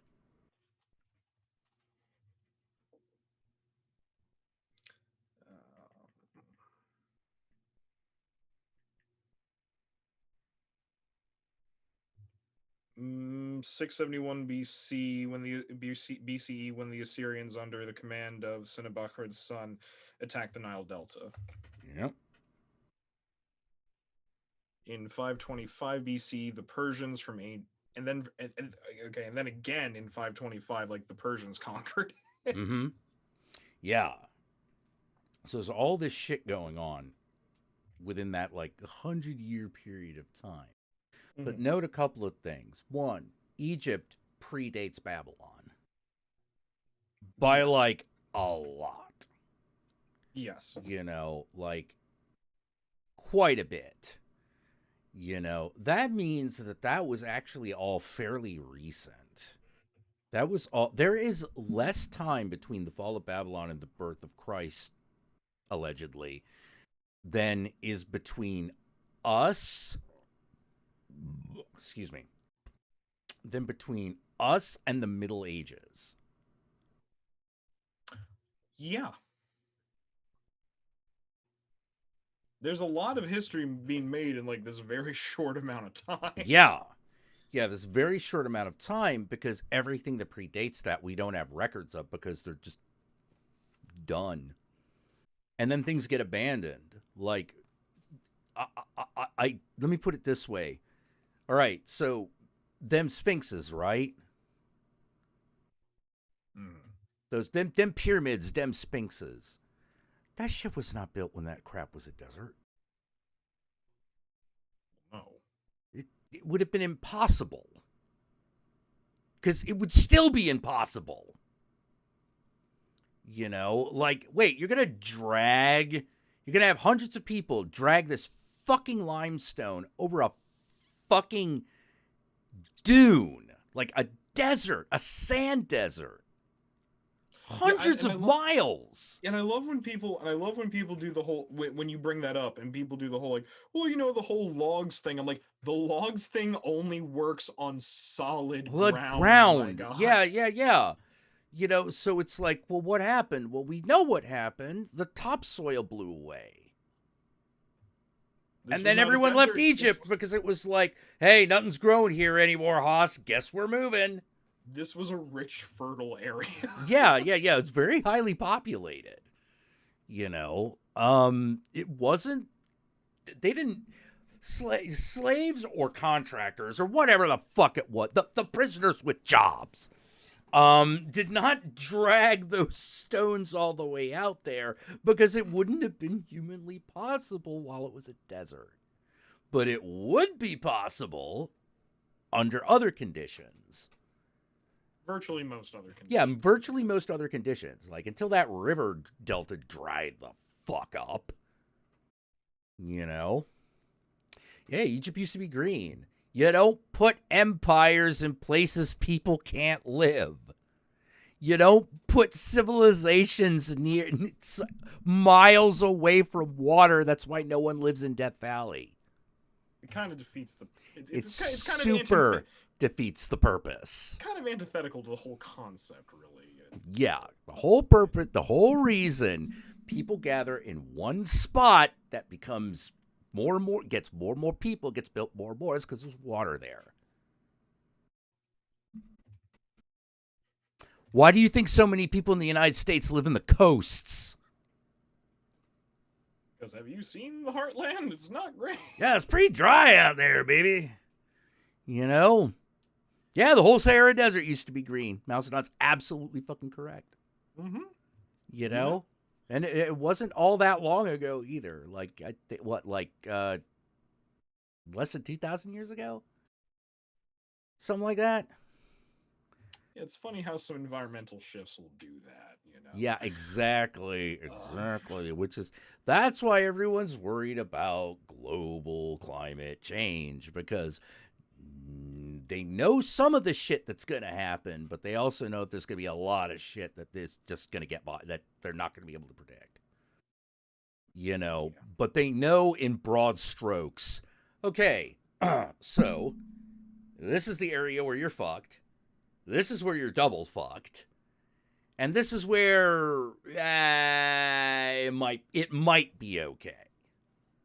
You know, depending on other things. You know, no soil rotation, too much sodium buildup. Yeah, exactly. You know, and I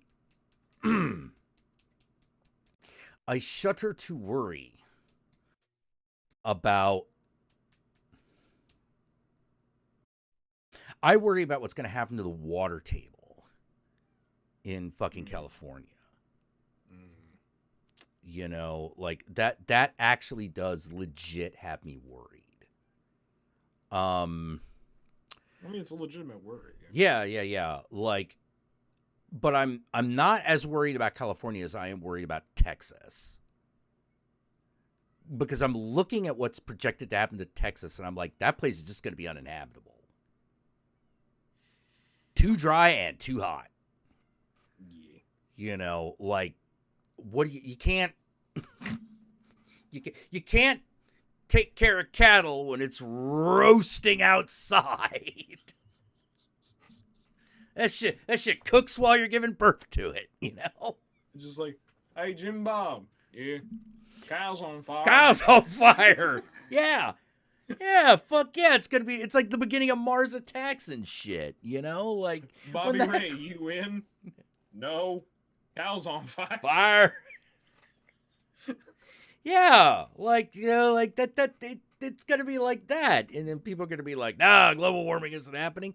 Look, could we at least, I'm not asking you to understand the science or anything, but can we at least admit that this heat is making things really difficult, and maybe we should do something about it, which I got to be honest was not a worry that I had until about like 6 years ago. You know, now I'm worried. You know, now I'm worried because, like, I don't like the idea of leaving people to die. I mean, same. I don't like it either. You know? No. And Well, like you got you got to do something to me that's really it's got to be personal. Oh yeah, you know. I like how to put it, like you know, if all the Trumpers died, I mean. Well, yeah, at this point. But like, it's just that feeling of like, oh my God, people, please, please, please, please, please, please. Look, I'm doing this now because I can afford to, because I can live and still try to help you out. But there's going to be a moment that there's a window of opportunity here. There is a point at which I'm like, all right, I'm too busy fucking wandering the wasteland looking for water. I can't care about you anymore. You know? Oh, but yeah, no, but yeah. I don't know how to say it. Just, yes. Exactly. Yeah. No, but yeah. You know? No, but yeah, but yeah, but no, but yeah. You know, but like, yeah, okay. So like, and this is why we should I always feel weird when it comes to like religion and even Wicca and stuff like that, because even though I know it's bullshit, I'm also like, yeah, but like everything I do is kind of bullshit too. Yeah, but there's there's a difference in this bullshit though. There is a difference to it. Like, okay, example. What we do is bullshit. Yeah, totally.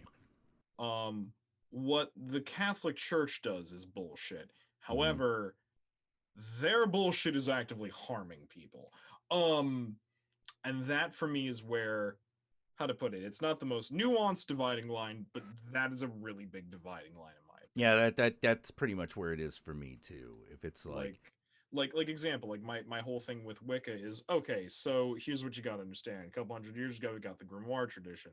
That leads into, and then like as Europe rebuilds itself through the Dark Ages and people get really fucking rich again, and then they get bored, this is what develops into like modern fraternal and ceremonial magic. This is where you get like the OTO and things like that, because a lot of this is based off masonry and this other weird shit. And so you get things like the OTO, the Golden Dawn, and Thelema, which are essentially a mashup of weird ceremonial magic, grimoire tradition, and masonry all combined into this weird thing. And then this dude named Gerald Gardner in the 40s says, I'm going to marry the basics of this with the basics of the witch cult theory, which is entirely bullshit. And I'm going to combine them together, say it's a reawakening of a religion that has never existed, and I'm going to dance naked under the moonlight and whip ladies with big breasts. Yeah, which, to be fair, more power to you on that level. Yeah. Just, I just wish he had been honest about the fact that that's what he was doing. Well, yeah, but apparently people won't. You got to trick people into having a good time, apparently.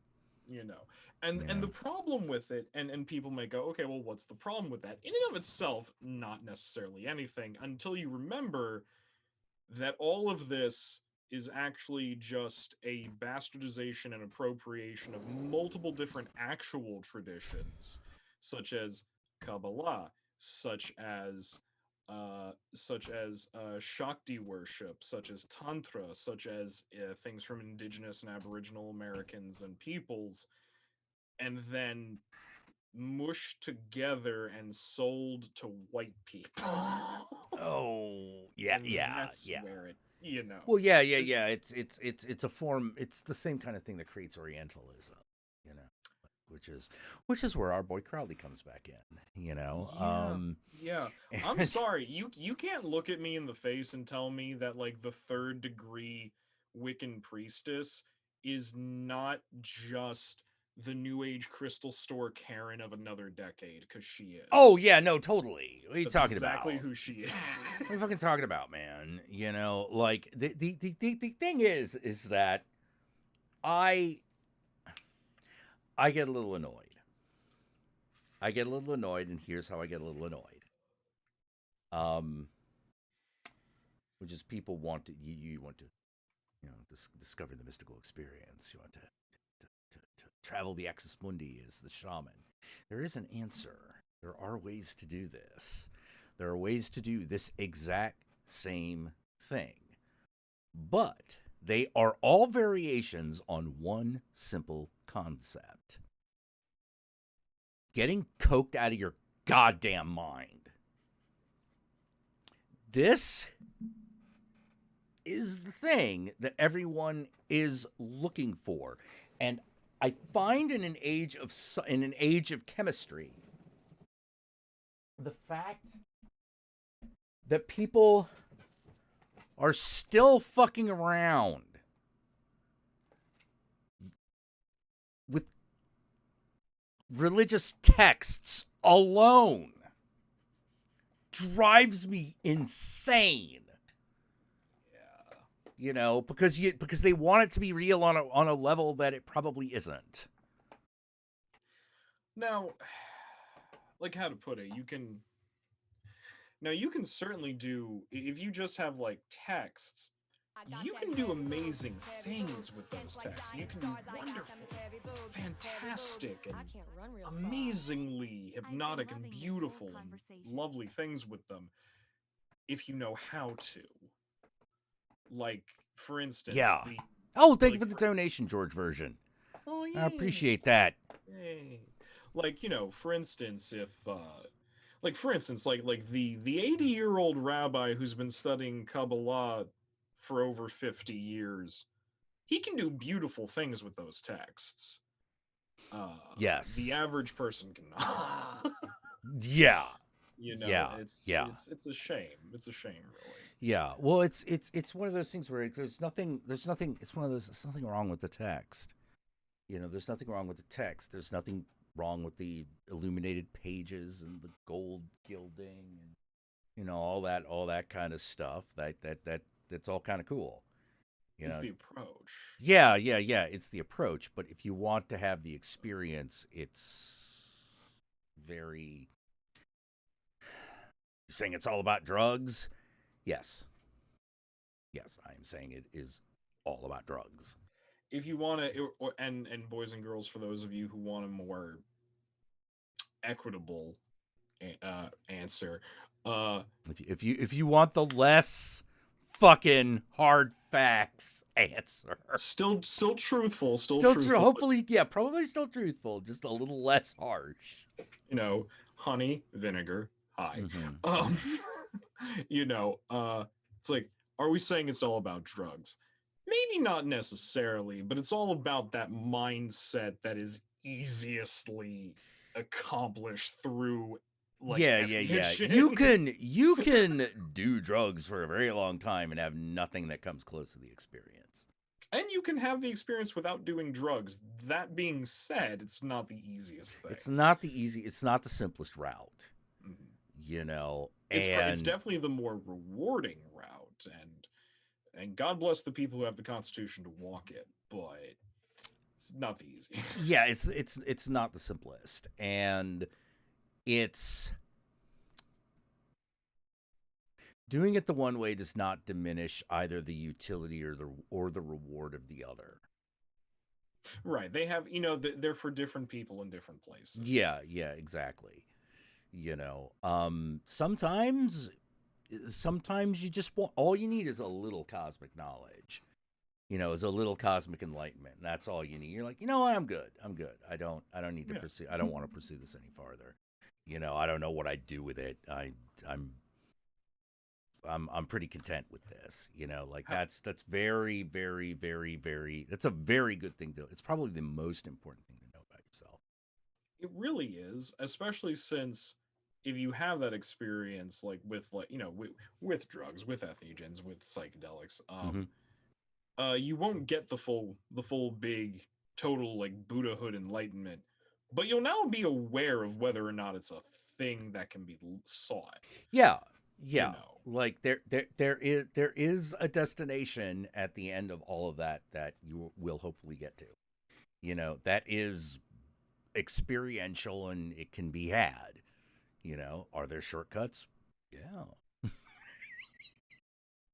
But I don't know how to say it, and then those shortcuts are just kind of there to give you hope. Yeah, no, it's You just like, know?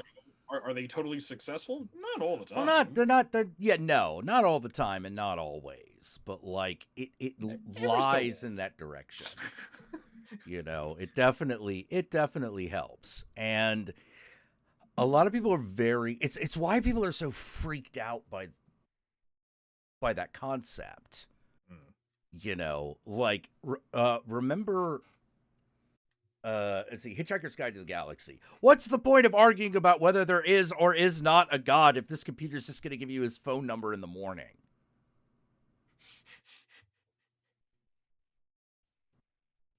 That's why.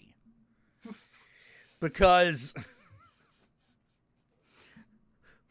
it's one of the big realizations that you can have, and hearing this is not going to be the same as understanding it, because it isn't. But I'm going to tell you the intellectualization. So if you do run across it the other way, you could be like, oh, this is what they're talking about. Wait, you mean I could just literally build my life out of any bullshit I care to? Yes. Yes. Yes, yes, yes, yes. As a matter of fact, you can. Some things it'll be easier to do that with for some people than others, but yeah. Now, turns out you can just make up a god.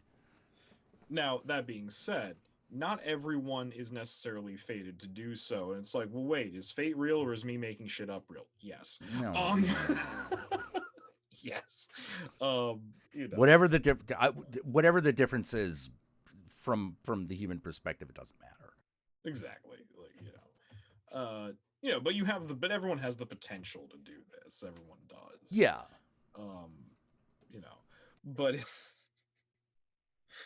that's what gets me in trouble with certain like religious people, man. I'm just like, they just like take it so seriously. And it's like, they're like, I thought you believed in God. I'm like, yeah, I do. Yeah. I talk to them all the time, actually. Them, and I'm like, oh, come on. Well, yeah, like why just have one?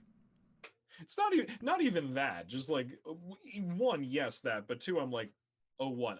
I'm sorry. Is the infinite point of the universe having like non-conforming pronouns like really that surprising to you? Well, my whole thing is that I was always just sort of like, ask a bright point of light, and that is God. Hi. Oh my God, it's like talking to a light bulb. And then you're like, well, can the light bulb talk? Well, maybe it can, but what would the light bulb say? There's not a good enough story about what this guy, this omnipotent God is like, other than an asshole. And you're like, well, everyone's a little bit of an asshole. Yeah, but that's literally the only thing we know about him. Really, everything else has been cut away, And really that only even works in certain contexts. If those stories aren't true, then we really don't know what the fuck it is. Yeah, then we really don't know what we're dealing with here. Like, at least when it's the power of polytheism, which is, I don't really care about this God.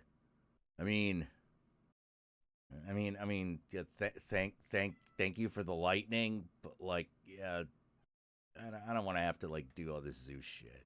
See, this is why, and like I don't want to have to do the sky god thing. Like this bites. One, yes, but this is why, and all love to my various other polytheists in the room.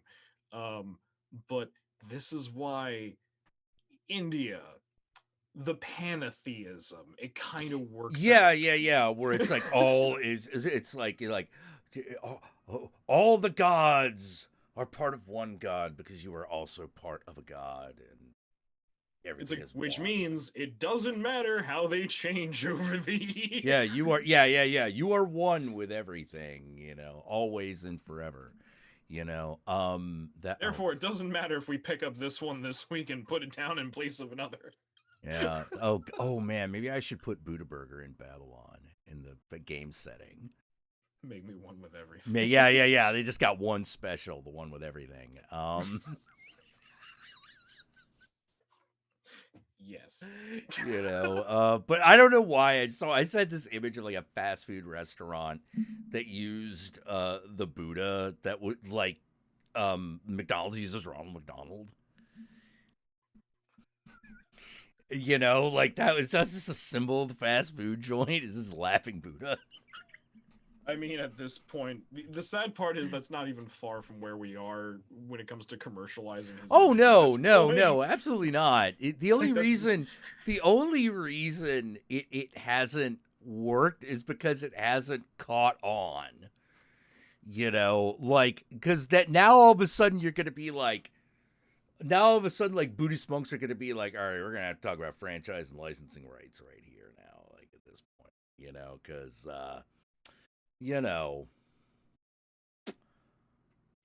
And all the people who truly understand Buddhism will go, well, yes, of course. Well, yes, yeah, of course. We're gonna a whole other like section of fucking heaven's gonna have to be like figured out in order for this thing to exist as a franchise.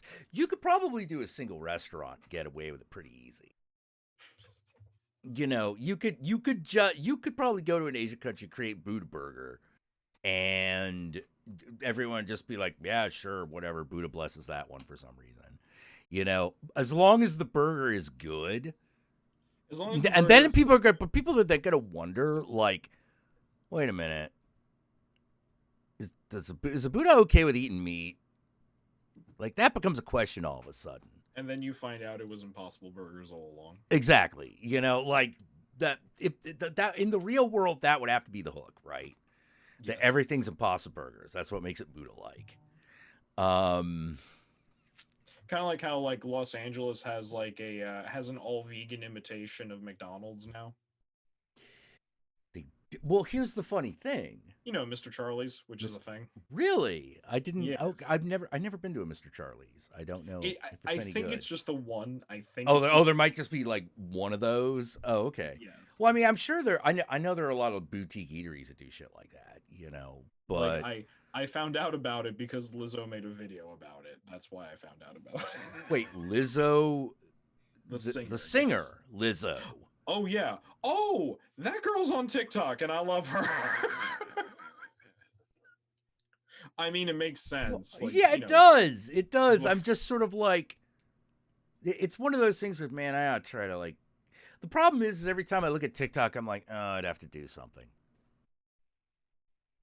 I'm not gonna lie, I don't know if it's the right place for you. Well, yeah, because like when I'm tweeting, when I'm social mediaing, I'm usually like curled up under a blanket on my couch, like this. But also, and I say this with love and compassion. I don't know how well you'd fare on TikTok. It's like, well, how come? Okay. Because TikTok is where all the youngest people in the social media sphere are, and considering we're in one of them in explosive times for a young generation, it's where all the arguments are happening. So it's like fucking Twitter like 10 years ago. Yes, and it's one of those things where, like, how can I put this? I look at everything that's going on. You see, this is why I succeed on TikTok, is because I don't talk about any of it. Okay. Okay. And I never talk about when it annoys me, and I don't do anything. Because it's one of those things where I sit here and I look and I'm scrolling through and I'm looking at people with these really hot takes and woke opinions and shit, and I'm just like, I know exactly which of you is going to be regretting these videos and these takes in about 5 years, and which of you aren't. And I'm gonna keep that to myself. Yeah, I'm gonna keep that in the back pocket. So what you're saying is the new batch of like reviewerverse people are over on that TikTok. Yeah, and for the sake of your blood pressure, I would say don't do that. Well, I mean, I have been thinking of like just doing shit posting and like not reacting to people outside of the TikTok itself. But I don't know. I haven't figured out a good angle. You see, that's the thing. Although the Countess is trying to get me, was thinking of trying to get me to do that as Mass Slasher. You know, like, just have him go on and just try to do TikTok shit and fail. I'm a failure in everything I do. Like, trying. Oh, I'm gonna slash her. Oh man, who's that? Mass Slasher. I'm gonna slash her. Oh man, but like, yeah, I can't. Sometimes it's why we started out the night like looking at like old internet. Oh, that old internet. You know, like Filthy Frank and oh god, what was the other thing we were watching? Like Filthy Frank and fucking It's time to stop. Stop! You know, like, Where yeah. are your parents? You know, but just talking about like, man, remember this is like kind of fun. And people like did like, oh yeah, Angry Video Game Nerd. We were watching a couple of Angry Video Game Nerd videos, like some of the more recent ones, because like going back to his recent stuff is kind of like it's going back to the past in a different way now. Yeah, before it was like, hey, remember when you were a kid and you played Nintendo? Now it's like you watch Angry Video Game Nerd. Hey, remember when YouTube was fun? That motherfucker ain't changed. His hairline's receded. That's about it. See, but that's the thing. That's what every successful franchise does. Figures out how to do the same thing in a different way. Yeah. And he's succeeded very well. I mean, still ain't been beaten. You know, no, absolutely, definitely good on him, because like there is something a little eternal about a guy going, "Oh my god, this video game is terrible." like this is really bad. Speaking about, let me put you in the position of being the person with the controller who is just trying to desperately get thing done. Speaking of bad video games, though, I recently took a stroll down memory lane with two games. Ooh. And I wish I didn't. Oh, what were they? They were both Sonic games. Oh dear. They were both 3D Sonic games. Oh dear. Both of which have rather infamous titles, such as Sonic Adventure XD and the not good one, and Sonic Boom. I don't know why I did this to myself.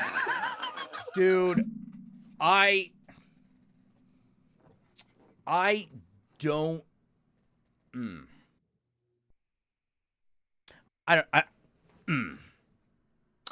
I love how Sonic. The problem with Sonic basically comes down to he has one gimmick. One. Gotta go fast. Yep. Like, that's it. That's the whole deal with Sonic. Go fast. Now, this really shouldn't have been a problem. Yet here we are. Well, because I just played Super Mario Odyssey. Okay? Oh, how'd you like that? That game's really good.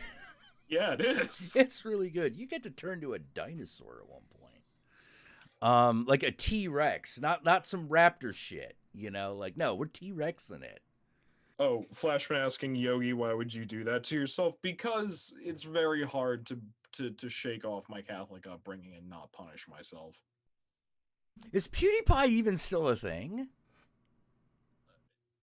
The answer is probably yes, but that would involve me giving a shit. Yeah, I'm like, when was the last time that guy was relevant? You know, it's been a while. It's been a hot minute. You know, into some masochism there, Yogi. Again, I was raised Catholic. It just kind of comes with the territory, man. Yeah, but I played that fucking Mario and Mario Odyssey, and that was real good. They did all kinds of things. You know, they did all kinds of things with Mario that I didn't realize you could do. Like, probably my favorite is when half the level is, oh man, I gotta get across over to there. But to do that, I've got to jump onto the 2D plane of a fucking wall and play a level regular Super Mario Brothers style, right? Where it's just, bling, bling. Turtles coming after you, gotta, boop. You know, so you get a little bit of that. It's everything Mario. Did you like that? Did you like Mario 2? There's some of that in there. You know, remember that? Remember Super Mario Land? Remember Yoshi? Good times. Remember fun things used to be. Yeah, I'm sitting there and I'm going like, how is it Nintendo just consistently makes Mario games fun? Like, I don't think a shitty one exists. Unless you count like some of the ones they made for CDI, which I kind of don't. No. I don't. Did the founders of Nintendo like make a deal with a wizard? Like, what happened? Yeah, I actually don't know. Like, they just sort of like every other franchise has had at least like one stinker. You know, like even like Metroid had the other M. Where you're just sort of like, I don't know why you thought this was a good idea. Okay, Mojodraken in the chat. No. Put on some candles, turn up some Enigma, and pop in Sonic Boom. No. That is way better than that game deserves. Speaking of which, as I've just said, so yeah, Jack, this wonderful thing that you're describing is the exact opposite of what the experience I had replaying Sonic Boom, because of course it is. I hopped on a spaceship and grabbed a star. I went past the end of the graphics. Oh, you fell off the edge of the world? Yes. But the edge of the world itself wasn't even complete enough to be an edge. Oh. Which... It's interesting. Sega. It's really interesting. Because, you know that thing that you can do in Sonic Boom? Like that, you know that weird thing that you can do with Knuckles in Sonic Boom? I don't remember it. Okay. So when you're playing as Knuckles. Okay. Because, okay, first of all, Sonic Boom. Like, yeah, as you pointed out, Sonic's main thing is gotta go fast. Gotta go fast. Yeah. That's the thing. Of course, we're gonna make a 3D walk around so slowly and find things game. Because that's Sonic. That's... yeah. So number one, that. Number two, when you're playing as Knuckles in Sonic Boom, there's this thing that you can do where you jump up, but as you're in the middle of the jump, you pause the game. Oh, wait. And jump again. Yes. I vaguely remember this. And if you do it in the proper succession, you can literally just keep going. Like, it actually doesn't stop. Okay. You can clear entire levels this way. Oh. The weird thing Sonic can do with his Knuckles? Going fast? Oh. Like, I've never seen a franchise with such a useless cast of characters. You know, like, Mario kept it simple, right? You got the Mario, and you got the Luigi. You got the princess, and sometimes a toadstool. And a dinosaur thing. And a dinosaur thing, yeah. But he's like a horse. He's like your horse. He's your pet horse that you ride around sometimes. Even though they have civilizations. Don't ask about Don't this. ask. Don't ask questions about this. You know? Like, hey. And hey, you know, like but I said... it's a fairly concise cast of characters. I think they added Rosalina, one called Rosalina at some point, because they were like, you know what, Luigi needs a girlfriend, which was like, okay, yeah, sure, fine, why not? It's like, oh, good for Luigi. Yeah, good for Luigi. Go get some. So we got that, and it's all fairly self-explanatory. Like, Luigi tends to jump higher. The princess got her little floating dress umbrella thing sometimes, you know, like whatever. The shit that they kind of established in Super Mario Brothers 2, they kind of stuck with. Okay, so it feels like every couple of Sonic games, there's a new character because they have no idea what else to do. Jack, if you were telling me that Big E is a superfluous character, oh Jesus, and that all that time I spent trying to catch a frog, which if you remember, Big E and Froggy saved the day at that last level. Remember that, Jack? How it ends with them? No. Remember that? I do. I remember Big E the cat, but I don't remember this because I had put the game down by that point. Oh, okay. Something you will love because it's horrible. So you know how the thing with Sonic Adventure XD was that like you go through each of the characters because you have to. Yeah. So and you know how like Big E is like the last one. Yep. So what happens with that is that so you know how like your thing is constantly that you're catching the frog constantly. Mm-hmm. So at the very end of his thing, that's when the big bad boss fight happens.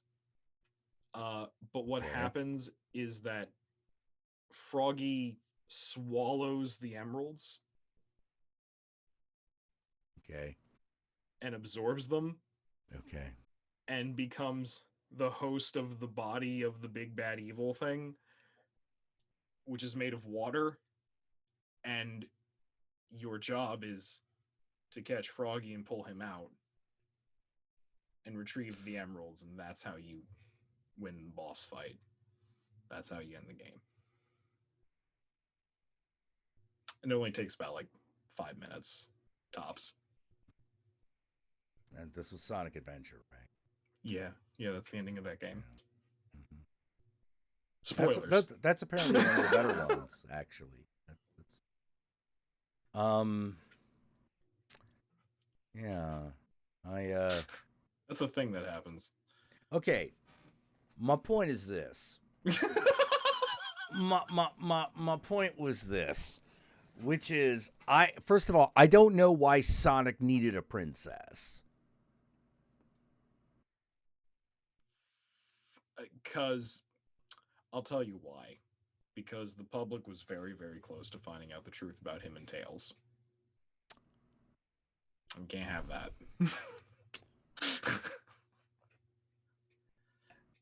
You can try maybe. You can try to tell me I'm wrong. You can try to tell me that's absurd. And it is, considering they're fictional characters. But what I just said makes about as much sense. Well, I was like, it comes down to this, where I was just sort of like, if they wanted to give Sonic a girlfriend, why didn't they just make it like another hedgehog or a fox or something? You know? Or because they gave him a little fox friend, why didn't they just give him like a pink porcupine or something? Which I think they might have actually have done. So I didn't understand why all of a sudden Sonic's got to have a love interest. It's like an anime princess. What the fuck was happening? Well, you know, because... What's going on? Because no one really likes Amy. But, okay, I mean, they never did anything with her, so that stands to reason. I don't know what the deal with Amy is, but apparently there's a Batgirl that throws balls at you. That's a thing that happens in Sonic now. Yeah. Sally Acorn or Amy Rose? I don't fucking know. There's like I just don't know. There's so much about Sonic that makes no sense even as a video game. Even as a video game franchise, you know? And I'm comparing it to a video game franchise where an Italian plumber throws a hat on an animal and then can turn into that animal.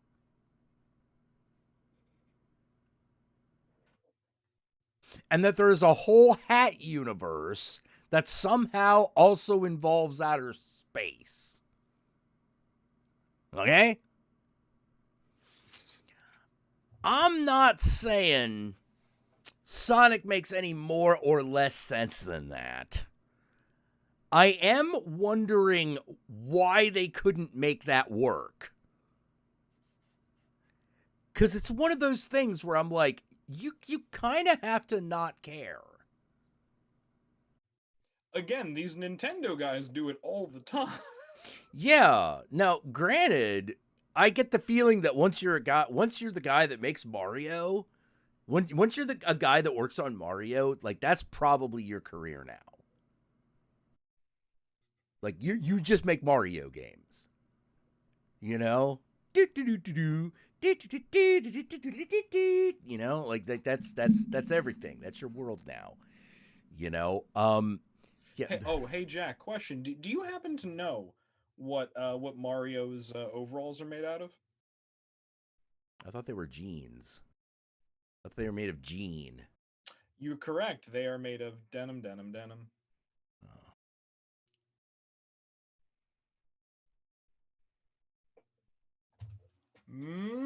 Good night, everybody.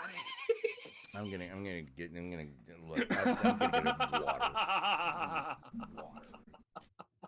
Liquid.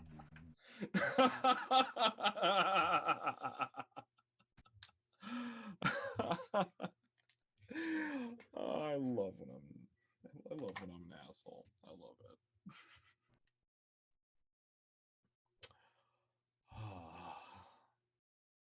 I haven't done that in so long. I haven't caused him to get up and leave a room in frustration for so long. It's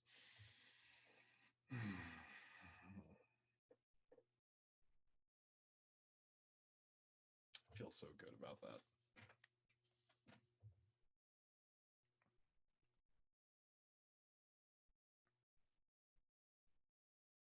Yogi, I'm not mad, but I'm disappointed.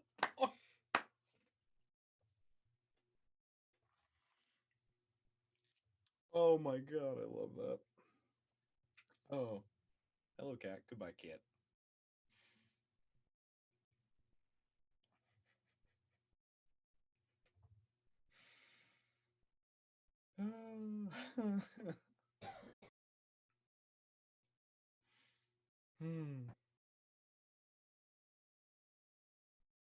Yogi, that was awesome. So happy you did it. Thank you.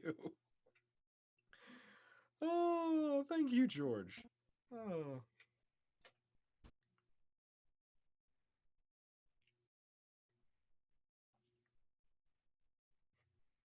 Well, the creator of Mario also made Zelda, Star Fox, Donkey Kong, and what else am I missing? Yeah, no. His cat is catting out there. He's catting like a cat who has never catted before. Cat. Can I just say, Jack? Yes. It's been so long since I've made you get up and leave the room in frustration. I missed us. Yeah, I did too. I have too. You know, George, did you actually want to come in on the conversation, or were you just donating? Because if you want to talk, we should probably do that next time. Because yeah, that'd probably be a good idea. I'll take my. I will search for the answer in the chat. Answers to be searched for. Oh my goodness. Answers to be searched for. Congratulations. Happy birthday, Frankenstein! I don't know. I don't know who all made what over at Nintendo, but I have played that Metroid Dread. It's. Did Miyamoto also make Metroid? I am. Brain isn't working. I would. Yeah, George. I could have you. I could bring you in like another day, because like we're so into the wee hours. It's like, you know, I'm afraid I would just be sitting there staring. You know. There comes a certain point in the evening where you're just like, I would love to keep speaking to you, my dear, but my brain is pudding. Yeah. The only reason I'm able to keep talking to Yogi is because, like, you know, we have rapport. Oh, by the way, so speaking of things, I would just like to point this out. So, as you know, the past 2 days have been interesting because, as you remember from my text the other day, I done officially joined the old man club and hurt my back in a weird way. Okay. Yeah, no, I finally had the near fatal slip in the shower. It finally happened.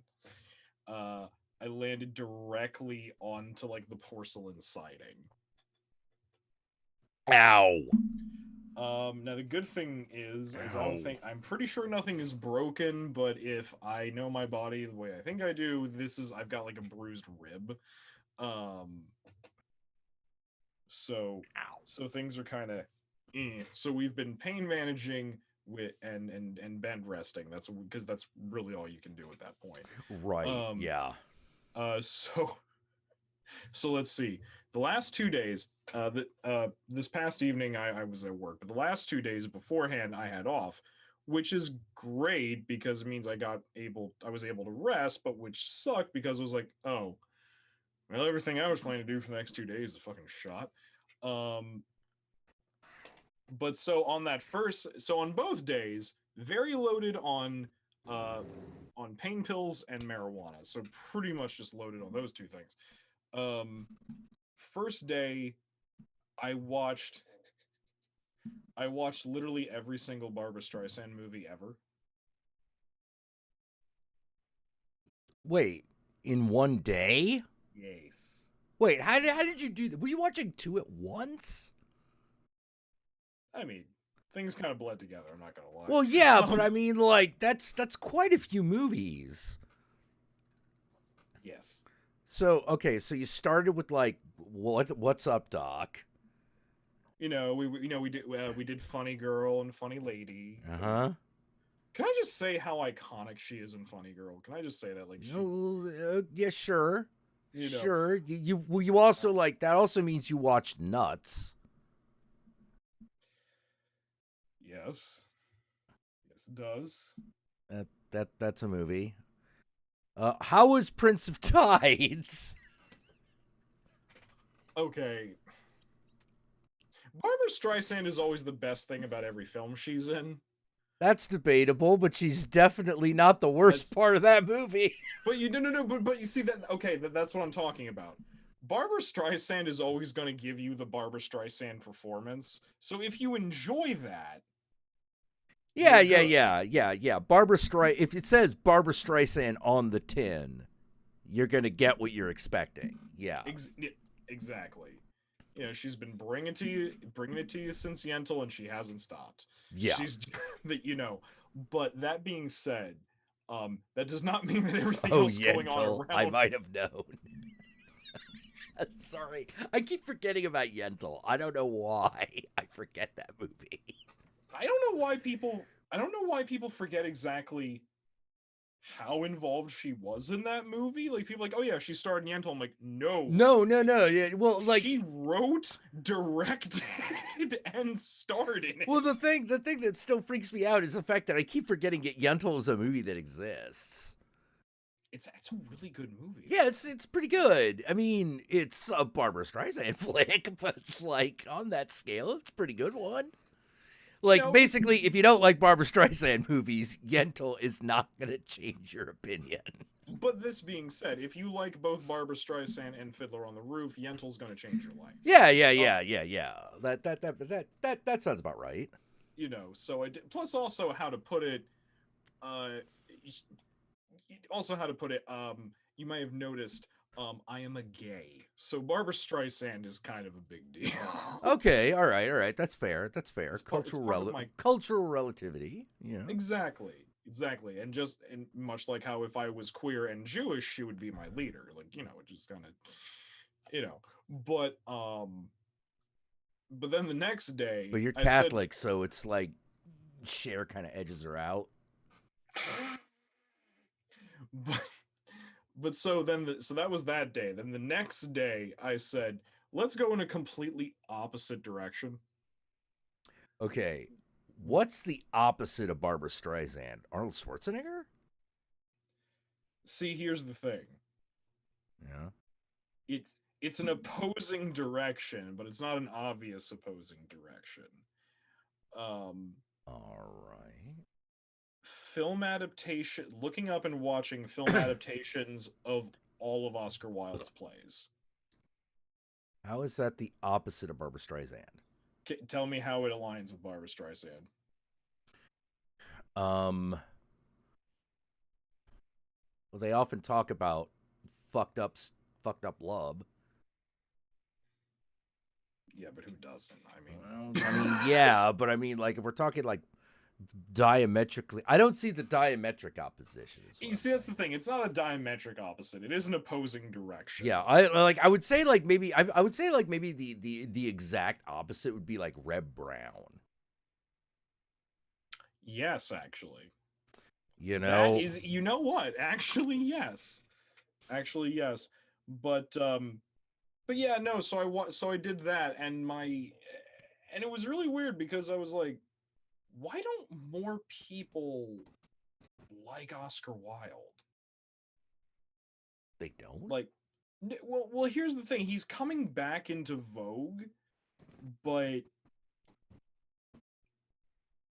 I don't know how to put it. Like what do people like not like the importance of being earnest, or the Nightingale, or I guess what I mean is like I've met so many people who really know who he was and know things about his life, but then don't at all know his work, which is weird to me. That is weird. Like I don't understand that. Like, that is weird to me. Yeah, like, I mean, you got to know, like, the Portrait of Dorian Gray, The Nightingale, and fucking The Importance of Being Earnest at the very least, right? Like, I'm not asking you to be able to quote Lady Windermere's Fan, but I do. Right. You know, but like, you should be able to, like, you know, pick out 2 or 3. You know, like, which, I don't know, it's just bizarre to me. I'm just like, I'm sorry, is the fact that he was just a fancy, outspoken gay man, is that just what you're clinging on to? Because don't get me wrong, cool, but I'd really like you to just read the shit. Well, yeah, you really get a really good, you really get,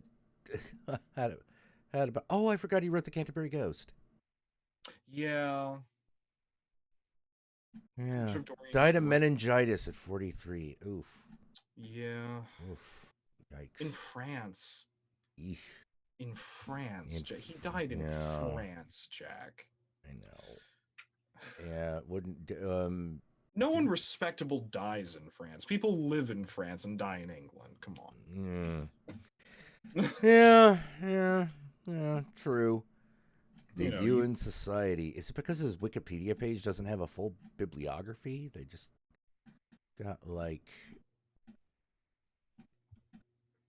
imprisonment. Well, they don't just have a list of the shit he wrote. I mean, granted, that would take a while, but like, okay, selected works. We got some.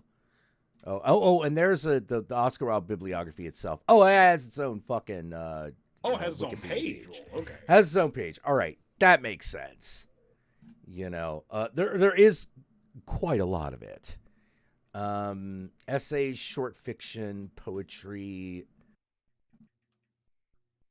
Oh, the Sphinx. Yeah. I don't demand a lot, but I'm going to say if you're going to ever speak about Oscar Wilde, I feel that it behooves you to know all 4 of his social comedies and The Little Prince. Like, you need to at least know these. Yeah. By the way, if anyone doesn't know, the 4 social comedies of Oscar Wilde are Importance of Being Earnest, Lady Windermere's Fan, An Ideal Husband, and A Woman of No Importance. Yeah. It's not The Little Prince, by the way. It's The Happy Prince. The Happy Prince, I'm sorry. Yeah. I always get the title confused with The Little Prince is French children's book. That's the one about the pilot that draws the elephant being eaten by the snake. Yes. They made a film adaptation of that. There are several film adaptations, actually. They're all very lovely. Yeah. I know there's a really good Netflix one that I am afraid to watch. And people are like, why are you afraid to watch it? It's like, because it's apparently a very faithful adaptation of the book. That means emotional trauma. That means emotional trauma. Yeah, exactly. Also, John Smith, that's lovely. Thing I most remember Wilde for was growing up his children's story, The Selfish Giant. Oh, I love The Selfish Giant. Oh, that one I don't remember that well. Oh, that's the one. Oh, actually, you may know bits and pieces of it. Like you've seen the Stephen Fry docudrama Wilde, right, where he plays Oscar Wilde? Yeah, but I don't remember it. I don't remember that part of it very well. Well, do you remember that every so often it cuts back to him writing at his desk and he's narrating? Oh, okay. That's the story he's working on in the movie. Yes. It's oh, The Selfish okay. Giant. So those little bits and pieces are from that. Oh, okay. Never read it for myself though. I love that part. That, oh god, there's like one part of it that always jumps out at me. It's like when the giant the selfish giant runs the little boy, and it's like and it says that the prince of two nails were on his little hands, and the prince of two nails were on his little feet. Yes, now I remember. And the giant says it's like, tell me, who dare hath wounded thee, that I might smite them? Nay, for these are the wounds of love. Yeah. Because the little boy's Jesus. Because even Oscar Wilde couldn't get away from that there Catholicism. No. I mean, I look. I'm a bit more. Clearly, I'm going to gravitate more towards things like Portrait of Dorian Gray and the Sphinx. Oh yes.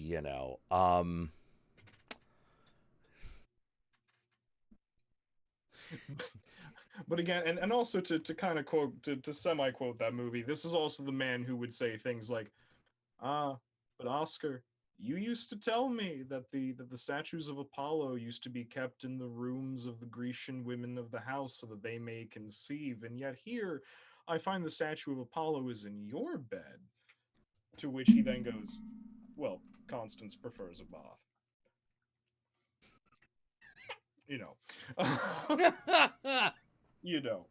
But oh god, but I love Lady Windermere's Fan though, because it's such oh god, you just want to slap everybody. You can't that's true. That is true. You cannot read or watch Lady Windermere's Fan and not just go, oh my god, what the fuck is wrong with you people? Well, like it's Which is the point. Oh yeah. It's very like Lady Windermere's fan and the original fucking Truman Capote Breakfast at Tiffany's are written from a very similar perspective. A perspective of being a queer man, looking at women in your life doing stupid things. It's just like, the fuck is wrong with you? Basically, being a member of the LGBT community and looking at the heterosexual community and going, "What the fuck?" has a long history. Yeah, it's a very long history. Like, what the hell are you even doing? You know, like, why are you doing this? That doesn't. And you can make always any tell. sense. You can always tell. There's always at least one character in all of his plays that is a stand-in for himself. Oh yeah. There's always an author insert that just comes in. It's just like, the fuck. And you can always tell them too. You can spot them right away. Like again, if you know Lady Windermere's fan, the guy who is just constantly bitingly witty throughout the entire thing, and then actually finds the fan at the club to begin with. That dude is totally Oscar Wilde. Yeah. Well, it's like in the that guy. Oh God.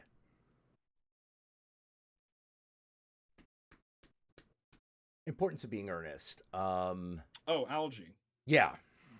That's totally Oscar Wilde. Yeah. Actually, I think about it.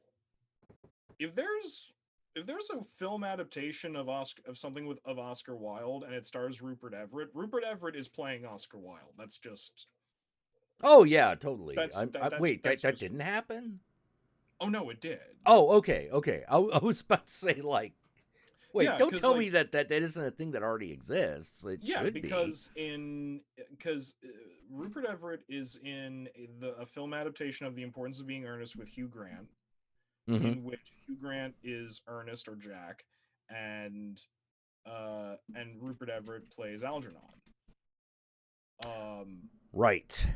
And then there was later a film adaptation of The Ideal Husband, and Rupert Everett said, "Well, of course I must be in this." Oh man, I think we're about to. I think we're gonna finish the trifecta here. I didn't realize this, but there is a adaptation of The Happy Prince, starring and directed by Rupert Everett. It came out in 2017. So 2018. So you see, children, Rupert Everett, like many posh-sounding gay Englishmen, is obsessed with Oscar Wilde. Yeah. Oh my God! I'm looking at his whole filmography. I'm like, holy shit, he is. Like, he's done all the major ones. Yeah, he has. Well, maybe not Dorian Gray. That might be the exception. Though now I think about it, I could totally buy Rupert Everett as Dorian Gray. Oh, totally. That's an easy sell. Yes. You know. Huh. Yeah, he just hasn't seemed to been in an actual adaptation of Dorian Gray. But he's been in The Importance of Being Earnest. He's been in The Ideal Husband. He's done The Happy Prince. He's I think he was in a film adaptation of A Woman of No Importance. I think he. Oh shit! I totally forgot that he was. Did you forget he was gay? Oh, Rupert Everett? No, I didn't forget that. I mean, what did you forget? I forgot that he played a fucking. Okay, so there is a movie called The Madness of King George that he was in. It was back in '94, and I believe. God damn it. Name of guy. I'm looking at it right now, and for some reason, my brain is just not helping me.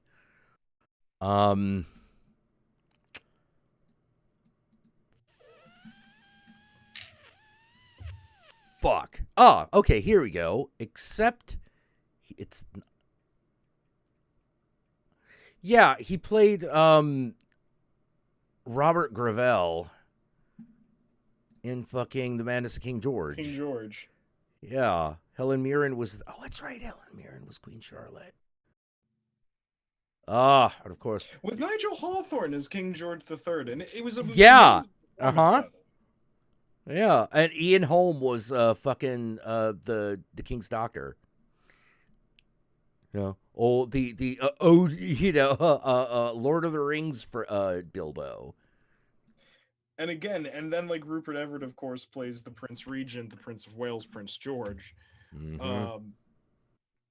who, how to put it, for historical and social context, that's the character that's played by Hugh Laurie in the Blackadder series, and it's, yeah, he's just a famous idiot. Yeah. Well, like, the thing I found, like, really interesting about The Madness of King George is you watch it, and then at some point, you're going to realize, wait a minute. This is the guy who was the King of England during the American Revolution. This story is about that period of time. Yes. And suddenly certain things start to make and shit starts to make sense again, because you're like, wait, why did Britain do that? Oh, because the king was insane. And his son and heir apparent was a moron. You know, just a fucking moron. Like, I don't even know how to fucking say it, but like the fact that this was a country that fought both the American colonies and Napoleon at the same motherfucking time blows your fucking mind, because you're just sort of like, wait a minute, you mean when did Nelson just abscond with all the really good British military? Well, no, Jack, he didn't, because then there would have been nothing left for the Duke of Wellington. But I mean, like, yeah, so did those two guys abscond with the better parts of the military and just run shit? Yeah, kind of. Yeah, you just sort of like, well, those guys are actually pretty good. Like, they fucking fought off Napoleon pretty successfully, you know. And then you're looking at it, it's like, how are them colonies going along? Okay, well, like, that one. Like, yeah, well, fuck it. Well, fuck it. Yeah, you cannot believe these are the same. These armed forces come from the same fucking country. Then again, how to put it? From an imperialist standpoint, like at that point, like England kind of was like, fuck it, we still have the Caribbean and India. We don't need this shit. I don't fucking care. But like, American colonies are bullshit anyway. Wait. Yeah. Well, like, yeah, no. Well, like, King George was like Boris Johnson if Boris Johnson was certifiably mad. Like, because when they talk about the madness of King George, like, he was fucking bonkers. Like, there was no question about whether there was something wrong with his mind. It's called syphilis. Yeah. He got the type of syphilis that turns your poop purple. And eats your nervous system. Yeah. And like, he was convinced his poop was magic.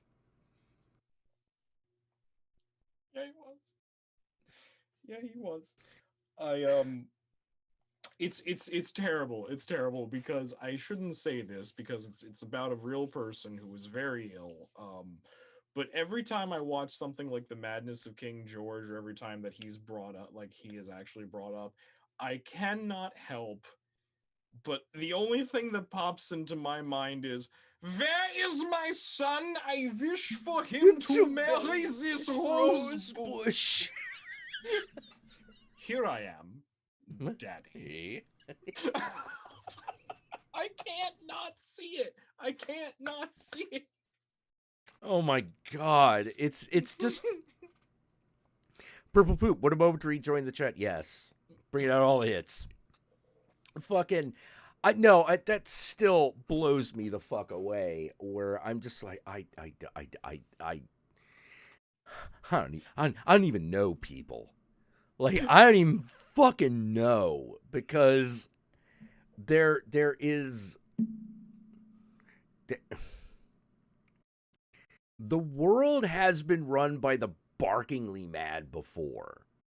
So what we're going through right now is not like unique. You know, the nuclear weapons are what make it unique. And isn't that somewhat comforting to know? It's a little comforting to know. There's a pattern to this, and therefore that means there's technically a decent chance of avoidance. Yeah. Like it's like it is possible to dodge these bullets. You know, I still can't. I still can't believe that Russia couldn't invade a country, can't invade a country that it shares a border with. I mean, I'm not sad about it, but I still can't believe it. You know, like, that would be like us trying to, like, annex the part of Mexico where nobody lives.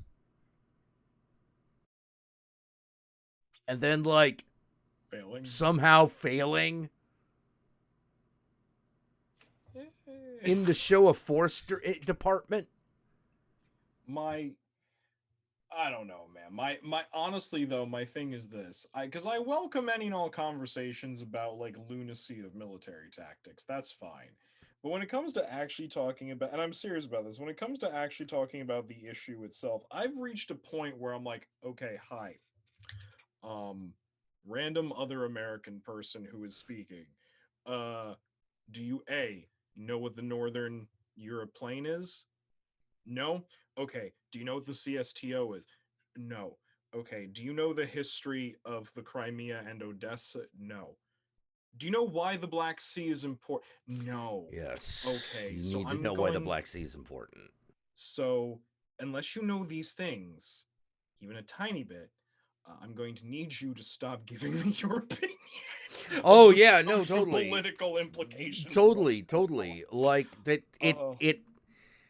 Oh man, like, ooh. What's?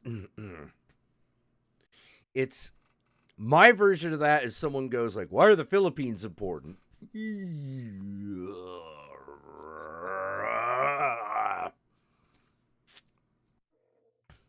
Because it's there. It's there, and if you control the Philippines, you pretty much control the China Sea. You know, that's a big deal. You know, that is a very big deal.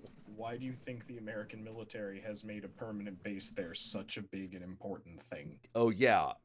At the detriment of the native people, I might add. But yeah. I'm still surprised at something I didn't know a month ago about the American military. Okay. All right. So, what's the biggest air force on the planet? I'm going to assume it's not the American military. Extremely wrong. Oh, it is. Okay. Okay, let me put it this way. The single biggest air force, you know, is the American Air Force. Okay. All right. Do you know what the second one is? No, tell me. The United States Army. Do you know what the third one is? Please tell me it's the Marines or the Navy. It's the Navy. It's the American Navy.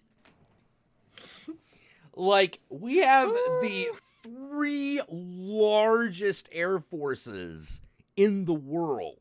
They're so big they divided them up by, you know, like, you know, military branch just to give everyone else a fucking chance. You know, like, it's that one-sided. So it's one of those things, it's like, why didn't you establish air dominance? Well, we know why we didn't do it, because we're like, well, we don't know if we want to go to war. I think also it's because everyone knows that we would. Yeah. Well, like, that's the thing. Like, do call for the no-fly zone. But the funny thing is I find myself going, I don't know how well that would go now that it's like a real war. You know, the no-fly zone is usually a step before war, because it's literally shoot down anything that moves higher than this in that area, because America can do that 1,000 times over. It's very simple, but it is an act of war. You know, like, let me put it this way. And that's messy. Yeah, it's not fucking always up the United States. An attack by the United States Air Force is such a big deal that the one time they managed to do it in fucking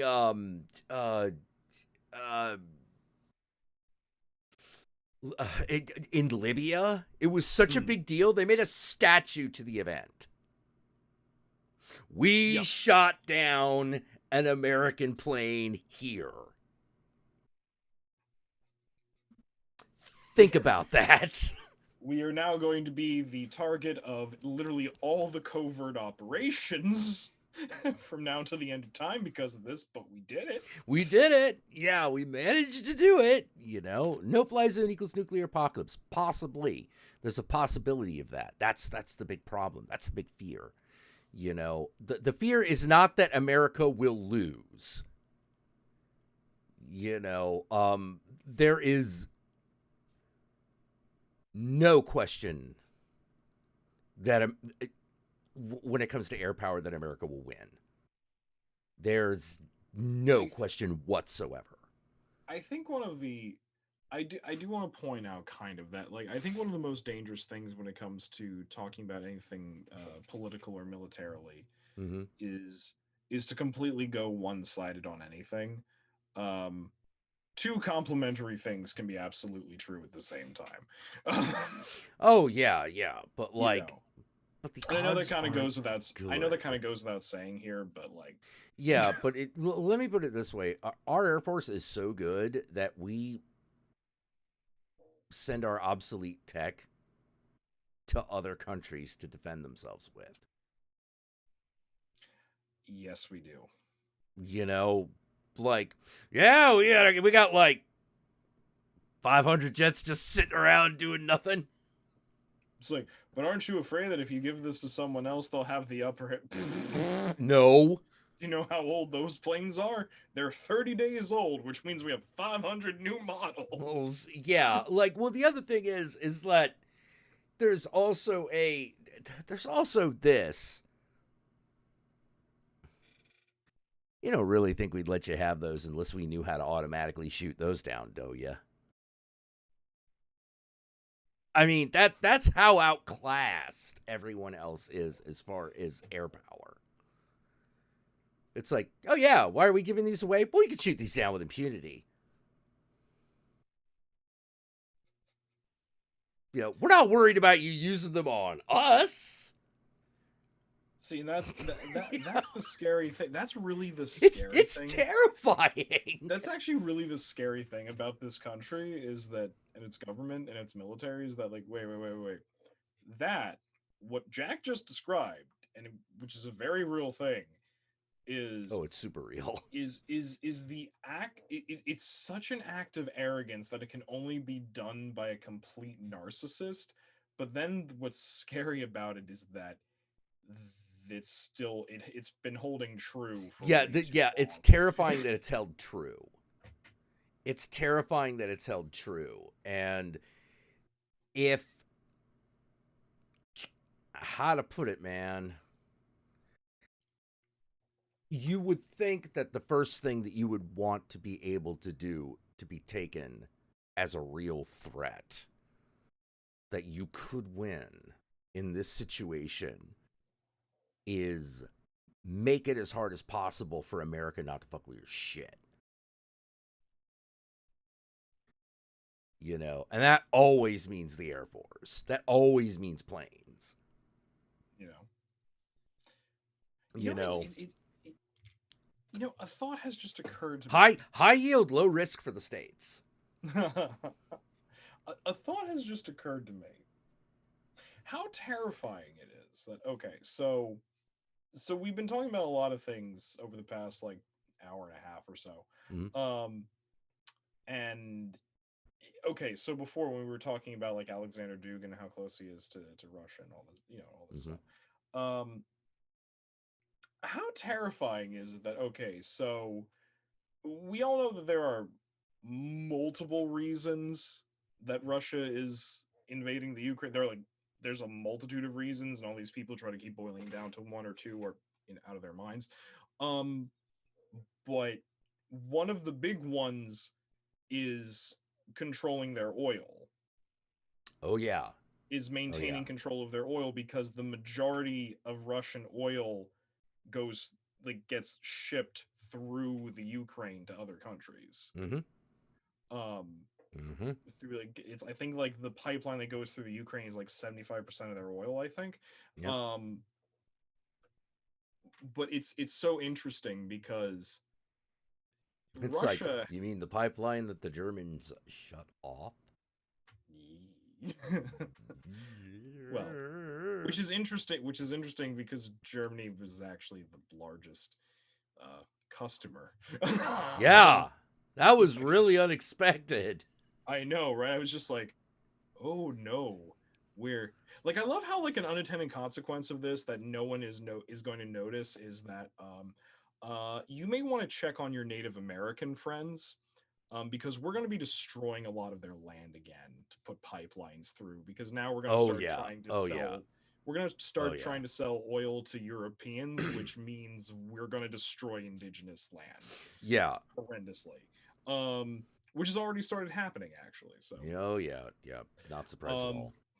But what's interesting about it is that, like, how terrifying is this? That how timing works, because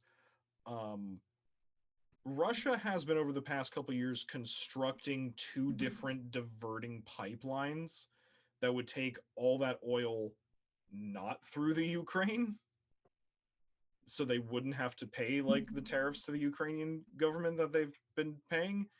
But around the time that Alexander Dugin shows up, NATO starts knocking at the Ukraine's door, and it kicks off this whole thing, and I'm just like, oh no. Yeah, well, like, let me put it this way. I didn't realize that Putin was as stupid as Trump. Oh yeah, of course he is. I did not realize that. I thought he was smarter. Just kind of like how you forget that he's like under 5. He's like a little under 5'11". Yeah, you know, he's a short man. Well, I don't know about short, you know. But wait, like, hold on. It was no, he is short. Hold on. Like 5'11" is pretty average height. 5'7". I'm sorry. He's 5'7". Oh, okay. I'm sorry. I don't know why.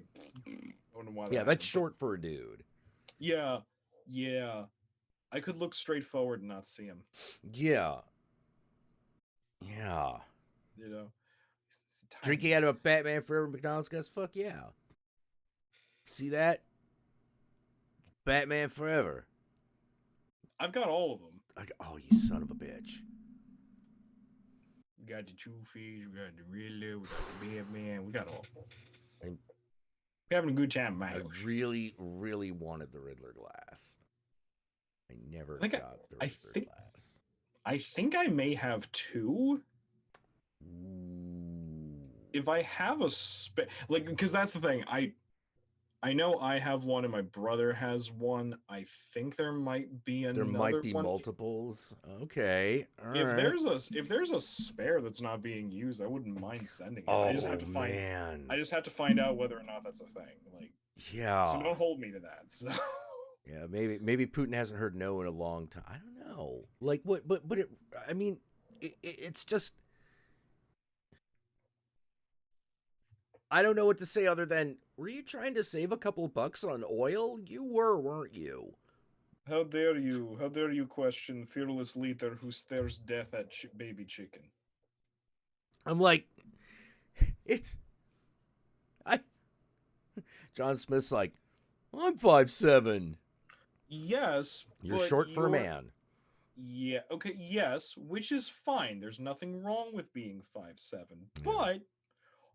But are you a ruthless autocrat who is so insecure about his height that he has destroyed the lives of countless thousands? No, then you're fine, aren't you? 5'7" is not 5'4". And 5'4" is not 3'9". That's definitely true. Sorry, I say that because I.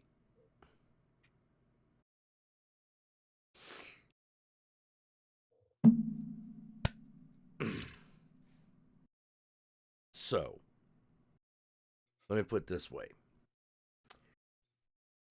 I once met a gentleman.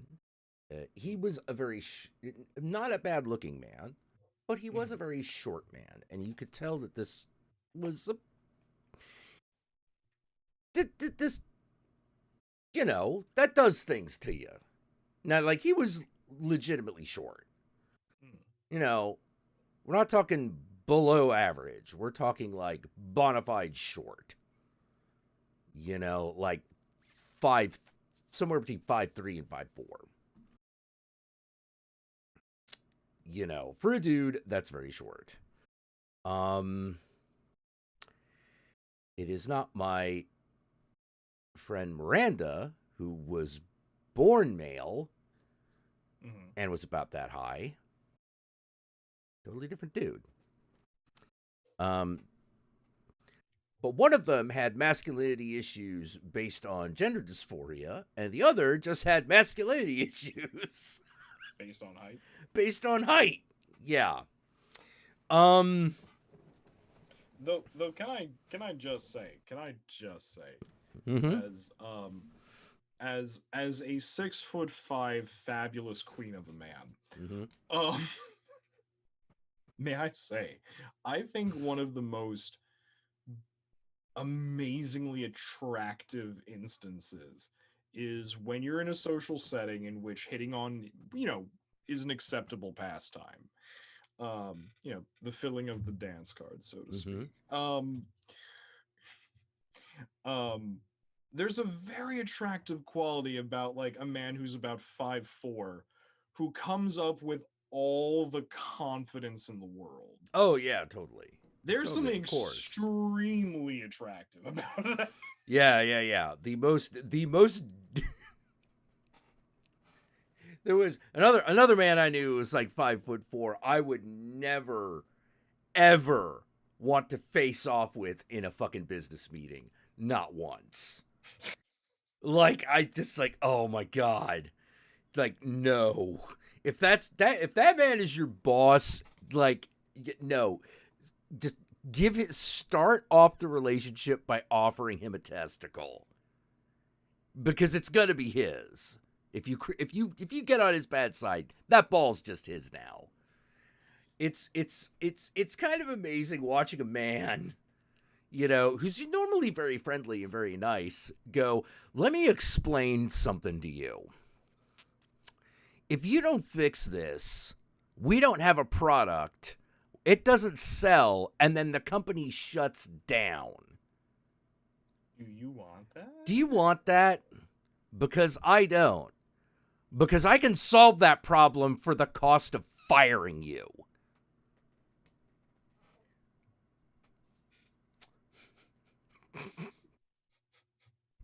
And you're just sitting there. That sounds so fabulous. Oh, dude. I was just sitting there. I was like, "Oh shit, Rack!" Like, no, that guy's no, that guy can't have children now. Jack just sitting there, just being like, "I wish it was socially acceptable to have popcorn right now." Oh my god, this is amazing. Oh my god, like no, it was just. I'm like, no, that guy's sterile now. He can't have children anymore. You just unmanned him. Oh my god. Now, to be fair, to be absolutely fair, he was 100% in the right. You know, like, that would not have been funny at all if the guy had not 100% deserved it. This is true. You know, but there was this other, I just remember this one dude. And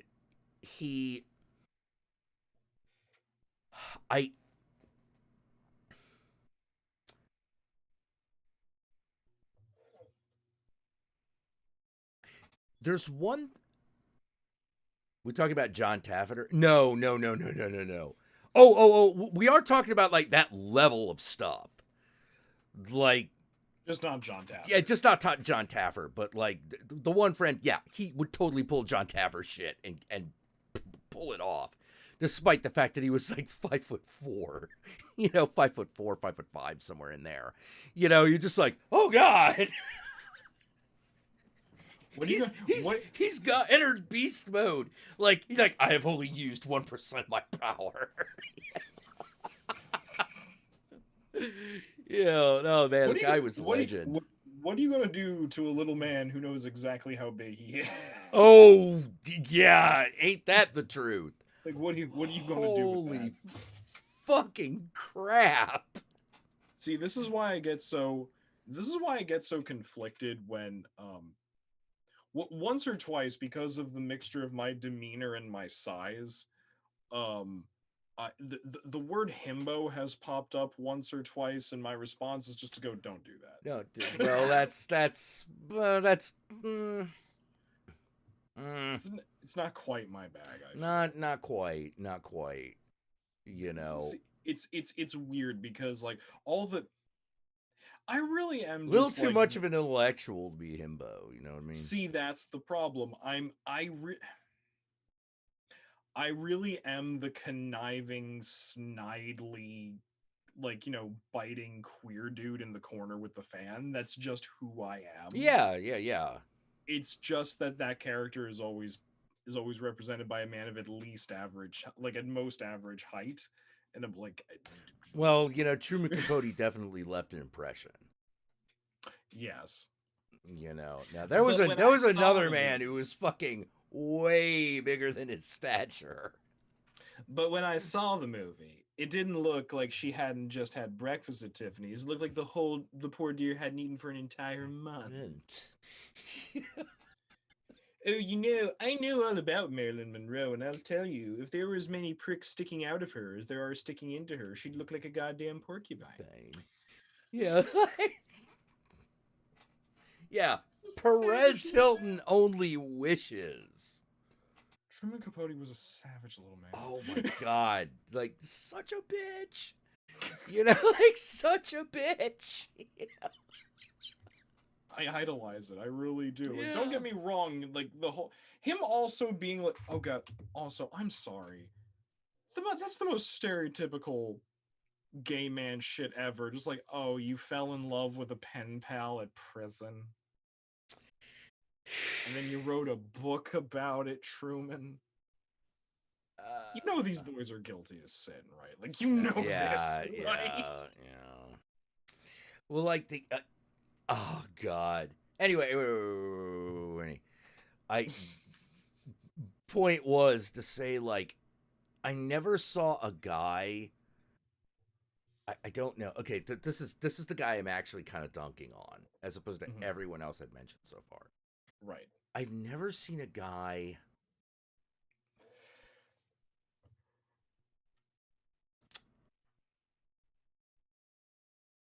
I've never seen a guy bend himself into...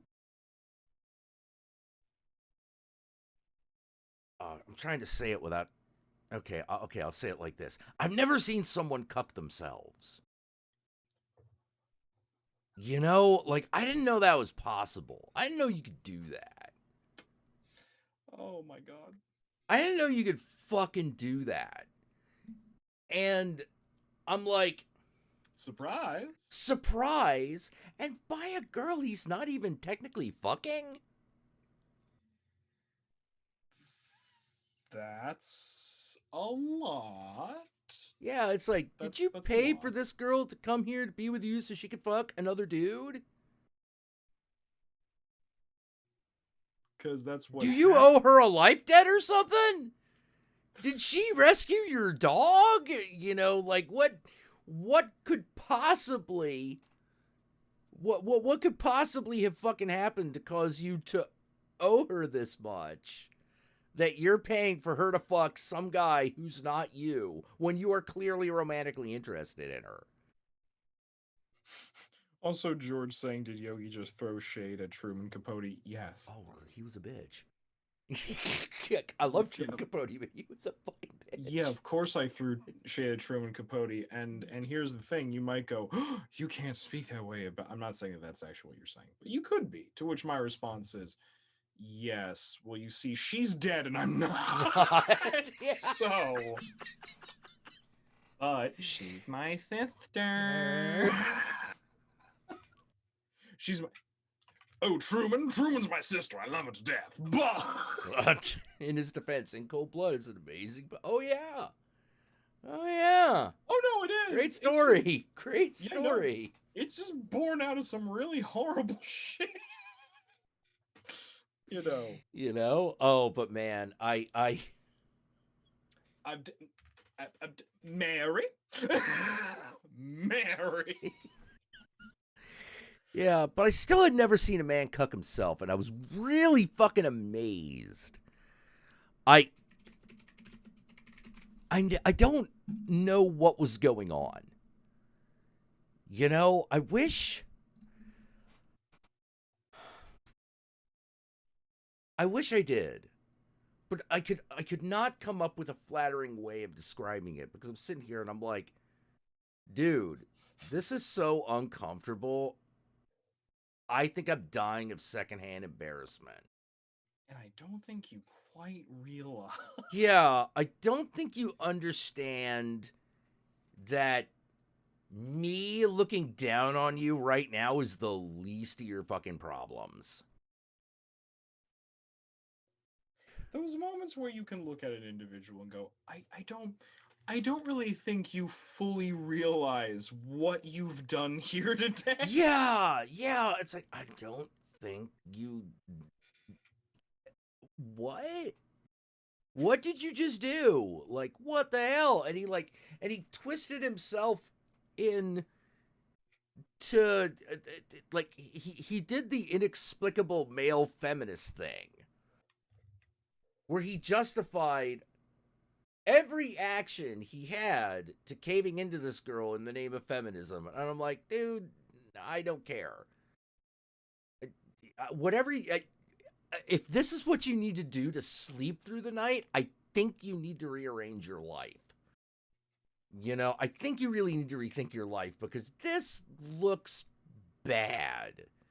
And you don't look happy. This does not come from a place of judgment. This comes from a place of concern as your fellow human being. Yeah, like, I'm actually concerned about how you're doing as a person because of this. You know? Normally, I'd just be like, oh man, that fucking sucks. Tough break. But I feel like I'm looking at, like, I'm staring into, like, an abyss here. You know, something is so fundamentally wrong, I can't even relate to it. You know? I do, actually, I do. It's okay to not like a woman if she uses you. In fact, I might recommend that. Yeah, I would actually recommend that. I would actually recommend going like, man, this girl's a bitch. You know, fuck this girl. Why am I putting up with this? Why am I paying for her to fuck some other dude? again, and it brings us, and if you think about it, it kind of does bring us back to the Oscar Wilde conversation, because again, like this, so many of those issues could have been sorted out by someone going, actually, you know what? Fuck this. Yeah, fuck this. Like, this is bullshit. Why are we doing this? This seems sick. You know, like, but yeah, that is how I feel about, like, that's what I feel like Oscar Wilde is always saying in his commentaries. Like, why is okay? Is everything all right? I mean, clearly not, but still, I have to ask as a formality. And it's always interesting, right? Because there's this whole concept of like, well, yes, but Oscar Wilde enjoyed all these things. I'm like, no.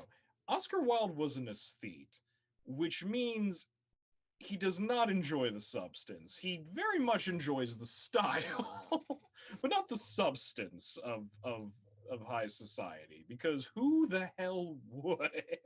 Oh God. Well, yeah, because like there's a specific type of resentment that you can only really get across in satire if you're like, why the fuck is my life ruled by people who do this shit? It's very true. It's very absolutely true. Like, yeah, you know, like again, that wonderful quote. A wonderful quote. Oh yeah, it's like, but dear, you must trust me. Huh, there are many women in London who trust their husbands. You can always tell them because they look dreadfully unhappy. Yeah. Like, well, like, the other thing is like, oh, how did Oscar Wilde know? Who do you think he was fucking? The answer is everybody. Everybody. You know, that's one of those, like, how do you know my husband's been unfaithful? I was there. Who do you think he was doing it with? He was unfaithful with you, with me. You know? And I didn't care because I was a horny bitch, you know? Like, it was like, damn, you know? Like, holy shit. You know, just... Oh, man. It's like, do you think that Gwendolyn shall end up like her mother in 100 years or so? My dear fellow, all women become their mothers, and that is their tragedy. No men do. That's theirs. Yes, it's true. All of us men are, in fact, bad, but, you know, we all may be in the gutter, but some of us are looking at the stars. Stars? Yeah. Halfway between the gutter and the stars. You know? God, I forgot that. I forgot that came from Oscar Wilde. You know? I mean, it's so quotable. It is. He is, yeah. How absolutely dreadful it is that people will go around saying things about one that are entirely true. True. Oh, man. I mean, I know it's an apocryphal tale, but I choose to believe it anyway. That his last words were, either those curtains go or I go. I do. I don't choose to disbelieve that. I really do not choose to disbelieve that, because why would I? That's a terrible thing. Yeah. Although, the law is an ass, he did say. That's a matter of court record. Because he said that in court. If the law finds me guilty, then the law is an ass. I love that shit that he said. I just looked up the quote because I didn't remember the full thing, but I love that shit he says about the British educational system at the time, in the importance of being earnest. Lady Bracknell just saying, I do not approve of anything that tampers with natural ignorance. Ignorance is like a delicate, exotic fruit. Touch it and the bloom is gone. The whole theory of modern education is radically unsound. But fortunately, in England, at any rate, education produces no effect whatsoever. There's so many levels of bitchiness to that sentence. Yeah. We can't have people thinking what they want. That's why we have to educate them. They have to be educated. You know, the policeman's not there to create disorder. The policeman's there to preserve disorder.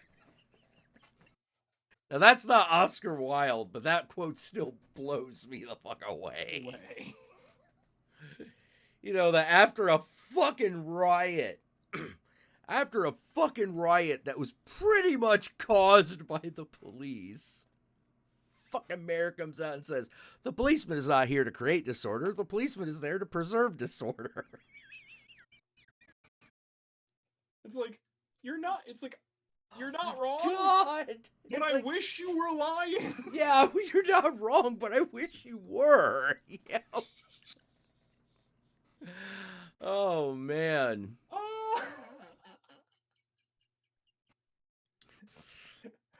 Oh. Don't speak unkindly of higher society, Algie. Only people who can't get into it do that. Do that. Yeah.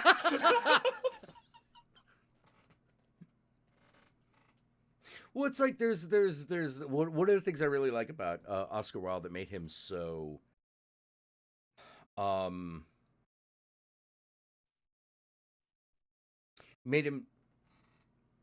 unique was that constant back and forth dialogue. It's like whenever I look over an Oscar Wilde play, there are always one movie and one director that I always think of. Actually, one movie and two directors. The movie is Ghostbusters. Okay. Because it has a lot of that same call and response kind of stuff going on constantly. Now, the two directors I think of are also Hitchcock and Tarantino. Now, Hitchcock does it the most the way that Oscar Wilde did. You know, he's the one who did it with that exact same tone of sarcasm. What? I'm sorry. I'm listening to you.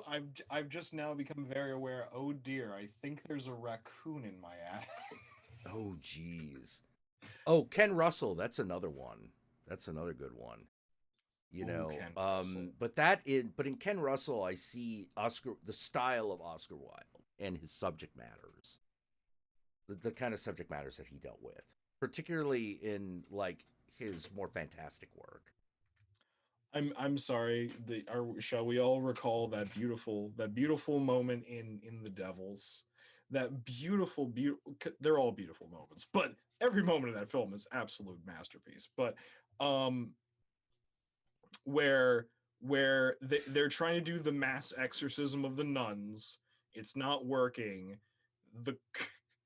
The king comes in with a thing that's supposed to contain the blood of Christ, and it cures everybody. And then they see that it's completely empty, and yet it worked. And the chief exorcist goes, "Your Majesty, what kind of joke are you playing on us?" "Ah, no, sir. I think the true question is, what kind of joke are you all playing on us?"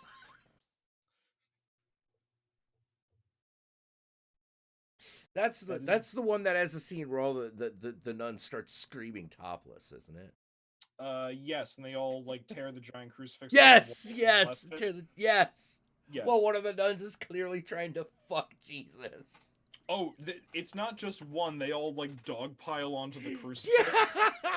Oh my god! And start masturbating with it. Yep. And it's the scene infamously is known as the rape of Christ.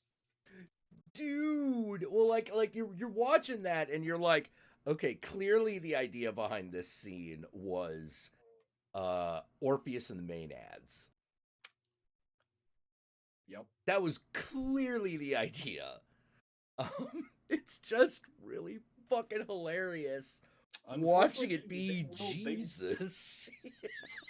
It's like, well, they will tear your head off, man. I don't know what to tell you. Yeah. Okay. Oh yeah, no. And then the one priest climbs up to the top of the of the church to look at everything, and as he's looking on with horror, legitimate disgust and horror, he just starts masturbating. Because what do you do at that point? because Ken Russell's a genius. That's why. Oh, the fact that the character of Jacques Grandier, brilliantly played by Oliver Reed, by the way, brilliantly played. Well, he comes in and does his Oliver Reed, you know, like that's. He just gets his Oliver Reed all over this film. Yeah. You know, I'm sorry, but Kyle's definition of him was right. The oh drunken, no, the drunken Scottish proto Sheen. That's who Oliver Reed is. No. He's got that man had the power. You know, can't fucking take that away from him. No, they're like lightning ran through that man at a constant Oh, level, dude. you know? Oh man, speaking of lightning, do you remember that Peter O'Toole movie? What was it called? The Upper Class. Yes. Where he declared himself the Electric Messiah. Yes. Oh man, I love that. I love that shit. Yeah. So all right. So yeah, there's a movie called The Upper Class. It's got Peter O'Toole in it. Now, at some point, Peter O'Toole, who is playing a crazy person, a crazy noble, becomes to believe that he is literally Electric Jesus, and so he's constantly electrifying himself. At great cost to his health and well-being. Yeah. It you know, people are like, oh, so it doesn't have a happy ending. Well, it depends on whether you think of it as a comedy or a tragedy. And that's really a matter of perspective. Like, it's that kind of movie. It depends on what kind of drugs you're on this evening. Oh my god. It really does. Yeah, but like sorry, there's some movies I think about where I'm just like, I don't know who thought it was a good idea to make this movie, but bless them. I'm glad they did. I'm so glad they did. You know, it's kind of like how which is kind of how I view the oh god, who was it who directed all those Lovecraft adaptations that Barbara Crampton was in? Oh, Brian Usna or Stuart Gordon? Stuart Gordon. Okay. Yeah. It's brilliant, much in the same way that a Stuart Gordon film is. It's like, I don't know who asked for this. I don't know what impetus called this into being, but I'm so glad that it did. Okay, GL9, is any industrial band named itself the Electric Messiah? No. However, there is a song that heavily samples that movie called Cooler Than Jesus by My Life with a Thrill Kill Cult. So what you're saying is the name Electric Messiah is kind of up for grabs at the moment. Well, yeah, if you want to name a band that, yeah, you could, you know, but you'll be you'll want to admit that you're standing on the shoulders of giants on that one. You know, yeah, Brian Usna directed Society. He also directed like half the Lovecraft adaptations that Stuart Gordon produced. The other half were pretty much done by Stuart Gordon. What you mean to tell me that the guy who did Society is connected with the Beyond? No. The guy who fucking directed Society is the director of From Beyond. What? No, there's nothing. No way. Totally not. Mm-hmm. That can't be. It's not like there's weird body horrors in both of them. No, hey man. Barbara Crampton and fucking God, what's his name? God damn it.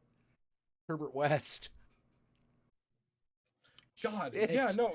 I can't believe it. I blanked on his name. He was in Reanimator, for God's sake. sake. Like, He's right there. I could see him.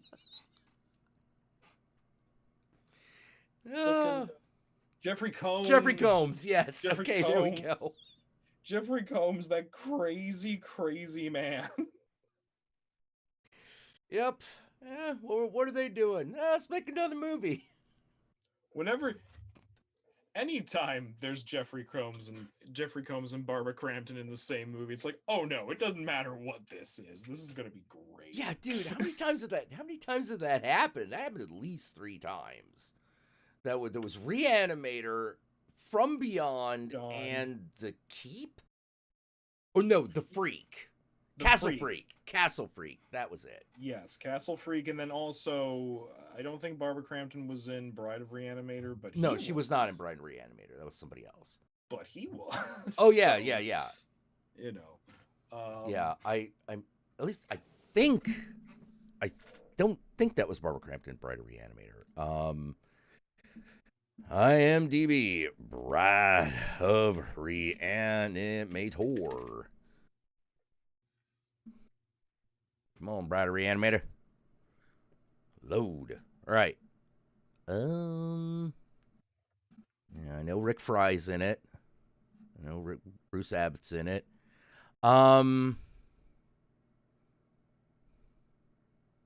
Yeah, I think her part was.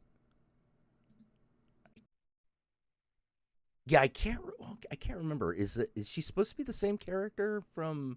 Is the bride supposed to be the girl from the first movie or not? I'm like spacing a little bit. I don't think she is. I don't think so, but Reanimator.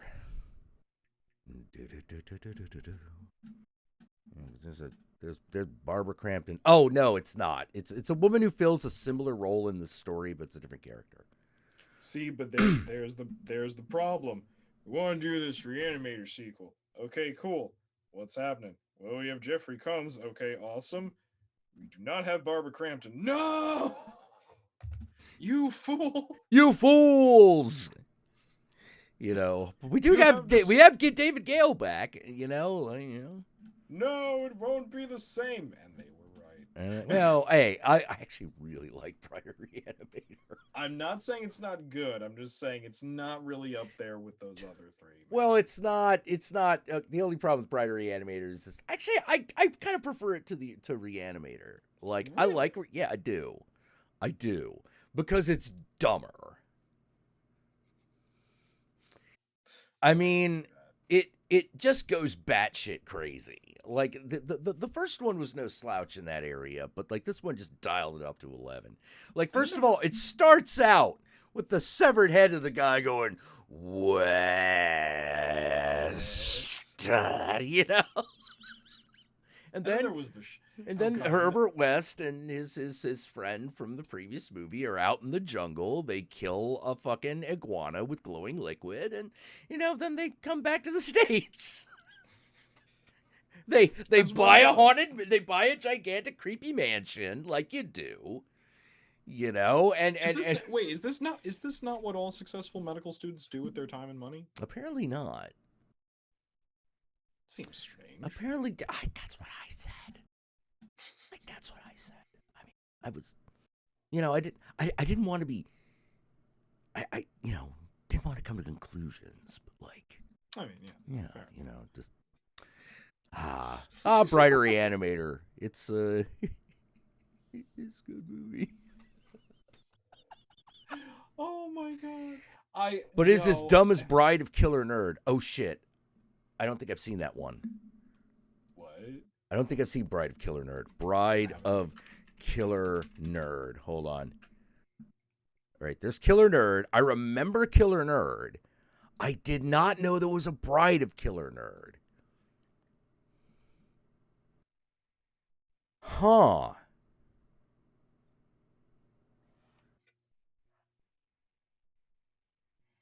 Okay. Oh, I love that you can buy them as a double feature DVD on Amazon. I love when films and their shitty sequels are double featured. I appreciate that. Oh man. No, I never fucking saw this. I never saw this. Man, Oh man, how did that one get by me? I knew all about. I seen Kill a Nerd. I didn't know they made a sequel. I don't know how I missed this. You know what, man? This is another thing that's wonderful about me, like, being Sans' roommate, is that he never understood or approved of my love of shitty film. And I'm just like, What do you expect of a man who can't even fucking, like, wash his own underwear? Philistine. I know. Like, I still couldn't believe what you described when... Oh, sorry. Yes. Threw up a little bit. Like you're describing, like, fungus that is growing in the floorboards. Yeah. And I'm like, how long does a wet cloth have to be there for that to start growing on hardwood floor? And you're like, well, how long has he been living in there? Because probably about that amount of time.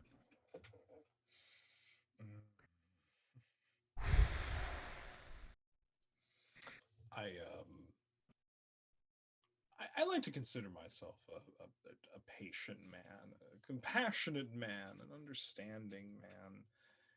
Mainly because I understand I'm flawed as well as a human being, but what the fuck? Look. What in the fuck? Yeah. I don't. Oh God. My pain. Broadcast my pain. I still remember, like, I was discussing with you, and I messaged John, and I'm like, hey man, you might want to,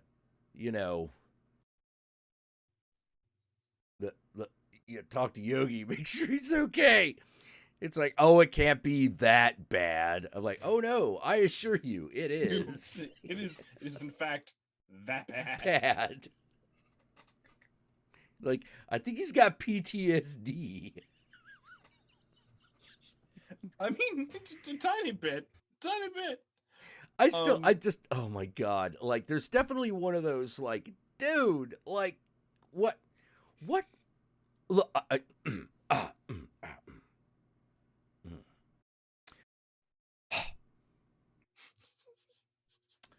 I partially understand how a man... No, I'm sorry, I can't do it. I'm like, no. Were you going to be amicable and? I was gonna try to identify with it by saying I've been that depressed. No, I haven't. Like, my depression has never made it so bad that that your sense of hygienic morality is that compromised. Yeah, because I can only go about a week before I have to clean the bedroom for period. You know? No, I think at my worst I'll do something similar, to be honest. I think, like, at my worst I might forget about a corner for a few years. Like, there might be some dust bunnies, like, over there where I can't see them. In fact, there probably are. I should do something about that. But that's like, but that's like under the credenza, if you know what I mean. That's like, oh yeah, shit. Out of sight, out of mind. You know, I might have to battle a monster there a little bit, But I've never walked through a room. Actually, I have. My cousins. My mother's sister's kids. It's always the worst when they're related to you. Oh, geez. The whole house was like that. It was just like, oh my God, clean something. Somebody clean something. I have never seen this kitchen clean. I have never seen the living room clean. I have never seen anything in this house clean ever. Have you ever been in someone else's house and An air vent is so dirty. Oh God. That you thought that was its color. Yeah. Oh, look. Turns out this wall's not light gray. It's white. You ever usually you got to see an office to see some of this shit. You have to pack up an office to see some of this shit. Like I've seen some shit, man. Dust. Did you know that there is a point where if you leave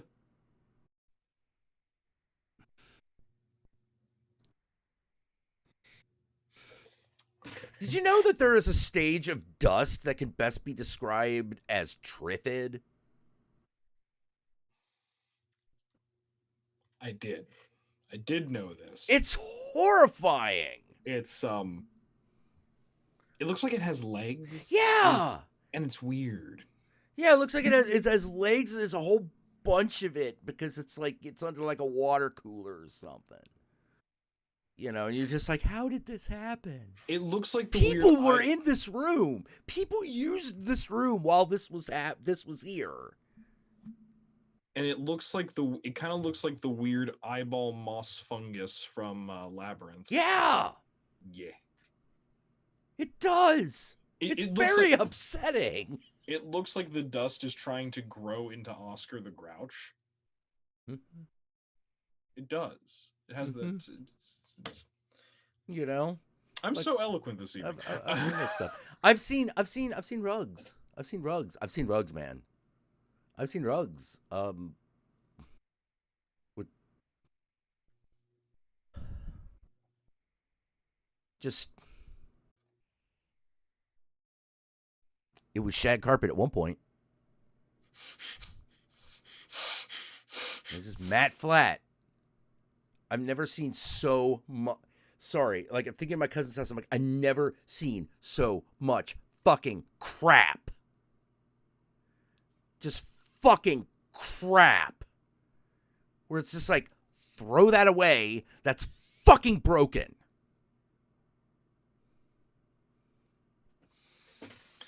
Yeah, it's one of those things where if I was at their house, I would want to clean the room because I didn't want to use the bowls and the forks in the house. Because something's got to be fucking clean around here.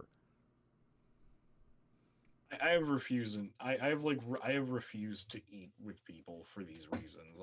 Oh God! Yeah, like my hairs are stands out. Hairs on my arms are like freaking out just thinking about it. I'll tell you something right now.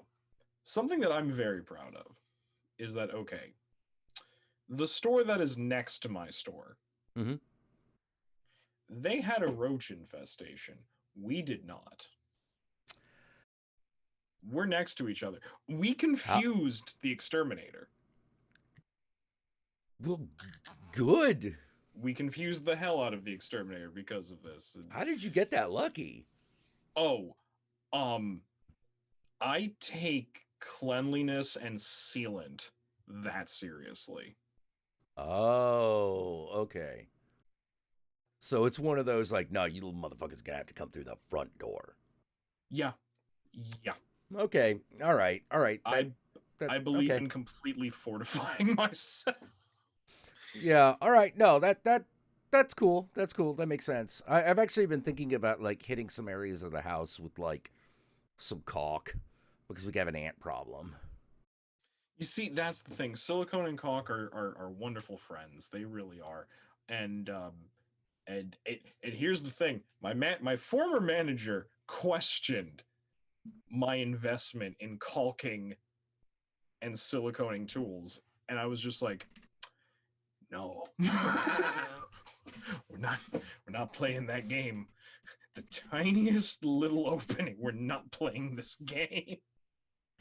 Oh, man. Let's see. Horrific dust and mold. Oh, yeah, this is nothing. Come on, Google. Don't fucking... I want you to scare me. Yeah. I'm looking for, like, hold on. Worst dust ever. All right. Oh, no, I'm getting natural disasters. That's... Ooh, build up. Put worst dust build up. Build up? Okay, build up. Worst dust build up ever. All right, yeah, this is getting a little closer. There we go. You know? Ugh. God, I'm starting to itch. I should probably stop doing this. Yes, you should. I'm gonna, yeah. As your friend, I advise you to stop. Yeah. Sorry, I went somewhere and it was not good. Yeah, I hated my cousin's place. I hated that place.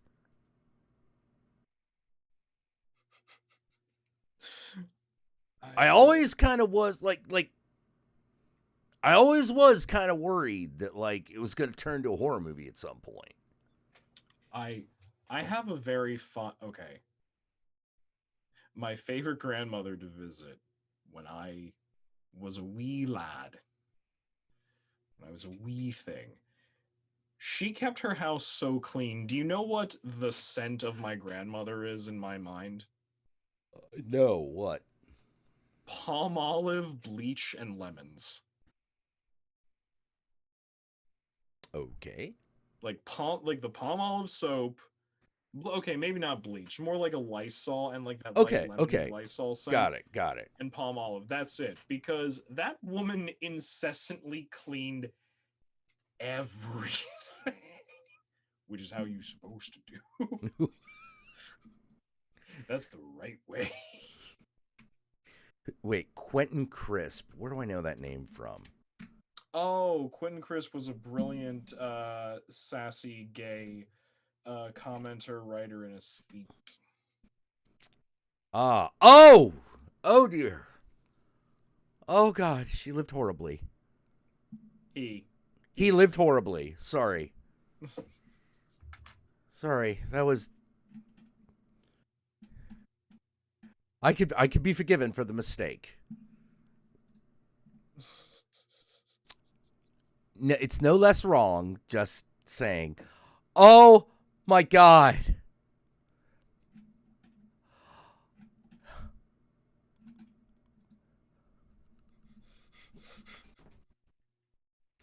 Oh my God. No, I would go insane.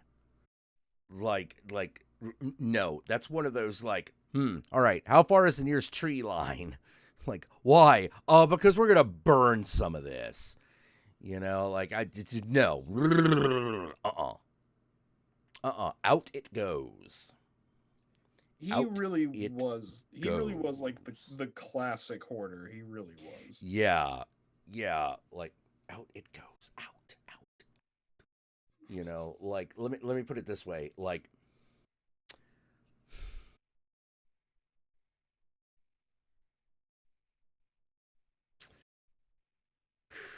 in the relationship, part of my job is to go, no, that's garbage.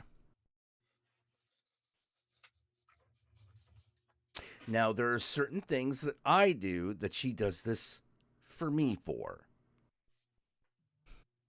Particularly... It's important to have that dynamic, honestly. Yeah. I do it with things. She specifically does it with my socks and underwear. Because I do sometimes get that... Yeah. This is when you remember that I am half straight. Yeah, I say this with love. You are such a man. Yeah. Yeah. Because, like...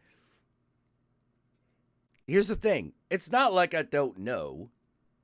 It's just me going, well, I mean... I don't care. They still fit. But I had to, I definitely had to, go. She was like, all right, we're throwing these out. Why? Because you don't need underwear without the elastic. I don't know. Well, I think it holds good. I think it holds good. Hey, yeah. You know, but yeah, it's like this sock does not have an end to it. Oh, it does, kinda. This little fucking thread here. It's like, Jack, honey, this is not a sock. This is a tube. This is a tube warmer for your foot. This is a tube. It's like, the only way I will let you keep this is if you tell me that it is your masturbating sock. At which point, why is it in the sock drawer? Not like, you know, and not within easy reach. So don't pull any of that shit with me. Well, what if I said that one was my cum sock? You only need one. You don't need its mate. You don't need the cum sock doesn't need a mate. It defeats the purpose. I always found the I always found the idea of the cum rag to be so repulsive. I legitimately find it to be a repulsive. It's not the greatest. It's not the greatest. You know, and it's so weird because someone once said to me, I was voicing this particular like aesthetic outrage, and someone once said to me, it's like, well, come on, man, you know, like like handkerchiefs, hankies for your nose were a thing at one point, and I'm like, I know you are not trying to compare these two things. Yeah, and they were still disgusting. It's like they were still disgusting. And somehow, even though I know this is the transmitter of diseases and germs, somehow the other thing is more somehow disgusting. Jizz. Well, it definitely gets harder. It definitely becomes crunchier. Oh. You will have to excuse me because I do not do laundry very long. Often some of my clothes have become crunchy.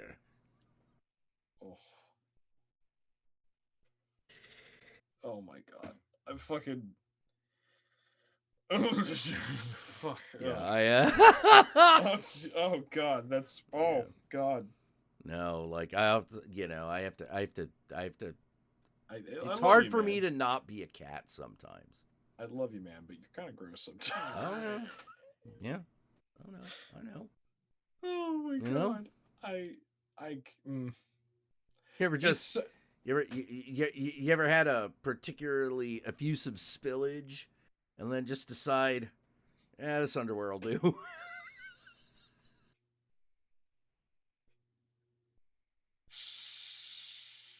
Either that, it's either that, or just let it dry on the shirt, short and curlies.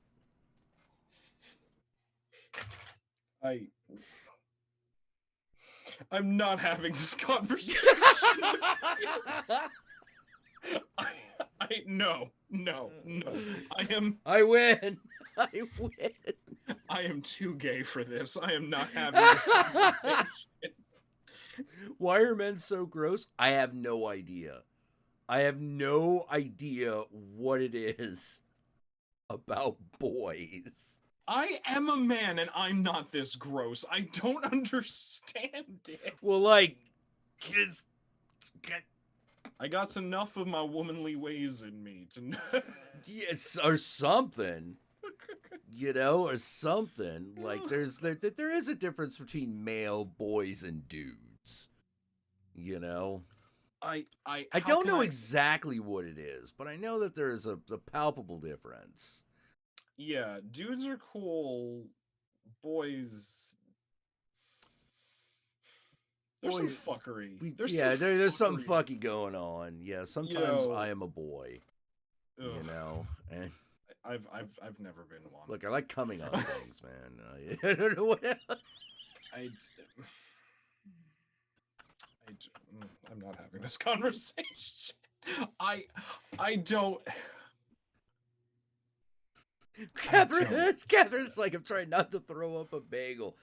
Yeah, maybe not the the easiest food to eat while we're having this conversation. Oh my god, Catherine, I'm so sorry. I'm so sorry. Whatever you do, don't chase it down with a glass of milk.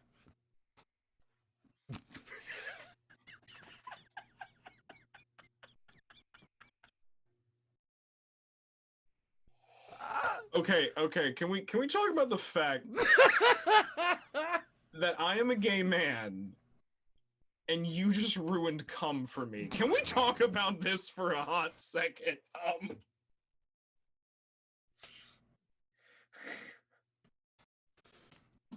How do you do that? I have a very, very disgusting and weird imagination. I spent a great deal of time cultivating a great sense of disgust. I don't know exactly why I did it, but I remember it being a goal. No, you know what's so... Okay, here's what's so weird about this, though. Okay. Because I also am in love with gory and disgusting things, but it's different than this. It's not the same thing. I don't know how else to describe it. Like, blood, guts, dismemberment, death. Cool. Natural processes like decomposition and the habits of various animals and insects. Got it. Cool. There's something about there are some things like toe cheese.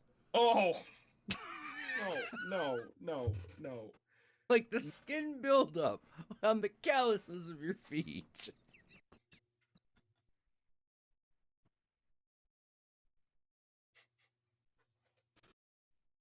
You know what it is? It's anything that's gross that would technically do with like a lack of hygiene. Yeah. You ever been able to smell your own ear? Oh.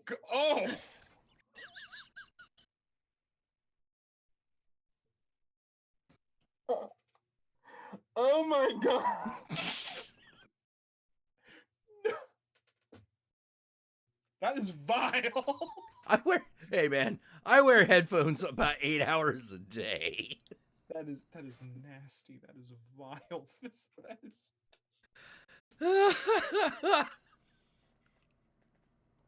That context does not make it better. No. Oh, dick cheese. Oh, yeah. When we get to... No, luckily I've never had dick cheese. I did, however, when I had mono as a 14, 15-year-old, get a really big clogged pore on the shaft of my cock.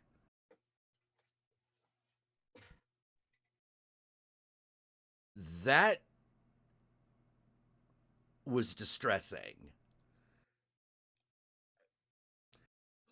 You know, because what do they say? Whenever they talk about, like, penile cancer, they always, you find the lump, right? So I had one. And I was like, oh, God, this is it. And while I was inspecting it, well, it went off.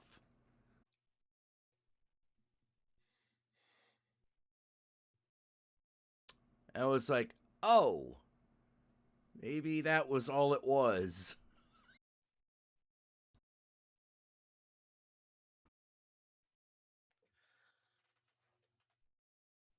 Thank you for joining us this evening at the Count Jackula show. I can talk about removing skin tags too, if you like. Oh my god. The best way to do it is with dental floss.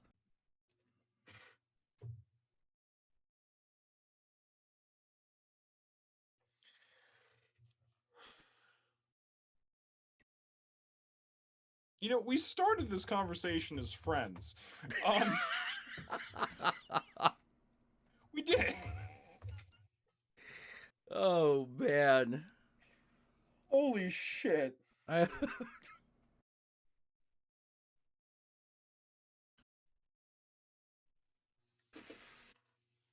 Yeah, so what I am saying is I think about this kind of gross stuff, but there's only so long I can deal with a dirty bedroom or kitchen.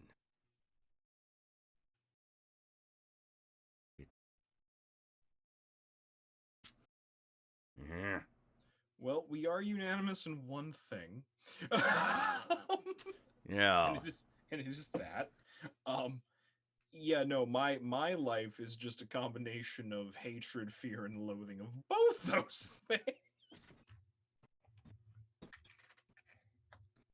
I still don't like. Oh man, I saw the weirdest and most disgusting thing once. Now, it's not in and of itself gross, but the implications are disgusting. Okay. All right. So, a friend of mine used to live in Texas. He has since moved, thank God. I was about to say, we're already Guy whose house he was living in, he was renting a room from, was a terrible roommate. He's an old guy. And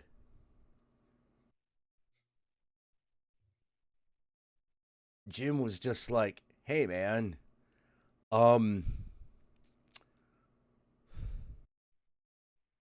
would it be okay if we left the window open in the bathroom sometimes?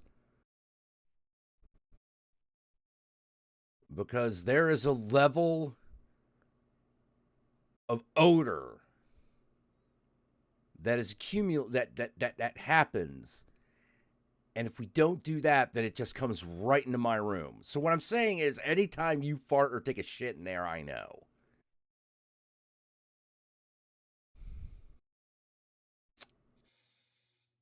I think we need to clean the toilet a little bit. We need to be maintaining the toilet more. You know, the everything. The guy's solution is to buy a medical toilet and keep it in his bedroom, where he would only empty it out once a week.